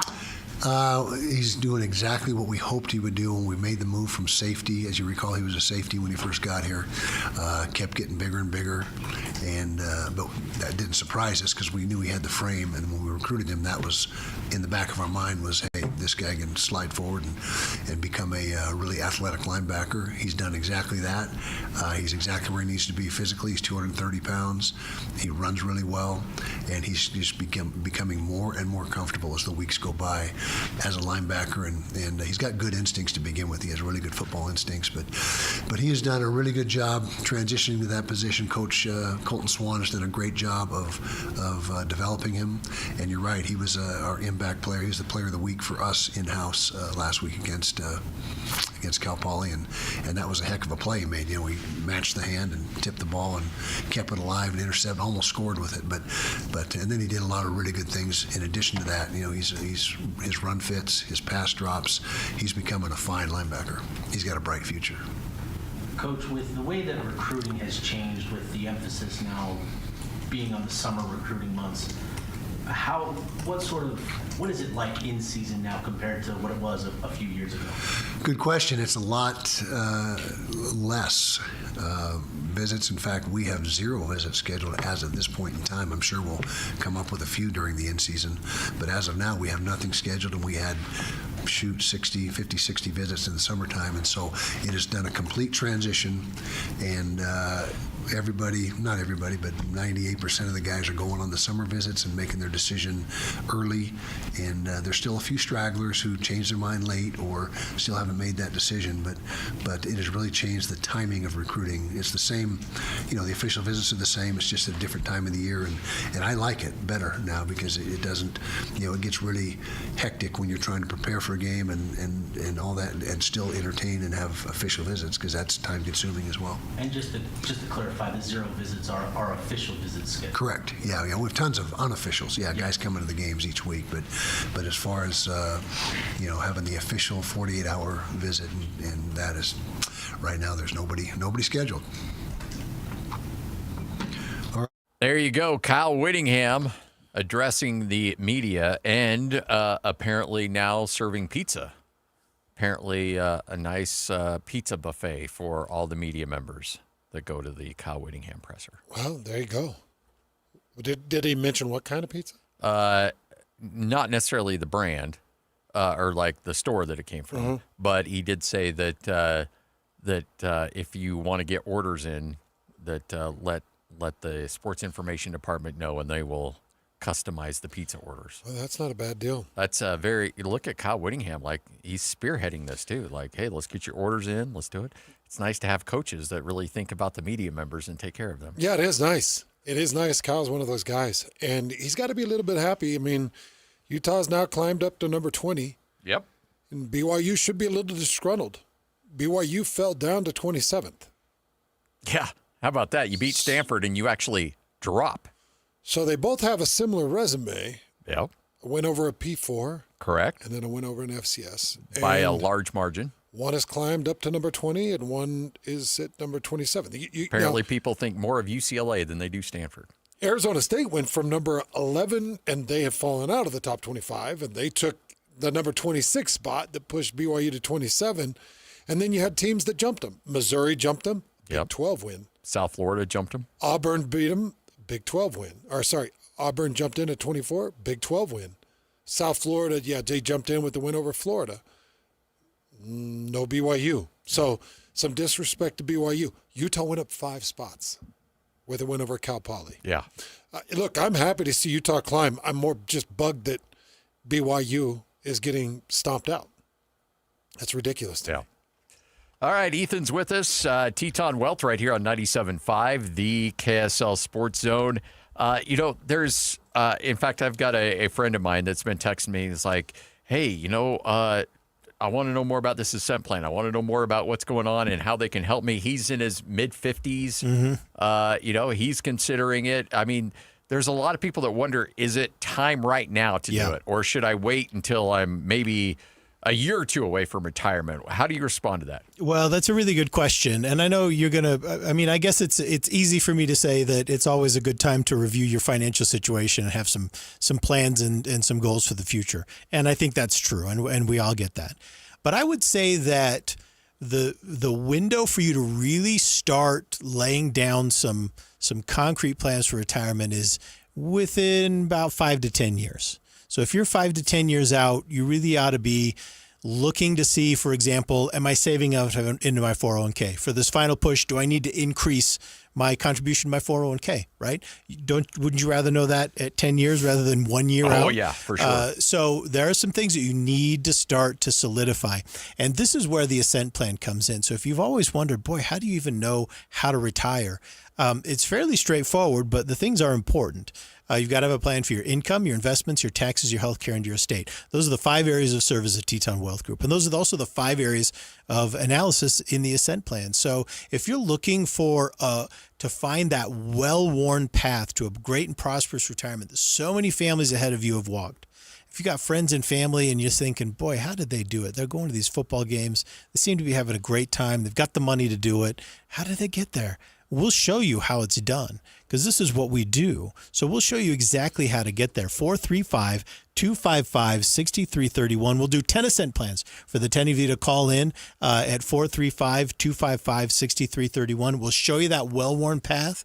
We'll answer the questions that you've got, and it's going to put you in a much better place. There were a few things I loved going through the Ascent Plan, and I love having my Ascent Plan. But one thing people will learn about, too, when you sit down with Ethan and the crew is Social Security and your understanding of when to take and what the amounts might look like and how to manage the Social Security and what taxes look like at that point in your life was a big one. And then the other thing that I really liked was the insurance aspect of it. With Medicare and things like that. Yeah. Like, there were things, Scotty, that I learned that I'm like, oh, wait a second. I might not be as bad off as I thought I was just based off of what's put in place for me when I hit 62 or 64. And that's so important because, you're Medicare eligible at 65, but a lot of us are going to retire before 65, which means you've got to have a plan for health insurance between that point until you reach age 65 or until you reach Medicare eligibility at 65. And so there are a lot of things that you've just got to keep your eye on, and you deserve to have a team behind you because we don't miss those things. We don't miss those due dates. That's right. We don't miss those important things. That's your job to not miss those things. They get into... We get it. They get into the plan so they're watched, observed, and responded to. And Social Security is one of the number one things we get asked about. Everyone's so worried about it. You paid so much of your income over time has gone to Social Security, and you really need that to pay out as well as possible. So one of the things we'll do with the Ascent plan is we'll put a date on the calendar. We're going to file on this date. And that will give you some peace of mind there as well. So 435-255-6331. I know you're going to love this experience. Hey, you really are, and it's going to be great information for you. All you have to do is call right now, 435-255-6331. That's 435-255-6331 right here on 97.5, the KSL Sports Zone. The views expressed are the opinion of Teton Wealth Group and not intended as a forecast, endorsement, advice, or guarantee of any investment or results. Advisory services are provided through Teton Wealth Group, LLC, a registered investment advisor. It's game week for the Aggies, and the KSL Sports Zone is getting you ready for kickoff. Bronco Mendenhall and the Aggies return home to Logan to open up Mountain West Conference play with a showdown against Air Force. Listen all week long for the best coverage of Aggie football. Then catch the play-by-play action beginning with the Aggie pregame show game day at 6:30 on 1280 The Zone. Your exclusive home for Aggie football is live on air, online, and on the KSL Sports app. This is 97.5, the KSL Sports Zone. Our climate is dry. After all, we live in a beautiful desert state made up of high mountains and red rocks. Grass drinks up a lot of water, but Waterwise Landscaping thrives while using less. And the best part? You can get paid to make the switch. Visit slowtheflow.org to learn how to replace your grass and earn cash incentives. Save water, save money, and design a yard that works for Utah. Allie's here to see a hypnotist. Sam's here for the thrills. And Travis is here to see a car wreck. So where's the one place they can see and do all of this? Nowhere but the Utah State Fair. And it's going on September 4th through the 14th. What the heck? Come cause a wreck at the Day of Reckoning Demolition Derby on Saturday, September 13th at the Utah State Fair. It's the biggest, loudest, most destructive demolition derby of the year. Only at the Utah State Fair. Hey, Benjamin, we've got a surprise for you. What? You have a brother.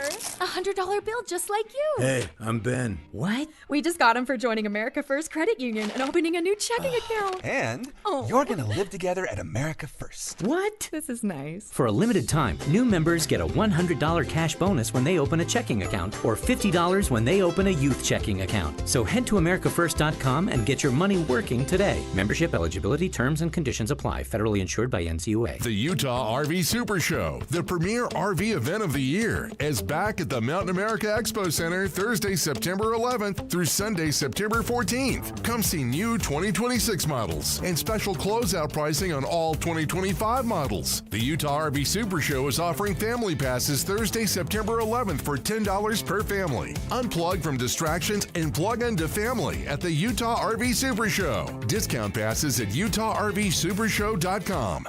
Hey Utah, think about the water in your home. Is it as good as it could be? Hi, this is the water boy, Colson Firmage, a third-generation Culligan man. Here at Culligan, our roots run deep. My grandfather started with Culligan over 5 decades ago, and that commitment to quality and service is stronger than ever. We understand Utah water, and we have the top-rated water filtration technology to make a real difference in your daily life. Imagine softer skin, longer-lasting appliances, and water that tastes truly refreshing. That's the Culligan promise. Maybe you're wondering about your current water system. Does it even work? We're offering free water tests for all makes and models. Just call us at 801-509-9602 or visit us online at culliganslc.com to schedule your free water test. And for a limited time, you can experience the Culligan difference and save. Receive $1,000 off a new Culligan water filtration system, plus enjoy the convenience of free salt delivery for a full year. Call 801-509-9602 or online at culliganslc.com. Culligan, water you'll love. This is your Cougars at 30 update. Presented by Kenny J's Barbecue on 97.5, the KSL Sports Zone. Cougars at 30 update, 97.5, the KSL Sports Zone. BYU's defense locking it down. Jack Kelly and the crew only 14 yards rushing in 2 games they've allowed. I think obviously game plan is a huge part of that. Coach Hill does a great job getting us ready throughout the week and then just really being there for each other. We play for something bigger than ourselves, which is each other, and I think that really helps us all come together and rally. That's your Cougars at 30 update. You want some great barbecue? Kenny J's is going to make it happen for you. Kenny J's Barbecue at the District in South Jordan. The mouth-watering ribs, the savory brisket, the pulled pork, all your barbecue favorites at Kenny J's.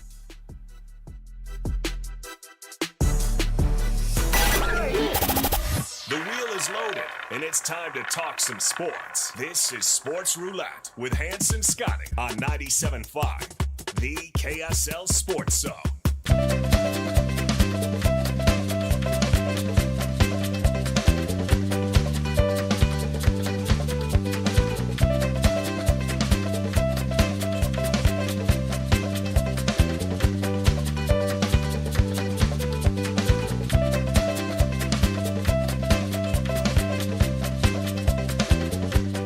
Hans and Scotty, 97.5, the KSL Sports Zone. How about this, Hans?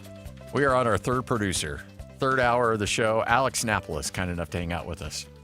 The great Alex Hey, Napoles. by the way, if you're on KSLSports.com and you're watching high school games, Alex is a freaking star in play-by-play. That's great. You like it, Alex? Killing it. It's super fun being out there, man. Going out there, watching high school football, calling those games, it's such a privilege, such a pleasure, and I enjoy being out there every Friday. Well, man, so I appreciate it. I just hope administrators at Utah State aren't listening because they're like, blow out our guy, get this guy. You're doing a show on Saturday too, right? Yeah. Yeah. So me and Christian do the college football Saturday with Alex Kirry every Saturday morning, and then we have pre and post. How's the post games going? They're fun. They're good. The one last week with Utah, going on air at 1 a.m. wasn't as great, being up at 2 in the morning. But Hans isn't going to have any sympathy for you on that one. No, of course not. I noticed you haven't called me for your Saturday show. Have you called Scotty? I haven't made an appearance on the Saturday show yet. Looks like you guys have it covered. Yeah. Wow. I mean, already too big for us. We're only at the games, so. I mean, geez, why would you want our input? I would not call us either. By the way, Alex, we would come on for you because we think you and Christian are tip-top. Yep. All right, let's get to it. Time for Sports Roulette. We take some of the big headlines, put it on a roulette wheel, we spin it. Wherever that little ball lands is what we end up talking about. So with that, fire it up.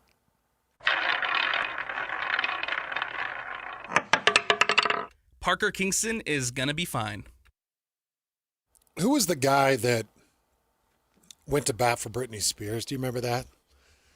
Leave Britney Spears alone. Wasn't it a girl? I don't think so. Was it a guy? Yeah, I think it was a guy. But you remember the whole, oh, yeah. Leave Britney alone. Yeah. Like, I'm not there with Parker Kingston, but I'm pretty close. Parker's had some struggles. He's fumbled back-to-back punt returns. Yeah. One was a giveaway. One, he was able to corral and collect the one against Stanford. Yeah. But you're not concerned. He had a drop pass, really did hit him in the hands. And it was set up for a touchdown. Yeah. He would have looped up the sideline. It was a crosser. And Bear hit him pretty darn decent. Wide open. And you had a blocking receiver on the field side. So it went short field to field side, crosser. And it hit him, and he dropped it.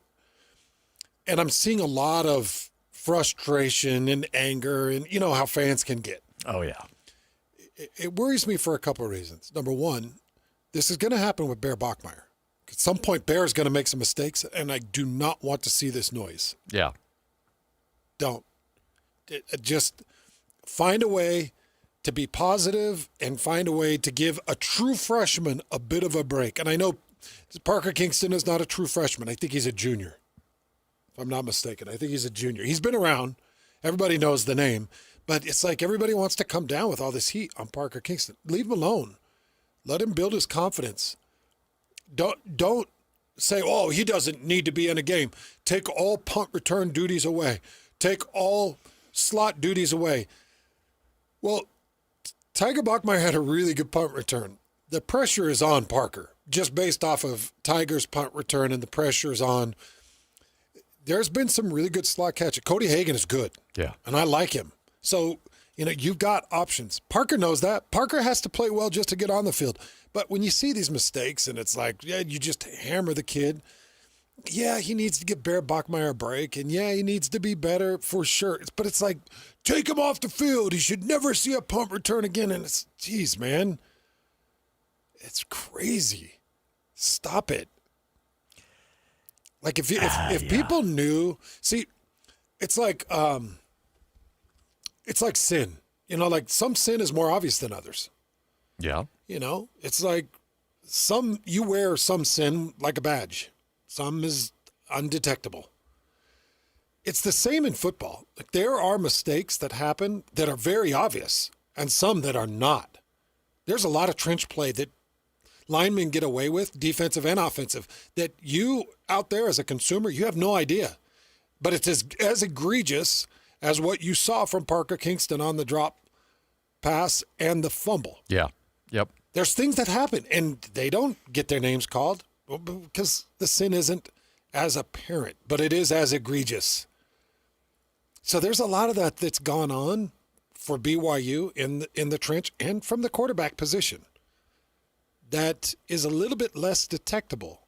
For instance, protection audibles. Being responsible for protection audibles. It's a very critical thing for a quarterback. Or a center, if it's a center's responsibility.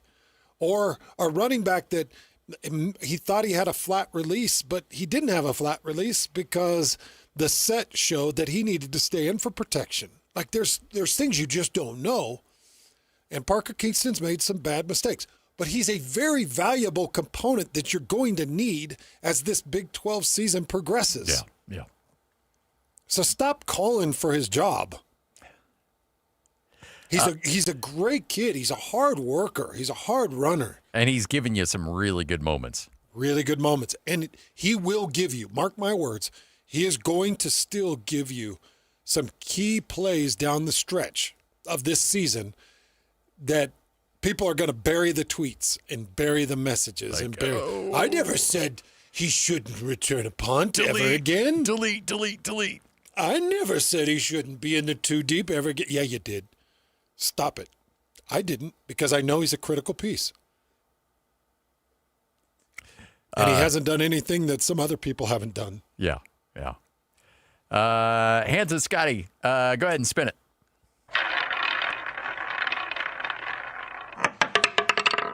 Big noon, baby. Yes, indeed. Big noon coming to Utah, Texas Tech. So get ready, folks. An early start time, 10 a.m., Utah and Texas Tech. The big noon kickoff for Fox. So it's the game of the Big 12. Which means St. Urban will be back in Salt Lake City. Oh, yeah, for the... Yeah. Big noon's coming? Yeah. For the Utah-Texas Tech game. I didn't know that. So that was announced. That was this morning. It came out this morning, right? How did I miss that? Yeah. Ooh, that's big time. Yeah. I like it. The Big 12 needs a lot of hype and a lot of attention.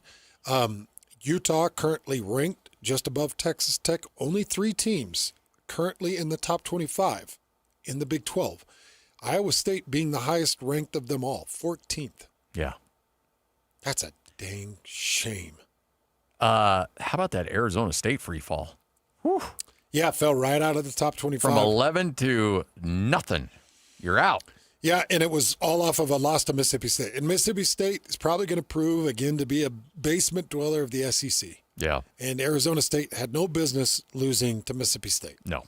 And they were down, 17-0 in that game. Yeah. Came back, took a late lead, and then couldn't hold on.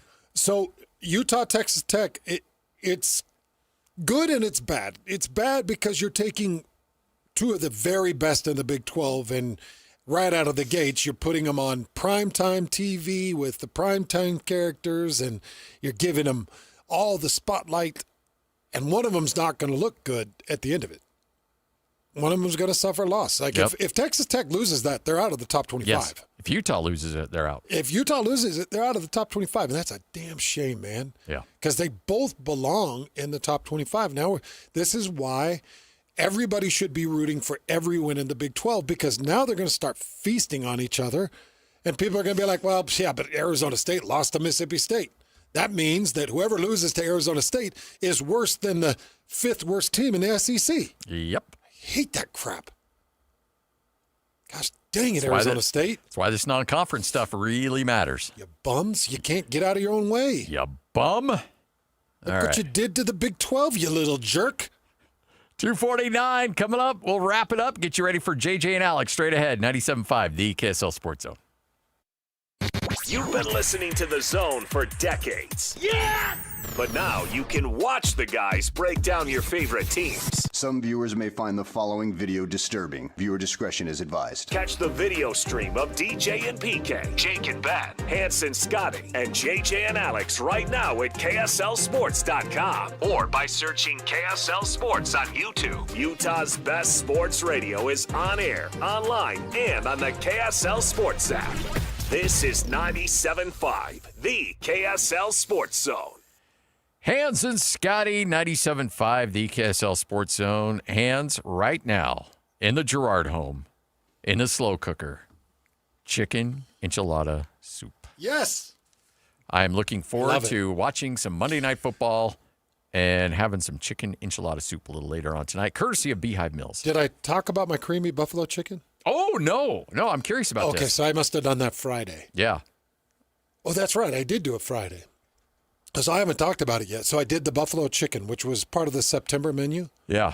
And I put it on tortilla chips, and I put a little bit of grated cheddar on it, a little bit of sour cream, and I did kind of almost a nacho, a buffalo chicken nacho. So the buffalo chicken, the creamy buffalo chicken, it's just the perfect hint of buffalo. And it's creamy, and the chicken peeled up. Because you can go, nice.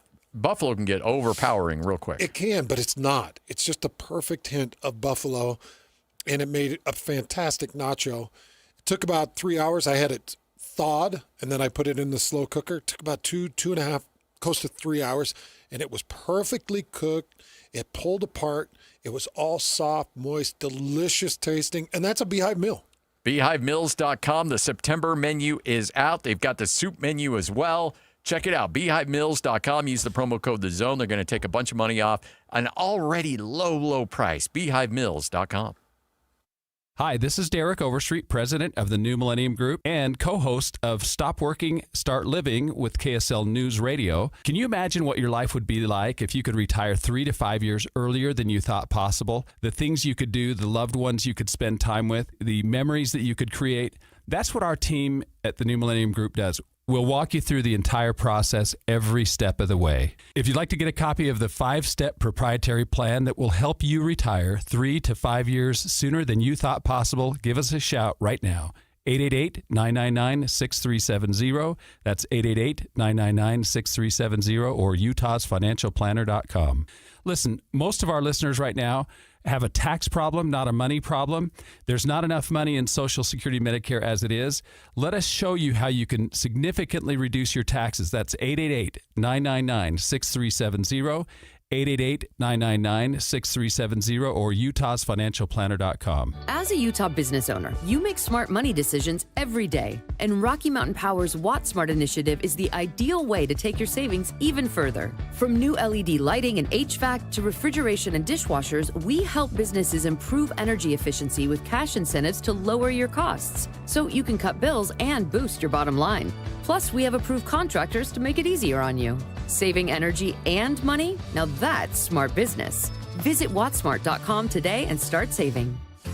The Missionary Starter Package now at Mr. Mac is everything a missionary needs at an unbeatable value. It includes 1 slim or modern fit suit, 4 and collar stretch shirts, 3 Teflon treated washable ties, 1 mission belt, and a pair of Echo or Johnston & Murphy walking shoes, all for just $695. Fit is never a problem at Mr. Mac with free in-store tailoring.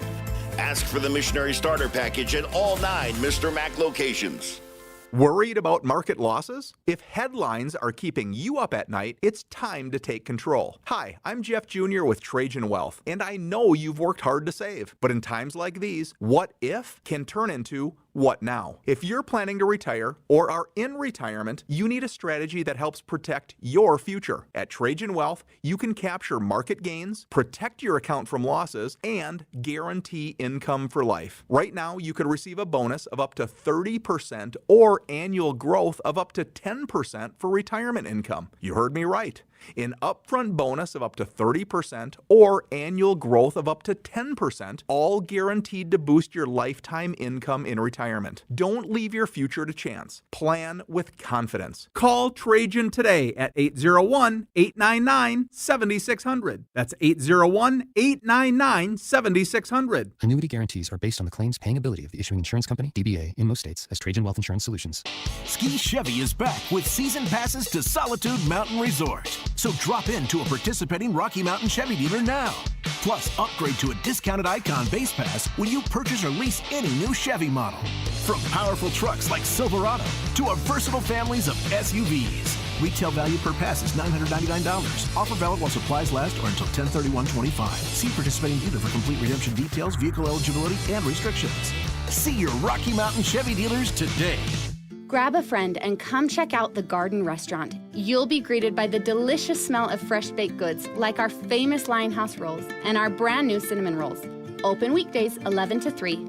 Fresh flavors, iconic location. The Garden Restaurant. 3, 2, 1. This is your Utes at 50 update. 58! Presented by Kenny J's Barbecue on 97.5, the KSL Sports Zone. It is your Utes at 50 update right here on 97.5, the KSL Sports Zone, as Kyle Whittingham looking at his defense saying these guys are coming to play. You know, pretty good. We didn't cover all the routes as well as we should. We turned some routes loose up the field that they didn't connect on, fortunately, and 1 or 2 they did connect on. So about 50% completion rate, no touchdowns, couple picks. We're doing some good things, but there'll be bigger tests along the way in that regard. And a little bit unknown right now how sound we are back there because we really haven't been tested yet. That is your Utes at 50 update, brought to you by Kenny J's Barbecue. Make sure to check out the best barbecue in the state, Kenny J's Barbecue at the District in South Jordan.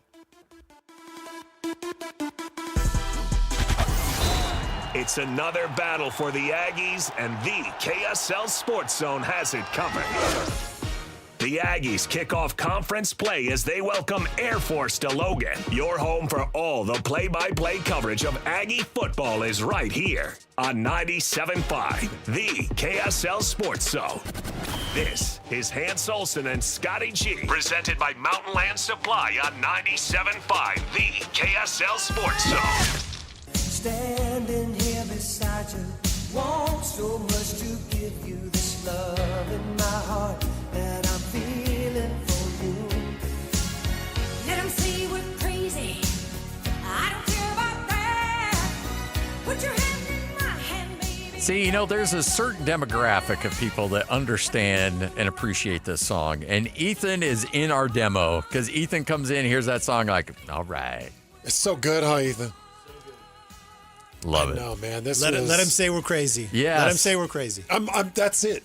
Like, fine. I don't care what they say. Yeah. Because all I need is you the rest of my life. Because nothing is going to stop us now. So if you're in that demo, chances are you are considering retirement here in the next, 15, 20 years. Yeah. And if you're a guy that's, look, everybody, like the day and age of Ethan, of maybe our generation and certainly the generation before where you would spend 40 years with a company, that's kind of in the rearview mirror. Oh, yeah, those days are gone. People are hopping jobs like crazy these days, which means you probably have some 401ks scattered in the rearview mirror a little bit. And how about bringing them all together and having them under one umbrella? That is such a great opportunity because, a lot of people come to us and they say, hey, I'd like to get a plan going, but I don't really know where to start. So if you've got an old 401k that's with an old employer, it's just sitting there. It's not being managed. The fees might be a little high now that you're not employed there anymore. It may or may not be allocated well. How did you know?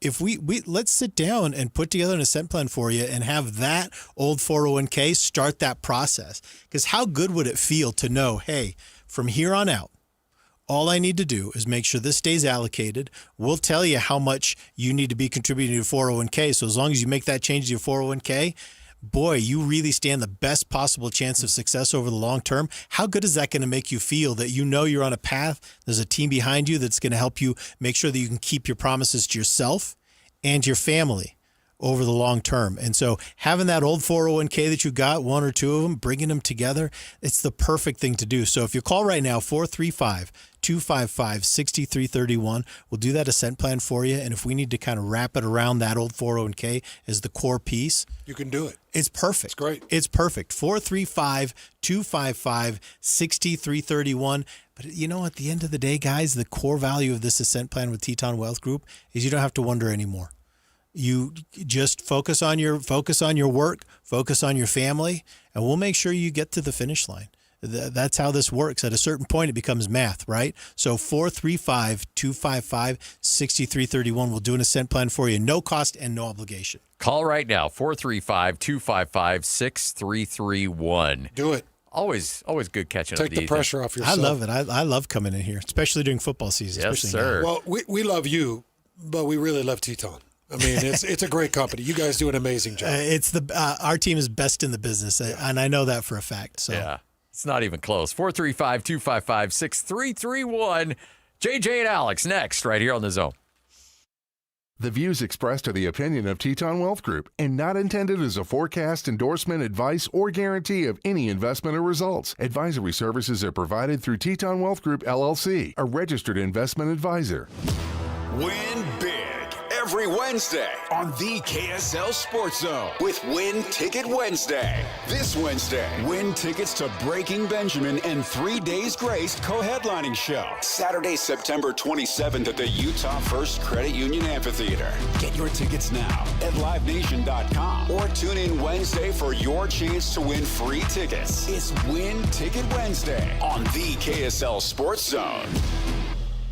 Discover the exceptional value of Bar W Beef, where quality meets convenience. Bar W Beef's dry-aged beef, aged for 14 days, offers rich marbling and tender texture, perfect for grilling, roasting, or pan-searing. Enjoy the rich flavor and generous size. Shipped directly from the ranch to your door. Now hosting one-day pop-up events, go to barwbeef.com to find a pop-up event near you, or stop into the store in Nephi for weekly in-store specials. barwbeef.com. That's barwbeef.com. The weather is cooling off to the lower 70s and 50s at night. Prep your home early for fall and winter with a call to At Your Service Pros, your whole home service professionals, family owned by people like you. At Your Service Pros cares about their customers and know things are tight. And to help with fall prep, they're offering $49 furnace tune-ups, $39 electrical inspections, and $75 off electrical repairs. At Your Service is all in the name. They're there for you, giving solutions without unnecessary upsell and backed by 5-star reviews. They want to earn your trust to be your go-to whole home service company for commercial and residential. And they support the community they live and serve. Save money, time, and eliminate expensive home utility repairs by using a pro all completely at your service. $49 furnace tune-ups, $39 electrical inspection, $75 off any electrical repairs, plus maintenance or replacement with straight up honest work done right, guaranteed. Call AYSP 801-YOUR-PRO at yourservicepros.com. 801-YOUR-PRO at Your Service Pros. Our climate is dry. After all, we live in a beautiful desert state made up of high mountains and red rocks. Grass drinks up a lot of water, but Waterwise Landscaping thrives while using less. And the best part? You can get paid to make the switch. Visit slowtheflow.org to learn how to replace your grass and earn cash incentives. Save water, save money, and design a yard that works for Utah. The Utah RV Super Show, the premier RV event of the year, is back at the Mountain America Expo Center Thursday, September 11th through Sunday, September 14th. Come see new 2026 models and special closeout pricing on all 2025 models. The Utah RV Super Show is offering family passes Thursday, September 11th for $10 per family. Unplug from distractions and plug into family at the Utah RV Super Show. Discount passes at UtahRVSupershow.com. You're the fall cleanup phenom, the titan of trimming. You wield a leaf blower like a surgeon does a scalpel. When it comes to your lawn, power moves are the only moves you make. That's why you just applied IFA's Fall and Winter Lawn Food for stronger roots and an early green up next spring. IFA's Fall and Winter Lawn Food. It's the ultimate lawn owner power move. Broadcasting from the Mountain Home Services Studio, this is 97.5 KZNS FM Colbert, 1280 KZNS AM Salt Lake City, and 102.7 KSL FM HD2 Salt Lake City Midvale. This is 97.5, the KSL Sports Zone. Hey! This is JJ and Alex. I made a name for myself, I told you I won't be denied. As you wrap up your day, it's time to get your fix of the teams you live for and the sports you love. This is JJ and Alex, presented by G2G Bars on 97.5, the KSL Sports Zone.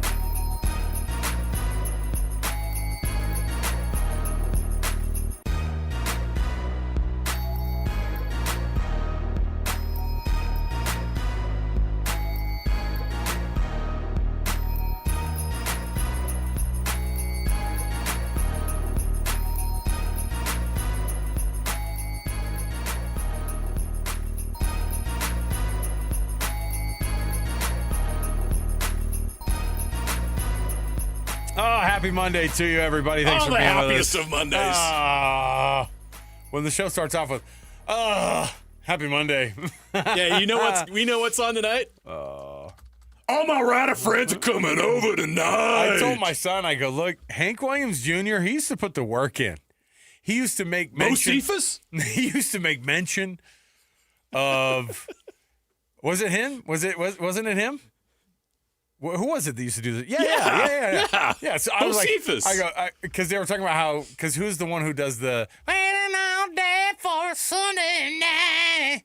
Who's that? Is that Carrie Underwood? Oh, no, yeah, Carrie Underwood. Yeah, okay. That's Sunday Night Football. Yeah, that's what I'm saying. But like, I go, and he was like, why are people singing about the Sunday Night Football game? I go, ever since you've been alive, she's been doing it, right? Yeah. Like, she's been doing it forever.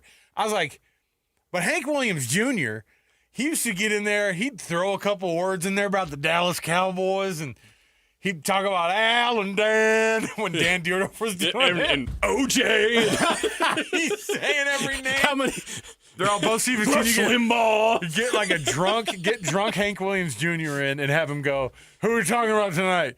You're talking about the Eagles and the Cowboys. Oh, I got this one. And you got the Philly and Dallas and Al and Dan. He just starts listing people off in the song. Frank. He just starts, I go, yeah, he used to do the work. Any matchup, he would be talking about Tim Brown, and he'd be talking about Joe Montana. Like, I go, hey, now Carrie Underwood just puts on. And, of course, the line, are you ready for some football? Oh, yeah. Listen. A Monday night party. It was definitely like just an I old. miss Hank Williams Jr. on Monday Night Football. It was just an old drunk guy going, I'll sing you a song about this game. Hold on, get my guitar. I'll sing you a song about this game. Who's playing? And then that's where it was born. So there you go. It was genius. It was. I miss it. Hey, we're dipping together again after a long weekend apart. We of course part ways on Fridays, and then we come back together on Mondays, and we jam about all the things that we covered, all the things that we talked about, all the things we saw over the weekend. weirdly enough, JJ was at a high school game that was called off because of tempers flaring. And you go down there to call this game, you got to call exactly 2 quarters and a quarter. So they're so soft in Nevada. Oh, they have such. Something tells me that they've been burned before on some on-field. In all seriousness, there's a reason why I that was rule going to say. exists down in Las Vegas. Will you please explain before we get into the actual Okay. show what happened on Friday with Lone Peak and Bishop Gorman? So we took Game Night Live down to Las Vegas. We were really excited about it. Yes. Bishop Gorman was kind enough to have us. Lone Peak was going down there to play the number 3 team in the country, Bishop Gorman. I mean, they've been circling this one on the calendar since it's a big deal put together. Yeah, I mean, absolutely. only like they'll only play like the best teams. So, Corner Canyon has played them. I think Bingham back when they were a power played them. Only the best teams. They scheduled the best teams in the country to try to win a national championship. And Lone Peak, last year's runner-up, was fortunate enough to have that opportunity. So they go down there. We go broadcast the game, and 2 minutes into the third quarter, a Bishop Gorman player runs to the Lone Peak sideline, and he's tackled out of bounds. It wasn't a late hit, but some of the Bishop Gorman players thought it was. And so the Bishop Gorman players run over to the sideline to start protecting their guy. And, of course, you have a bunch of Bishop Gorman players running at the Lone Peak sideline. You're going to have some friction. And so a little bit of a dust-up ensues. But the players that came over were the ones who are already on the field. Correct. Isn't that what the idea was? Correct. Yes. Okay, and that's where it got weird. It's almost a bad luck for Lone Peak because this just happened to be on their side. Right. You've reversed the situation. It would have been Bishop Gorman, but they knew the rule, and they practiced this according to their head coach. So they know not to step on the field because this has happened before in Nevada. How do you practice that? You have They literally, he told us after the game, they practiced that. I heard him say that, and I remember thinking to myself, what do? They pay a kid to They start must an have arm? like 20 holdback guys on their sideline. I have no idea. How do they simulate it in practice? They have one guy who gets wild. They go, Mikey, after this third down, I want a fake late hit here. I'll give you $20 inside a riot. And you got to call somebody a name. And if the riot happens, you've done your job. Yeah. I mean, like practice not going onto the field during a fight. It's a strange concept. But anyway, so that it gets to that point. Well, obviously, Lone Peak players are going to react. It's an emotional game. You got Bishop Gorman players on your sideline trying to stir stuff up, and it spills out onto the field. And if it's 3 or more players that come out onto the field from their sideline to engage in a fight, by Nevada rule, the game must be called. The team that broke the rule forfeits, and that's it. Everybody go home. Lone Peak traveled. Drive or fly or whatever. They traveled from Highland to Las Vegas, and they sent them home early. So they had to fire up the private jets early to come back? Yeah. That was an Alpine joke. I apologize. They had to fly back to Alpine. Now, here's my thing. Like, we went down there. We're broadcasting this game. You guys are broadcasting the game. Is the live truck down there then? The live truck drove down there? Yes. Yeah, okay. Our whole outfit, the whole thing, our whole staff, full broadcast. Wow. Multiple camera angles. And Sly's per diem by itself. Right. You know what I mean? Right. That's a lot of money. Oh, it's a lot of money. It's a lot of money to feed Sly, pre and post. It just is a lot of moving parts. We invested a lot in this trip, and we were packing up 2 minutes into the third quarter. We're like, this is unbelievable. So that was our Friday night. But bizarre thing, you don't see it very often. Obviously, it's a Nevada thing. It's not a Utah thing. Bishop Gorman felt bad. They're going to return the trip. They're coming to Highland next year. Okay, so they're going to play Lone Peak. They're returning the trip. We feel bad.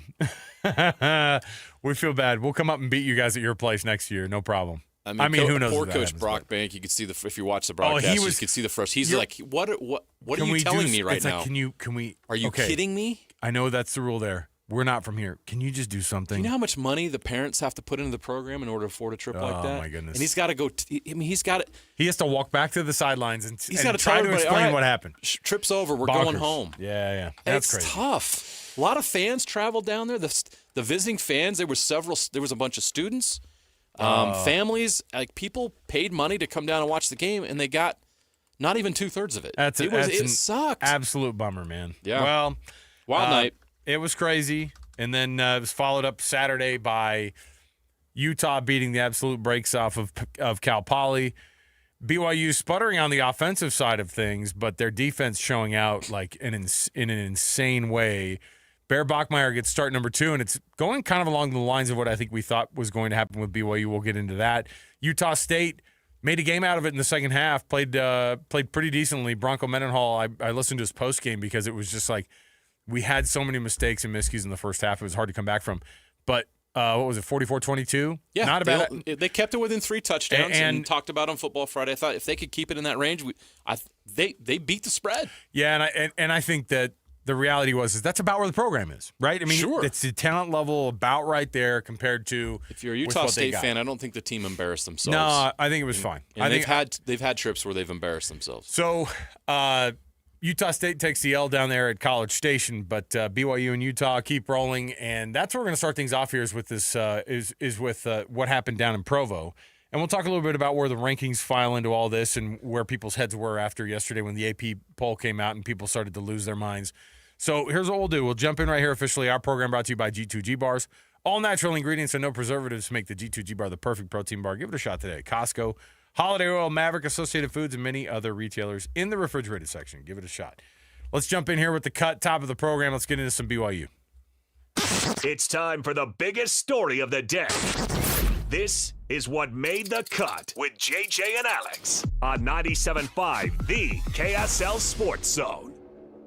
Trajan Wealth brings you this portion of the program. Your local trusted financial fiduciaries in retirement, 801-899-7600, or their website, trajanwealth.com. BYU 27, Stanford 3, JJ. The defense put the offense in so many good positions to be able to punch that thing in. This one could have gotten way more out of hand than it did for Stanford. The offense not finding its footing totally, except for the part where LJ Martin gets the ball, and man, he looked sharp. Yep. And it's 2 games in a row that he's had to not take very many carries, but he's over that century mark for the second game in a row, and it's obvious that he is that solid anchor of this offense. Bear Bachmeier started to get his feet under him a little bit more. We wondered what pressure was going to look like for him, and it was mixed results. Yeah. It wasn't going totally perfectly for him. The guy is a true freshman. Yes. And so 27-3, I think, is about as good of an effort as you can get from your offense that hasn't totally figured everything out. I do think they kept things vanilla for him. I do think that they're trying to just roll things out slowly here and there. You saw a lot of the same schemes, a lot of the same looks from BYU, and I think it's to keep the kid a little bit comfortable. But man, they had pressure up the middle a couple times, and he took a sack. He had to figure it out. He didn't get rid of the ball when he should have, and Kalani brought that up in the postgame. But these are all growing pains. Not a bad way to get those growing pains by still winning by 24 points over a Stanford team. Yeah, it should have been 31-3. That BS holding call cost him 4 points. That was a touchdown. I think a lot of people thought, too, that if they would have actually – it felt like they didn't review that, LJ Martin getting across the plane. Or was it LJ or was it Sione Moa? Either way, it looked like he got across the plane there, too. I was like, I don't care. The bottom line is there were a couple times that they were not getting into the end zone because they were just pushing themselves back, some procedural penalties and stuff like that. It was weird. There was some poor offensive execution at moments, and you've got a true freshman quarterback. You're trying to figure some things out. We talked about it entering the season. Once we heard that Bear Bachmeier was going to be the starter, I talked about this, that it's going to take this offense a minute for him to get things figured out, to get some of the true freshman dust off, whatever you want to call that. It's just hard. You can't teach experience. You can't do anything to prepare somebody until they've actually gone through and lived it. And now he has. He's got 2 games. He faced a Power 4 front, a Power 4 defense. Stanford's defense is okay. I really do think they are. They're not, obviously, BYU's going to see some juggernauts later on in the season, and we'll get to Utah later on in the show. But it's going to get more and more challenging. And East Carolina's coming up in 2 weeks. Now you have to go on the road. You've played in the comfort of Lavelle Edwards Stadium for 2 weeks. Next week, he's going to have to go on the road and get it done against an East Carolina team that's capable, right? I don't know. Who knows? I'm trying to talk myself into that. I don't know what to expect for that team for sure. It's been very beneficial for BYU in the circumstance they're in because you've got a defense that's not going to allow much of anything. That defense is nasty. And you've got Will Farron, who is automatic. So you've got special teams and defense that's as good as you could possibly – Will Farron might be the best kicker in BYU history. That defense is making a case If you combine last year and what we're seeing now, this could be the best defense we've ever seen at BYU. Somebody put the stat out today that between the Colorado game, the Alamo Bowl, Yeah. so the Alamo Bowl, and then these first 2 games, BYU is allowing 5 rushing yards per game in the past 3 games. Insane. It's pretty bonkers. You can't run against BYU. They're ball hawks. Falatau Satawala. He's a man already. I mean, you're getting all these other guys involved in it. Raider Damuni gets a pick. Yep. And, those guys are doing their thing. Jack Kelly's all over the place. Just as we expected, just as we thought. So BYU's defense is as good as advertised. You have a kicker you can trust to make a field goal from anywhere. You just got to be patient with that offense. And you hope by the time Big 12 play comes around, especially that game in mid-October, when it's really going to matter, and we've talked about that 4-game stretch, the make-or-break 4-game stretch in the Big 12 schedule for BYU. When you're playing contenders in the middle of the season, if that offense can, by that time, get up to speed and reach their full potential, BYU has a chance to be a contender in the Big 12. You're seeing it. The defense is there. The special teams is there. Can the offense catch up in time when it really, really matters? I think they can beat Colorado right now with the way things are. I think they can beat West Virginia. I think they can beat Arizona on the road. Once that Utah game comes along, that's when we're going to find out, is BYU truly a contender in this conference? That offense has to be up to speed by then. Is that long enough for Bear Bachmeier to get his feet wet, to get comfortable, to get enough experience to find another level at that quarterback position? Because they don't need much out of him. He doesn't have to go out there and I don't know. Who's killing it right now as a quarterback at the college level? John Mateer? What's that Oklahoma State quarterback? Because all the guys we were told that were going to be great, Arch Manning and Klubnik, what are they doing? Right? Nussmeier's been pretty good, but even LSU was underwhelming, right? So you don't need much out of him in the sense of he doesn't have to be an All-American. You've got L.J. Martin, who has been unbelievable so far this year. He's going to rush for 100 yards a game. He could, I believe that. He is so far. We'll see when he faces some tougher defenses, but he's one of the best, if not the best, running back in the Big 12 right now. Chase Roberts is there. I think you got enough offensively from a receiving perspective to get guys involved if you can get him the ball. He just needs to get more comfortable, get more experience. Hopefully by the time, for their sake, they get to that point in the season, he's got enough experience that he can be his best, as good as he's going to be in his true freshman season. Yeah, and I think that's the key, because asking him to be, running at their quote unquote best, I think it's running at their best, considering that they have a true freshman quarterback. Right? There's that qualifier every time we talk about the offense. So I think it's going to take a minute, and it might take a lot. It might take a couple losses too, along the way that might actually help you figure it out. I'm not saying against East Carolina. I'm not even saying necessarily. It's going to come. It's going to happen. They still might get to that 5-0 or 6-0 mark before they have to face off against Utah. I truly believe that defense and special team is good enough to get them there. I don't think they have to score a lot of points to win games right now. I don't. Here's what Kalani had to say after the game about actually this very topic of that run defense and what they do and what it means that they're running when they're this good on defense and what they've done to turn that corner. Here's what he had to say about it. Well, having number 57 there, it makes things really difficult. You combine him with JT and the rest of the D-line.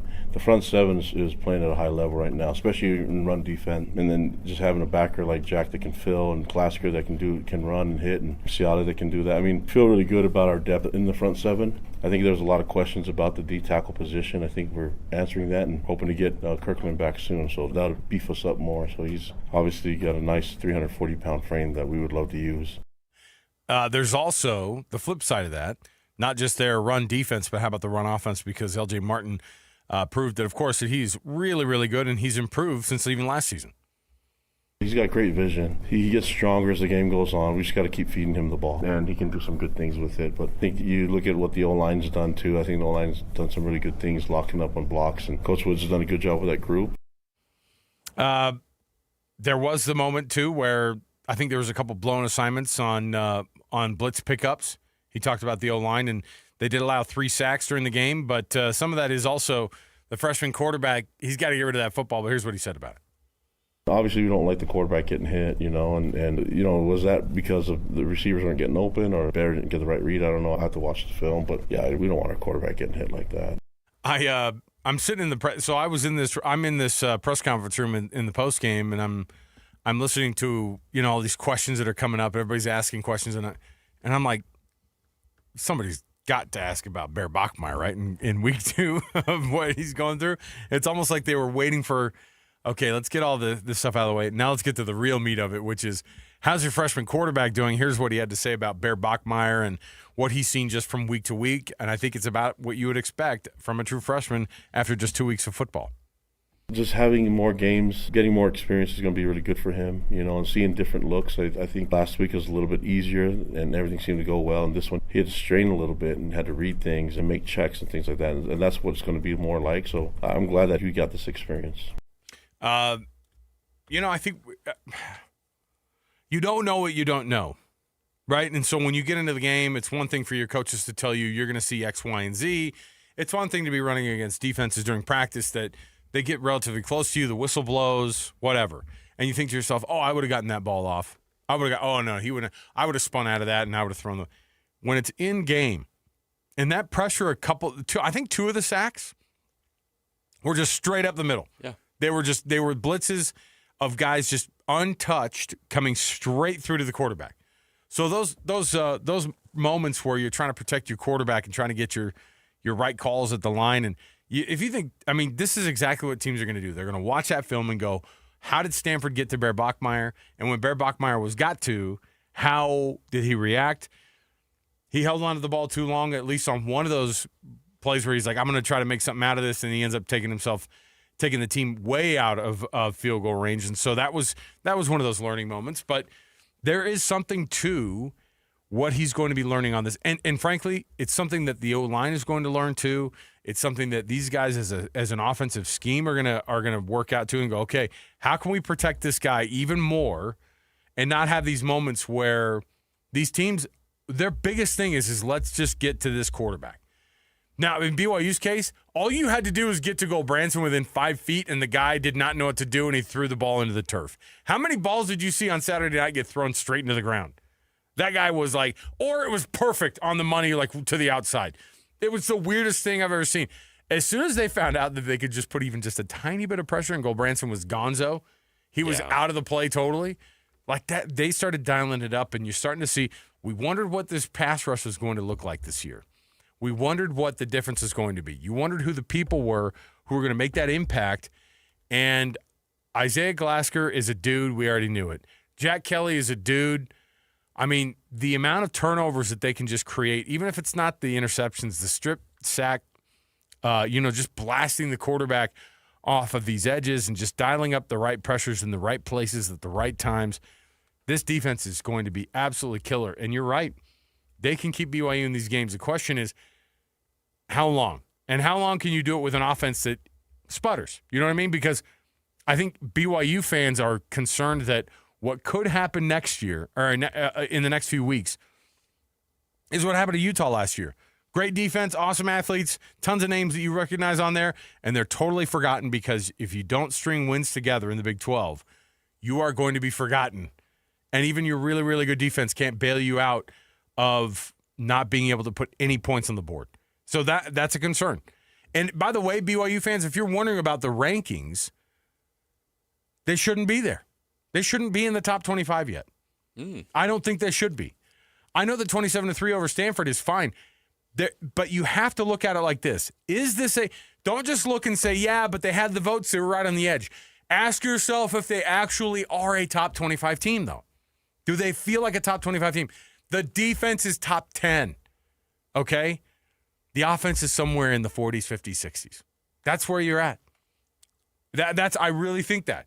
So it's one thing to go, hey, man, what's going on with the no votes? You win by 3.5 touchdowns over Stanford. You should be into the top 25 automatically.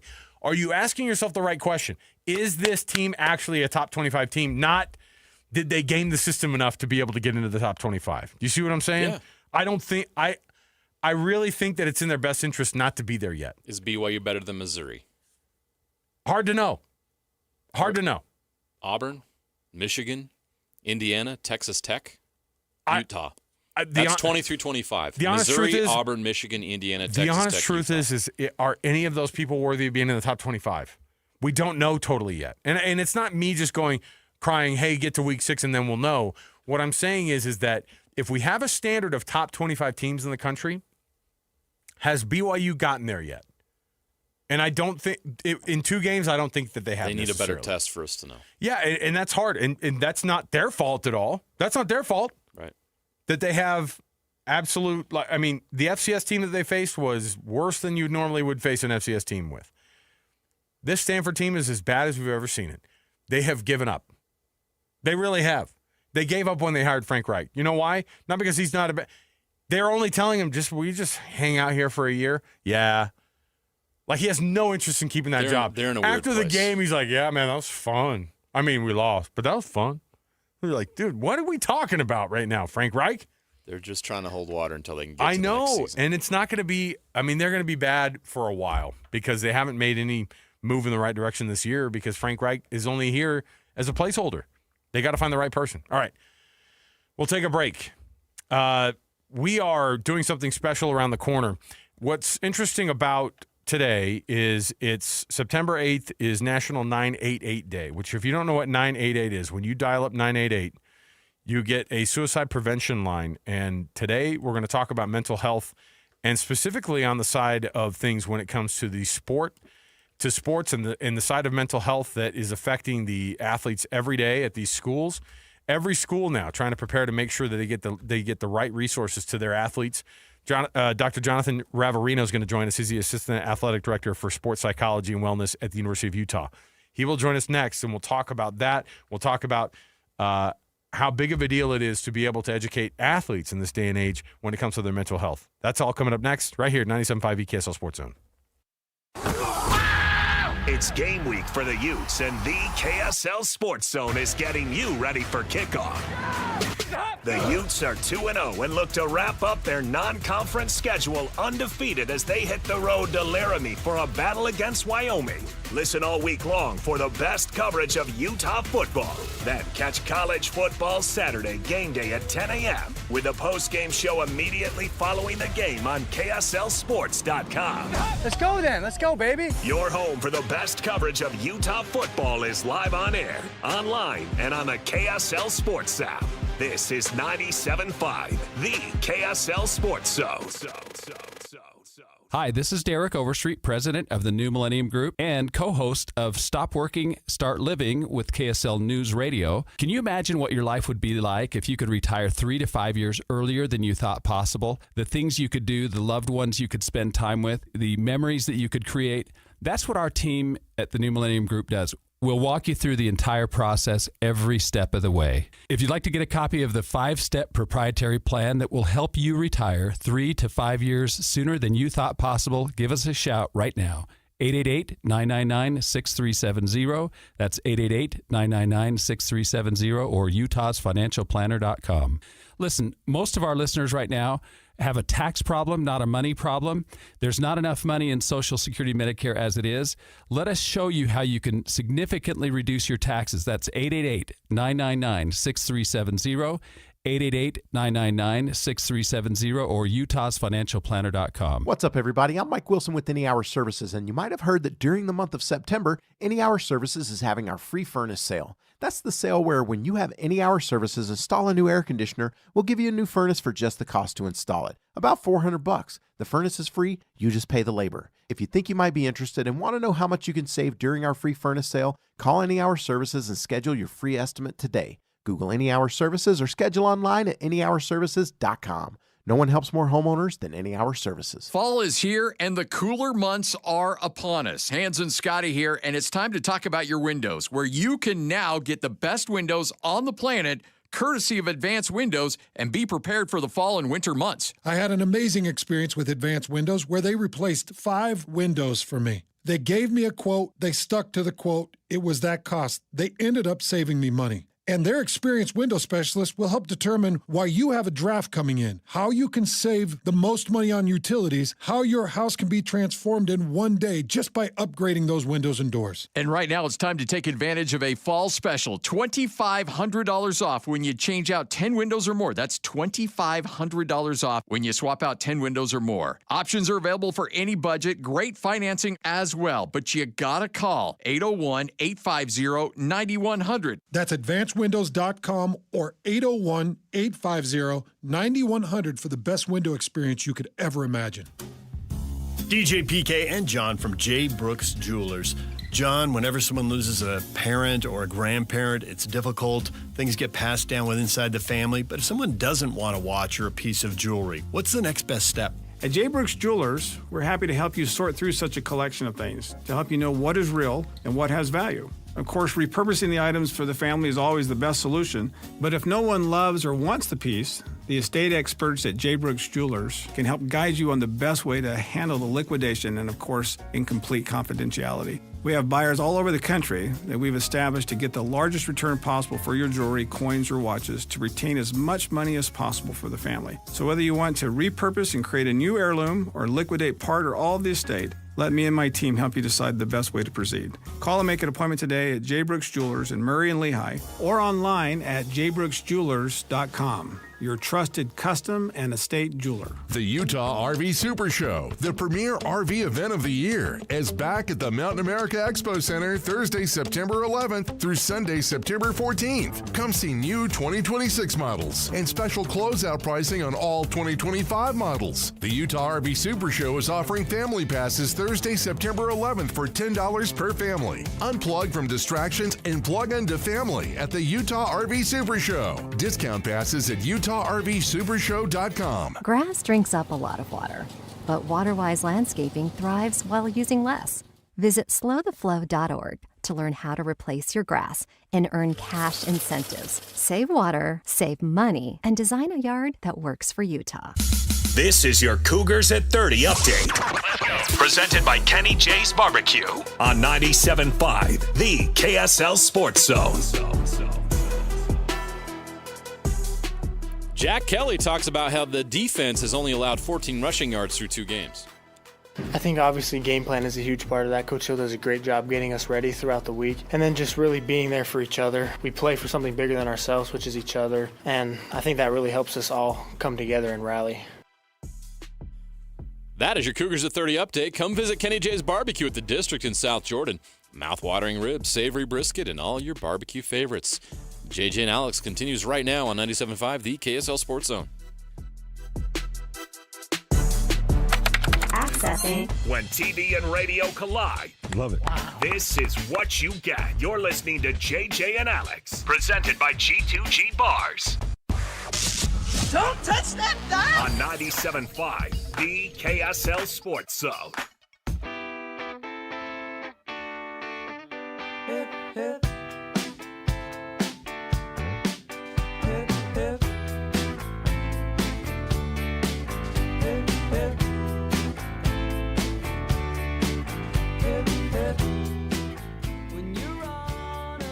Welcome back, everybody.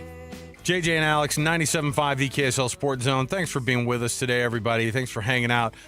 Mondays, of course, JJ and I come back after a full weekend of we split up on Fridays. He does his TV duties.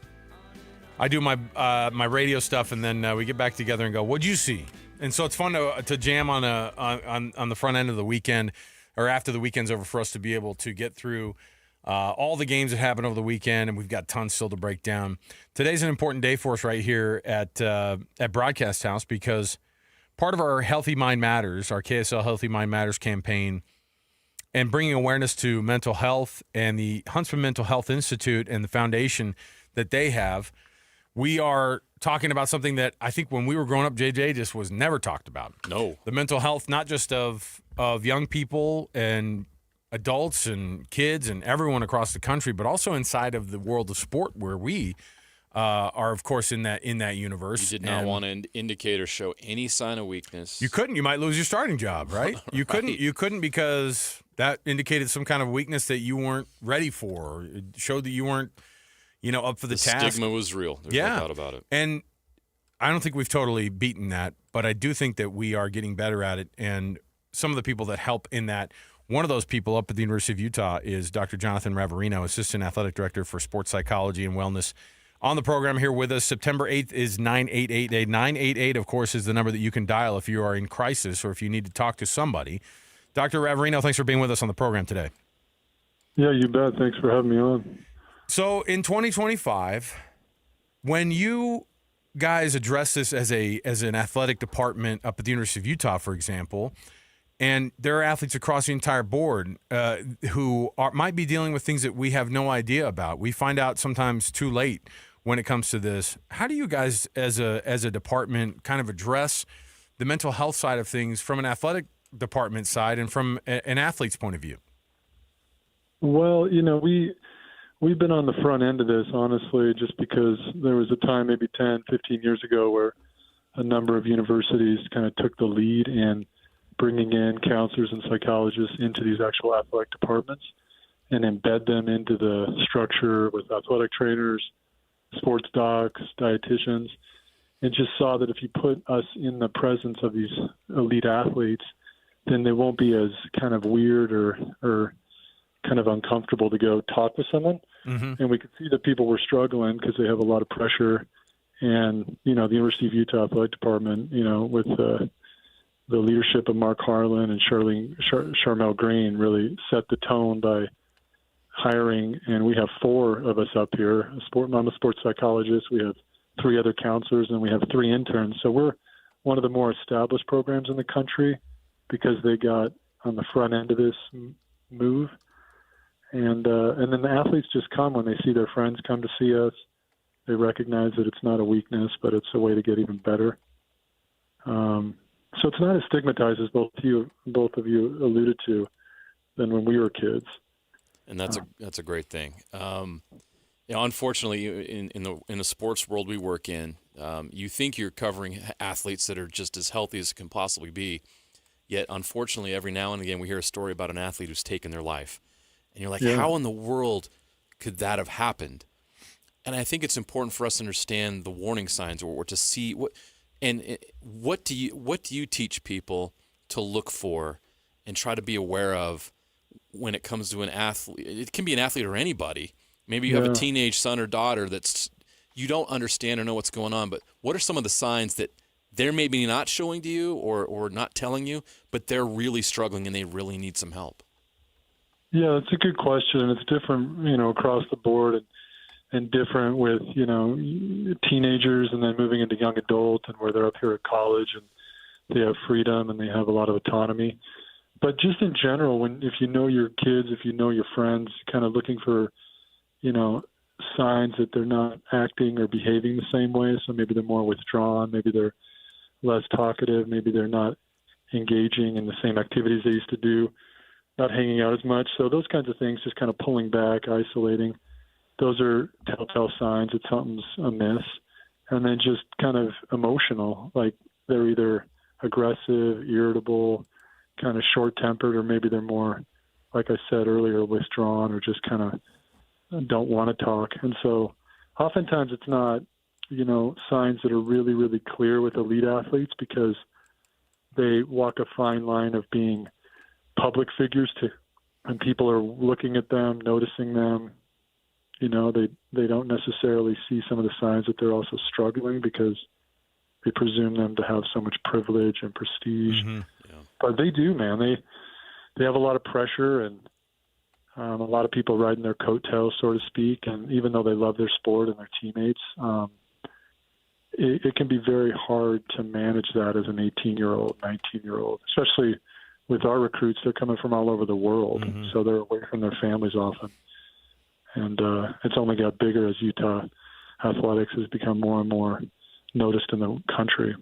What kind of resources do you guys give your athletes when it comes to this and say, hey, it's okay to talk about all these things. It's okay to go to somebody. Where do you tell them to go? Yeah, we tell them to come to us because we're right here embedded in mm-hmm. athletics. We go to practices. We're in the dining hall. We're just kind of making mental health not weird and just normal and reaching out. And so when you see a psychologist, for example, at a practice and they're seen in the same kind of respect as the coaches and the dietitians and the other folks, athletic trainers, then it tells them that your mental health matters. And if your sleep's irregular or if you're having trouble with drinking and drugging, we're here to help you. And if you have some depression, it's not a weakness. It's something that will affect your performance. Because the thing about performance and mental health is if you're feeling down, you perform worse, which makes you feel even worse. And so it's kind of like a circle, and you can't separate those things entirely. So And when you feel better, like you guys know, you tend to perform better and you're more, at your best. So, and when they see a teammate, a captain on the team, walk back with me to meet, then it just normalizes it even more. We've focused a lot on depression. I want to ask you about anxiety. What are some of the ways that you're treating anxiety these days, and particularly about athletes, but just in general, how are you handling anxiety among young people? Yeah, that's a good question. I mean, honestly, that's probably our heaviest hitter. Yeah, is anxiety. I mean, it's ubiquitous in the culture, and when you go to high-performing athletes and achievement-oriented individuals, they tend to run anxious. And so what we do, honestly, is normalize some of that. They can handle some anxiety and just kind of reshape it as performance anxiety, which a lot of people have. But we teach breathing. A lot of ways to manage that is to manage your sympathetic nervous system. And if you can do conscious breathing and belly breathing and just get in front of any panic breathing, then you're already, ahead of the game. And then these athletes, because they've won games, lost games, they can handle pressure. I mean, our gymnasts, for example, are great examples. Like they perform in front of 15,000 people on a beam, and they can handle it. But some of them may struggle, like in a test or going on a date. So it's all just normal stuff. But anxiety it's big with elite athletes, and you see it at the Olympic level. So it's whether it's youth sports to the highest professional, anxiety can kind of hold you back. Well, we've been trying to highlight the Huntsman Mental Health Foundation and the Huntsman Mental Health Institute, and what's interesting is that it's not just about I think we had this discussion too with somebody from Primary Children's when we were doing our telethon a few months ago, where they're like, no, we have a walk-in clinic now that is a 24-hour deal where you can walk in. Adults 18 plus can walk into the Mental Health Crisis Center in South Salt Lake, for example, and they can get that help immediately, which is something I think people think about Dr. Ravarino from like a broken arm standpoint, right? We'll go in and treat that immediately, but this is just as dire and just as necessary of a situation for us to be able to have those types of resources in our community. Absolutely, man. I mean, absolutely. And what the Huntsmans have done to put money and effort into reinforcing services across this valley. I mean, the Crisis Care Center is unique across the whole country. And just as you said, anyone who's struggling with depression, anxiety, any type of level of bipolar, more serious and persistent mental illness, or just they're feeling deep loneliness and they don't trust their behavior and they want to get support, they can walk into that clinic at no charge. And they do a receiving center that's 23 hours of just support before even you might need to go into the hospital, and they can just be given support. And it's a nice place. It doesn't look like what those historical kind of psych hospitals that are not really inviting and don't have a lot of light coming through. This Crisis Care Center is unparalleled, and it's just beautiful. We've gone through there. We've had athletes go there when they need support. And the Huntsmans they've just done it all with that, put money where their support has been. Dr. Jonathan Ravarino, Assistant Athletic Director for Sports Psychology and Wellness up at the University of Utah. Dr. Ravarino, thanks for your time. We appreciate it, and we don't get to do this very often. We should probably do it more often, but thanks for being with us today. Hey, you bet. Thanks, guys. Appreciate you. There you go. Thank you. Dr. Ravarino, University of Utah. If you've got a mental health emergency, I want to be able to make sure that we know this part of our KSL Healthy Mind Matters. The Huntsman Mental Health Institute and the crisis center that they have open 24/7. Any adult 18 plus can walk in, and like he was saying, you look at it like it's a mental health ER. You can get that urgent medical care for your mental health. It's at 955 West and 3300 South in Salt Lake City. So want to make sure people understand that and how big of a deal it is, and we appreciate them taking time. It's across the board, JJ. It's one of those things that, I'm the son of a mental health professional. So like I grew up with being able to, it was okay to talk about things. In fact, it was important. It was like, no, you've got to talk about these things. And so I see how big of a deal it is. And as somebody who in the past, I've dealt with anxiety and depression. I think at certain levels, I think any adult has at some point. We're all honest. We all have. I have. Yeah, absolutely. And we all have family members who are going through this. And what, a lot of the stuff you told me just now is very interesting to me, because I see a lot of these things in my life, and I want to make sure that I'm able to help everybody that I know that may have some challenges or issues. I myself, we all have to treat this. And sure. It's just like if we have an infection, we go get an antibiotic for it. If we have a broken something, we get the care. The stigma around this has to go away. We all struggle. We all have ups and downs. Let's get help, but let's talk about it. Yeah. That's the most important thing. I was talking with somebody today, and they said, I reached out to somebody who I hadn't talked to in a while, and they were like, I'm so glad you called me. I was having such a hard week last week, or, How easy is it now for us, Alex, to just pick up our phone and send a text to somebody where sure. instantly you're thinking about them? Yeah. Don't hold back. Send that text as soon as you're thinking about that person. Yeah. Do it. And you don't have to wait. You don't have to wait for signs to see anything. Just say, hey, how you doing? What's going on? Just thinking of you. We appreciate Dr. Raverino, and we appreciate the University of Utah for making him available to us as well. So, like I said, the Huntsman Mental Health Institute and their crisis center they have for a 24/7 mental health crisis care in Salt Lake City. It's an alternative to the ER for going in there. In fact, it's ready built for this, for somebody to walk in right off the streets if they need help at 955 West and 3300 South in Salt Lake City, in South Salt Lake. We'll take a quick break here. We'll come back. We've got our weekend warriors up around the corner. Stay right here with us. More to go around the corner, 97.5 the KSL Sports Zone. It's game week for the Aggies, and the KSL Sports Zone is getting you ready for kickoff. Bronco Mendenhall and the Aggies return home to Logan to open up Mountain West Conference play with a showdown against Air Force. Listen all week long for the best coverage of Aggie football. Then catch the play-by-play action beginning with the Aggie pregame show game day at 6:30 on 1280 The Zone. Your exclusive home for Aggie football is live on air, online, and on the KSL Sports app. This is 97.5, the KSL Sports Zone. Beehive Meals, beehivemeals.com is the website. We're a Beehive Meals family, JJ. Not only have to be. Not only do we have a lot of kids, my wife and I both work full time, and it's also, well, and in full disclosure, my son started working there, and he's a Beehive Meal guy now. Nice. Yeah, I'm telling you, we have it all covered. And I will tell you that having seen all of the different sides of us trying to make different meals from night to night, I swing and miss all the time with my kids. And with as many kids as we have a lot of people who are like, hey, I want this, I want this, I want this. The reality is when you get a hot meal on the table and it's sitting in front of them, that's most of the work done. Because guess what? They're gonna eat that food that's in front of them. And our kids have really learned to love all of the different types of Beehive meals that we have coming into the house. I'm telling you, it's convenient. It's a lot cheaper than you trying to do the every night fast food thing. Don't do it.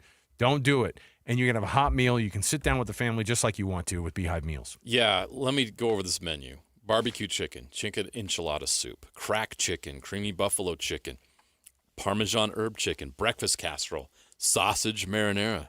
Did sausage get your interest? It had mine. Apple barbecue pork roast.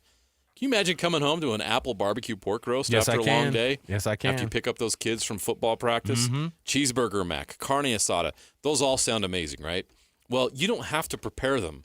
They do it for you. All you got to do is throw it in the crock pot, and when you get home from a long day, it's ready for you at the end of the day. And you don't have to go out and spend $50 on fast food and not eat healthy. These are healthy home-cooked meals. They're put in the freezer, fresh, ready for you to cook. You got to try this. It's going to save you money. It's going to save you time. Go to beehivemeals.com, and when you make your order, your first order, use the code THEZONE, and you're going to get $20 off that first order. Go give it a try. Try it for a month and see if it changes the financial dynamic and the time dynamic around meals in your home. You'll eat healthier. You'll save money. Give it a shot. beehivemeals.com. That's beehivemeals.com. Looking for reliable home services you can actually count on? I've got just the team for you. Mountain Home Services. They've been serving Utah since 1954 with honest, upfront pricing and zero hidden fees. Plus, they back every job with a 100% satisfaction guarantee. With summer heating up, now's the time to get your AC in shape. Mountain Home Services delivers fast, expert air conditioning service to keep your home cool and comfortable. And don't forget, they also handle electrical and plumbing work with the same trusted care. And here's the best part. KSL listeners get exclusive limited-time specials, but you have to call and ask. These deals won't last, so don't miss your chance to save. Call 801-543-2222 today and tell them KSL sent you. That's 801-543-2222 or visit mountainhomeservices.com. Get the service you need and the deal you deserve. You worked hard for your 401k, but if you've left your job, your money might be sitting in the wrong hands. I'm Jeff Jr. with Trajan Wealth, and it's very possible that the 401k that you have had for years has hidden fees and limited investment choices. But if you're no longer with the company, that 401k may be at the mercy of your former employer. All of these things could be costing you thousands. Rolling over your 401k into an IRA can provide better investment options that align with your long-term goals. At Trajan Wealth, we're fiduciary advisors that are held to a higher standard with no hidden agenda and no hidden fees. Don't let your retirement dollars sit in an old plan, and don't roll it over to your new plan without consulting Trajan Wealth first. Call Trajan today at 801-899-7600. That's 801-899-7600. Advisory services are offered through Trajan Wealth, LLC, an SEC-registered investment advisor.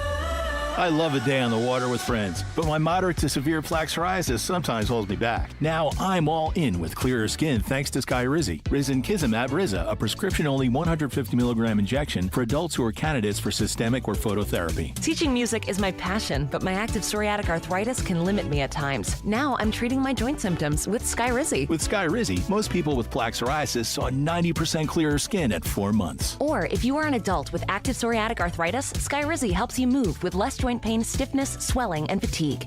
Don't use if allergic to Skyrizi. Serious allergic reactions, increased infections, or lower ability to fight them may occur. Before treatment, get checked for infections and tuberculosis. Tell your doctor about any flu-like symptoms or vaccines. There's nothing like clearer skin. There's nothing like better movement, and that means everything. Ask your doctor about Skyrizi. Visit Skyrizi.com or call 1-866-SKY-RIZZI to learn more. Utah Rail Safety Week is Monday, September 15th to Sunday, September 21st. Rail safety signs aren't just symbols, they're lifesavers. Whether you drive, bike, or walk near tracks, safety starts with each of us. Learn more at UtahOperationLifesaver.org. Get ready to ride at the Edge Power Sports this Friday and Saturday, September 12th and 13th from 9:30 to 4 p.m. It's your chance to hit the road at the Suzuki Demo event. Suzuki is here with their full lineup of street bikes, and you can take one for a spin. Don't miss the action at the Edge Power Sports in Draper. Details online at gettotheedge.com. The Edge Power Sports, where adventure begins and the thrill never ends. Some restrictions apply. Rider must be 21 and older with a motorcycle endorsement. UCCU, proud sponsor of Game Night Live. Celebrate 6 Salt Lake Valley UCCU branches. Enter to win a Jeep. UCCU, love where you bank. Hey, this is Chris with JCW's. Craving something sweet? We do ice cream right. Come in and try one of our shakes, freezes, or an ice cream cone, and you'll see why we say JCW's, quality, and a lot of it. 3, 2, 1. This is your Utes at 50 update. 158! Presented by Kenny J's Barbecue on 97.5, the KSL Sports Zone. Kyle Whittingham evaluates his wide receiver room after 2 games.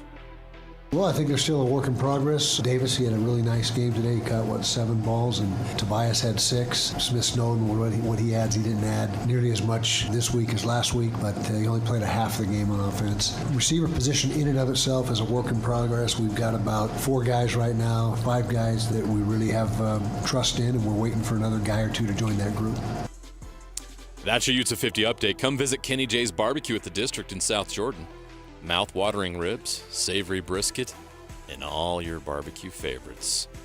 JG and Alex continues right now on 97.5, the KSL Sports Zone.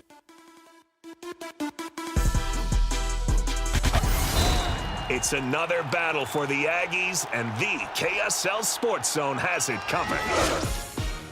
The Aggies kick off conference play as they welcome Air Force to Logan. Your home for all the play-by-play coverage of Aggie football is right here on 97.5, the KSL Sports Zone. You're locked on to JJ and Alex. Presented by G2G Bars on 97.5, the KSL Sports Zone.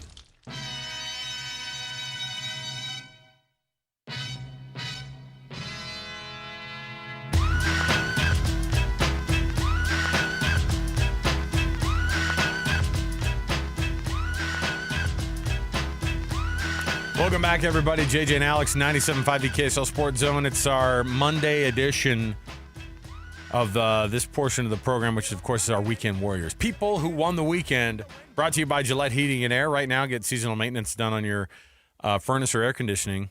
Get yourself ready for winter. $59 is all it needs to be able to get that seasonal maintenance done, and it goes a long way. So see GilletteHVAC.com for more information and to make an appointment. That's GilletteHVAC.com. Weekend Warriors, people who won the weekend. I think it was the most hilarious thing last night when I'm watching Sunday Night Football, and it's around. I mean, you know how it is at our house, and we have little kids still, and so I'm putting. No, wait. Let me stop you. Huh? Did you go to bed last night before the comeback? No, I did not. No. I had to rock a child to sleep while I'm watching on my phone what's going on, because we were watching it out in the living room, and she falls asleep, and I'm immediately like, because this is when they're kind of marching down. It's 40-25 at this point. Yeah. It already was a great game. Derrick Henry's I'm just like, this guy, I can't believe he's doing it again. I can't believe he's unstoppable again. And when they're marching down the field, I thought, oh, that'd be kind of nice if they score here. Make it at least, kind of nice. They'll get a couple minutes. You got the 2-minute warning. You got 3 timeouts still. We'll see what goes on here. They score. They make it 32-40, and then and I'm thinking to myself, well, that's crazy, except for the Derrick Henry fumble, and I'm going, oh my gosh, no way. They give it away. And then they stop him on the 2-point conversion. I'm going, well, that's it. Who knows? They still had 3 timeouts. Let's have a listen, just a remembrance of what happened last night. Josh Allen and the Buffalo Bills make for a phenomenal first week of Sunday Night Football on NBC, and us checking it out last night. Here's what it sounded like. Josh Allen starts from the 20. Underneath, brought in for 6 by Khalil Shakir. Buffalo, no timeouts. Swinging sideline, brought in by Coleman. 7th catch of the night for Keon Coleman. Allen gets away from the rush. He's got some space. He's going to take off and get out of bounds. Dawson Knox in motion. Allen unloading, throwing. That's Palmer! Out of bounds at the 35. They're in field goal range. Remarkable! Baltimore brings some pressure, and Allen throws. It's caught on the run. Keon Coleman tripped up at the 9-yard line. Timeout, Ravens. From 32 yards, Prater made it, and the Bills open their final season in this stadium with a stunning comeback win. Oh man. What a phenomenal night. So it could have only gone this way, right? Half the stadium left the game. That was my favorite part, is when Chris Collinsworth goes, and 25,000 people are trying to get their way back into the stadium, and you can't. You already lost your chance. Sorry. And you leave the stadium, and you know how Buffalo fans are. They've been through a lot of hurt over the years. They're leaving and they're going, ugh. You're not getting back in that stadium. Sorry. What a night. I mean, I don't know. I didn't see the numbers from a ratings perspective, JJ, but something tells me they're probably pretty darn good for you. I haven't seen them yet, but they're going to be through the roof. Not a bad way to start the year off, an 81-point outpouring and a last-second field goal. And poor Derrick Henry, who ends up with 180 yards rushing on the night, and only thing everybody remembers is that weird anomaly of a fumble. The guy never fumbles. Do you want to know why the NFL is king? Last night is an example. Yes. That's your season opener? That was phenomenal. Those teams met in the divisional round, and it ended in absolute heartbreak for the Ravens And then it happened again in the same place. Oh, my goodness. To see those people on the sideline, too. What was Zaire Alexander doing in that last drive, by the way? It was rough. My heavens. That was rough. They totally took advantage of it. Both passes on that last drive, the game-winning drive. On him. He got caught all right. behind. Other notables from the weekend, not just of the local ones, but Nico Gramatica ends up getting a field goal for the USF Bulls. Don't call it a comeback. These guys, they're supposed to be the G5 leaders now, and they are. They get to they knock off number 13 Florida. They get the win, and they are into the top 25. I don't know, maybe for the first time ever. I don't remember a USF Bulls team ever in the rankings, but they're the first team to beat back-to-back teams that are ranked in the AP poll to start off the season since like the 2006, 2007 Oregon State Beavers. I know you remember that squad. So there you go. All right, we'll take the break here. We'll come back. Pete Futak, college football writer for collegefootballnews.com, is going to join us, give us his thoughts on all things from a national perspective of college football, but also locally here on the Utes and the Cougs, who are making a push to be a couple of the best teams in the Big 12. Is it going to come to fruition for one of those teams? So we'll talk about it next with Pete Futak, 97.5 KSL Sports Zone. Want to get the latest info on Utah's newest sports franchise? Sign up for the Utah Mammoth newsletter. Get exclusive analysis, plus the latest news and notes on the Utah Mammoth. Sign up today at KSLSports.com for the Utah Mammoth newsletter. Get the latest Utah sports headlines delivered to your inbox with the KSL Sports Newsletter. From the Jazz, Utah Hockey Club, BYU, Utah, Real Salt Lake, and more. Be in the know of all things sports in the state of Utah. Visit KSLSports.com to sign up for the KSL Sports Newsletter. Advanced Windows, Advanced Window Products. You trust these guys because we do. And I'm telling you, if you're looking to improve not just the look of your home, JJ, the things that Advanced Windows offers is this: the best quality window in the business, and at a price that you're only going to get from somebody who cuts out the salesperson, right? They have the factory right there. They warranty it here. They design the windows here. They build them here. That means you're going to save, and that means that they're also going to take care of that product for the life of that product. How about saving money on your monthly utility bills to the best way possible with the most efficient windows in the business with Advanced Windows? If you need windows, whether it's a new home, an older home, if you're wondering if you need new windows, Advanced Window Products needs to be your first call. Give them a call right now, 801-850-9100. That's 801-850-9100. There's no reason to put this off any further. If you need windows, get it done. They have options available for any budget. They have several financing plans, including 60 months, no interest, and no payment, no interest for 24 months. And as Alex said, there's so many reasons why you should trust Advanced Window Products. They've been around for nearly 40 years. Nobody beats them in customer service.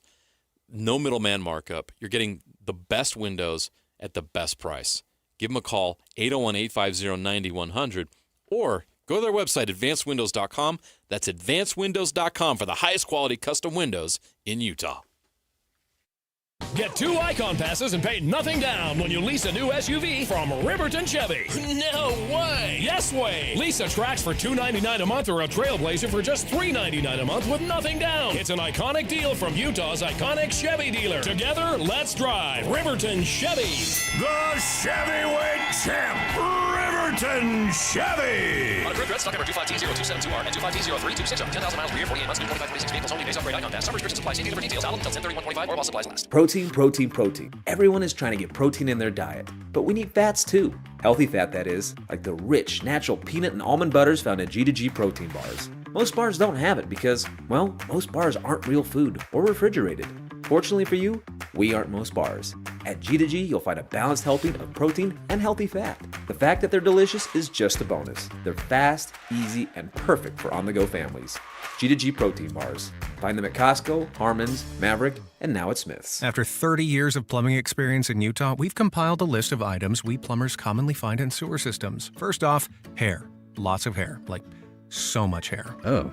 Roots, dental floss, marbles, and every other toy imaginable. Dentures, watches, coins, live animals, also dead ones.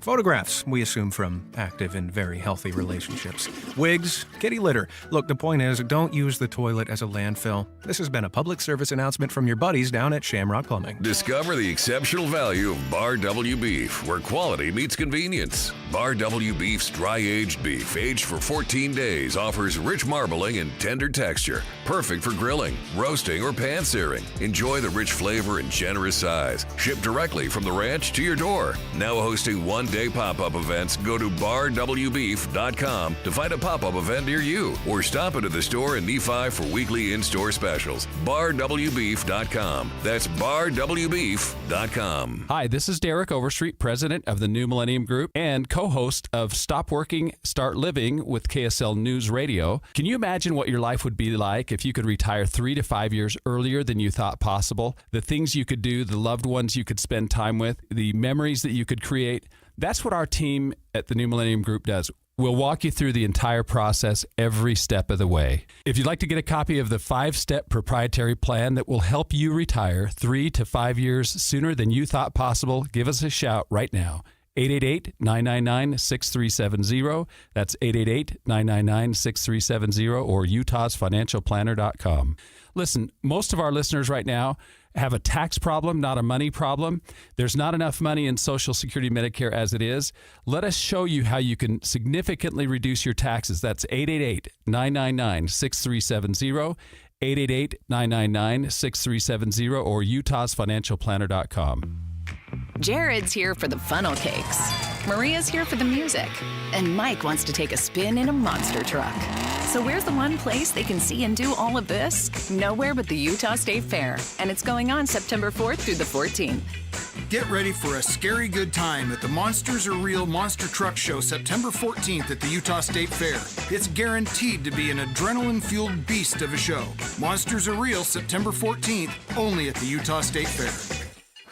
Broadcasting from the Mountain Home Services Studio, this is 97.5 KZNS FM Colbert, 1280 KZNS AM Salt Lake City, and 102.7 KSL FM HD2 Salt Lake City Midvale. This is 97.5, the KSL Sports Zone.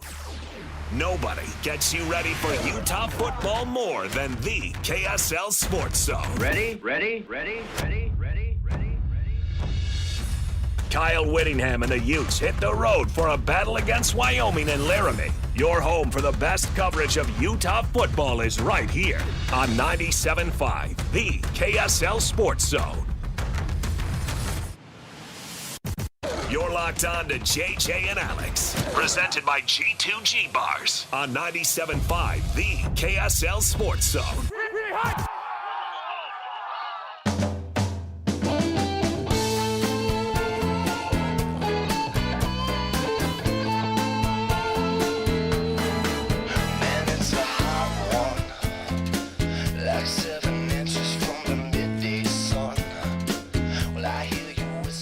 All right, everybody, welcome on back. It's another edition of JJ and Alex, 97.5, the KSL Sports Zone. Is this Matchbox 20 in Santana? Heck yeah. Did you ever even heard of Matchbox 20? Alex Napoles? Not Matchbox 20. No? But I've heard of Santana. Yeah. Rob Thomas? And Rob Thomas. Yeah. Matt, lead singer Rob of Matchbox Thomas 20. is the lead singer of Matchbox. Come on, how dare you? Great tune, though, coming back. That's when we knew Santana was back. Is he still with us, by the way? Don't. He can't Don't be, right? you dare kill Santana. Don't you dare do that. Our show brought to you by G2G Bars. All natural ingredients and no preservatives make the G2G Bar the perfect protein bar. Give it a shot today. Let's kick off the show this hour. One of our favorite guests of all time, Pete Futak, college football writer for College Football News, jumps in right here. It's The Cut, top of the hour. Let's do it. It's time for the biggest story of the day. This is what made the cut with JJ and Alex on 97.5, the KSL Sports Zone. And Doug Smith, of course, it brings you this portion of the show, an incredible selection of Kia, Subaru, Chevy, Jeep, Dodge, or Ram, and now Mitsubishi. In the Doug Smith family of dealerships, nobody knows cars like Doug. Pete Futak joins us on the program right now. College Football News is where you can find his byline. Pete, what a weekend, man. Week 2 delivered some fun ones there. Is John Mateer the real deal in Oklahoma? Wait, first of all, it's not Matchbox 20. It's not Matchbox 20 spelled out as 20. And gosh, don't you guys know your mom, Gene Rock? I mean, come on. Mom, Gene Rock. I look at it. So true. All it is for me is junior high rock. That's where I was during this time of my life. I'm not even going to start with how young you are. Okay, that's crazy. God, I'm old. But yes, John Mateer, and speaking of flowing hair and singing like that, he's the real deal. But okay, let's see going forward, because they had to win this. Because if you look at the rest of the Oklahoma schedule, this is a 10-2 team with a 5-7 schedule. I mean, they're going to win their share of games. I think they're going to beat Texas, but if they had lost to Michigan, they're not losing fewer than 2 more games. So forget the college football playoff. But this schedule is absolutely brutal. It was good enough. Michigan is still a little offensively challenged, and it wasn't a thriller. Offensively challenged is a new diagnosis. I love that. I'm gonna give Bryce Underwood a little time. He's not there yet, but a good win, strong win, and now okay, that's good. But then give it another week, and then it's Auburn, and then it's Texas, and then it's everyone else who's good in the SEC. Week 2 didn't have a lot of great games like Week 1 did, but what are some of the things that stood out to you, or you were really impressed by, or really, I guess, learned something about in Week 2 in college football? Yeah, I'll actually kind of push back a little bit, because they didn't have the great matchups, but the games were actually better. Because what problem is, you should have flipped Week 1 and Week 2, because all these teams should have had.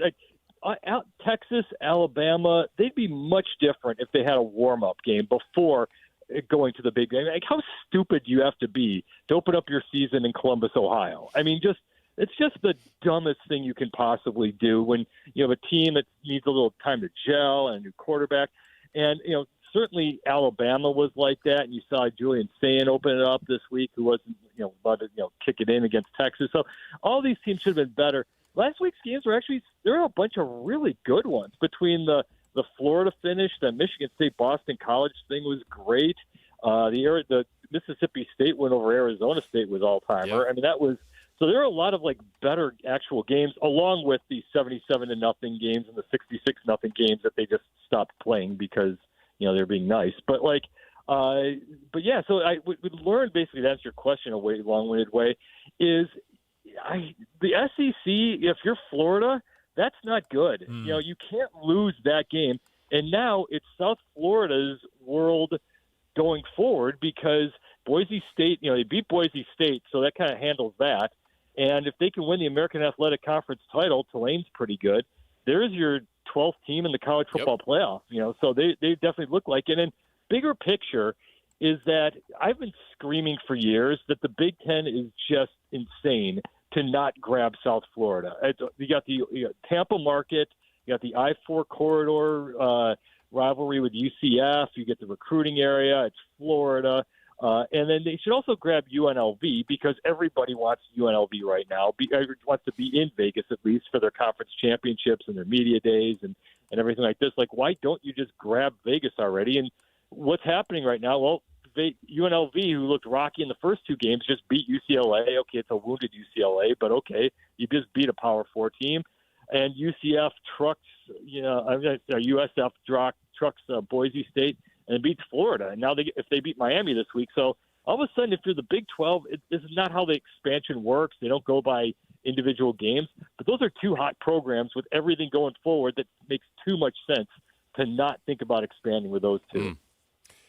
As you see kind of the landscape of college football, where does Utah fit into that? Because they've had quite a different look this year now that they have an offense.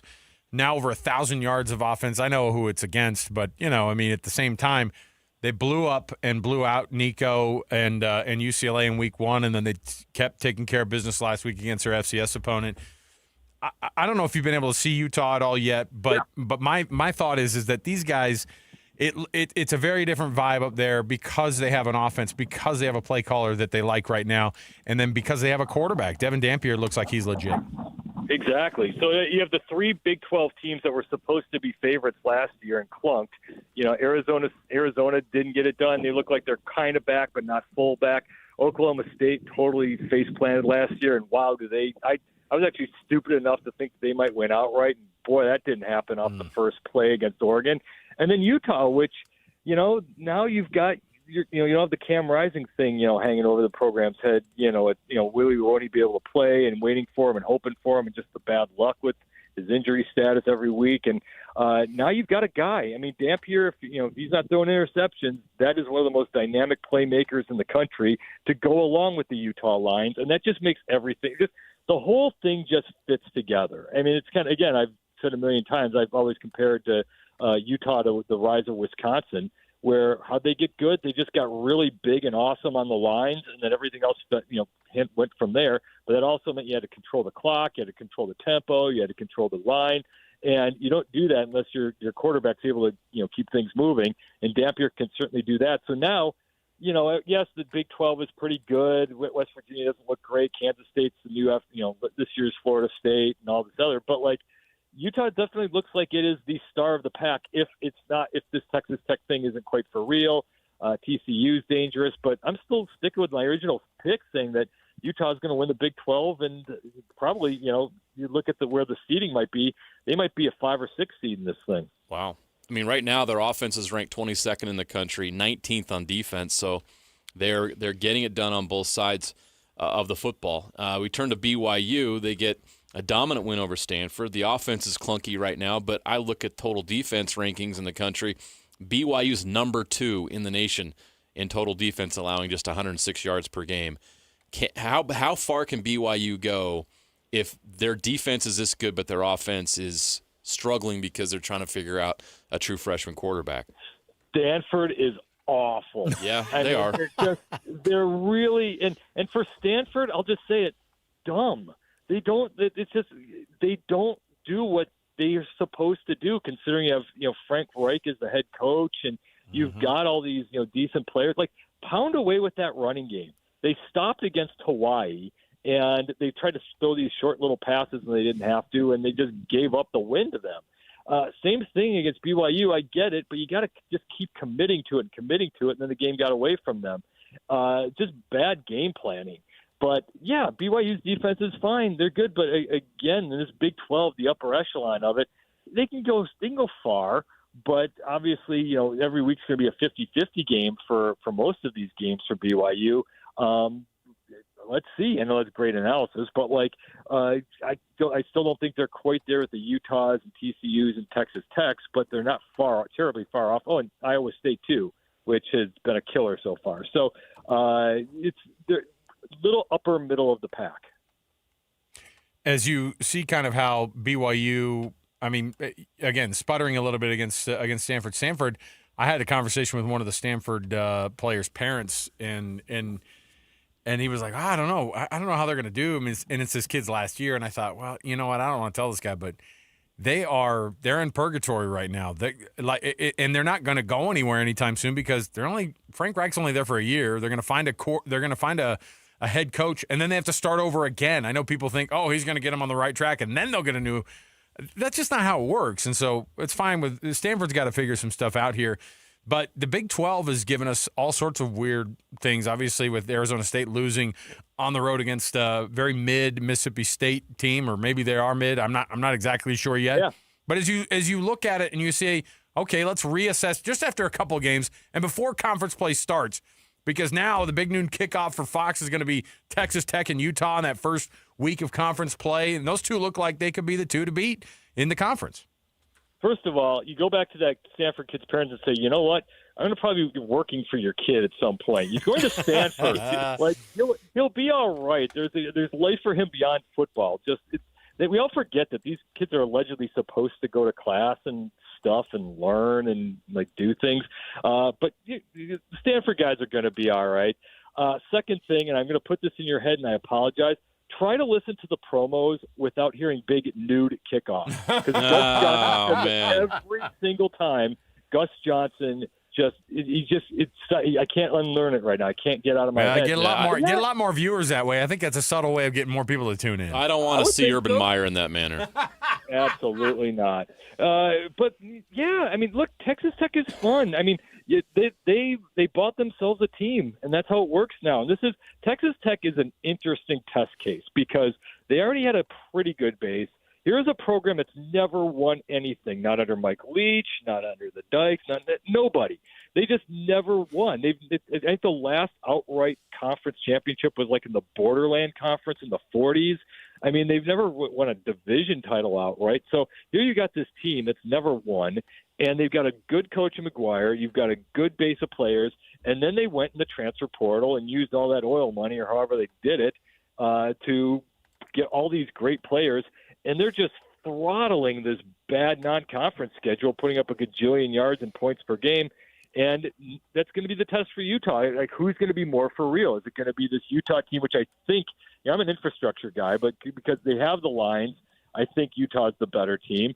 But Texas Tech's really going to be good and explosive, and that could be their national stage to say that, this might be the year that Texas Tech kind of breaks through. We don't pay too much attention to the AP Top 25, but it's the only gauge we have right now. But I can't get over how volatile this is right now. Like, Tennessee moves up 7 spots. Why? Michigan drops 8 spots, losing to an Oklahoma team who looks pretty good, and they move up 5. Like, how do you get frustrated with the volatility of the AP Top 25 poll? What do you make of things right now with where everything is sitting?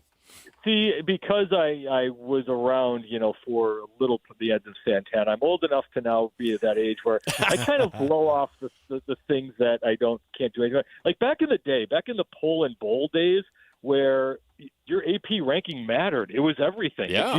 If you were 1 and 2 to start the season, it didn't matter if you were number 3 and won every game by 90, you weren't budging unless 1 and 2 lost. So I don't get into a twist too much because that's a problem, because I think I can't remember which ones. Either the AP or the coaches still have Arizona State ranked ahead of. I think it might be both. Arizona State is ranked ahead of Mississippi State.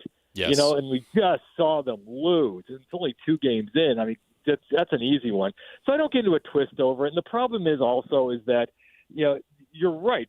You're rewarding teams that blew up bad teams, like Florida State. I think they beat East Texas A&M.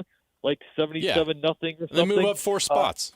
Exactly. Like, congratulations. Yeah, but allegedly the College Football Playoff Committee is going to care about the metrics and strength of schedule now, which they did before. They're just now saying they're going to do more stuff. So allegedly they're going to care more about that. But really, remember to play this forward, whatever on the AP, but that's kind of the measuring stick, like you said.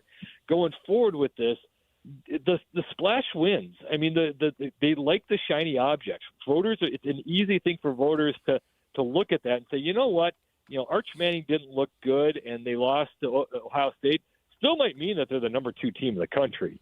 So you can. That's the thing that always kind of gets lost in all these rankings is just because you lost doesn't mean you have to drop if the team you lost to is ranked higher and it was a road game or something. So yeah, it's frustrating, and it's like, come on, guys, you have one job, just put some thought into it. But again, until the college football playoff rankings come out, I don't really get into too much of a twist over it. Yeah, am I supposed to believe LSU and Miami are better than Texas? What evidence? You know what I mean? Like, what? That's it's ridiculous. I kind of do, but then again, I research this stuff. I could be wrong, right? But like they're not these AP voters. The whole point of the AP is you have lots and lots and lots and lots of voters from all across the country, and they know their region.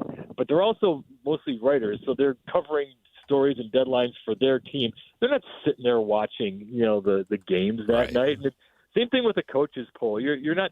There's no way Steve Sarkisian is sitting up watching the Utah-UCLA game. Or maybe he is, but these guys don't watch enough college football. They're going off of feel and vibe and scores. And when you blow out a team by a gajillion points, it looks good.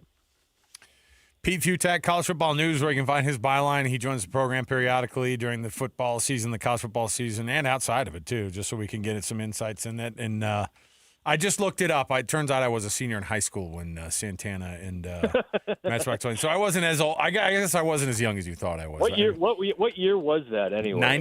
99. So there you go. So you want age? So that is year 2 of when I started collegefootballnews.com. How long the sucker's been going? Yes.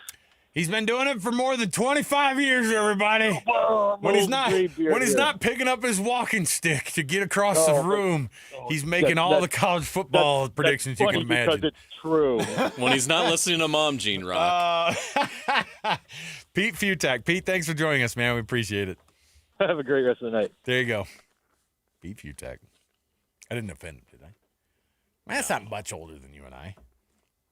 No. You guys are probably more peers than he and I are. Than you and I are.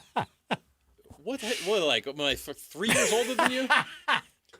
Alex and I, we kind of know, our producer, Alex Napoles, and I, we're kind of on the same. Oh, yeah. I'm hip. I'm with it. Sorry. Tuck. I will say that, and he doesn't get that reference either, by the way. Austin Powers. Because that movie came out in 1999. Yes. Isn't that crazy? Yeah. And so did our producer, Alex Napoles, by the way. In 1999, too. All right. We'll take the break here. We'll come back. We've got more around the corner before I get you out. You got to nominate the Utes Sports volunteer that you know for the Hercules Hero of the Week award. All you have to do is just go to KSLSports.com/contest and nominate a winner, and then we read those winners off on Thursdays. And they get a prize from Hercules First Federal Credit Union and a Beehive meal. So there you go. We'll come back. We've got more around the corner when we return. Let's jump into some of these AP poll talks. Let's talk about some of the people who did and did not move up and down that AP poll. Yes, it's a wild one. There's no rhyme or reason, but it's only week 2. Maybe we're going to find out what the reality is over the next couple of weeks. There's a winless team in the top 10. Watch. BYU won't play this next week, and then they'll get in. That's how it works. All right. Stay here, 97.5, the KSL Sports Zone. And now, a look at traffic from the KSL Traffic Center. A crash is blocking off the HOV lane of southbound I-15 right before the Pioneer Crossing exit in American Fork. Backups extending all the way back to 21 North in Lehigh. Southbound I-15 slowing as well through Salt Lake County, going by the 6 South exit, in addition to normal slowdowns from Murray to Sandy. Put your energy into the fight song, not fighting for parking. You win when you take UTA to the game. Plan your trip at rideuta.com. With your traffic update, I'm Alex Napoles here on 97.5, the KSL Sports Zone. This is Jake Scott and Ben Anderson. Gail Miller always used to use the word stewardship. I used to hear that a lot. And I like that kind of concept because sports franchises do mean more than just businesses. They mean more to the community. They mean more to the members, all the things than just businesses. Sure. We're not doing restaurant talk radio at kslrestaurant.com. Right.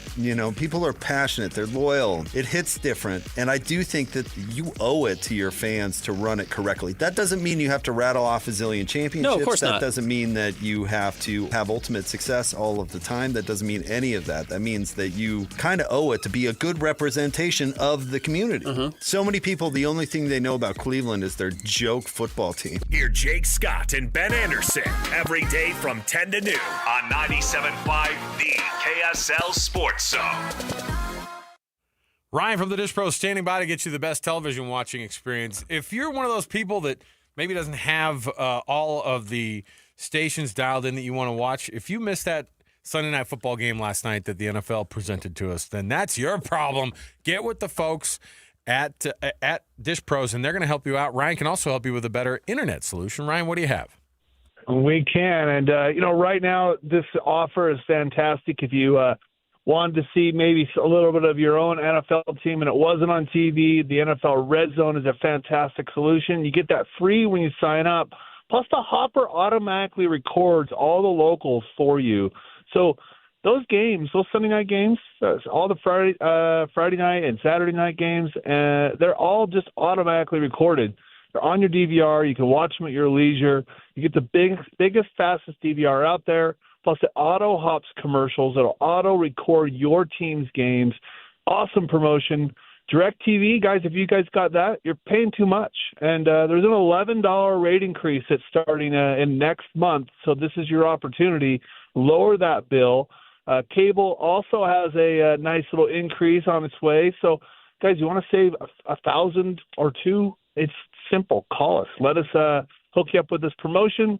It's a price guarantee for 2 years. It's cheaper than what you're currently paying. Plus, we're going to throw in Dish's top package free for 3 months. As I mentioned, the NFL Red Zone and the multi-sports pack. Plus, if you want the Sunday ticket, actually, Dish customers, you can get that at almost half off on a special deal exclusively through Dish and YouTube. Call us today, upgrade. We'll throw in dinner at JCW's. Remember to ask about internet. We have all the internet providers really at our fingertips, and there's so many good deals out there.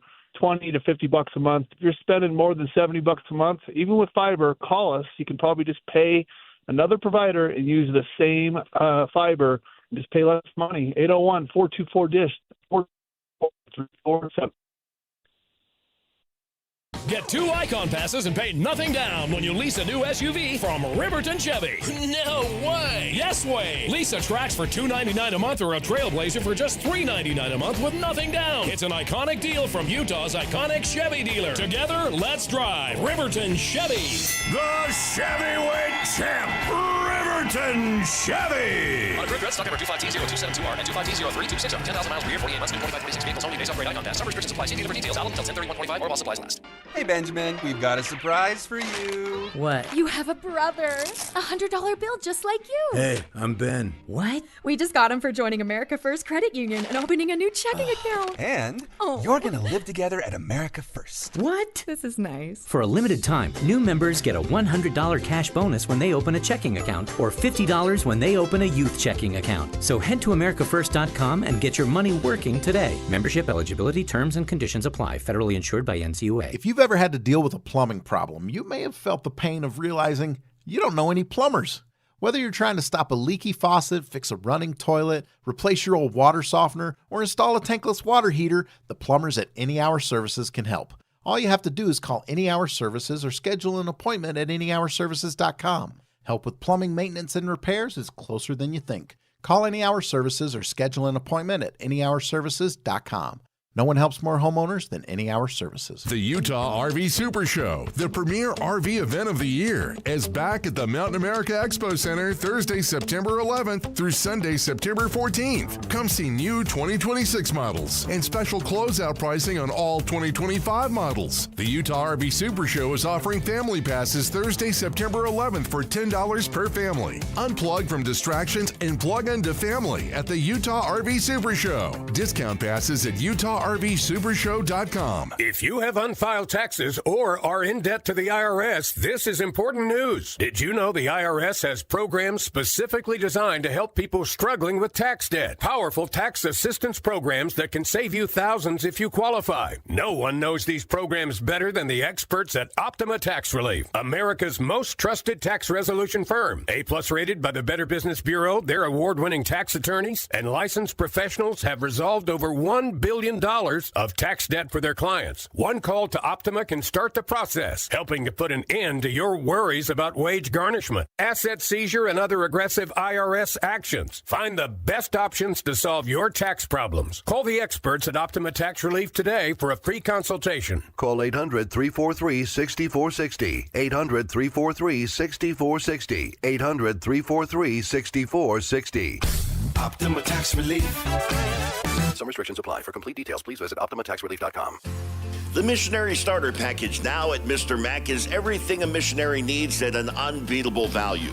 It includes 1 slim or modern fit suit, 4 and collar stretch shirts, 3 Teflon treated washable ties, 1 mission belt, and a pair of Echo or Johnston & Murphy walking shoes, all for just $695. Fit is never a problem at Mr. Mac with free in-store tailoring. Ask for the Missionary Starter Package at all 9 Mr. Mac locations. Utah Rail Safety Week is Monday, September 15th to Sunday, September 21st. Rail safety signs aren't just symbols, they're lifesavers. Whether you drive, bike, or walk near tracks, safety starts with each of us. Learn more at UtahOperationLifesaver.org. This is your Cougars at 30 update. Presented by Kenny J's Barbecue on 97.5, the KSL Sports Zone. BYU safety Falatau Satuala breaks down what he saw in the play that led to his safety. Our coaches were alerting us screen and draw. Obviously, not that kind of screen was what they were expecting, but we were in a zone, so I saw my guy kind of break back, and we've been working on screen calls all week. And so as soon as I saw him go back and kind of peripheral, the QB threw the ball, I just broke on it and ended up making a tackle with the rest of the defense rallying behind me, which is great. That's your Cougars at 30 update. Come visit Kenny J's Barbecue at the District in South Jordan. Are you hungry? You will be now. Mouth-watering ribs, savory brisket, and all your barbecue favorites, perfect for a Monday night out. JJ and Alex continues right now on 97.5, the KSL Sports Zone.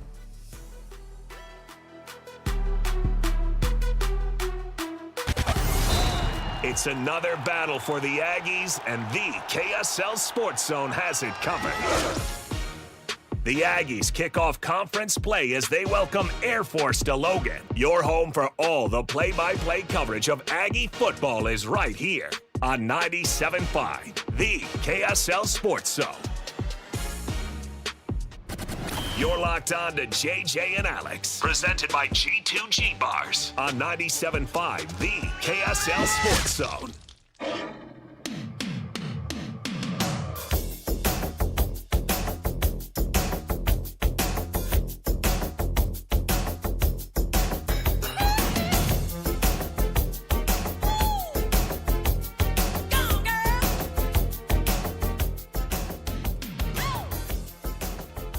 This is King of Pop? Look at that. This song came out when he was the king of pop, and I have to put out of my mind that he was a pedophile. Oh, okay. Welcome back to the It's program. really conflicting whenever I listen to Michael Jackson's songs because they're some of the greatest songs ever made. And then I have to remember all the stuff that happened at the ranch. Out in the hallway here, there's a picture, and it has like his, because he died in 2009. Yeah. Can you freaking believe it's been 16 years since he died? That's wild. Way to bring it around there, though, JJ. Thanks. I'm sorry about that. This guy's a hell of a lot of fun to do a radio show with. Debbie Downer strikes again. Anyway, I guess you have to take that out of the I'm not rotation. a JJ hater. I'm not, but oh, it's like Bill Cosby. I grew up watching the Cosby Show. Yeah. It's not the same now. No, right? No, you're this is not the same. Bright ray of sunshine I feel guilty on a laughing Monday. when I watch that show. It's like, that guy's a monster. Bright ray of sunshine on a Monday. Yeah. Jeremiah Jensen. Hey, but remember, all my Rider friends are coming over tonight. Hey, what is the Monday night game tonight? Vikings Bears. That's right. NFC North battle. Boy, what a statement the Packers made yesterday. Ooh. Yeah, and of course you had to get a sack from Micah Parsons because then everyone's like, good. Now we can put a bow on this. I started watching the Cowboys documentary, by the way, last night. I watched the first episode. I watched it last night, too, and man, there's a reason that franchise is worth $15 billion, right? Yeah, but there's also a reason why they haven't won a Super Bowl in 30 years, and it's the same reason. It's the same reason. And the prestige and everything that, I got goosebumps watching this whole thing because, I was a kid when they made the transition from Coach Landry to Jimmy Johnson and then the whole purchase. No one even knew who owners of teams were, by the way, back then. No. This was the first time you knew who the owner was, and you were like, this guy just came in and bought the Cowboys, huh? All right. Well, interesting. Good for him. And I was reminded of how rocky that transition was. That was bad. And it's almost like you go, yeah, I guess he owns the Cowboys, but I'd rather own a Pizza Hut. It's like, no, this guy had it right. $300,000 on a coin flip, by the way, in that deal. I think that's just a lot of BS, a lot of Jerry Jones BS. Come on. Anyway, I'm tuning in for the rest of it. I can't wait for the rest of it, man. I'm all for it. By the way, our Win Ticket Wednesday is happening every Wednesday on this very station. You can win tickets this week to Breaking Benjamin and 3 Days Grace, coming September 27th to Utah First Credit Union Amphitheater.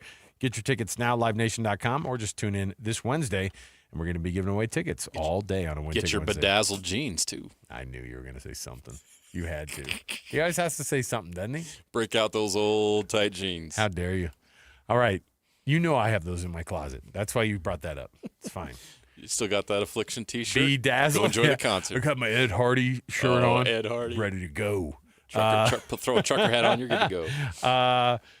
All right, let me see here. The AP Top 25 looks like this. It's a mess. It is an absolute mess.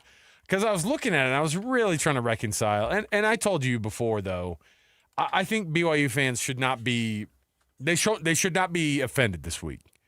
And certainly don't be offended to the point that Utah was last week when, we were all looking around going, so why, after a performance like that, did they not get many looks at all? And I think you swung the other direction, right? Because this week they go up 5 spots. So you have all the voters going, no one's going to catch me flat-footed. No, I'm making this vote on my own. And then all these people. Well, Utah after goes Josh up, Pate and others publicly called out AP voters, all of a sudden Utah goes up 5 spots. They go up 5 spots after beating an FCS opponent. It's not deserved. I'm just like, it's an interesting reaction, right? Texas Tech goes up 3 spots after they've put up, 120-something points in the last 2 weeks. By the way, they're facing off against Oregon State this weekend, so I think that FCS winning tradition is going to continue this weekend. Oregon State. We'll get to them later. They're going to get absolutely blasted this weekend. But Michigan goes down 8 spots. Now, you brought it up, too. Tennessee went up 7 spots after beating an FCS opponent. Why? I think just because it's Tennessee. And I think it was one of those things where people are just trying to find their bearing here. Is it just another overcorrection? Now, Clemson was down, what was it, 17-3 or 16-3? 16-0 to 16-0 at the half to Troy. They come back and they win that game, and they go down 4 spots, okay? They deserve that. And people aren't believing in what they're doing. I do think people are very, very people are upset that BYU got fewer votes than they did last week after a 24-point win over Stanford. I don't think that was a function of whether or not they were getting enough votes. I think it's just it was kind of just so the reality is it's because Michigan went down. No, I know why. Teams like Auburn won, teams like Missouri won, and they had I think in Missouri's case they won the border war, so they were they get a little bit more of a nod. You tell me why you think it was. I don't think a lot of AP poll voters were aware that BYU's starting quarterback was not returning this season. Oh, you think they were like, I think they just barely found out, and there's been an overcorrection there. I'm serious. No way. Why is BYU not only just not moved, but they dropped a spot? They drop a spot, and I think how many points have they allowed this season? 1.5 a game. Yeah. What more can you do? Yeah. No, I think that they've had all these teams from behind them leapfrog, and not necessarily because they had better wins. Because people were like, oh, they should have punched in a couple more touchdowns. Let me ask you this. If it was 38-3, do they suddenly get into the top 25? No. Same problem I said. This is an overcorrection from AP voters who were not aware of the quarterback situation. I don't think I think that part of it is also a function of the teams that went down. South Florida gets a big bump. So you find teams that are in the top 25. Yeah, absolutely. They won 2 ranked. They beat 2 ranked opponents the past 2 weeks, including one that was ranked. How high were they? 13. Yeah, 13 was Florida. And now they completely dropped out. So you have teams that got added in like Missouri and Auburn and South Florida, okay? You had teams moving up. You have teams moving down. The teams that moved down like Michigan down to 23rd, that bumps teams like BYU backward as well. And then Arizona State had to find room outside of the top 25, and it happened to be just outside the top 25. Whether or not, again, we don't know much about these teams yet. I will say this, though. Watch out, because USC is receiving votes at the same rate. I mean, they're getting more and more votes every week. And a team like, for example, Georgia Tech has got 78 votes to BYU's 92 to Arizona State's 94. Those are your Arizona State's 26 technically, BYU's 27. I don't have a problem with it. There's no way that there were BYU fans that were watching that game thinking to themselves, oh, no, they are a bona fide top 25 team. To say you're a top 25 team, it needs to mean a little bit more than just – now, again, do I think that they've missed on some of these? Are some of these teams going to be out of the top 25? Sure. But right now, if you're a BYU fan, ask yourself if this team is top 25 worthy. Think of the teams that have been in the top 25 for BYU in the past few years or in the past. Are they at that level? Are they at the level of the team last year that was 9-0 at one point and ended up being 7th in the country? And by the time things evened out and ended, I think they were 11th in the country after everything. Okay? Are they a top 25 team right now? I don't think we know on anybody. pretty much south of South Carolina. And even Florida State being in the top 10 already is a wild couple of weeks for Florida State, who went from not ranked 2 weeks ago to now being number 10 in the country. Right? So it's all over the place. They're trying to figure some things out. I think it was also a function of the late game. It happens, right? We know that's the case. Yeah, nobody watched BYU Stanford. People don't watch BYU Stanford on the East Coast. They lose votes because people forgot that they were there. All right? So there's that. And you know how the top 25 is? There are going to be people that lose this week, and BYU will probably just by default enter into the top 25. And do you suddenly think, oh, they didn't play this week. They're a top 25 team. Does it suddenly make them a top 25 team because they just didn't lose this week? Right. Right? I mean, just by existing. And so these are the functions of early polling in the top 25. Now, the good news is I think Utah is getting now the respect that they probably deserve, and they're probably at the level that they should be at right now. I think Utah is number 20 in the country. Yeah. Definitely deserving. I think they've earned it. In fact, Alabama's right in front of them, and you kind of go, I don't know. You think that Alabama team's better than Utah? I don't know yet. I think Utah's probably better than South Florida. I think they're better than Ole Miss. I think they're better than Texas A&M. But we won't find out until further down the line, okay? So hold your horses, BYU fans. Don't get too grumpy about whether or not – I don't think you're there yet. Now, if they would have just stayed in the preseason top 25 where they were at, kind of slotted in for ESPN before the season started, do you really think they're a number 10 team in the country? Because that's kind of where they would have been. If they would have stayed at that preseason polling. They would have been a top 15 team with Retzlaff back at quarterback. If Jake Retzlaff was the quarterback and they beat Portland State 69-0 and Stanford 27-3, where would BYU be ranked? They'd be like 10th. They probably would have beat Stanford by more than 27-3, if I'm being honest. That might be the case. All right. Let's take a break here. Oh, boy, do we have Sucks to Be You next? Yes, we do. People who it sucks to be currently across the landscape of sport. So stay right here with us. More to go around the corner. 97.5, the KSL Sports Zone. And now, a look at traffic from the KSL Traffic Center. From 45th South in Murray to 114 South in Draper, expect the below pace driving on southbound I-15. Further south, southbound I-15. Also slow from Lehigh's Main Street to Linden. Both directions of the I-215 West Belt experiencing usual delays in the road construction zone between the 201 highway and I-80. From system install to fast fixes to deliver award-winning heating, cooling, plumbing, electrical. Call Whipple Services Champions for the win today. With your traffic update, I'm Alex Napoles here on 97.5, the KSL Sports Zone. It's game week for the Utes, and the KSL Sports Zone is getting you ready for kickoff. The Utes are 2-0 and look to wrap up their non-conference schedule undefeated as they hit the road to Laramie for a battle against Wyoming. Listen all week long for the best coverage of Utah football. Then catch college football Saturday game day at 10 a.m. with a post-game show immediately following the game on KSLSports.com. Let's go then. Let's go, baby. Your home for the best coverage of Utah football is live on air, online, and on the KSL Sports app. This is 97.5, the KSL Sports Zone. SLC Fat Loss and SLCFatLoss.com. I've gotten back on to the reduction phase of Salt Lake City Fat Loss. Why? Not because I had put on a bunch of weight. You know what it is? I want to lose even more. I had such good success dropping 65 pounds over a year ago on this program that I want to do it again. And maybe not to the tune of 65, but I do want to lose about 30 more. That would get me to almost 100 pounds lost over the past 18 months on Salt Lake City Fat Loss. And this is a program that has been helping me not just drop the weight, but keep it off over that time frame as well. And it's been awesome, and I think you can have that same success that JJ and I have both had. Yeah, imagine losing up to 1 pound of fat every day, naturally and safely, just eating good, healthy food, no drugs or injections, which is massively expensive, as many as you've found out. No prepackaged meals, bar shakes, no crazy exercise plan.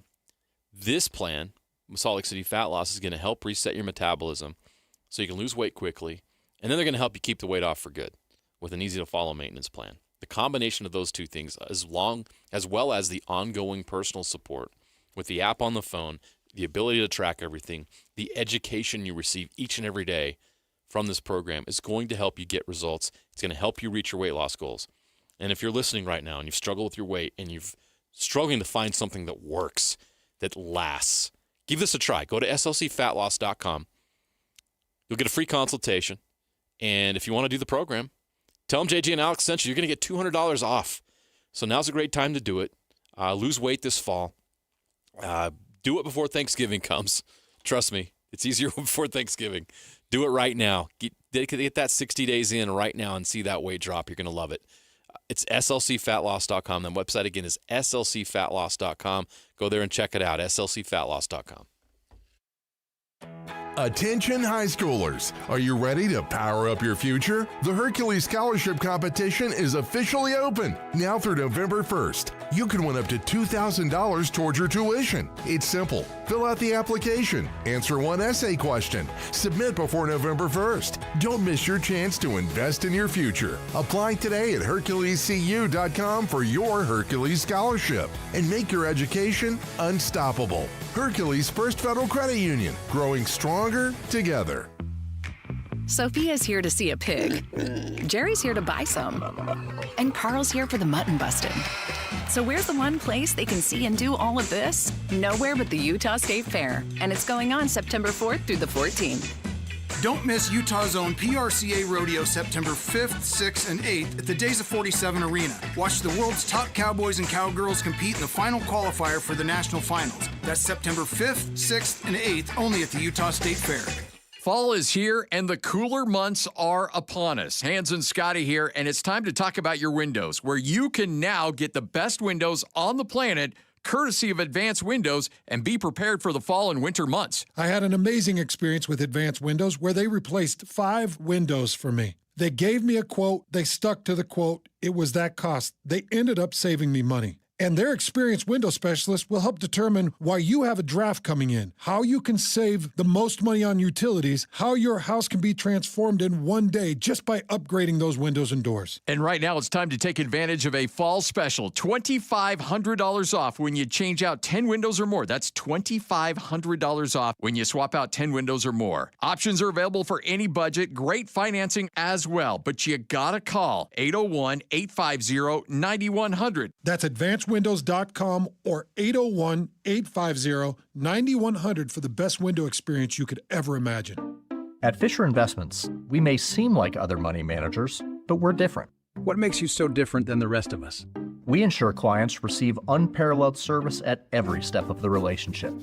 Tell me more. Our investment counselors focus on service over sales, prioritizing clients' needs. How do you make money?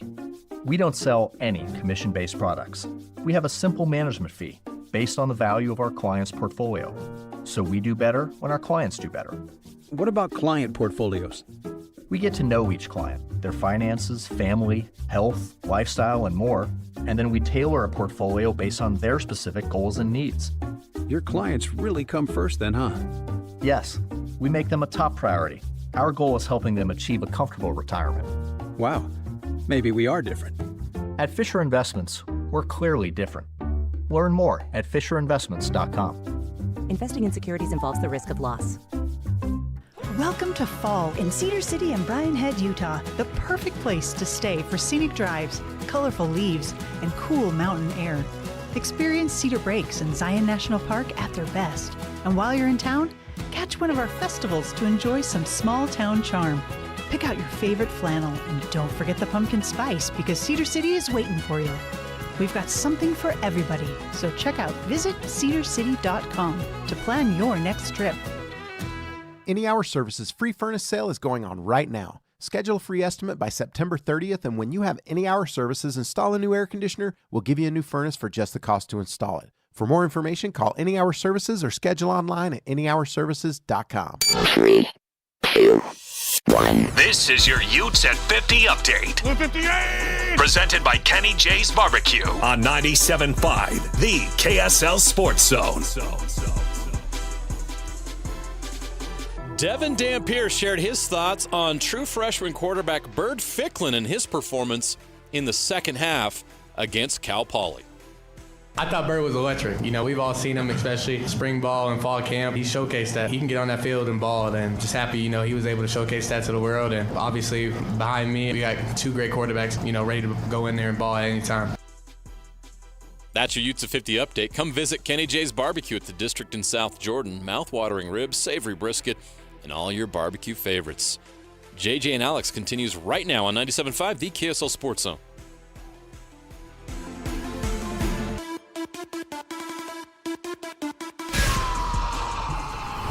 Basking in the sports misfortune of others to help make you feel just a little bit better about yourself. As JJ and Alex present, yes, we got beat. We got beat badly. It Sucks to Be You.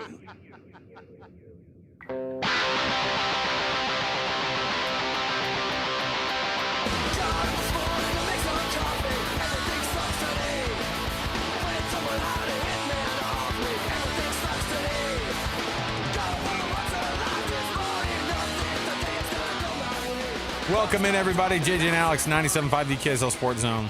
Did you ever play Tony Hawk on the old PlayStation? I'm not talking to you, Napoles. Yeah. This sounds like something that would be on the soundtrack.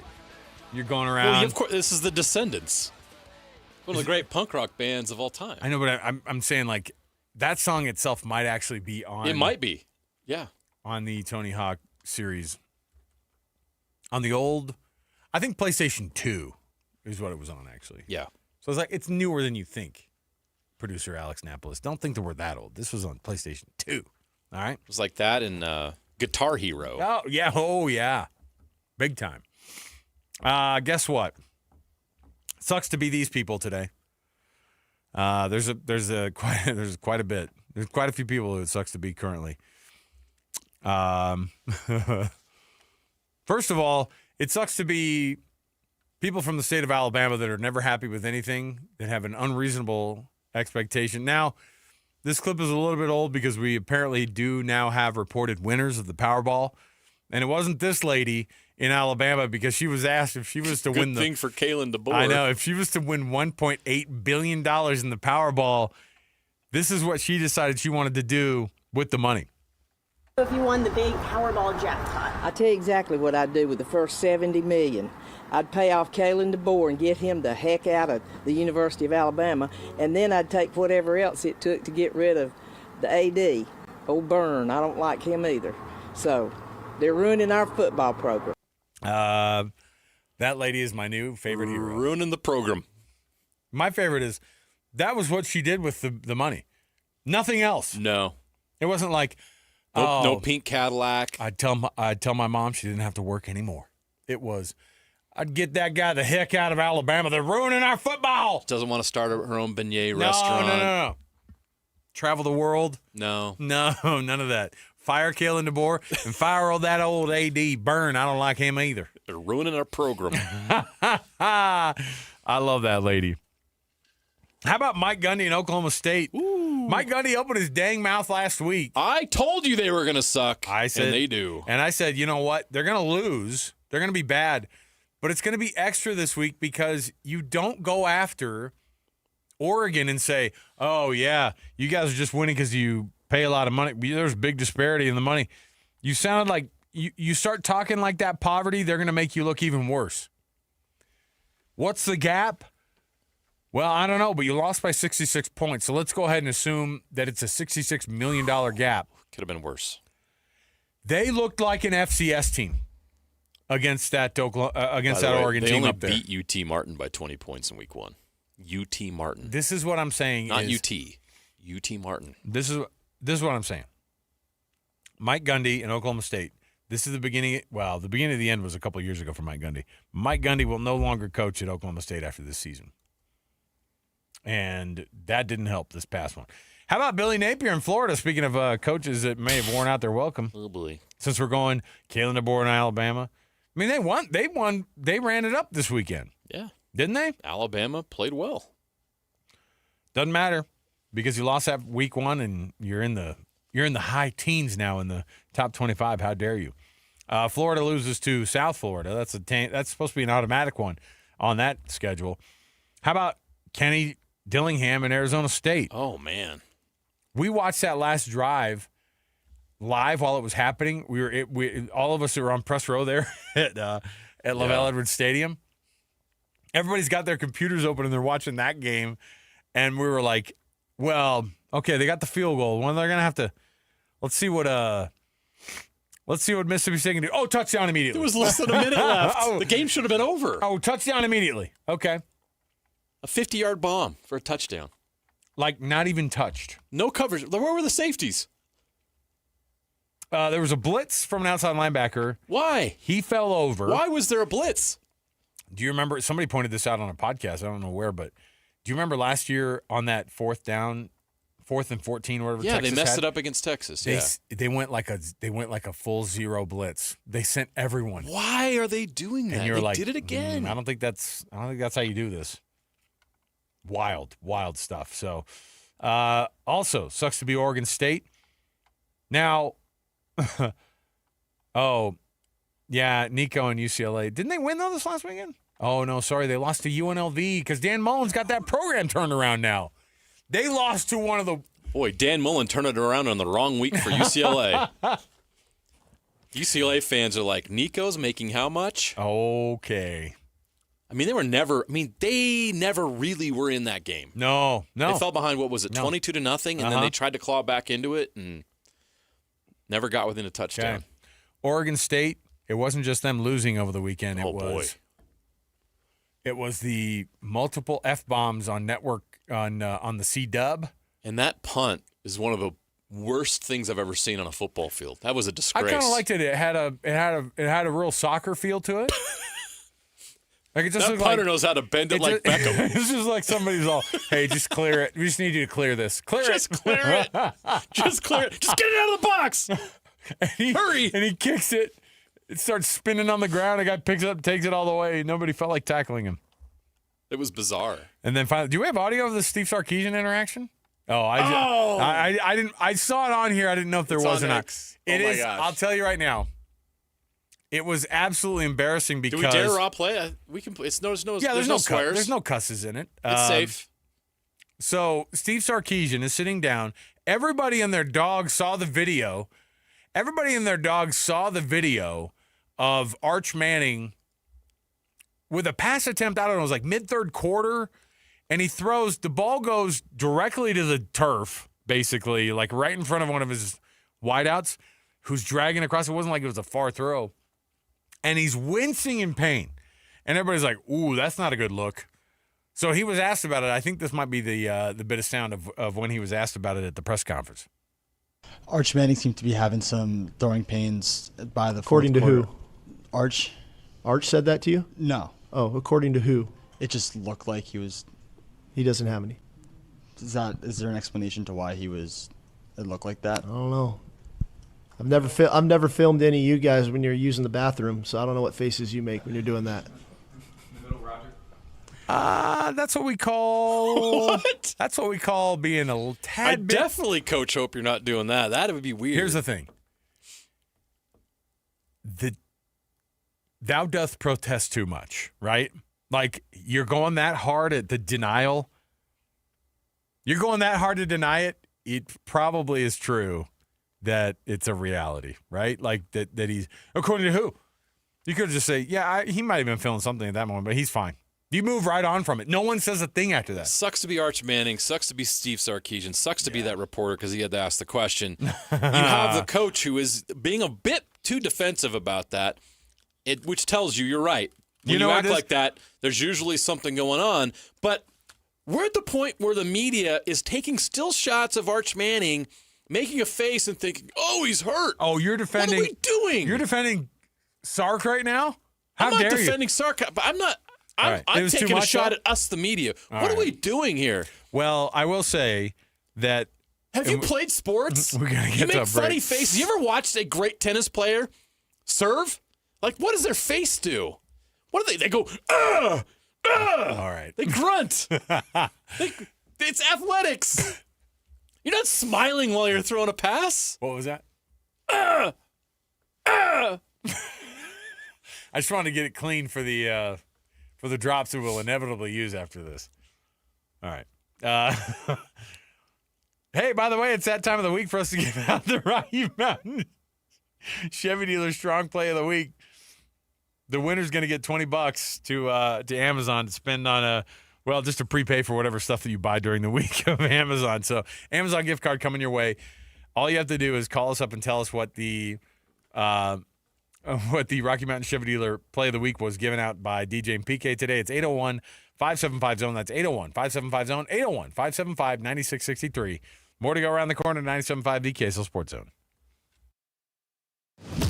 Win big every Wednesday on the KSL Sports Zone with Win Ticket Wednesday. This Wednesday, win tickets to Breaking Benjamin and 3 Days Grace co-headlining show. Saturday, September 27th at the Utah First Credit Union Amphitheater. Get your tickets now at livenation.com or tune in Wednesday for your chance to win free tickets. It's Win Ticket Wednesday on the KSL Sports Zone. If you've been quoted for a new furnace or AC and it felt more like a sales pitch than a solution, you're not alone. Many home service companies in Utah have been bought out by big corporations focused on profits, not people. At Your Service Pros is different. Locally owned, family operated, 5-star rated and trusted by Utah families for over 20 years. Let them help you with their $49 furnace tune-ups, $39 electrical inspections, and $75 off electrical repairs. Because they know things are tight and want to help you prep your home affordably. Get a free second opinion because you deserve honest answers. If your system can be repaired, they'll fix it. If it needs replacing, they'll show you affordable options. Their goal is to earn your trust, not upsell you. Let At Your Service Pros be your pro and go-to for heating, air, plumbing, and electrical. Call 801-YOUR-PRO or online at atyourservicepros.com. At Your Service Pros, 801-YOUR-PRO. The Utah RV Super Show, the premier RV event of the year, is back at the Mountain America Expo Center Thursday, September 11th through Sunday, September 14th. Come see new 2026 models and special closeout pricing on all 2025 models. The Utah RV Super Show is offering family passes Thursday, September 11th for $10 per family. Unplug from distractions and plug into family at the Utah RV Super Show. Discount passes at utahRVSupershow.com. Five guys walk into a JCW's and order burgers. A pastrami, a mushroom Swiss, a guacamole bacon, a hickory barbecue, a ribeye steak, 2 onion rings, 3 french fries, a strawberry, mint, peanut butter, chocolate, and marshmallow shake, and not one left to tip.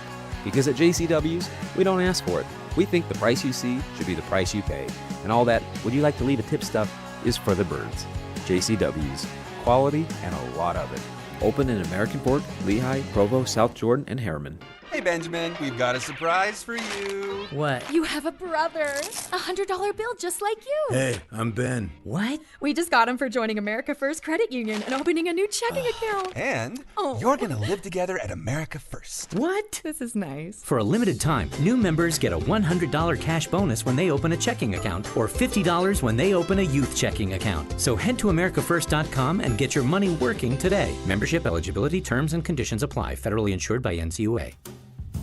DJ PK and John from J. Brooks Jewelers. John, you refer to yourself as a full-service jeweler. What does that mean?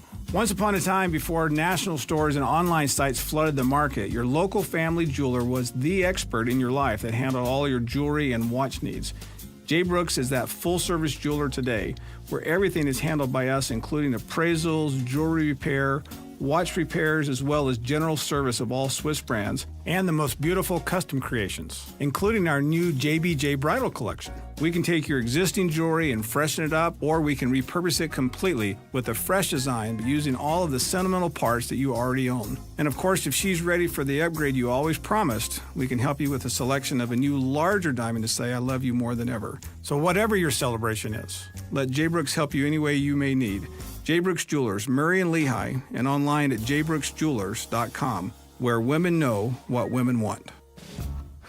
Broadcasting from the Mountain Home Services Studio, this is 97.5 KCNS FM Colbert, 1280 KCNS AM Salt Lake City, and 102.7 KSL FM HD2 Salt Lake City Midvale. This is 97.5, the KSL Sports Zone.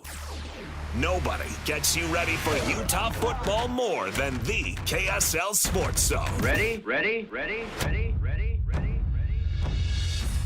Kyle Whittingham and the Utes hit the road for a battle against Wyoming and Laramie. Your home for the best coverage of Utah football is right here on 97.5, the KSL Sports Zone. You're locked on to JJ and Alex, presented by G2G Bars on 97.5, the KSL Sports Zone.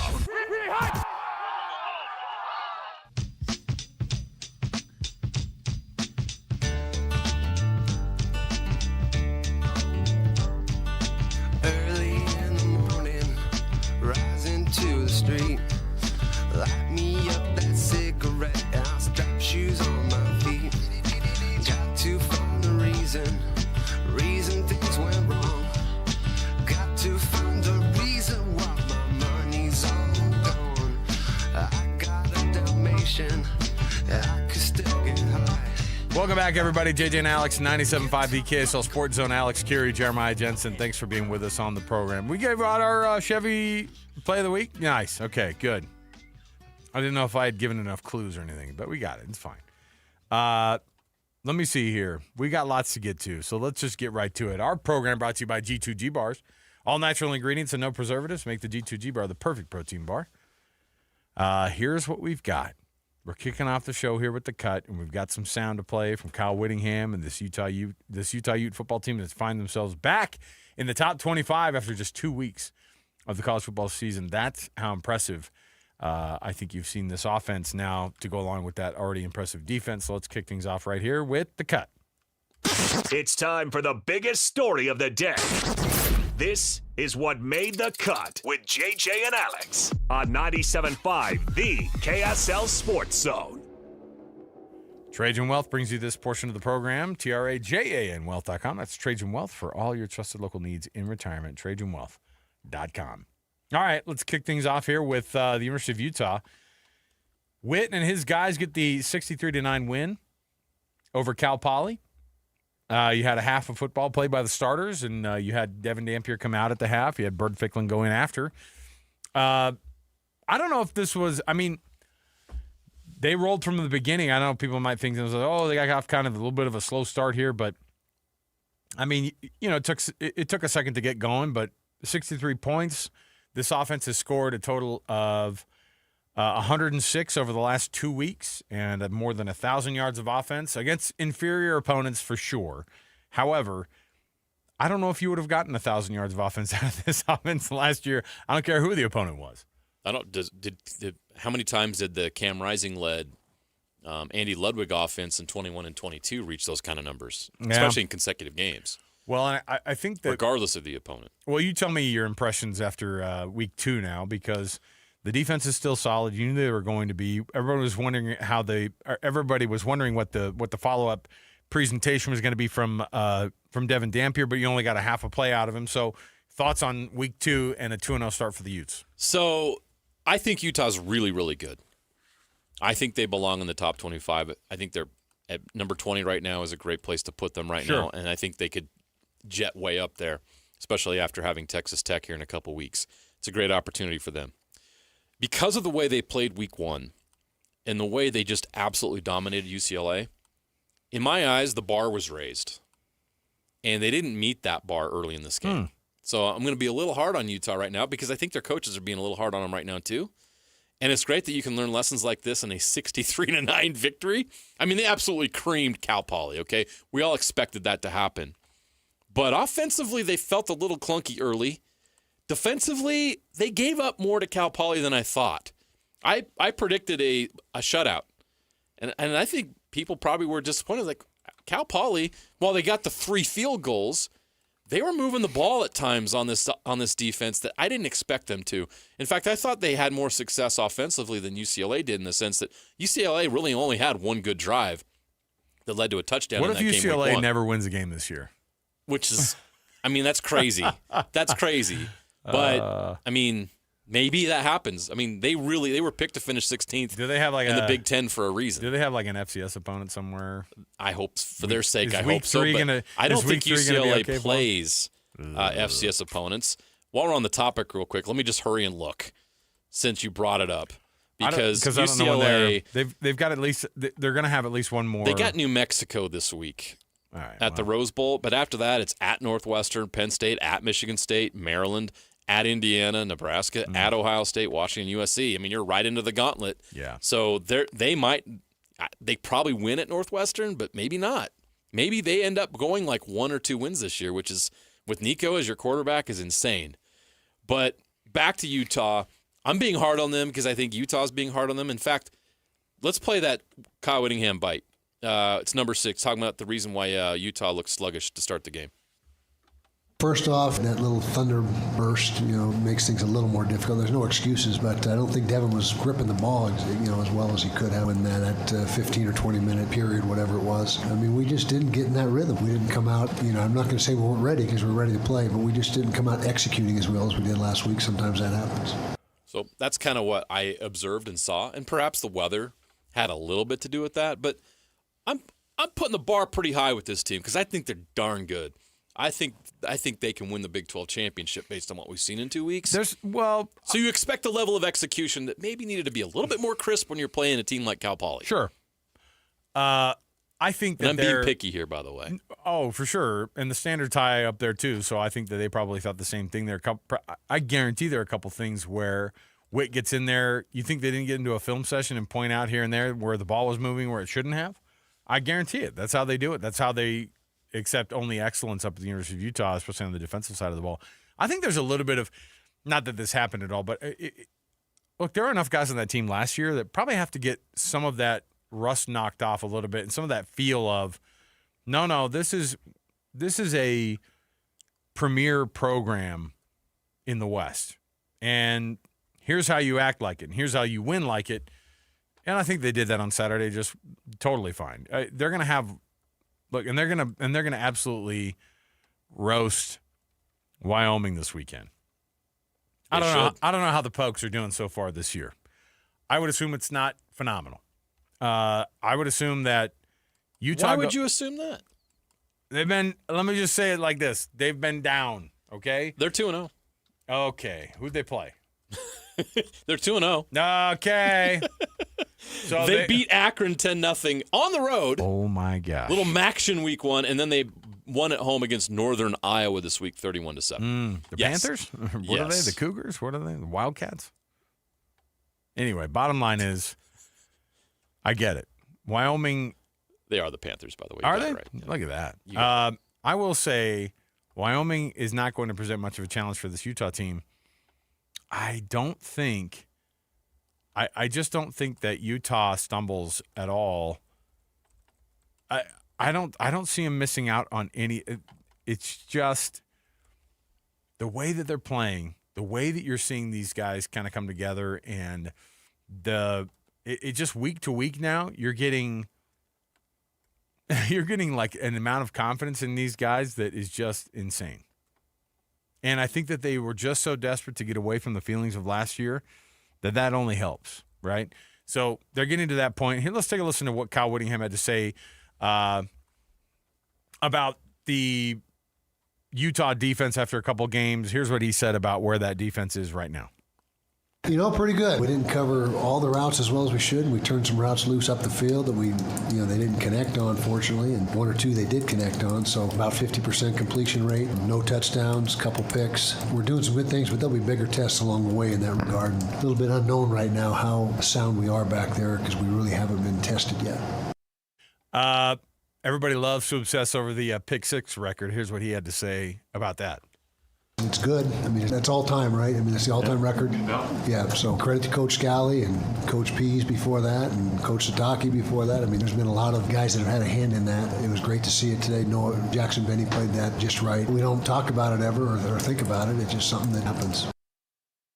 Come on, you don't talk about it ever? Think about it ever?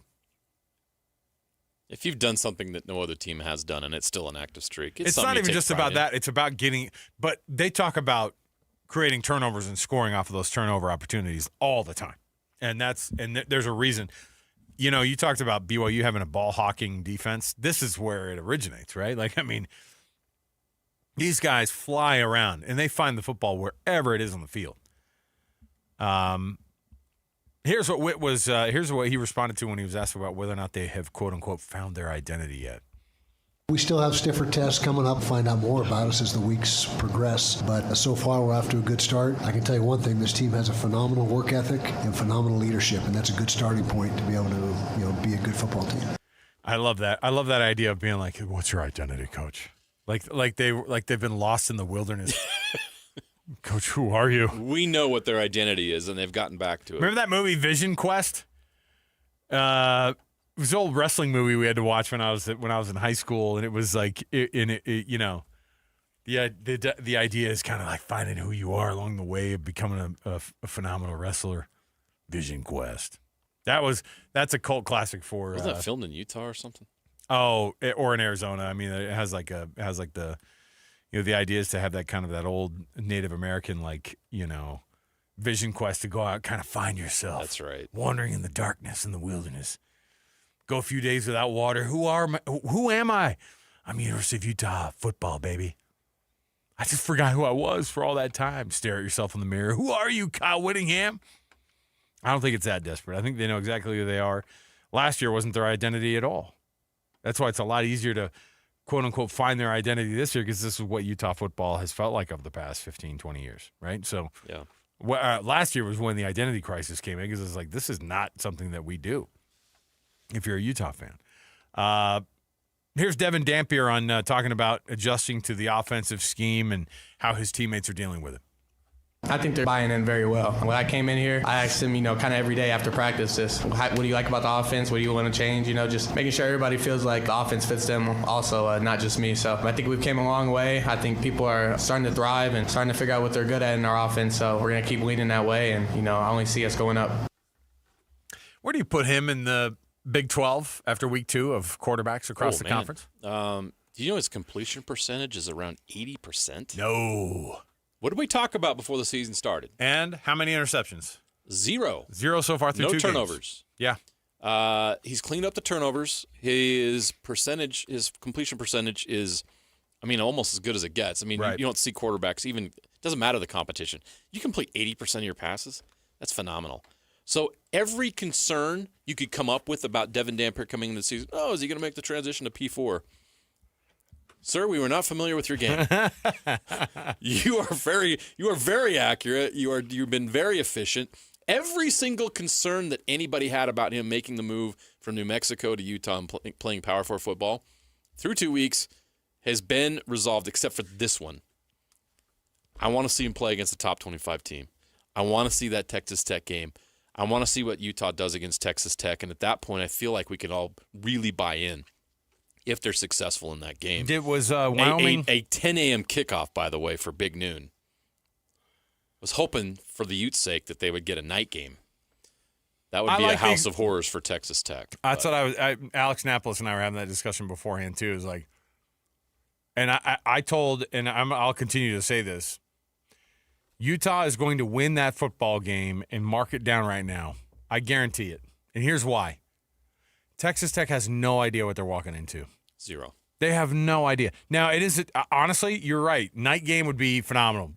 Everybody breakfast with the Utes? Yeah, and I get it. They're going to like the exposure. The exposure is good. And in the weird early time frame, that's weird for the folks in Lubbock too. So it's not like it's going to be some advantage to Texas Tech. What I'm saying is this. If it were Arizona State and they were the first conference game of the year, Arizona State knows exactly what they're getting into when they walk into Rice-Eccles Stadium. Yep. Texas Tech, by the sheer ignorance of what it's going to be, there at the state. And I've said it before. Don't at me with you don't think they play big games in the Big 12? They had to play in Norman. They had to play in Texas. Those places are a lot easier to play in old Salt Lake City, Utah. Do not mistake the two. This is different. They have no idea what they're getting into. And they could prepare them all they want. And Coach McGuire can pump music. They could have loud sounds, all that kind of stuff. It is different. They're going to have to execute at a high level. It's going to be in that game. I think they lose that. I think Texas Tech loses that game off of the sheer, we had no idea that it was going to be like this type of a vibe. I mark it down. I think that Utah's going to win that game based on what we've seen so far, and I've got some stats that show you how good Utah's been on both sides of the ball through 2 games. And I know it's 2 games, and the schedule let's be honest, What it's you not got? been brutal. What you got? Utah leads the nation in third down conversion percentage. Leads the nation. So they were 14 for 16 in their first week. What were they this time around? Something wild like that? Some big number like that? It was pretty darn good. So, all right. So they're the best in the. They were one of the worst, by the way, in the Big 12 last year. They were like in the low 30%. Exactly. And I'll look that. I got it. They were 9 of 13 and 1 for 1 on fourth down. Cal Poly was 3 of 13. Not a surprise, but UCLA was worse. So the defense is 12th in third down conversion defense. So they execute well on both sides of the ball on third down, which lends to keeping your offense on the field and on the other side, getting the other team off, which allows you to dominate time of possession, which they obviously did against UCLA. If they can do that at home against Texas Tech, you're going to limit Texas Tech's opportunities. You're going to win that game. Utah's 22nd in total offense, 19th in total defense. Whenever Kyle Whittingham has had an offense that matches the production of his defense, Utah's had not just great seasons, special seasons. Uh-oh. He said the magic word, special? You say special season? It's early, and like I said, the bar is raised, and they still need to meet that bar. I don't feel like they did against Cal Poly in some ways, but so far, the way things are going through 2 games, the statistics tell us that this team is really darn good. Now, that's got to hold up against both Big 12 competition and top 25 competition. That is still to be seen. That is to be determined. But through 2 games, which is all we have to go off of, this team is checking all the boxes. Yep. Agreed. Let's take a break. We'll come back. We've got more around the corner. When we do return, we've got our NFL Blitz on a Monday. Oh, my goodness. Locals in the NFL making an impact already. Week 1 delivered in the NFL. Stay here, 97.5 KSL Sports Zone.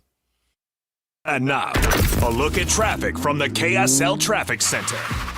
Big delays on both 21 North and Pioneer Crossing in Utah County heading westbound over to Redwood Road. On the freeways, plenty of visual slowdown spots like northbound I-15 from Murray to downtown Salt Lake City and from Murray to Midvale.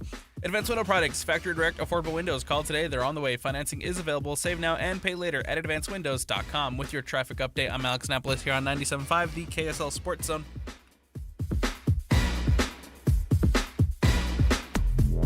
This is Jake Scott and Ben Anderson.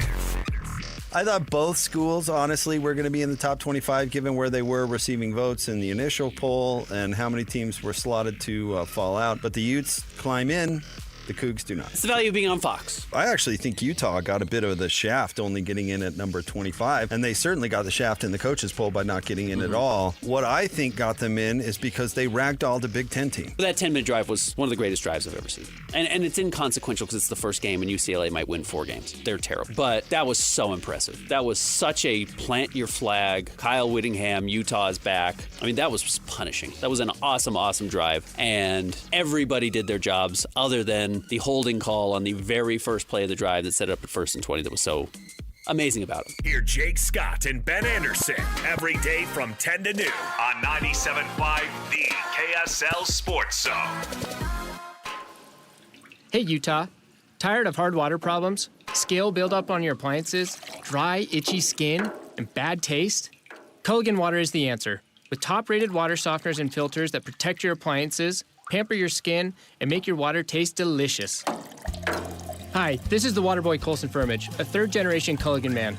Culligan has been locally owned and trusted for over 80 years, right here in Utah. Do you know if your current water system is even working? We're happy to come out and take a look at it, even if it's not ours. Get a free water test for any system. Call 801-509-9602 or visit culliganslc.com. Huge savings are happening for a limited time. Get $1,000 off a Culligan water filtration system, plus a full year of free salt delivery. Don't wait. Get cleaner, better water for you and your family. Call 801-509-9602 or go to culliganslc.com. Culligan, water you'll love. The Utah RV Super Show, the premier RV event of the year, is back at the Mountain America Expo Center Thursday, September 11th through Sunday, September 14th. Come see new 2026 models and special closeout pricing on all 2025 models. The Utah RV Super Show is offering family passes Thursday, September 11th for $10 per family. Unplug from distractions and plug into family at the Utah RV Super Show. Discount passes at UtahRVSupershow.com. It's game week for the Aggies, and the KSL Sports Zone is getting you ready for kickoff. Bronco Mendenhall and the Aggies return home to Logan to open up Mountain West Conference play with a showdown against Air Force. Listen all week long for the best coverage of Aggie football. Then catch the play-by-play action beginning with the Aggie pregame show game day at 6:30 on 1280 The Zone. Your exclusive home for Aggie football is live on air, online, and on the KSL Sports app. This is 97.5, the KSL Sports Zone. I'm Walker Kessler, and I play basketball for a living. So I know how important it is to have the support of a team you can trust. That's why I love UCCU. UCCU is more than a credit union. They're a true financial partner, a local team of experts your entire family can trust at every step of your financial journey. Just visit uccu.com and elevate your banking experience. Ski Chevy is back with season passes to Solitude Mountain Resort. So drop into a participating Rocky Mountain Chevy dealer now. Plus, upgrade to a discounted Icon base pass when you purchase or lease any new Chevy model. From powerful trucks like Silverado to our versatile families of SUVs. Retail value per pass is $999. Offer valid while supplies last or until 10/31/25. See participating dealer for complete redemption details, vehicle eligibility, and restrictions. See your Rocky Mountain Chevy dealers today. The Garden Restaurant has been open for a few months, and if you haven't stopped by, now is the time to get downtown and check out what everyone's been raving about. And if you have visited the new space, schedule a time to come on back. Grab a friend and come visit one of Salt Lake's best gathering spots for lunch.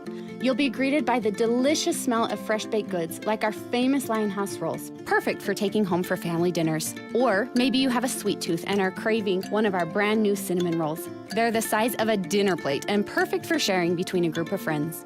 Come smell and taste the garden for yourself. Enjoy the beautifully reimagined space and convenient location with new street access on the ground floor of the Joseph Smith Memorial Building. Open weekdays 11 to 3. Choose from healthy and delicious options like the turkey pot pie, jalapeno pork and grilled cheese sandwiches, tomato bisque soup, and nut and berry salad. All favorites not to be missed. So much to choose from. Check out the menu at thegardenslc.com. Fresh flavors, iconic location. The Garden Restaurant. It's game week for the Utes, and the KSL Sports Zone is getting you ready for kickoff. The Utes are 2-0 and look to wrap up their non-conference schedule undefeated as they hit the road to Laramie for a battle against Wyoming. Listen all week long for the best coverage of Utah football. Then catch college football Saturday game day at 10 a.m. with a post-game show immediately following the game on KSLSports.com. Let's go then. Let's go, baby. Your home for the best coverage of Utah football is live on air, online, and on the KSL Sports app. This is 97.5, the KSL Sports Zone. Get ready to ride at the Edge Power Sports this Friday and Saturday, September 12th and 13th from 9:30 to 4 p.m. It's your chance to hit the road at the Suzuki Demo event. Suzuki is here with their full lineup of street bikes, and you can take one for a spin. Don't miss the action at the Edge Power Sports in Draper. Details online at gettotheedge.com. The Edge Power Sports, where adventure begins and the thrill never ends. Some restrictions apply. Riders must be 21 and older with a motorcycle endorsement. Grass drinks up a lot of water, but WaterWise Landscaping thrives while using less. Visit slowtheflow.org to learn how to replace your grass and earn cash incentives. Save water, save money, and design a yard that works for Utah. This is your Cougars at 30 update. Presented by Kenny J's Barbecue on 97.5, the KSL Sports Zone.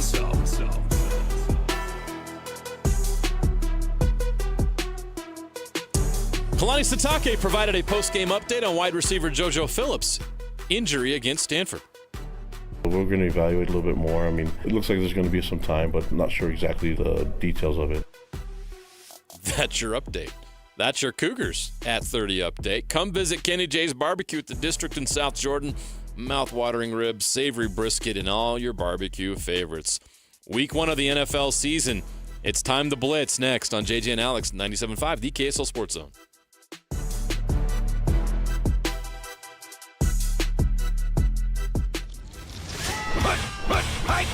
All the latest news and notes from the league and the locals in the NFL. JJ and Alex bring you the NFL Blitz on 97.5, the KSL Sports Zone.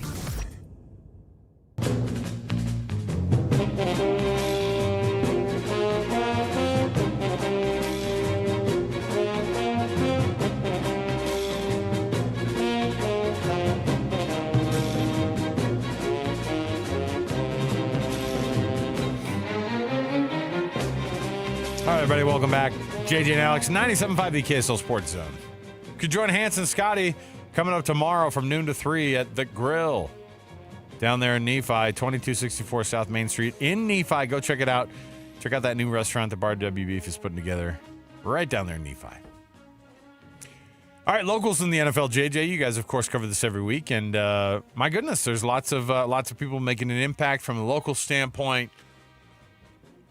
It was a good week for the guys who have origins here in the state of Utah. Phenomenal week. Great start to the season. I will mention right out of the gate first, I'm a big Julian Blackman fan. I've known him since high school and had a chance to interview him, get to know him really well at that point and through his career at Utah. Got back. He started his career at the Colts. They didn't want him anymore. Found a home with the Saints and started the season. He signed like just a week before camp or into camp. Earned the job, starting job. Game 1, torn labrum. Likely out for the season, so wanted to mention that. It's a bummer. Julian had a nice game yesterday until that point, so bummed about that. But there's so much to be excited about. I could go through several names here. I got to start with, Dalton Kincaid was phenomenal last night. Had some really important plays. First drive of the game for the Bills, caught a touchdown pass. Had a great catch right at the end of the first half with 1 second left. Drags his toe on the out-of-bounds line to try to stop the clock and did with 1 second left. They got a big field goal there, which obviously turned out to be huge when you watch that whole game play out. So Dalton Kincaid off to a great start. I saw his year last year. I don't think he was as productive as he had hoped or they had hoped. So for him to start out this season with 48 yards and a touchdown, 4 catches in game 1 is good. Also got a shout out here to Jackson Hawes. Now, many of you listening may not know who Jackson Hawes is. Well, he is from Salt Lake City, played at Highland High School. There was a 3-star recruit out of Highland. Ends up going to Yale. Who could blame him, right? Get a great education. You get an Ivy League education, play football there. He reeled in that crazy catch last night to get him down to the half-yard line. He ended up at Georgia Tech, but he's a Utah boy. And last night, he caught that 29-yard pass that got him down to the 1-yard line that set up that touchdown they needed, and that was in that last 2 minutes to get them within 2. Huge play in that game. So Jackson Hawes' first NFL catch ended up being a huge play in that Sunday Night Football game last night. So shout out to him. We all hear these guys that went to Utah and BYU, but that's another Utah kid who played high school football in Utah that's making it big in the NFL. Great start for his career. Jalen Warren found the end zone in that great game, Steelers and Jets. That was fun. How about the dadgum Steelers? Was there a quarterback's name? New guy? Somebody that they signed named Aaron Rodgers, free agent they picked up in the offseason. New guy. 4 touchdowns. Impressive. He's got a good future. That kid's going some places, man. Statistically, the best player of the day was local in the NFL. The day was Puka Nacua. How about this for a start to the season? 10 catches, 130 yards receiving in the win over the Houston Texans. And he caught the game-clinching first down play. So Puka's off to a great start. Fred Warner got hurt in the first quarter, had done something with his nose, came right back in the second quarter and ended up having a great game. Bobby Wagner's off to a great start. Jonah Ellis had a huge sack for the Broncos. That was like a 20-yard loss, man. That was phenomenal. The Titans were driving for a go-ahead score, and so that ended that drive. Great play for him there. So get Jonah Ellis that Nick Bonito money. Let's go. Stick around long enough, it'll happen. That's a rundown. That's the best of the locals in the NFL on Sunday. Great start to the season for locals in the NFL. Okay. Nice. Hey, best game, of course, was last night. I should mention Zach Wilson saw action. Oh, will we see more of Zach Wilson? I saw you say that with a little bit of a. No. I'm saying that for Tua. Hey, I'm gonna allow. I know. I'm gonna allow this time for you to apologize to me and to my Indianapolis Colts for disrespecting. This is our Colts. This is our team. We love them. I told you they were gonna almost for the shoe. I told you they were gonna be up 20-something to nothing with Daniel Jones at the helm. You guys didn't listen, did you? Know that with Daniel Jones at quarterback yesterday, the Colts became the first team in the NFL to score on all their offensive possessions since 1977. That's crazy. You saw history yesterday made by Daniel freaking Jones. So they're paying him that. Come on, Dolphins. That was pathetic. Now he's worth the $40 million a year. All right. Now he is. All right. One of the best free agent pickups of all time. I mean, he's not Daniel Jones and the Colts. He looked like Peyton Manning yesterday. What was up with that? Oh, he's not quite the new guy at the Steelers, but I think Daniel Jones has got a future. That's going to be probably your. You know what? That's your AFC Championship game right there. The Colts versus the Steelers. Mark it down. I couldn't get through it without Steelers. I couldn't get through it. Well, I'll tell you who's not going to be. Sir. It's not going to be the Dolphins. And I bet you see Zach Wilson soon. Another Wilson on Sunday playing Russell Wilson. What's the over-under on how many games before Jackson Dart is the starting quarterback for the Giants? Where are we at? How many more games can they tolerate this? Because Russell Wilson was not good enough. 6 points? Yeah, but, man, that Commanders team is so good right now. Isn't that weird? That but Washington's a hell of a team. But we knew that. The Giants scored 6 points. It's tough because Malik Neighbors felt like the only option for them all day, and he just kept trying to get it to him. And Malik Neighbors "Put somebody else, dude. I'm not open, man." Brian Dable's in big trouble. He is. I agree. I forgot to mention Jordan Love was awesome in the Packers win over the Lions. Sorry. What was his stat line, by the way? By 16 the end of the 22, 188 yards, 2 touchdowns. Nothing to write home about, but I mean, Who's that the new efficiency, the way they dominated, the defense was phenomenal. The Lions, without Ben Johnson, score 6 points in their opener. I mean, he's not as impressive. Who's the new guy who plays for the Steelers? Not as impressive as that guy, but so far, just catching up. Maybe one of these days. So is Puka going to be back, by the way? After that, the way our indicator was that we. Did you see our notification that we put out at KSL Sports? It said he was bleeding from his eye. It made it sound like what? It made it sound like he was a horned frog, that he was spitting blood from the eye. But it was just a cut over the eye, right? Is that right? Yeah. Injury update for your guy Puka Nacua. He had a head injury, apparently. Producer Alex, what's your status on next week for Puka? I think they evaluated him for a concussion. He came back. He's fine.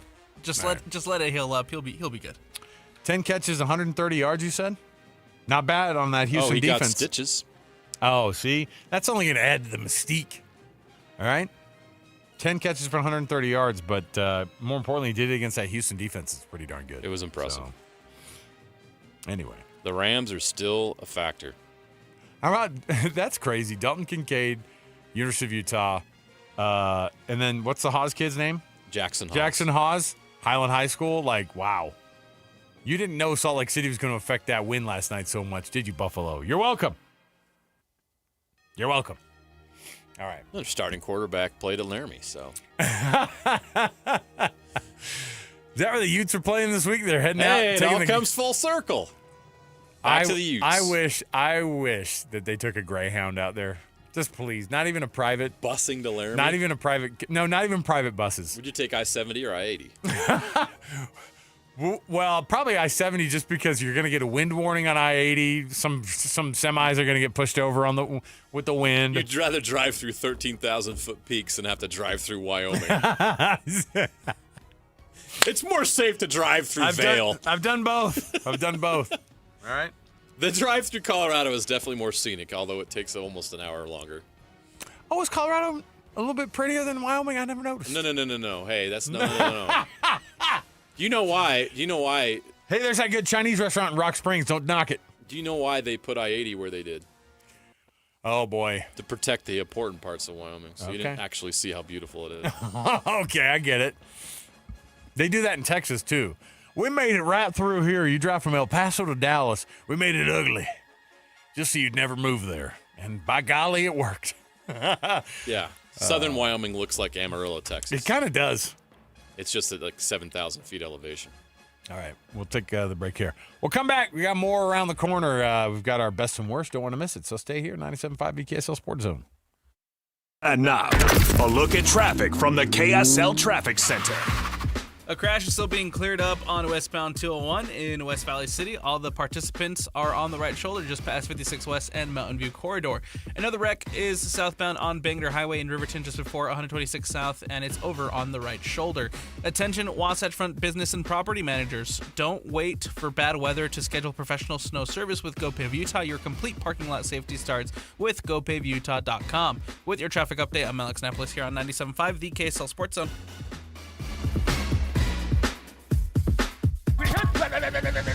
It's game week for the Aggies, and the KSL Sports Zone is getting you ready for kickoff. Bronco Mendenhall and the Aggies return home to Logan to open up Mountain West Conference play with a showdown against Air Force. Listen all week long for the best coverage of Aggie football.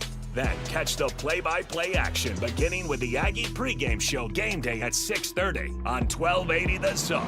Your exclusive home for Aggie football is live on air, online, and on the KSL Sports app. This is 97.5, the KSL Sports Zone.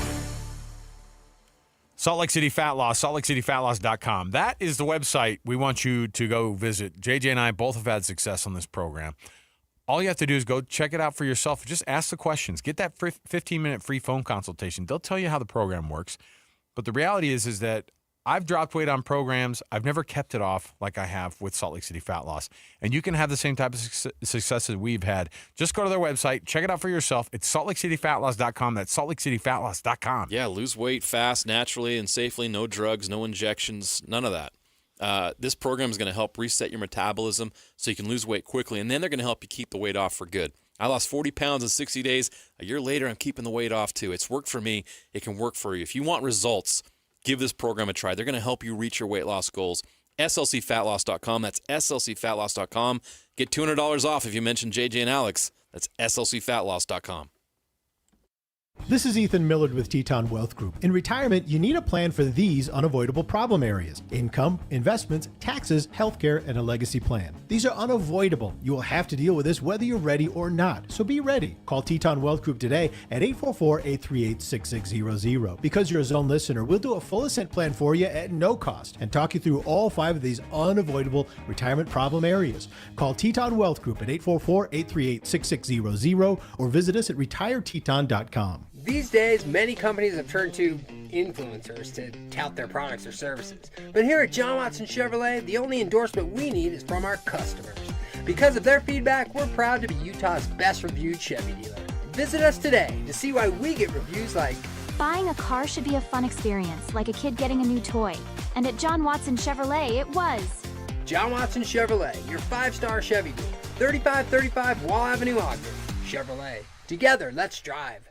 The weather is cooling off to the lower 70s and 50s at night. Prep your home early for fall and winter with a call to At Your Service Pros, your whole home service professionals, family owned by people like you. At Your Service Pros cares about their customers and know things are tight. And to help with fall prep, they're offering $49 furnace tune-ups, $39 electrical inspections, and $75 off electrical repairs. At Your Service is all in the name. They're there for you, giving solutions without unnecessary upsell and backed by 5-star reviews. They want to earn your trust to be your go-to whole home service company for commercial and residential. affordable, and they support the community they live and serve. Save money, time, and eliminate expensive home utility repairs by using a pro all completely at your service. $49 furnace tune-ups, $39 electrical inspection, $75 off any electrical repairs, plus maintenance or replacement with straight up honest work done right, guaranteed. Call AYSP 801-YOUR-PRO at yourservicepros.com. 801-YOUR-PRO at your service pros. Get ready to join the climb, Jazz fans. It's time to place your season ticket deposits for the 2025-26 season. Place your deposit now and receive priority access to select your seats, exclusive gear, and more.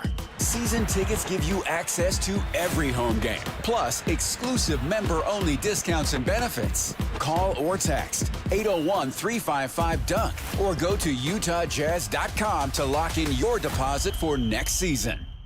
As a Utah business owner, you make smart money decisions every day. And Rocky Mountain Power's Watt Smart initiative is the ideal way to take your savings even further. From new LED lighting and HVAC to refrigeration and dishwashers, we help businesses improve energy efficiency with cash incentives to lower your costs, so you can cut bills and boost your bottom line. Plus, we have approved contractors to make it easier on you. Saving energy and money? Now that's smart business. Visit wattsmart.com today and start saving. 5 guys walk into a JCW's and order burgers, a pastrami, a mushroom Swiss, a guacamole bacon, a hickory barbecue, a ribeye steak, 2 onion rings, 3 french fries, a strawberry, mint, peanut butter, chocolate, and marshmallow shake, and not one left to tip. Because at JCW's, we don't ask for it. We think the price you see should be the price you pay. And all that, would you like to leave a tip stuff, is for the birds. JCW's. Quality and a lot of it. Open in American Fork, Lehigh, Provo, South Jordan, and Harriman. 3, 2, 1. This is your Utes at 50 update. 58! Presented by Kenny J's Barbecue on 97.5, the KSL Sports Zone. Utes safety Jackson Benny gives his thoughts on how the defense is performing through 2 games. I've got total faith in our defense. Every position is really deep, and if someone goes down, we got more than enough confidence in the next man up. And we've trained hard to get where we are, and we're just excited to see where the season takes us. That's your Utes of 50 update. Come visit Kenny J's Barbecue at the District in South Jordan. Mouth-watering ribs, savory brisket, and all your barbecue favorites. It's dinner time. Go check out Kenny J's at the District. You won't regret it. JG and Alex continues right now on 97.5, the KSL Sports Zone.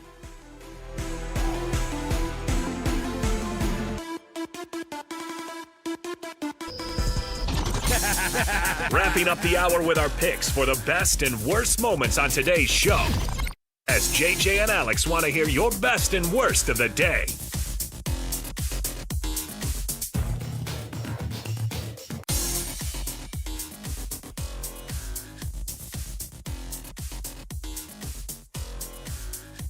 Welcome back, everybody. JJ and Alex, 97.5, the KSL Sports Zone. Alex Kirry, Jeremiah Jensen. Hey, we appreciate you being a part of the program today. You can always download the podcast wherever podcasts are found. You can also take a look online live. We stream this show every day on the KSL Sports YouTube channel. You can also go to KSL Sports, go to the KSLSports.com website. So many reasons for you to be able to watch the show and so many ways you can do it, so might as well do it. Let me see here. Best and worst of the program, brought to you by the good folks at the Doug Smith family of dealerships in American Fork, Spanish Fork, and in Linden. Nobody knows cars like Doug. Oh, boy. The best is the Bears have finally informed fans that they're going to leave Soldier Field, but they're going to build a new stadium in Arlington Heights, and they're looking to push for a Super Bowl bid. How about a Super Bowl in Chicago? You better have a roof. Better have some central heating. Why would you want to have the Super Bowl in Chicago if they don't have a roof? They did it in New York that one year. It was kind of cold out, but worked out well for my Seahawks. How'd it go for your Broncos?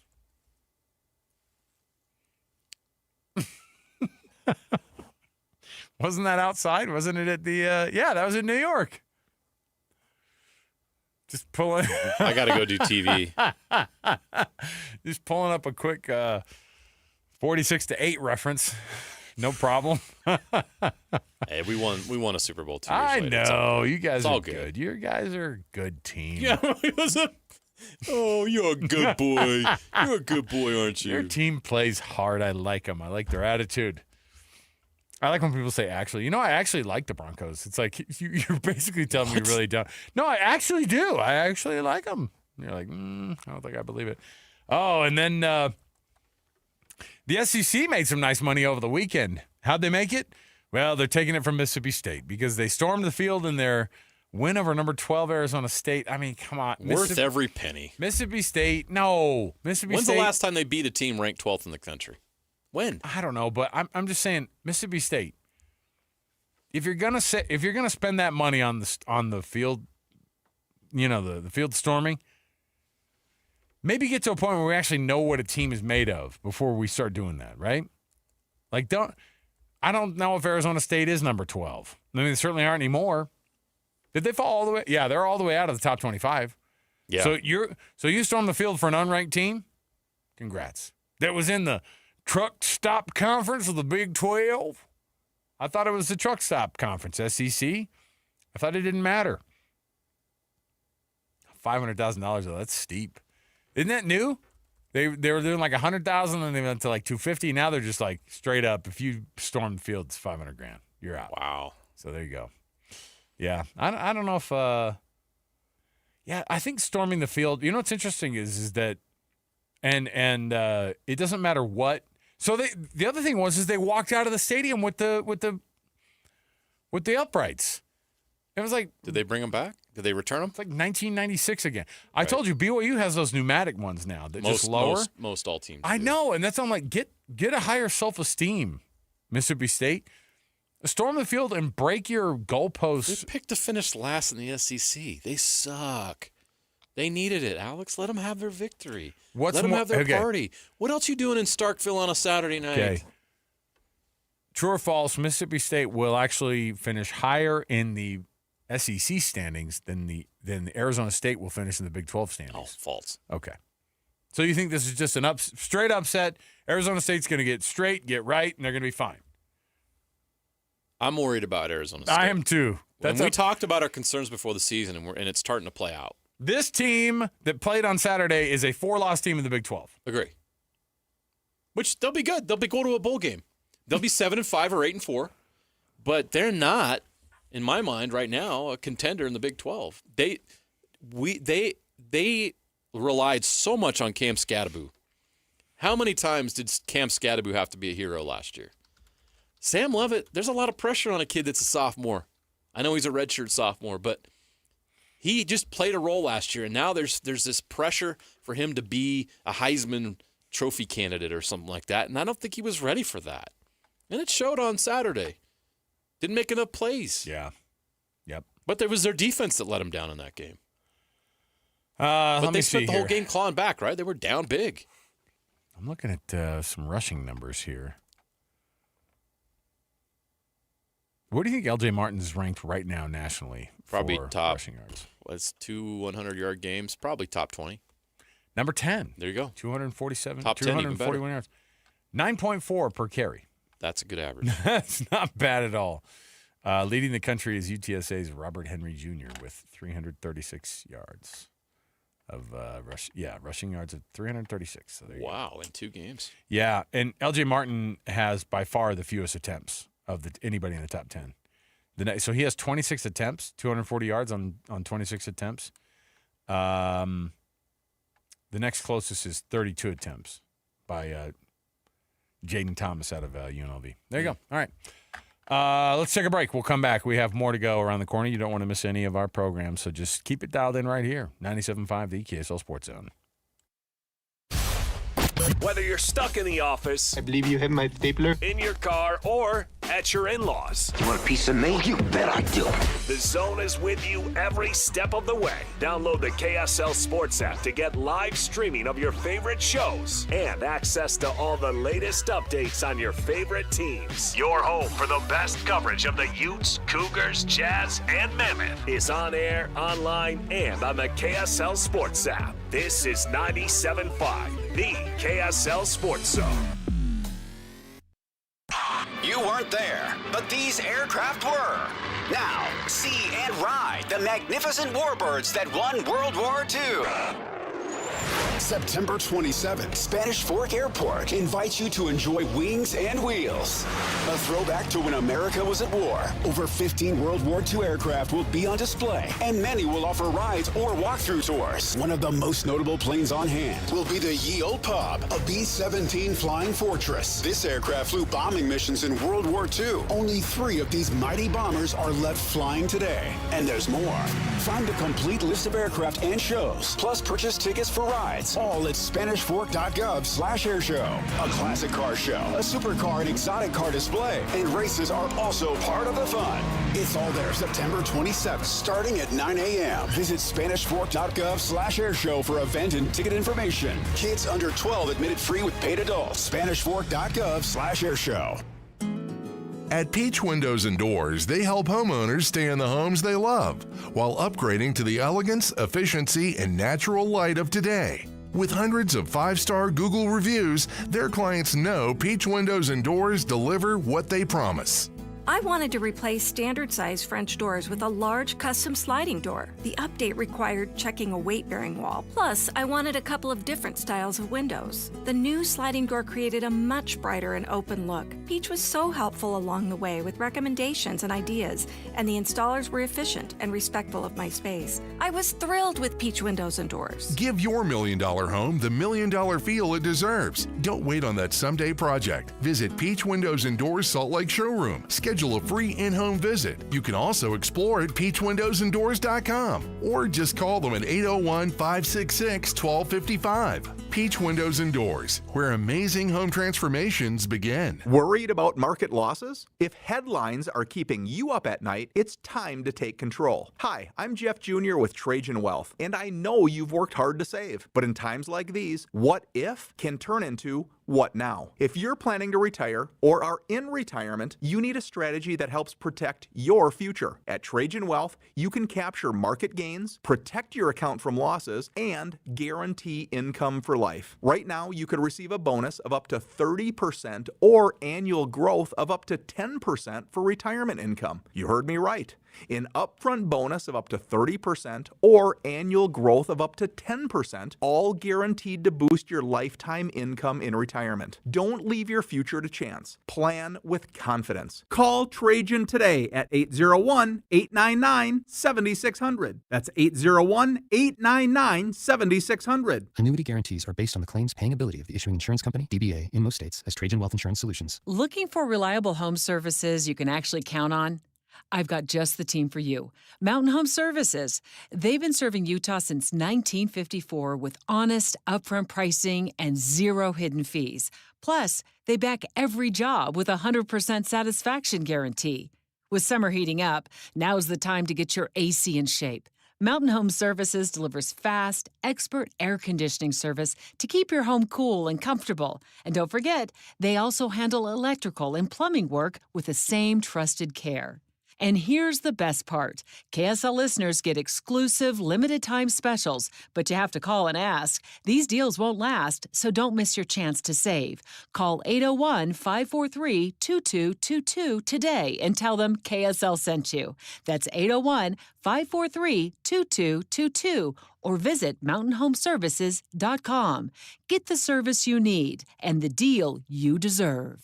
Hey, Benjamin, we've got a surprise for you. What? You have a brother. A $100 bill just like you. Hey, I'm Ben. What? We just got him for joining America First Credit Union and opening a new checking account. And you're going to live together at America First. What? This is nice. For a limited time, new members get a $100 cash bonus when they open a checking account or $50 when they open a youth checking account. So head to AmericaFirst.com and get your money working today. Membership eligibility, terms, and conditions apply. Federally insured by NCUA. Broadcasting from the Mountain Home Services Studio, this is 97.5 KZNS FM Colbert, 1280 KZNS AM Salt Lake City, and 102.7 KSL FM HD2 Salt Lake City Midvale. This is 97.5, the KSL Sports Zone. Hey! This is JJ and Alex. I made a name for myself, I told you I won't be denied. As you wrap up your day, it's time to get your fix of the teams you live for and the sports you love. This is JJ and Alex, presented by G2G Bars on 97.5, the KSL Sports Zone.